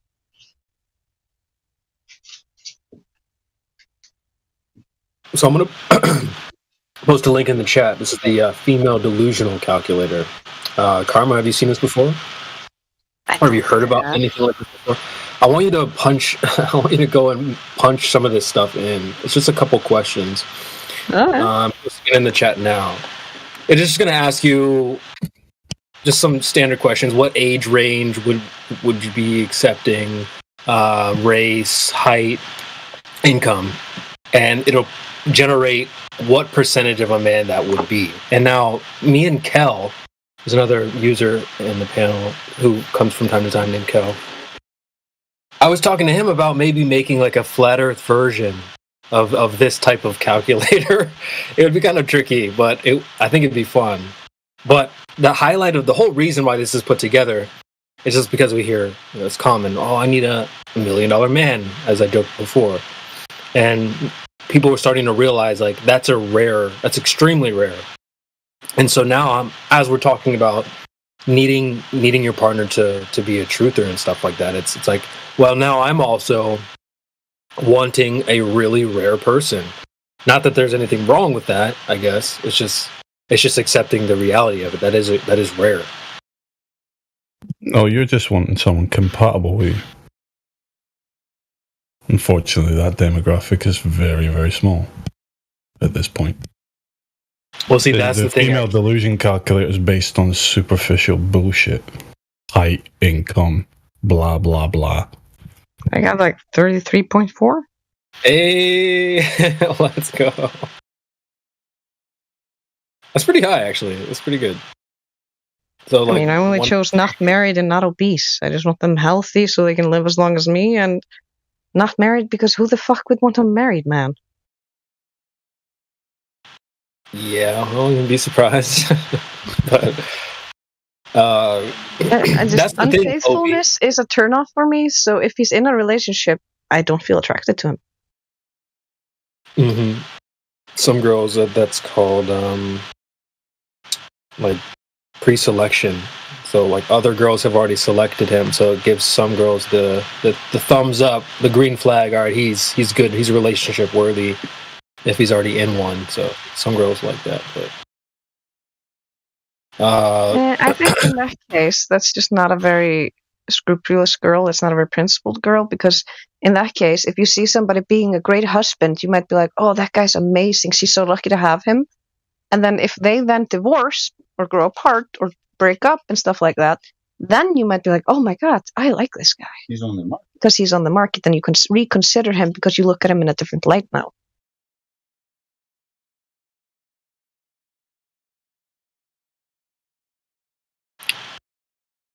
yeah, it's probably the right thing to do. So just that's natural. But OB, yeah. But OB, you pointed out how like the calculator is based off of more like superficial stuff. It doesn't even include whether or not you're attracted to this person, even if you do find someone that meets these certain criteria. So it just the pool gets smaller and smaller, really. It's just No, well, I'm just saying, just because the flat Earth female population in the world's small doesn't mean you're partaking in some kind of delusion like this delusion calculator. Oh, okay. I mean, I don't feel delusional. It just is the way it is, basically. You are looking for someone compatible. Unfortunately, you're at a point where your options are very limited. But it's not because you think you're a little fucking princess and you deserve the world. You know? Right. I need me a bad bee. All right. I need. She better cook. She better clean. She better and be a flat earther. Nah. But well, you know, I'm like, I wouldn't mind somebody who's like, I want somebody who can cook and somebody who can clean and do these things, so long as he's doing his bit as well. Like, you can delegate tasks, and there's nothing wrong with that. Like, but that also would, like, to me, I'd be like, but that also means if I'm like, hey, I need you to peel these potatoes because I'm doing a bunch of stuff in the kitchen right now, and we're making an amazing meal right now, he better not give me shit. But at the same time, if he's fixing the sink and he needs somebody to shove the tiny hand in there and get that screw, I'll do it. It's about teamwork. It's about working together and communication. I agree with that. Actually, I like cooking and cleaning, so shoot, not necessarily a requirement for me, but yeah, no. Yeah, just for the example. Yeah. I just recognize that I've only met one girl in the past that said she was a flat earther. I was surprised. She she had her own little thing going on, but what happened there, man? She had her own situation, bro. I didn't even want to mess with that. Not gonna lie, but I don't know how much she was into it. She had the fucking 13 cousins that are in prison that are Globers, right? I don't even know. She had some dude. She was in the streets with some other dude. So I was like, dude, whatever. I don't. We didn't even get into how specific. Like, do you really understand this, or did someone tell you about it, or whatever? So yeah, you can tell the difference. Someone that's passionate and wants to know everything about this topic, and then someone that's just, yeah, I saw some TikTok videos and yeah, they were pretty convincing. So I'm a flat earther. Yeah, I got the sense that she was. I didn't know shit about the globe before, so I can just switch over anytime I want. Sounds like you met that kind of person. Yeah, I mean, she didn't seem like she was. I mean, she didn't seem like she. We didn't talk about super specifics. I mean, I didn't ask her about the black swan or anything like that. But yeah, no. The point is, I haven't met a lot of girls who, number one, are that, I think Dre said this, are super interested. They're more interested in like maybe a fiction book instead of like exploring reality and the truths of existence. Like, that's kind of something that I think maybe we might be more inclined to do. I'm sure there's some gals out there, like, Karma's here with us as well. So, but I don't really meet a lot of girls that are super interested in that. So that's fine. I mean, I don't set the requirement there either. That's why I brought these questions like, oh, it's okay to be with a normie, because last girl was totally a normie and she was great. But yeah, I don't know. Go ahead. I think someone was trying to say something. Yeah, I was just gonna say, this is why I say truther rather than flat earther, because you're totally right. Like, I would have never sought out or found flat earth by myself. It's only because Drace brought it to me and showed it to me that I ever heard about it or knew about it. Yeah. Yeah. The guy you're looking for, Karma, is also not a social turd. So I don't know how you're going to meet him. That's what I've been saying. Mm-hmm. You better drop that handkerchief, girl. You better start breaking into houses. Yeah, take the long way home from the library or something. I don't know.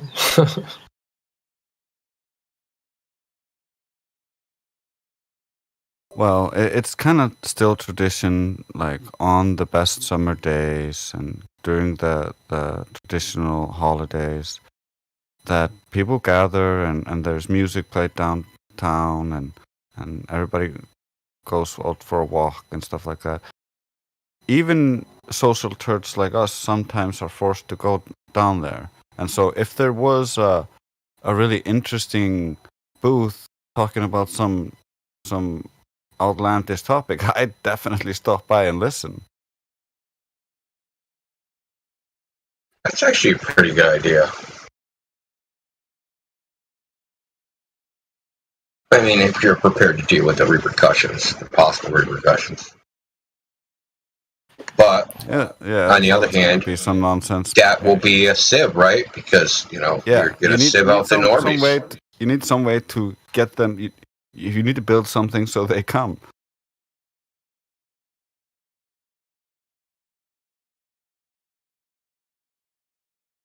They're all the flat earth bait. I want to grill Karma a little bit on these results here. Okay. So, I just see any height. You would accept a guy shorter than you. She said she's tiny. I don't think that's possible. I was going to say, girl, what? Dude, I have an example, actually. One of the few times I was actually a little bit interested in someone, he was actually a little bit shorter than me. And I'm like 157 centimeters. What's that, 5.1? I don't know, I'm small. Yeah, that's I've had pretty that 10-year-old be the same height as me, so, I mean. Yeah, that's I mean, it's a plus if he's taller than me. I do enjoy feeling petite. I mean, we got the other side of the flip side of the coin. Does the guy she wants want her? Yeah. Oh, yeah, he that's true. didn't show any interest. He didn't show any interest. That's why you liked him. I don't think he even noticed that I was trying to show him interest at all. This was before Drace trained me on how a man thinks and how they're clueless on a lot of shit. Yeah, I mean, he was not up to my standards, although I didn't say anything. Like, he did not look good enough in my eyes for her, but I didn't say anything because he liked him. So I'm like, sure, like we'll find something maybe. But he reminds me of one of those clueless guys who just doesn't notice the feminine signs, and I don't know. You're not that guy, pal. Trust me. I'll just tell you this. He was also a not very confident guy, so that could also just been it. He didn't dare. I don't know. Well, that helps him not see the signs, because there's a sign and he's like, oh, talks negatively about himself, pushes himself down because of the negative self-talk, and then of course. So you're self-deprecating? Yeah. Yeah, that's probably not dodgeable. Yeah, it was way back when. It was just he was such a sweet guy and so nice, and it was because I'd seen him with the kids so much because I was working with him, and he showed a lot of the good signs of being a good dad, and that's why I thought he was kind of cute and wanted to get to know him better. But he was just very shy with me or something, so it never went anywhere, and then we stopped working together. He was gay. I think he was a stoner. Oh yeah, he's just too stoned to even tell you were around. Maybe. I'm not sure, but he was definitely a stoner. You could be stripping down in front of him and he'd still not get it.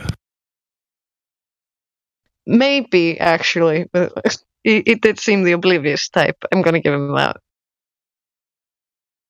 Looking back at it, like at the time I didn't realize because I didn't know how to read men better. Maybe he was a flat earther, man. Like, do you believe in the globe? One of his best friends the globe? What?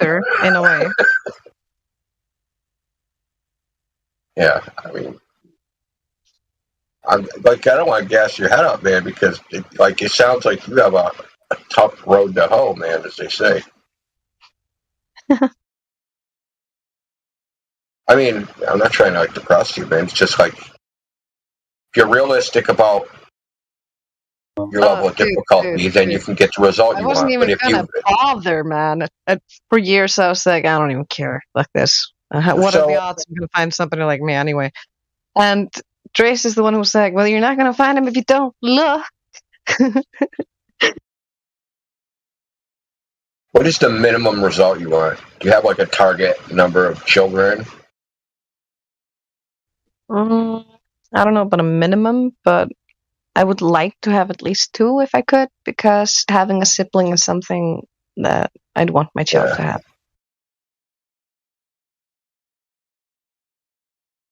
Good start, Gindio. That's a good question to start with.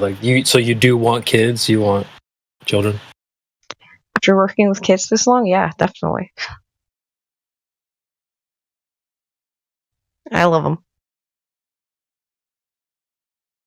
Because, you got to think about, when you're in a long-term relationship, a lot of these, little things, they're actually not the important thing. The important things are, the management of a household and how you do that together. Because you're going to have your preferences, he's going to have his preferences, how timely are the dishes washed, or how often is this cleaned, or how often, you know what I mean? There's just, people have different preferences. And it's how you mesh those together. That's going to end up being a lot more important than, is he good and bad?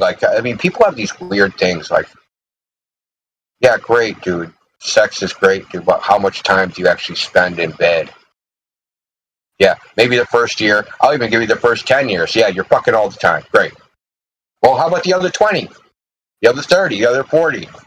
Think when you're 80-year-old, you're going to be smashing your bony hips together? I don't think so, right? So, you know, you have to think like long-term, like what qualities are going to last the test of time that you can deal with, and it's going to make your life easier. Or not easier, but like more fulfilling.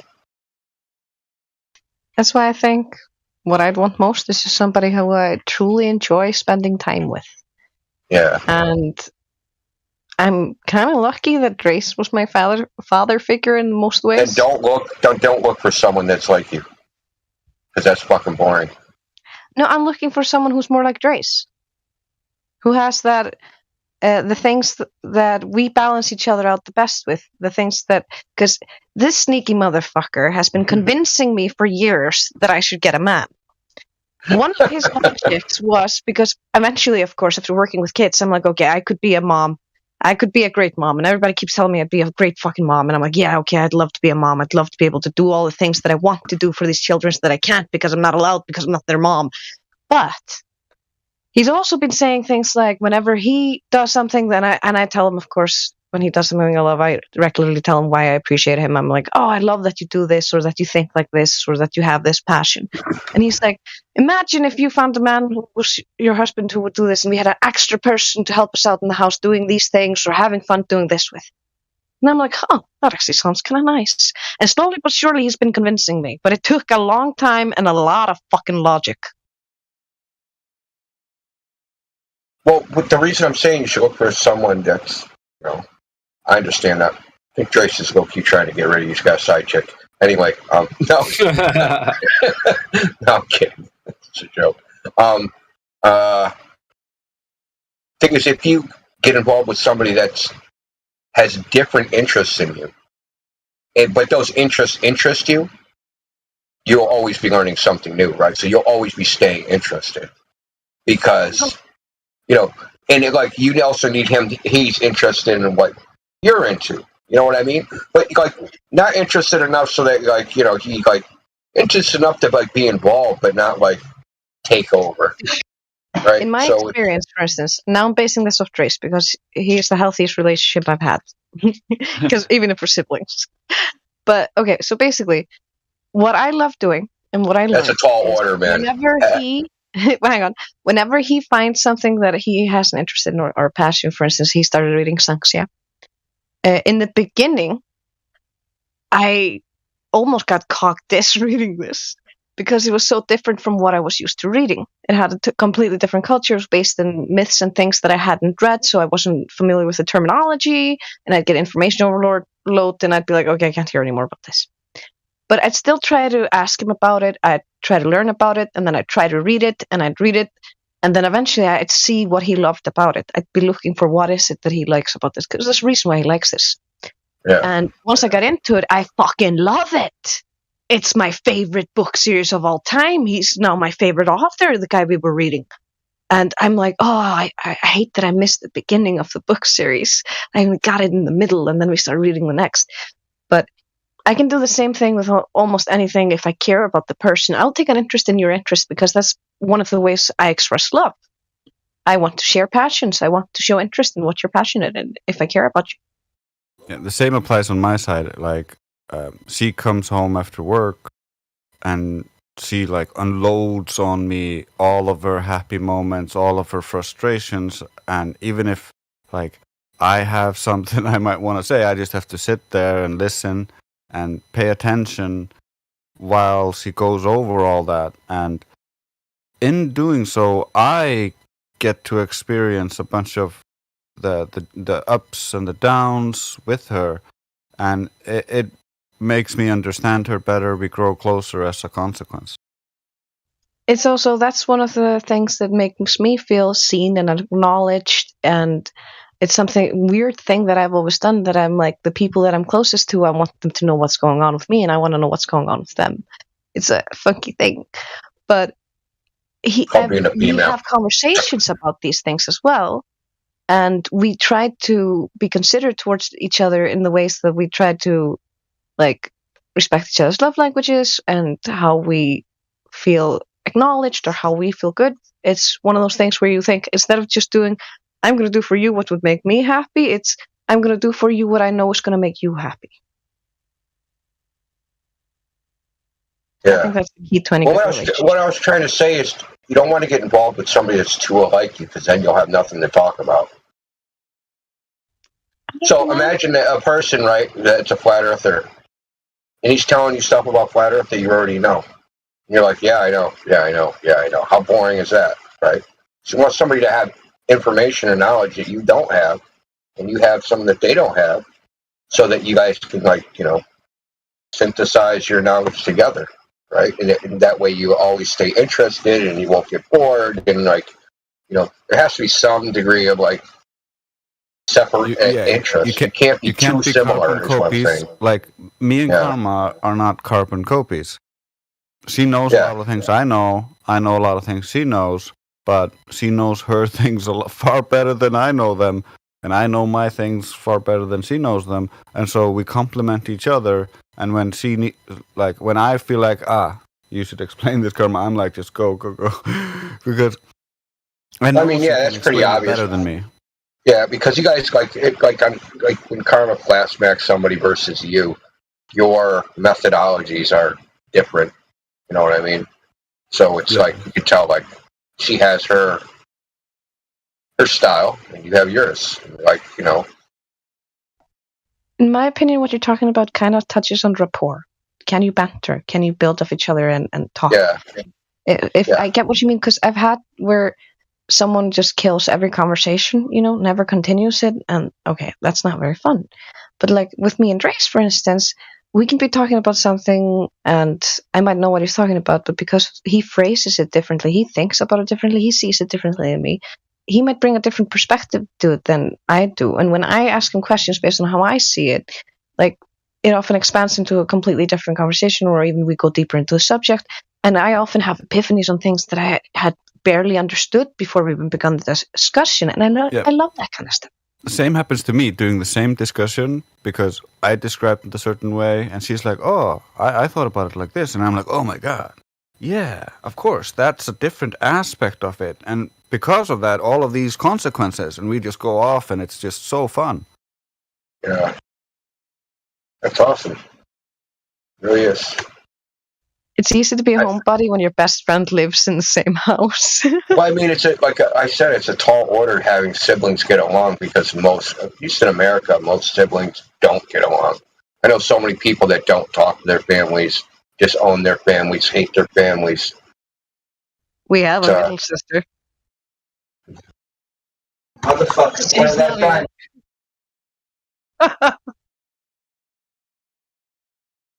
Let's just say she's not the same type as us, and I love her from afar. Yeah, she takes more after our father than... Yeah, I took a little bit more after Mom, because Mom raised us. And then I kind of rebelled against everything and was just like, truth, honesty, that's what I need to maintain myself. And then I just taught Karma everything I knew.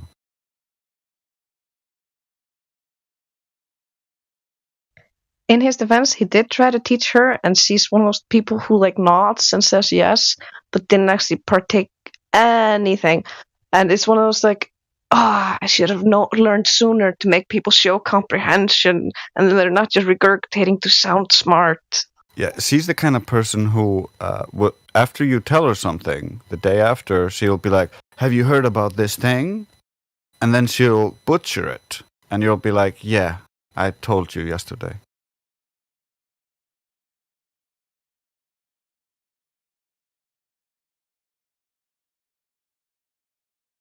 But hey, 2 out of 3. So, I mean, we have a great relationship, me and Drace, and we have a cordial relationship with her, shall we say.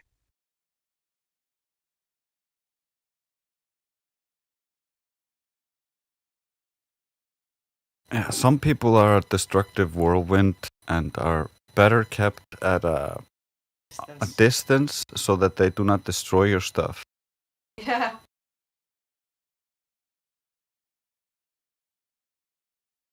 So, what percentage of the Icelandic chicks have armpit hair, Trace, would you say? Or Carmen, I suppose. I'm in the locker rooms. I think I can answer this better. It's very rare. It's just, I've like known one hippie who did that. She was a yoga instructor. And she never wore makeup. And all her dresses were loose and she never wore a bra. So, I mean, very Sounds about right. Yeah. Yeah, you pretty much described that chick to a T. That's how they are over She here, had a too. lesbian roommate as well. Oh, yeah. No surprise And they there. had sex pictures, like drawn cartoonish sex pictures all over the walls. Haram! Yeah. So, very much an outlier. I've only known one of this type. Which is funny because it made it seem like I was over here laughing because, like, I was reflecting. I made it seem like all the chicks over here are like libtard, bush armpit, freaking blue hair girls. But no, it's not that common. I would say here, not that common. Even though I made it seem like it was. It's a mix. There's always a mix. We got our crazies over here too. Yeah. Yeah, I mean, there is always that type, though. I think what Karma just described is pretty much it to a T. The loose pants, no bra, free spirit. Yeah. Non-conforming. See, there's a little bit of truth in that, but I don't. That's the kind of test that I'm not a fan of that.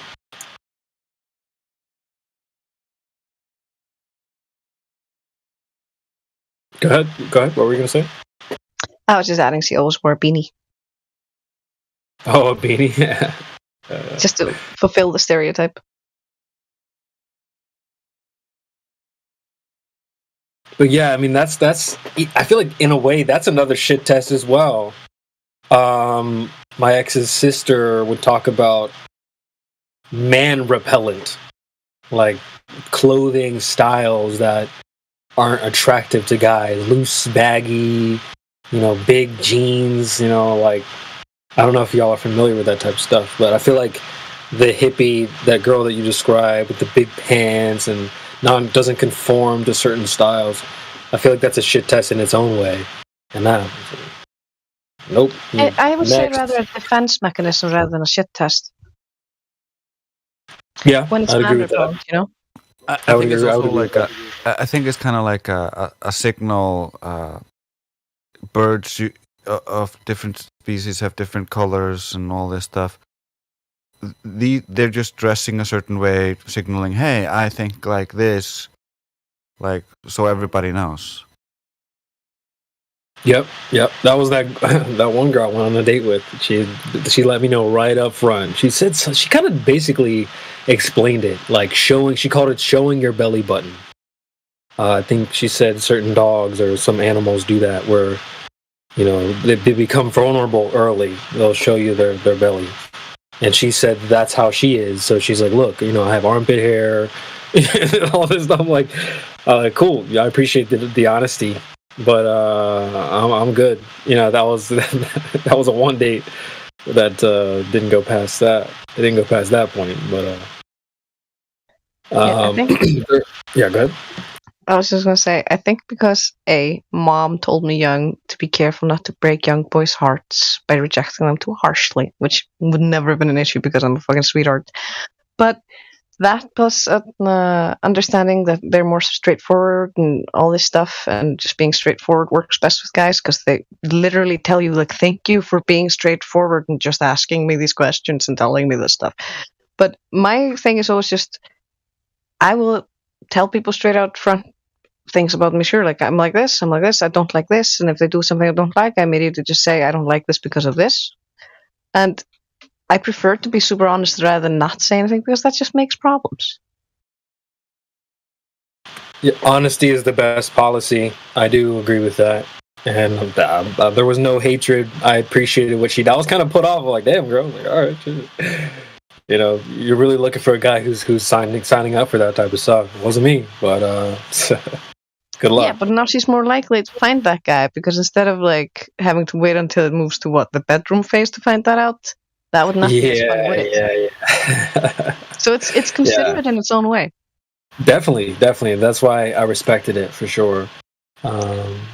Like one of my biggest issues also is I would feel guilty if like I don't want to give people false hope or make them think I am something I'm not, because one of the things I've noticed is guys fall in love really fast, really easily as well. So having had the experience of some guy being like trying to like propose to me and ask me to go to Tunisia because I talked about flat Earth with him for 2 days was enough to make me go, okay, I need to be careful and just straight up be like, bruh. So I've been just as straightforward as I can, and I try to give guys advice a few times I do talk to them and stuff like that. If they're shooting themselves in the leg, I tell them how and why. Like when I was a teenager, I went on one of my first dates, and the guy was so nervous he couldn't say anything but like, whatever you want. Like, what do you want? Do you want popcorn? Whatever you want. Should we order a drink? What do you want to drink? Whatever you want. And I'm like, for God's sakes, man. I gave you a chance. I went on a date with you because you said you had a crush on me for a year. Show me who you are. I'm here to get to know you. If you act like a yes man the entire time, you're fucking up this date. And then I tried to pep him afterwards, and I'm like, come on, man, what do you like? And he was just so nervous. Oh my God. But I tried to help them. Yeah, the kids call that fumbling the bag. Sounds like it's what he did. Fumbled the bag. But I mean, look, we get Globers that come in here. I think it's good to get practice. You know, like you don't want to be swinging and a missing on every person. So if you need practice, then okay, then so be it. Get it in. I think dating can kind of be like that. I have said that talking to Globers is like speed dating. You know, if it ain't working out, then you need to step aside and let someone else try. But yeah, it's not a bad idea to get some reps in, I suppose.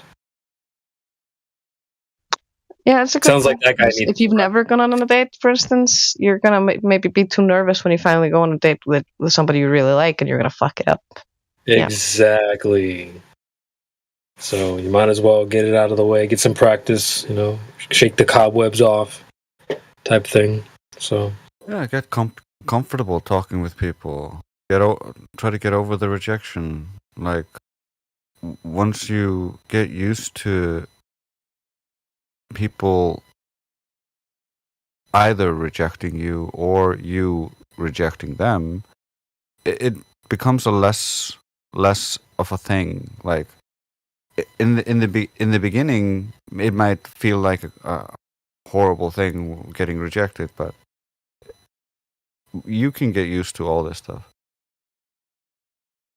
yeah, I mean it's better to strike and miss, like on people, you know.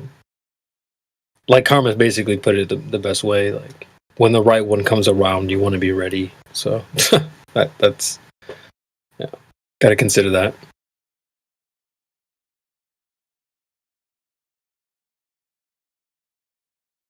Sometimes you're not going to hit a home run on the first pitch. So anyway, let's see. Timbo says the problem is confidence comes with experience. Do you want someone with experience or someone who is initially shy because they won't always be shy? Yeah, that's a good point as well. Well, in this specific example,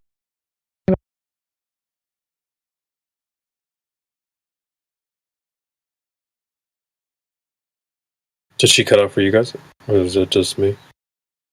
oh, sorry, I was saying in that particular case, it was a pity date, so that was his one chance. Yeah. Yeah.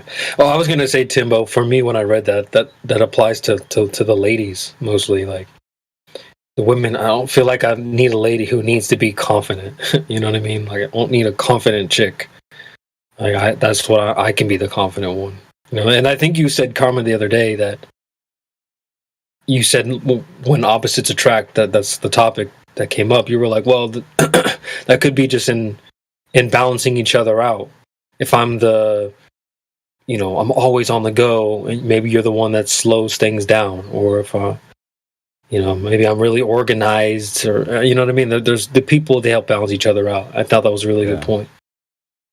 And so for men and women, like if I'm the confident one, she doesn't also need to be super confident as well. But I get the pity date, that type of thing. That's kind of funny. I don't think I've ever had one of those. Actually, I'm not gonna lie. I've only had one, and I don't recommend them, and I'm never doing it again. Motherfucker had me cornered with logic. I kind of shot myself in the foot. It's my own fault. He ambushed me. It's my own. Oh God.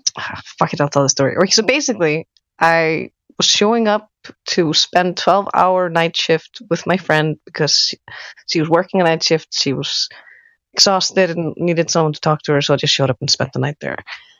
A guy who I'd worked with some years before apparently overheard that I was coming, waited an hour, and then spent the entire night telling me how he'd been crushing on me for a year while we worked together, and how he always regretted not asking me on a date, and started being super self-deprecating, and my wingman mode just shut up, and I'm like giving him advice on how to talk to girls. And then he's like, oh, but I never would have gotten a date with you or something. And I'm like, well, you never even asked. Like, if you'd said something like just, hey, do you want to go to the movies sometimes? I might have actually said yes.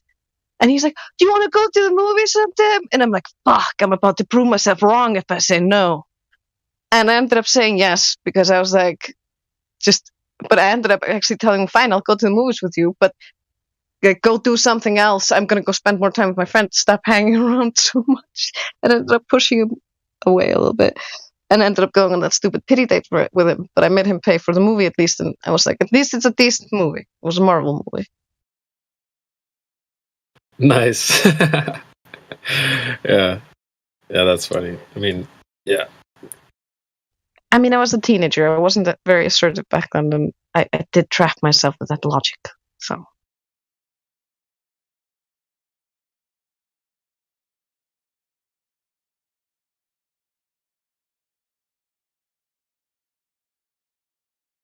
Yeah, the thing is, trying to trap a girl like that and getting a pity date is not very helpful, because at best you're just gonna get a lecturing on what not to do. Good point. Yeah, good point. I mean, what do you expect? The only really benefit that I can think of from doing this is just literal practice, reps. But even then, is that good reps? You know, they say if you're going to go do the bench press, you better do it right. You don't want to be practicing the wrong form. So, I mean, you may find another way, guys. Don't be begging for dates and stuff like that. That's weird. Yeah. And things are different now, too. There's not even times, I'm sure times are so not the same as they used to be, at least now. But... Yeah, I never really participated in any of the dating culture. Like I said, I'm like 30 and I've been on 5 or 6 dates at most. So I don't know how the hell this works here at all. Everybody You're not missing out. To go on the stupid app. Don't do it. I mean, you're really not missing out. Especially as we like descend into, further chaos, but I don't know. I mean, I'm not even participating in this stuff anymore. I'm just kind of an observer.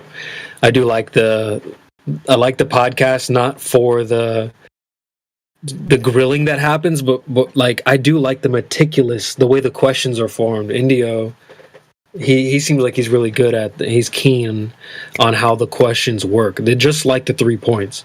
We don't ask the 3 points just willy-nilly out of the blue. There's a purpose for why they're asked. It's a setup. The podcast, I'll drop that in just a second. But so yeah, I just think it's really important to learn how to formulate questions, kind of almost like in a flowchart style. Like they say yes, no, okay, know where to go from there. And so this right now. It's like the Fresh and Fit podcast. I redubbed our live show here to the Fresh and Flat podcast, just kind of in a tribute. They're more about dating, red pill relationships, that type of stuff. But it is really interesting, and I've played clips before, just showing the mindset that even the people, like, you see the mindset of the people that come here to the server and debate the globe. That mindset isn't just within this niche community that we're talking about, flat Earth. It's also it's everywhere.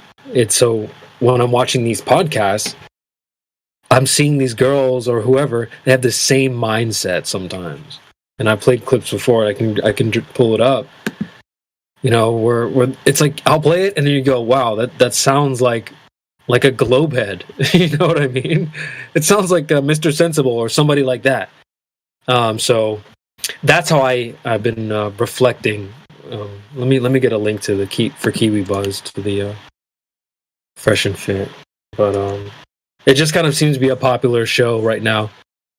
It's a popular topic as well, dating. You see how we've been talking about it for the last hour or so, maybe more.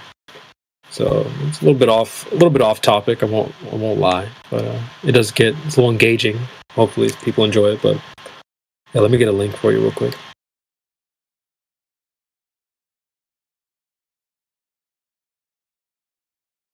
Basically, I was thinking maybe we could kind of revamp our ladies' night because it seems like it's dwindled out. Obviously, and we haven't had a show in a while. But the setup of these podcasts is like 2 or 3 guys, maybe a couple guests, and then a panel of gals. Oh, come on! And then like they ask questions, just like we ask questions to Globers. Hey, so have you ever heard of anyone measuring the curvature? And you see, that's not just a random question that you just asked them.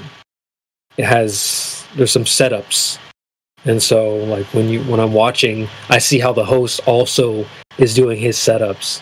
So Indio's on deafen right now. Maybe he's listening on the watch page, but he seems like he gets it. He's already came in and asked like multiple questions that are like very similar to what they would ask on these podcasts. So let me get a link because I keep saying that.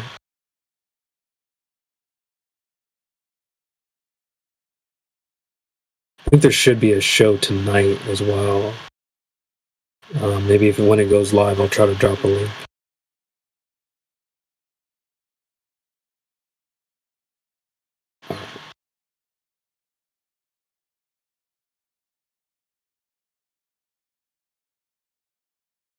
Yeah, I kind of riffed off of. You see the Fresh and Fit, the white, red, white, and blue. I started the. Basically, we have like a live event running in the Discord panel. I kind of just parodied off of that.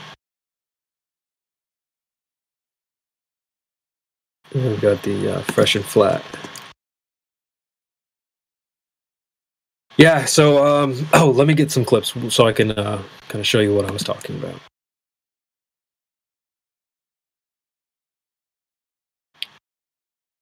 It's funny because this stuff came to my feed like a long time ago, and I never really paid it much attention. But recently, I've been watching it more and more, and just like even the hosts, one of the hosts is just like Miggy, very, very dialed in. The fervor is high, it's awesome to watch. It's cool. So let me get a link to this other clip. Mm-hmm.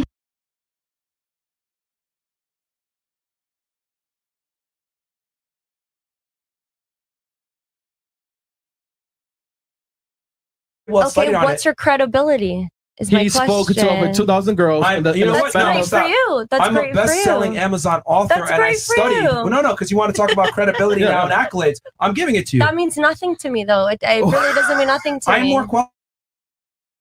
It's like, dude, I just hear the Glober in her where they will ask you for your credibility and then turn around and go, well, I don't care. What does that matter? So it's like, dude, why did you ask? The only reason I even answered you is because you asked.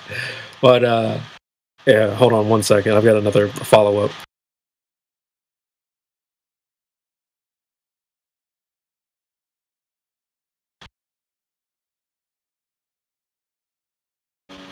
Yeah, just the whole credentials thing. You know, we've heard this before. Oh, here's the other one. 1 second.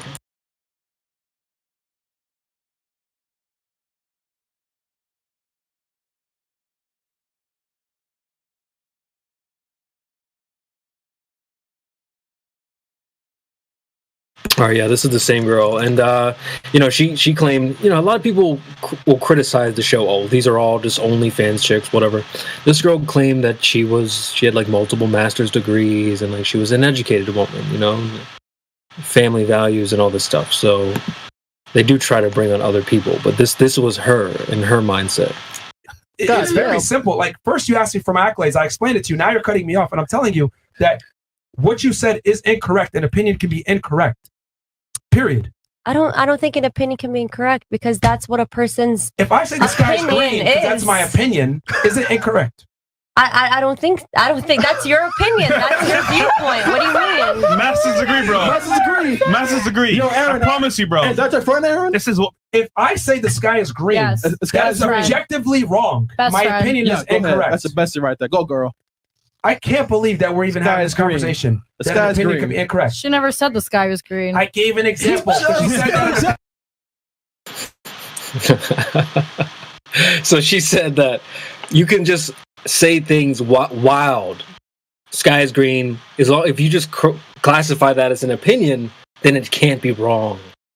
Like, does that not sound like the Glober mindset? You know, 99% we're on Discord. I might be in a chair right now. Maybe. Like, it's that same mind virus. Yeah, classic Glober attitude. Exactly. So so when I'm watching, that's what I hear in my mind. That's what I'm hearing. Oh, you know, that's a Glober right there. Yeah, Karma, your hand isn't in front of you. Yeah, refracted chins and stuff like that. Oh, well, the sky can be green as long as that's an opinion. You know, no, that's just wrong. You know, so yeah, that's what I'm taking out of the shows when I'm watching. Maybe I've got a couple more clips. Maybe we could talk about.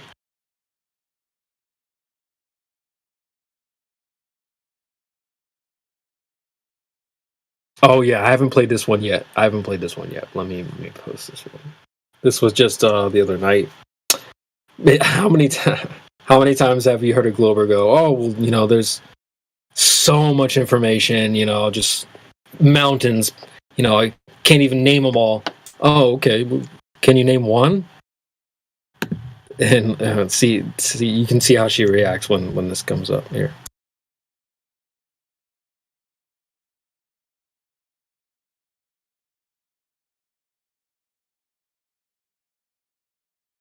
If you let your past define you, it will define you. Exactly. Like check it out. You know what I'm saying? Like, I know. Sorry, wrong clip. 1 second.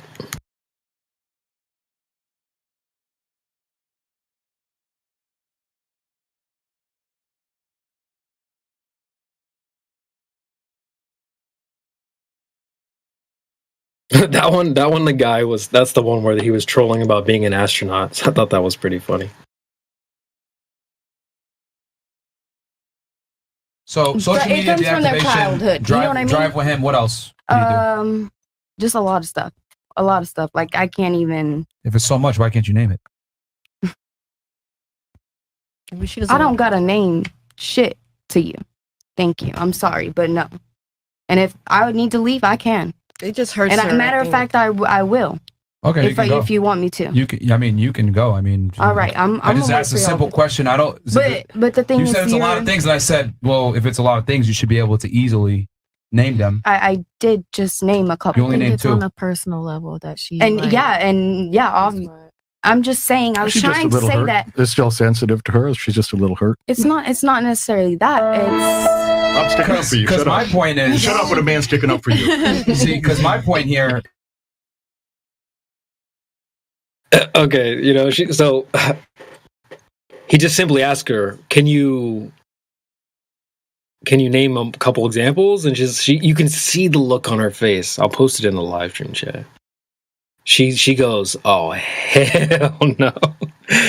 But just funny, like it's just the bluff that Globers do as well. Yeah, there's tons of evidence, and then when you pressure them, okay, what evidence then? They don't have any. Oh well, I don't gotta tell you shit. Oh yeah, maybe because there's nothing to tell. Maybe because I don't know. Maybe you're fibbing, but there's the clip if you want to take the look on her face. OB says you need to get yourself off that F and F, bro. You're better than that. It's not a religious thing. Just kind of just sharing the news for anyone that isn't familiar with why we're doing the fresh and flat or anything like that. So. Not that important, folks. Really.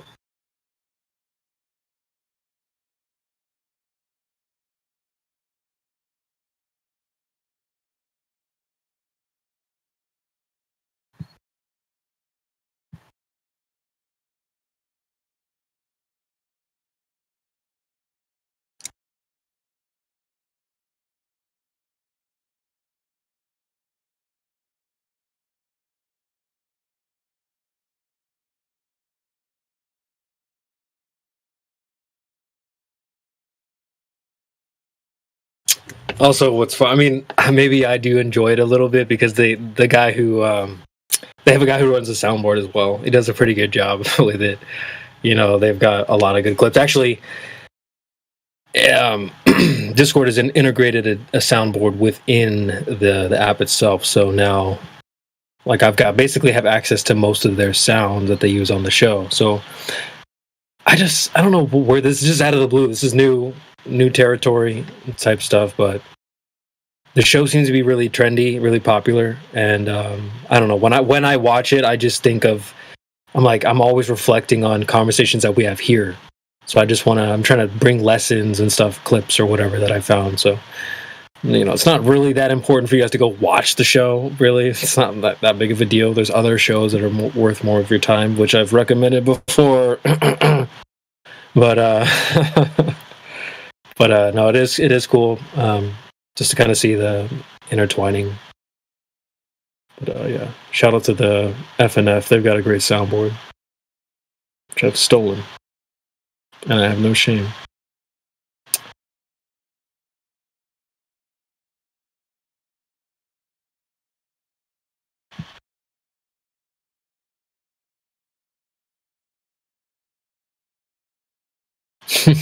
OB says it's just the bottom of the barrel of normies that go on the show. Not getting enough of that in here. That's kind of funny. I've heard people say that before, like the you know, you're just getting the same rinse and repeat type of people. I would tend to agree, although there are outliers. I've seen some gems, you know, some definite gems on there, guests wise. And you know, there's some people that try to get other people, like from Ohio. There was a girl on like last night from Ohio, and you know, they try to get different people on there. It's not all freaking strippers and freaking OnlyFans girls every single time. But it's like you're doing a social experiment on people. When we bring in all these Globers, you're doing a social experiment. Now, after all these years. Like, for me, I feel like we've kind of identified there's several different archetypes of people. Maybe, I don't know how many. Maybe like 7 to 12, I don't know. But there's a limited amount of archetypes that roll in here. You guys have seen them before. The guy, Mickey described the guy that, I'm just gaming. You know, I'm just going to throw this on in the background. Heard that before. You have the interviewer types. I'm just here to ask questions. You know, I just, you know, not really defending anything. And then, like, they start defending things immediately. Seen that before. Classic. So there's different archetypes of people, and you learn that over time through like a little social experiment. And so, yeah, I mean, just kind of, I feel like that's what this is. This podcast is like a bit of a social experiment, and sure, maybe your grandma's not on there, although like there's like I can think of the show maybe a couple shows ago, she was older, you know, completely different from the panel. You know, they do bring on different types of girls, so it's just cool to reflect. And just like I say, it just makes me think of the globe heads that come in here. Like, that's how they would answer questions too. Beat around the bush. Let me not answer directly. You know, so it's like I'm watching that. I'm training in my mind. Like, all right, well, when Globers start doing this, you know, how am I going to respond? So, yeah, I don't know. You can take lessons from anywhere.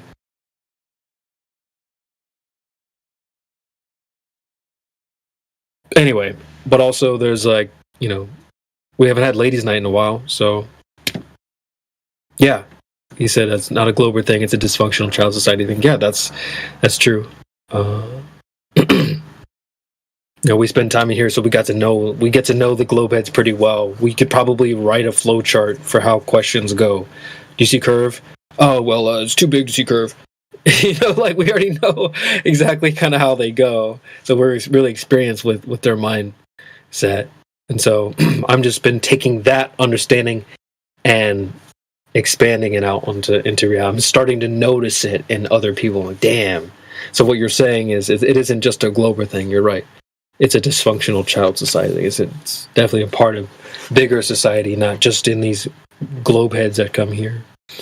So I agree. I agree with that.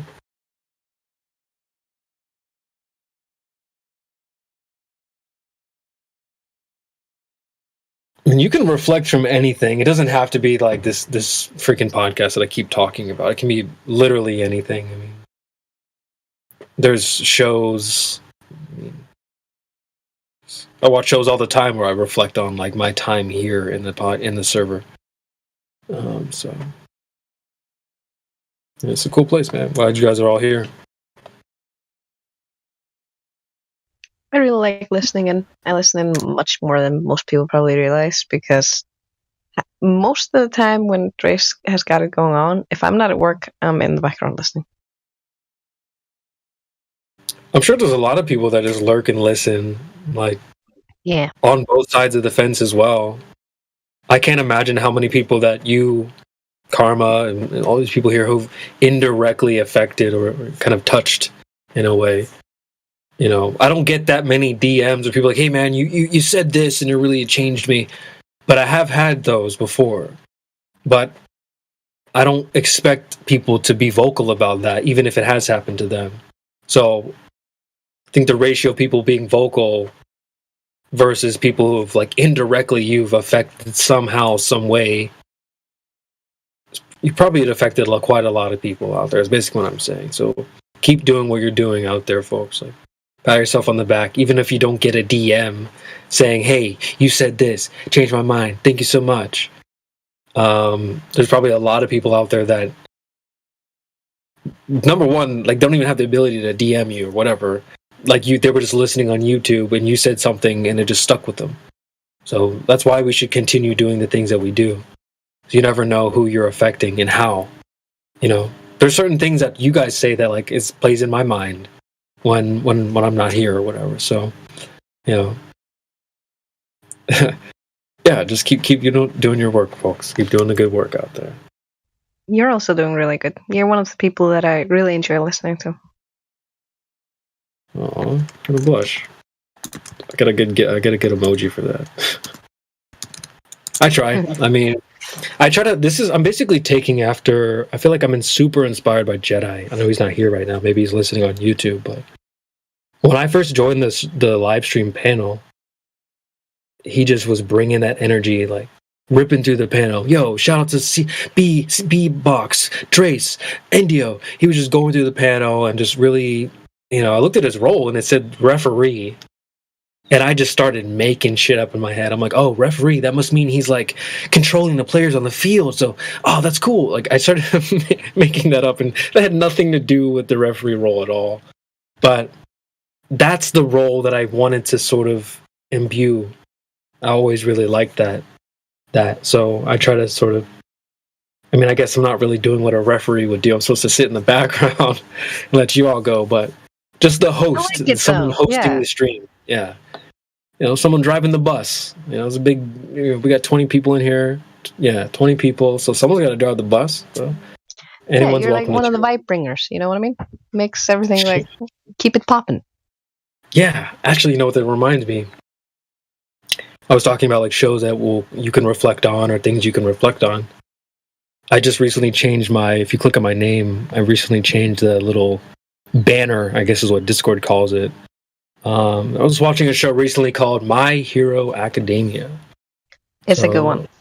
Oh my goodness. I was blown away. I didn't really give it a chance. I never really thought it was, I don't know, I thought it was kind of kiddie looking at the pictures of the show. But when I watched it, it went from, it has that switch where it goes from childish to like serious real quick. And I really like that. But Sorry to interrupt. Could I ask what the name of the show is? Yeah, My Hero Academia. I'll type it in the chat. Okay, thanks, bro. Yeah, no problem. How's everybody doing? How you guys all doing? Good to hear from you, man. Yeah, doing well. Nice.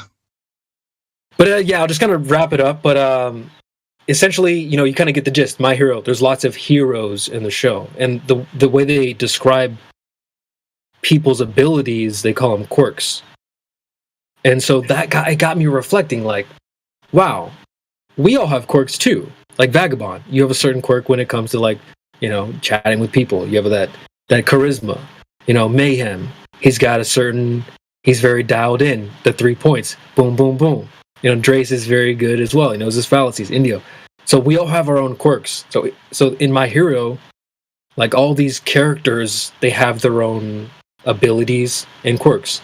And so, yeah, it had me reflecting on, well, you don't all have to be like one person. We don't have to all be like QE or exactly. Because think about it this way. Because to think about the benefit of having 12 unique perspectives. Now, maybe my perspective didn't work with this particular person, but that's not to say someone else's unique perspective wouldn't work perfectly. You know what I mean? So if we all confine ourselves to just one perspective, it's like we're limiting the ability for the person to get the message the way that they need to hear it.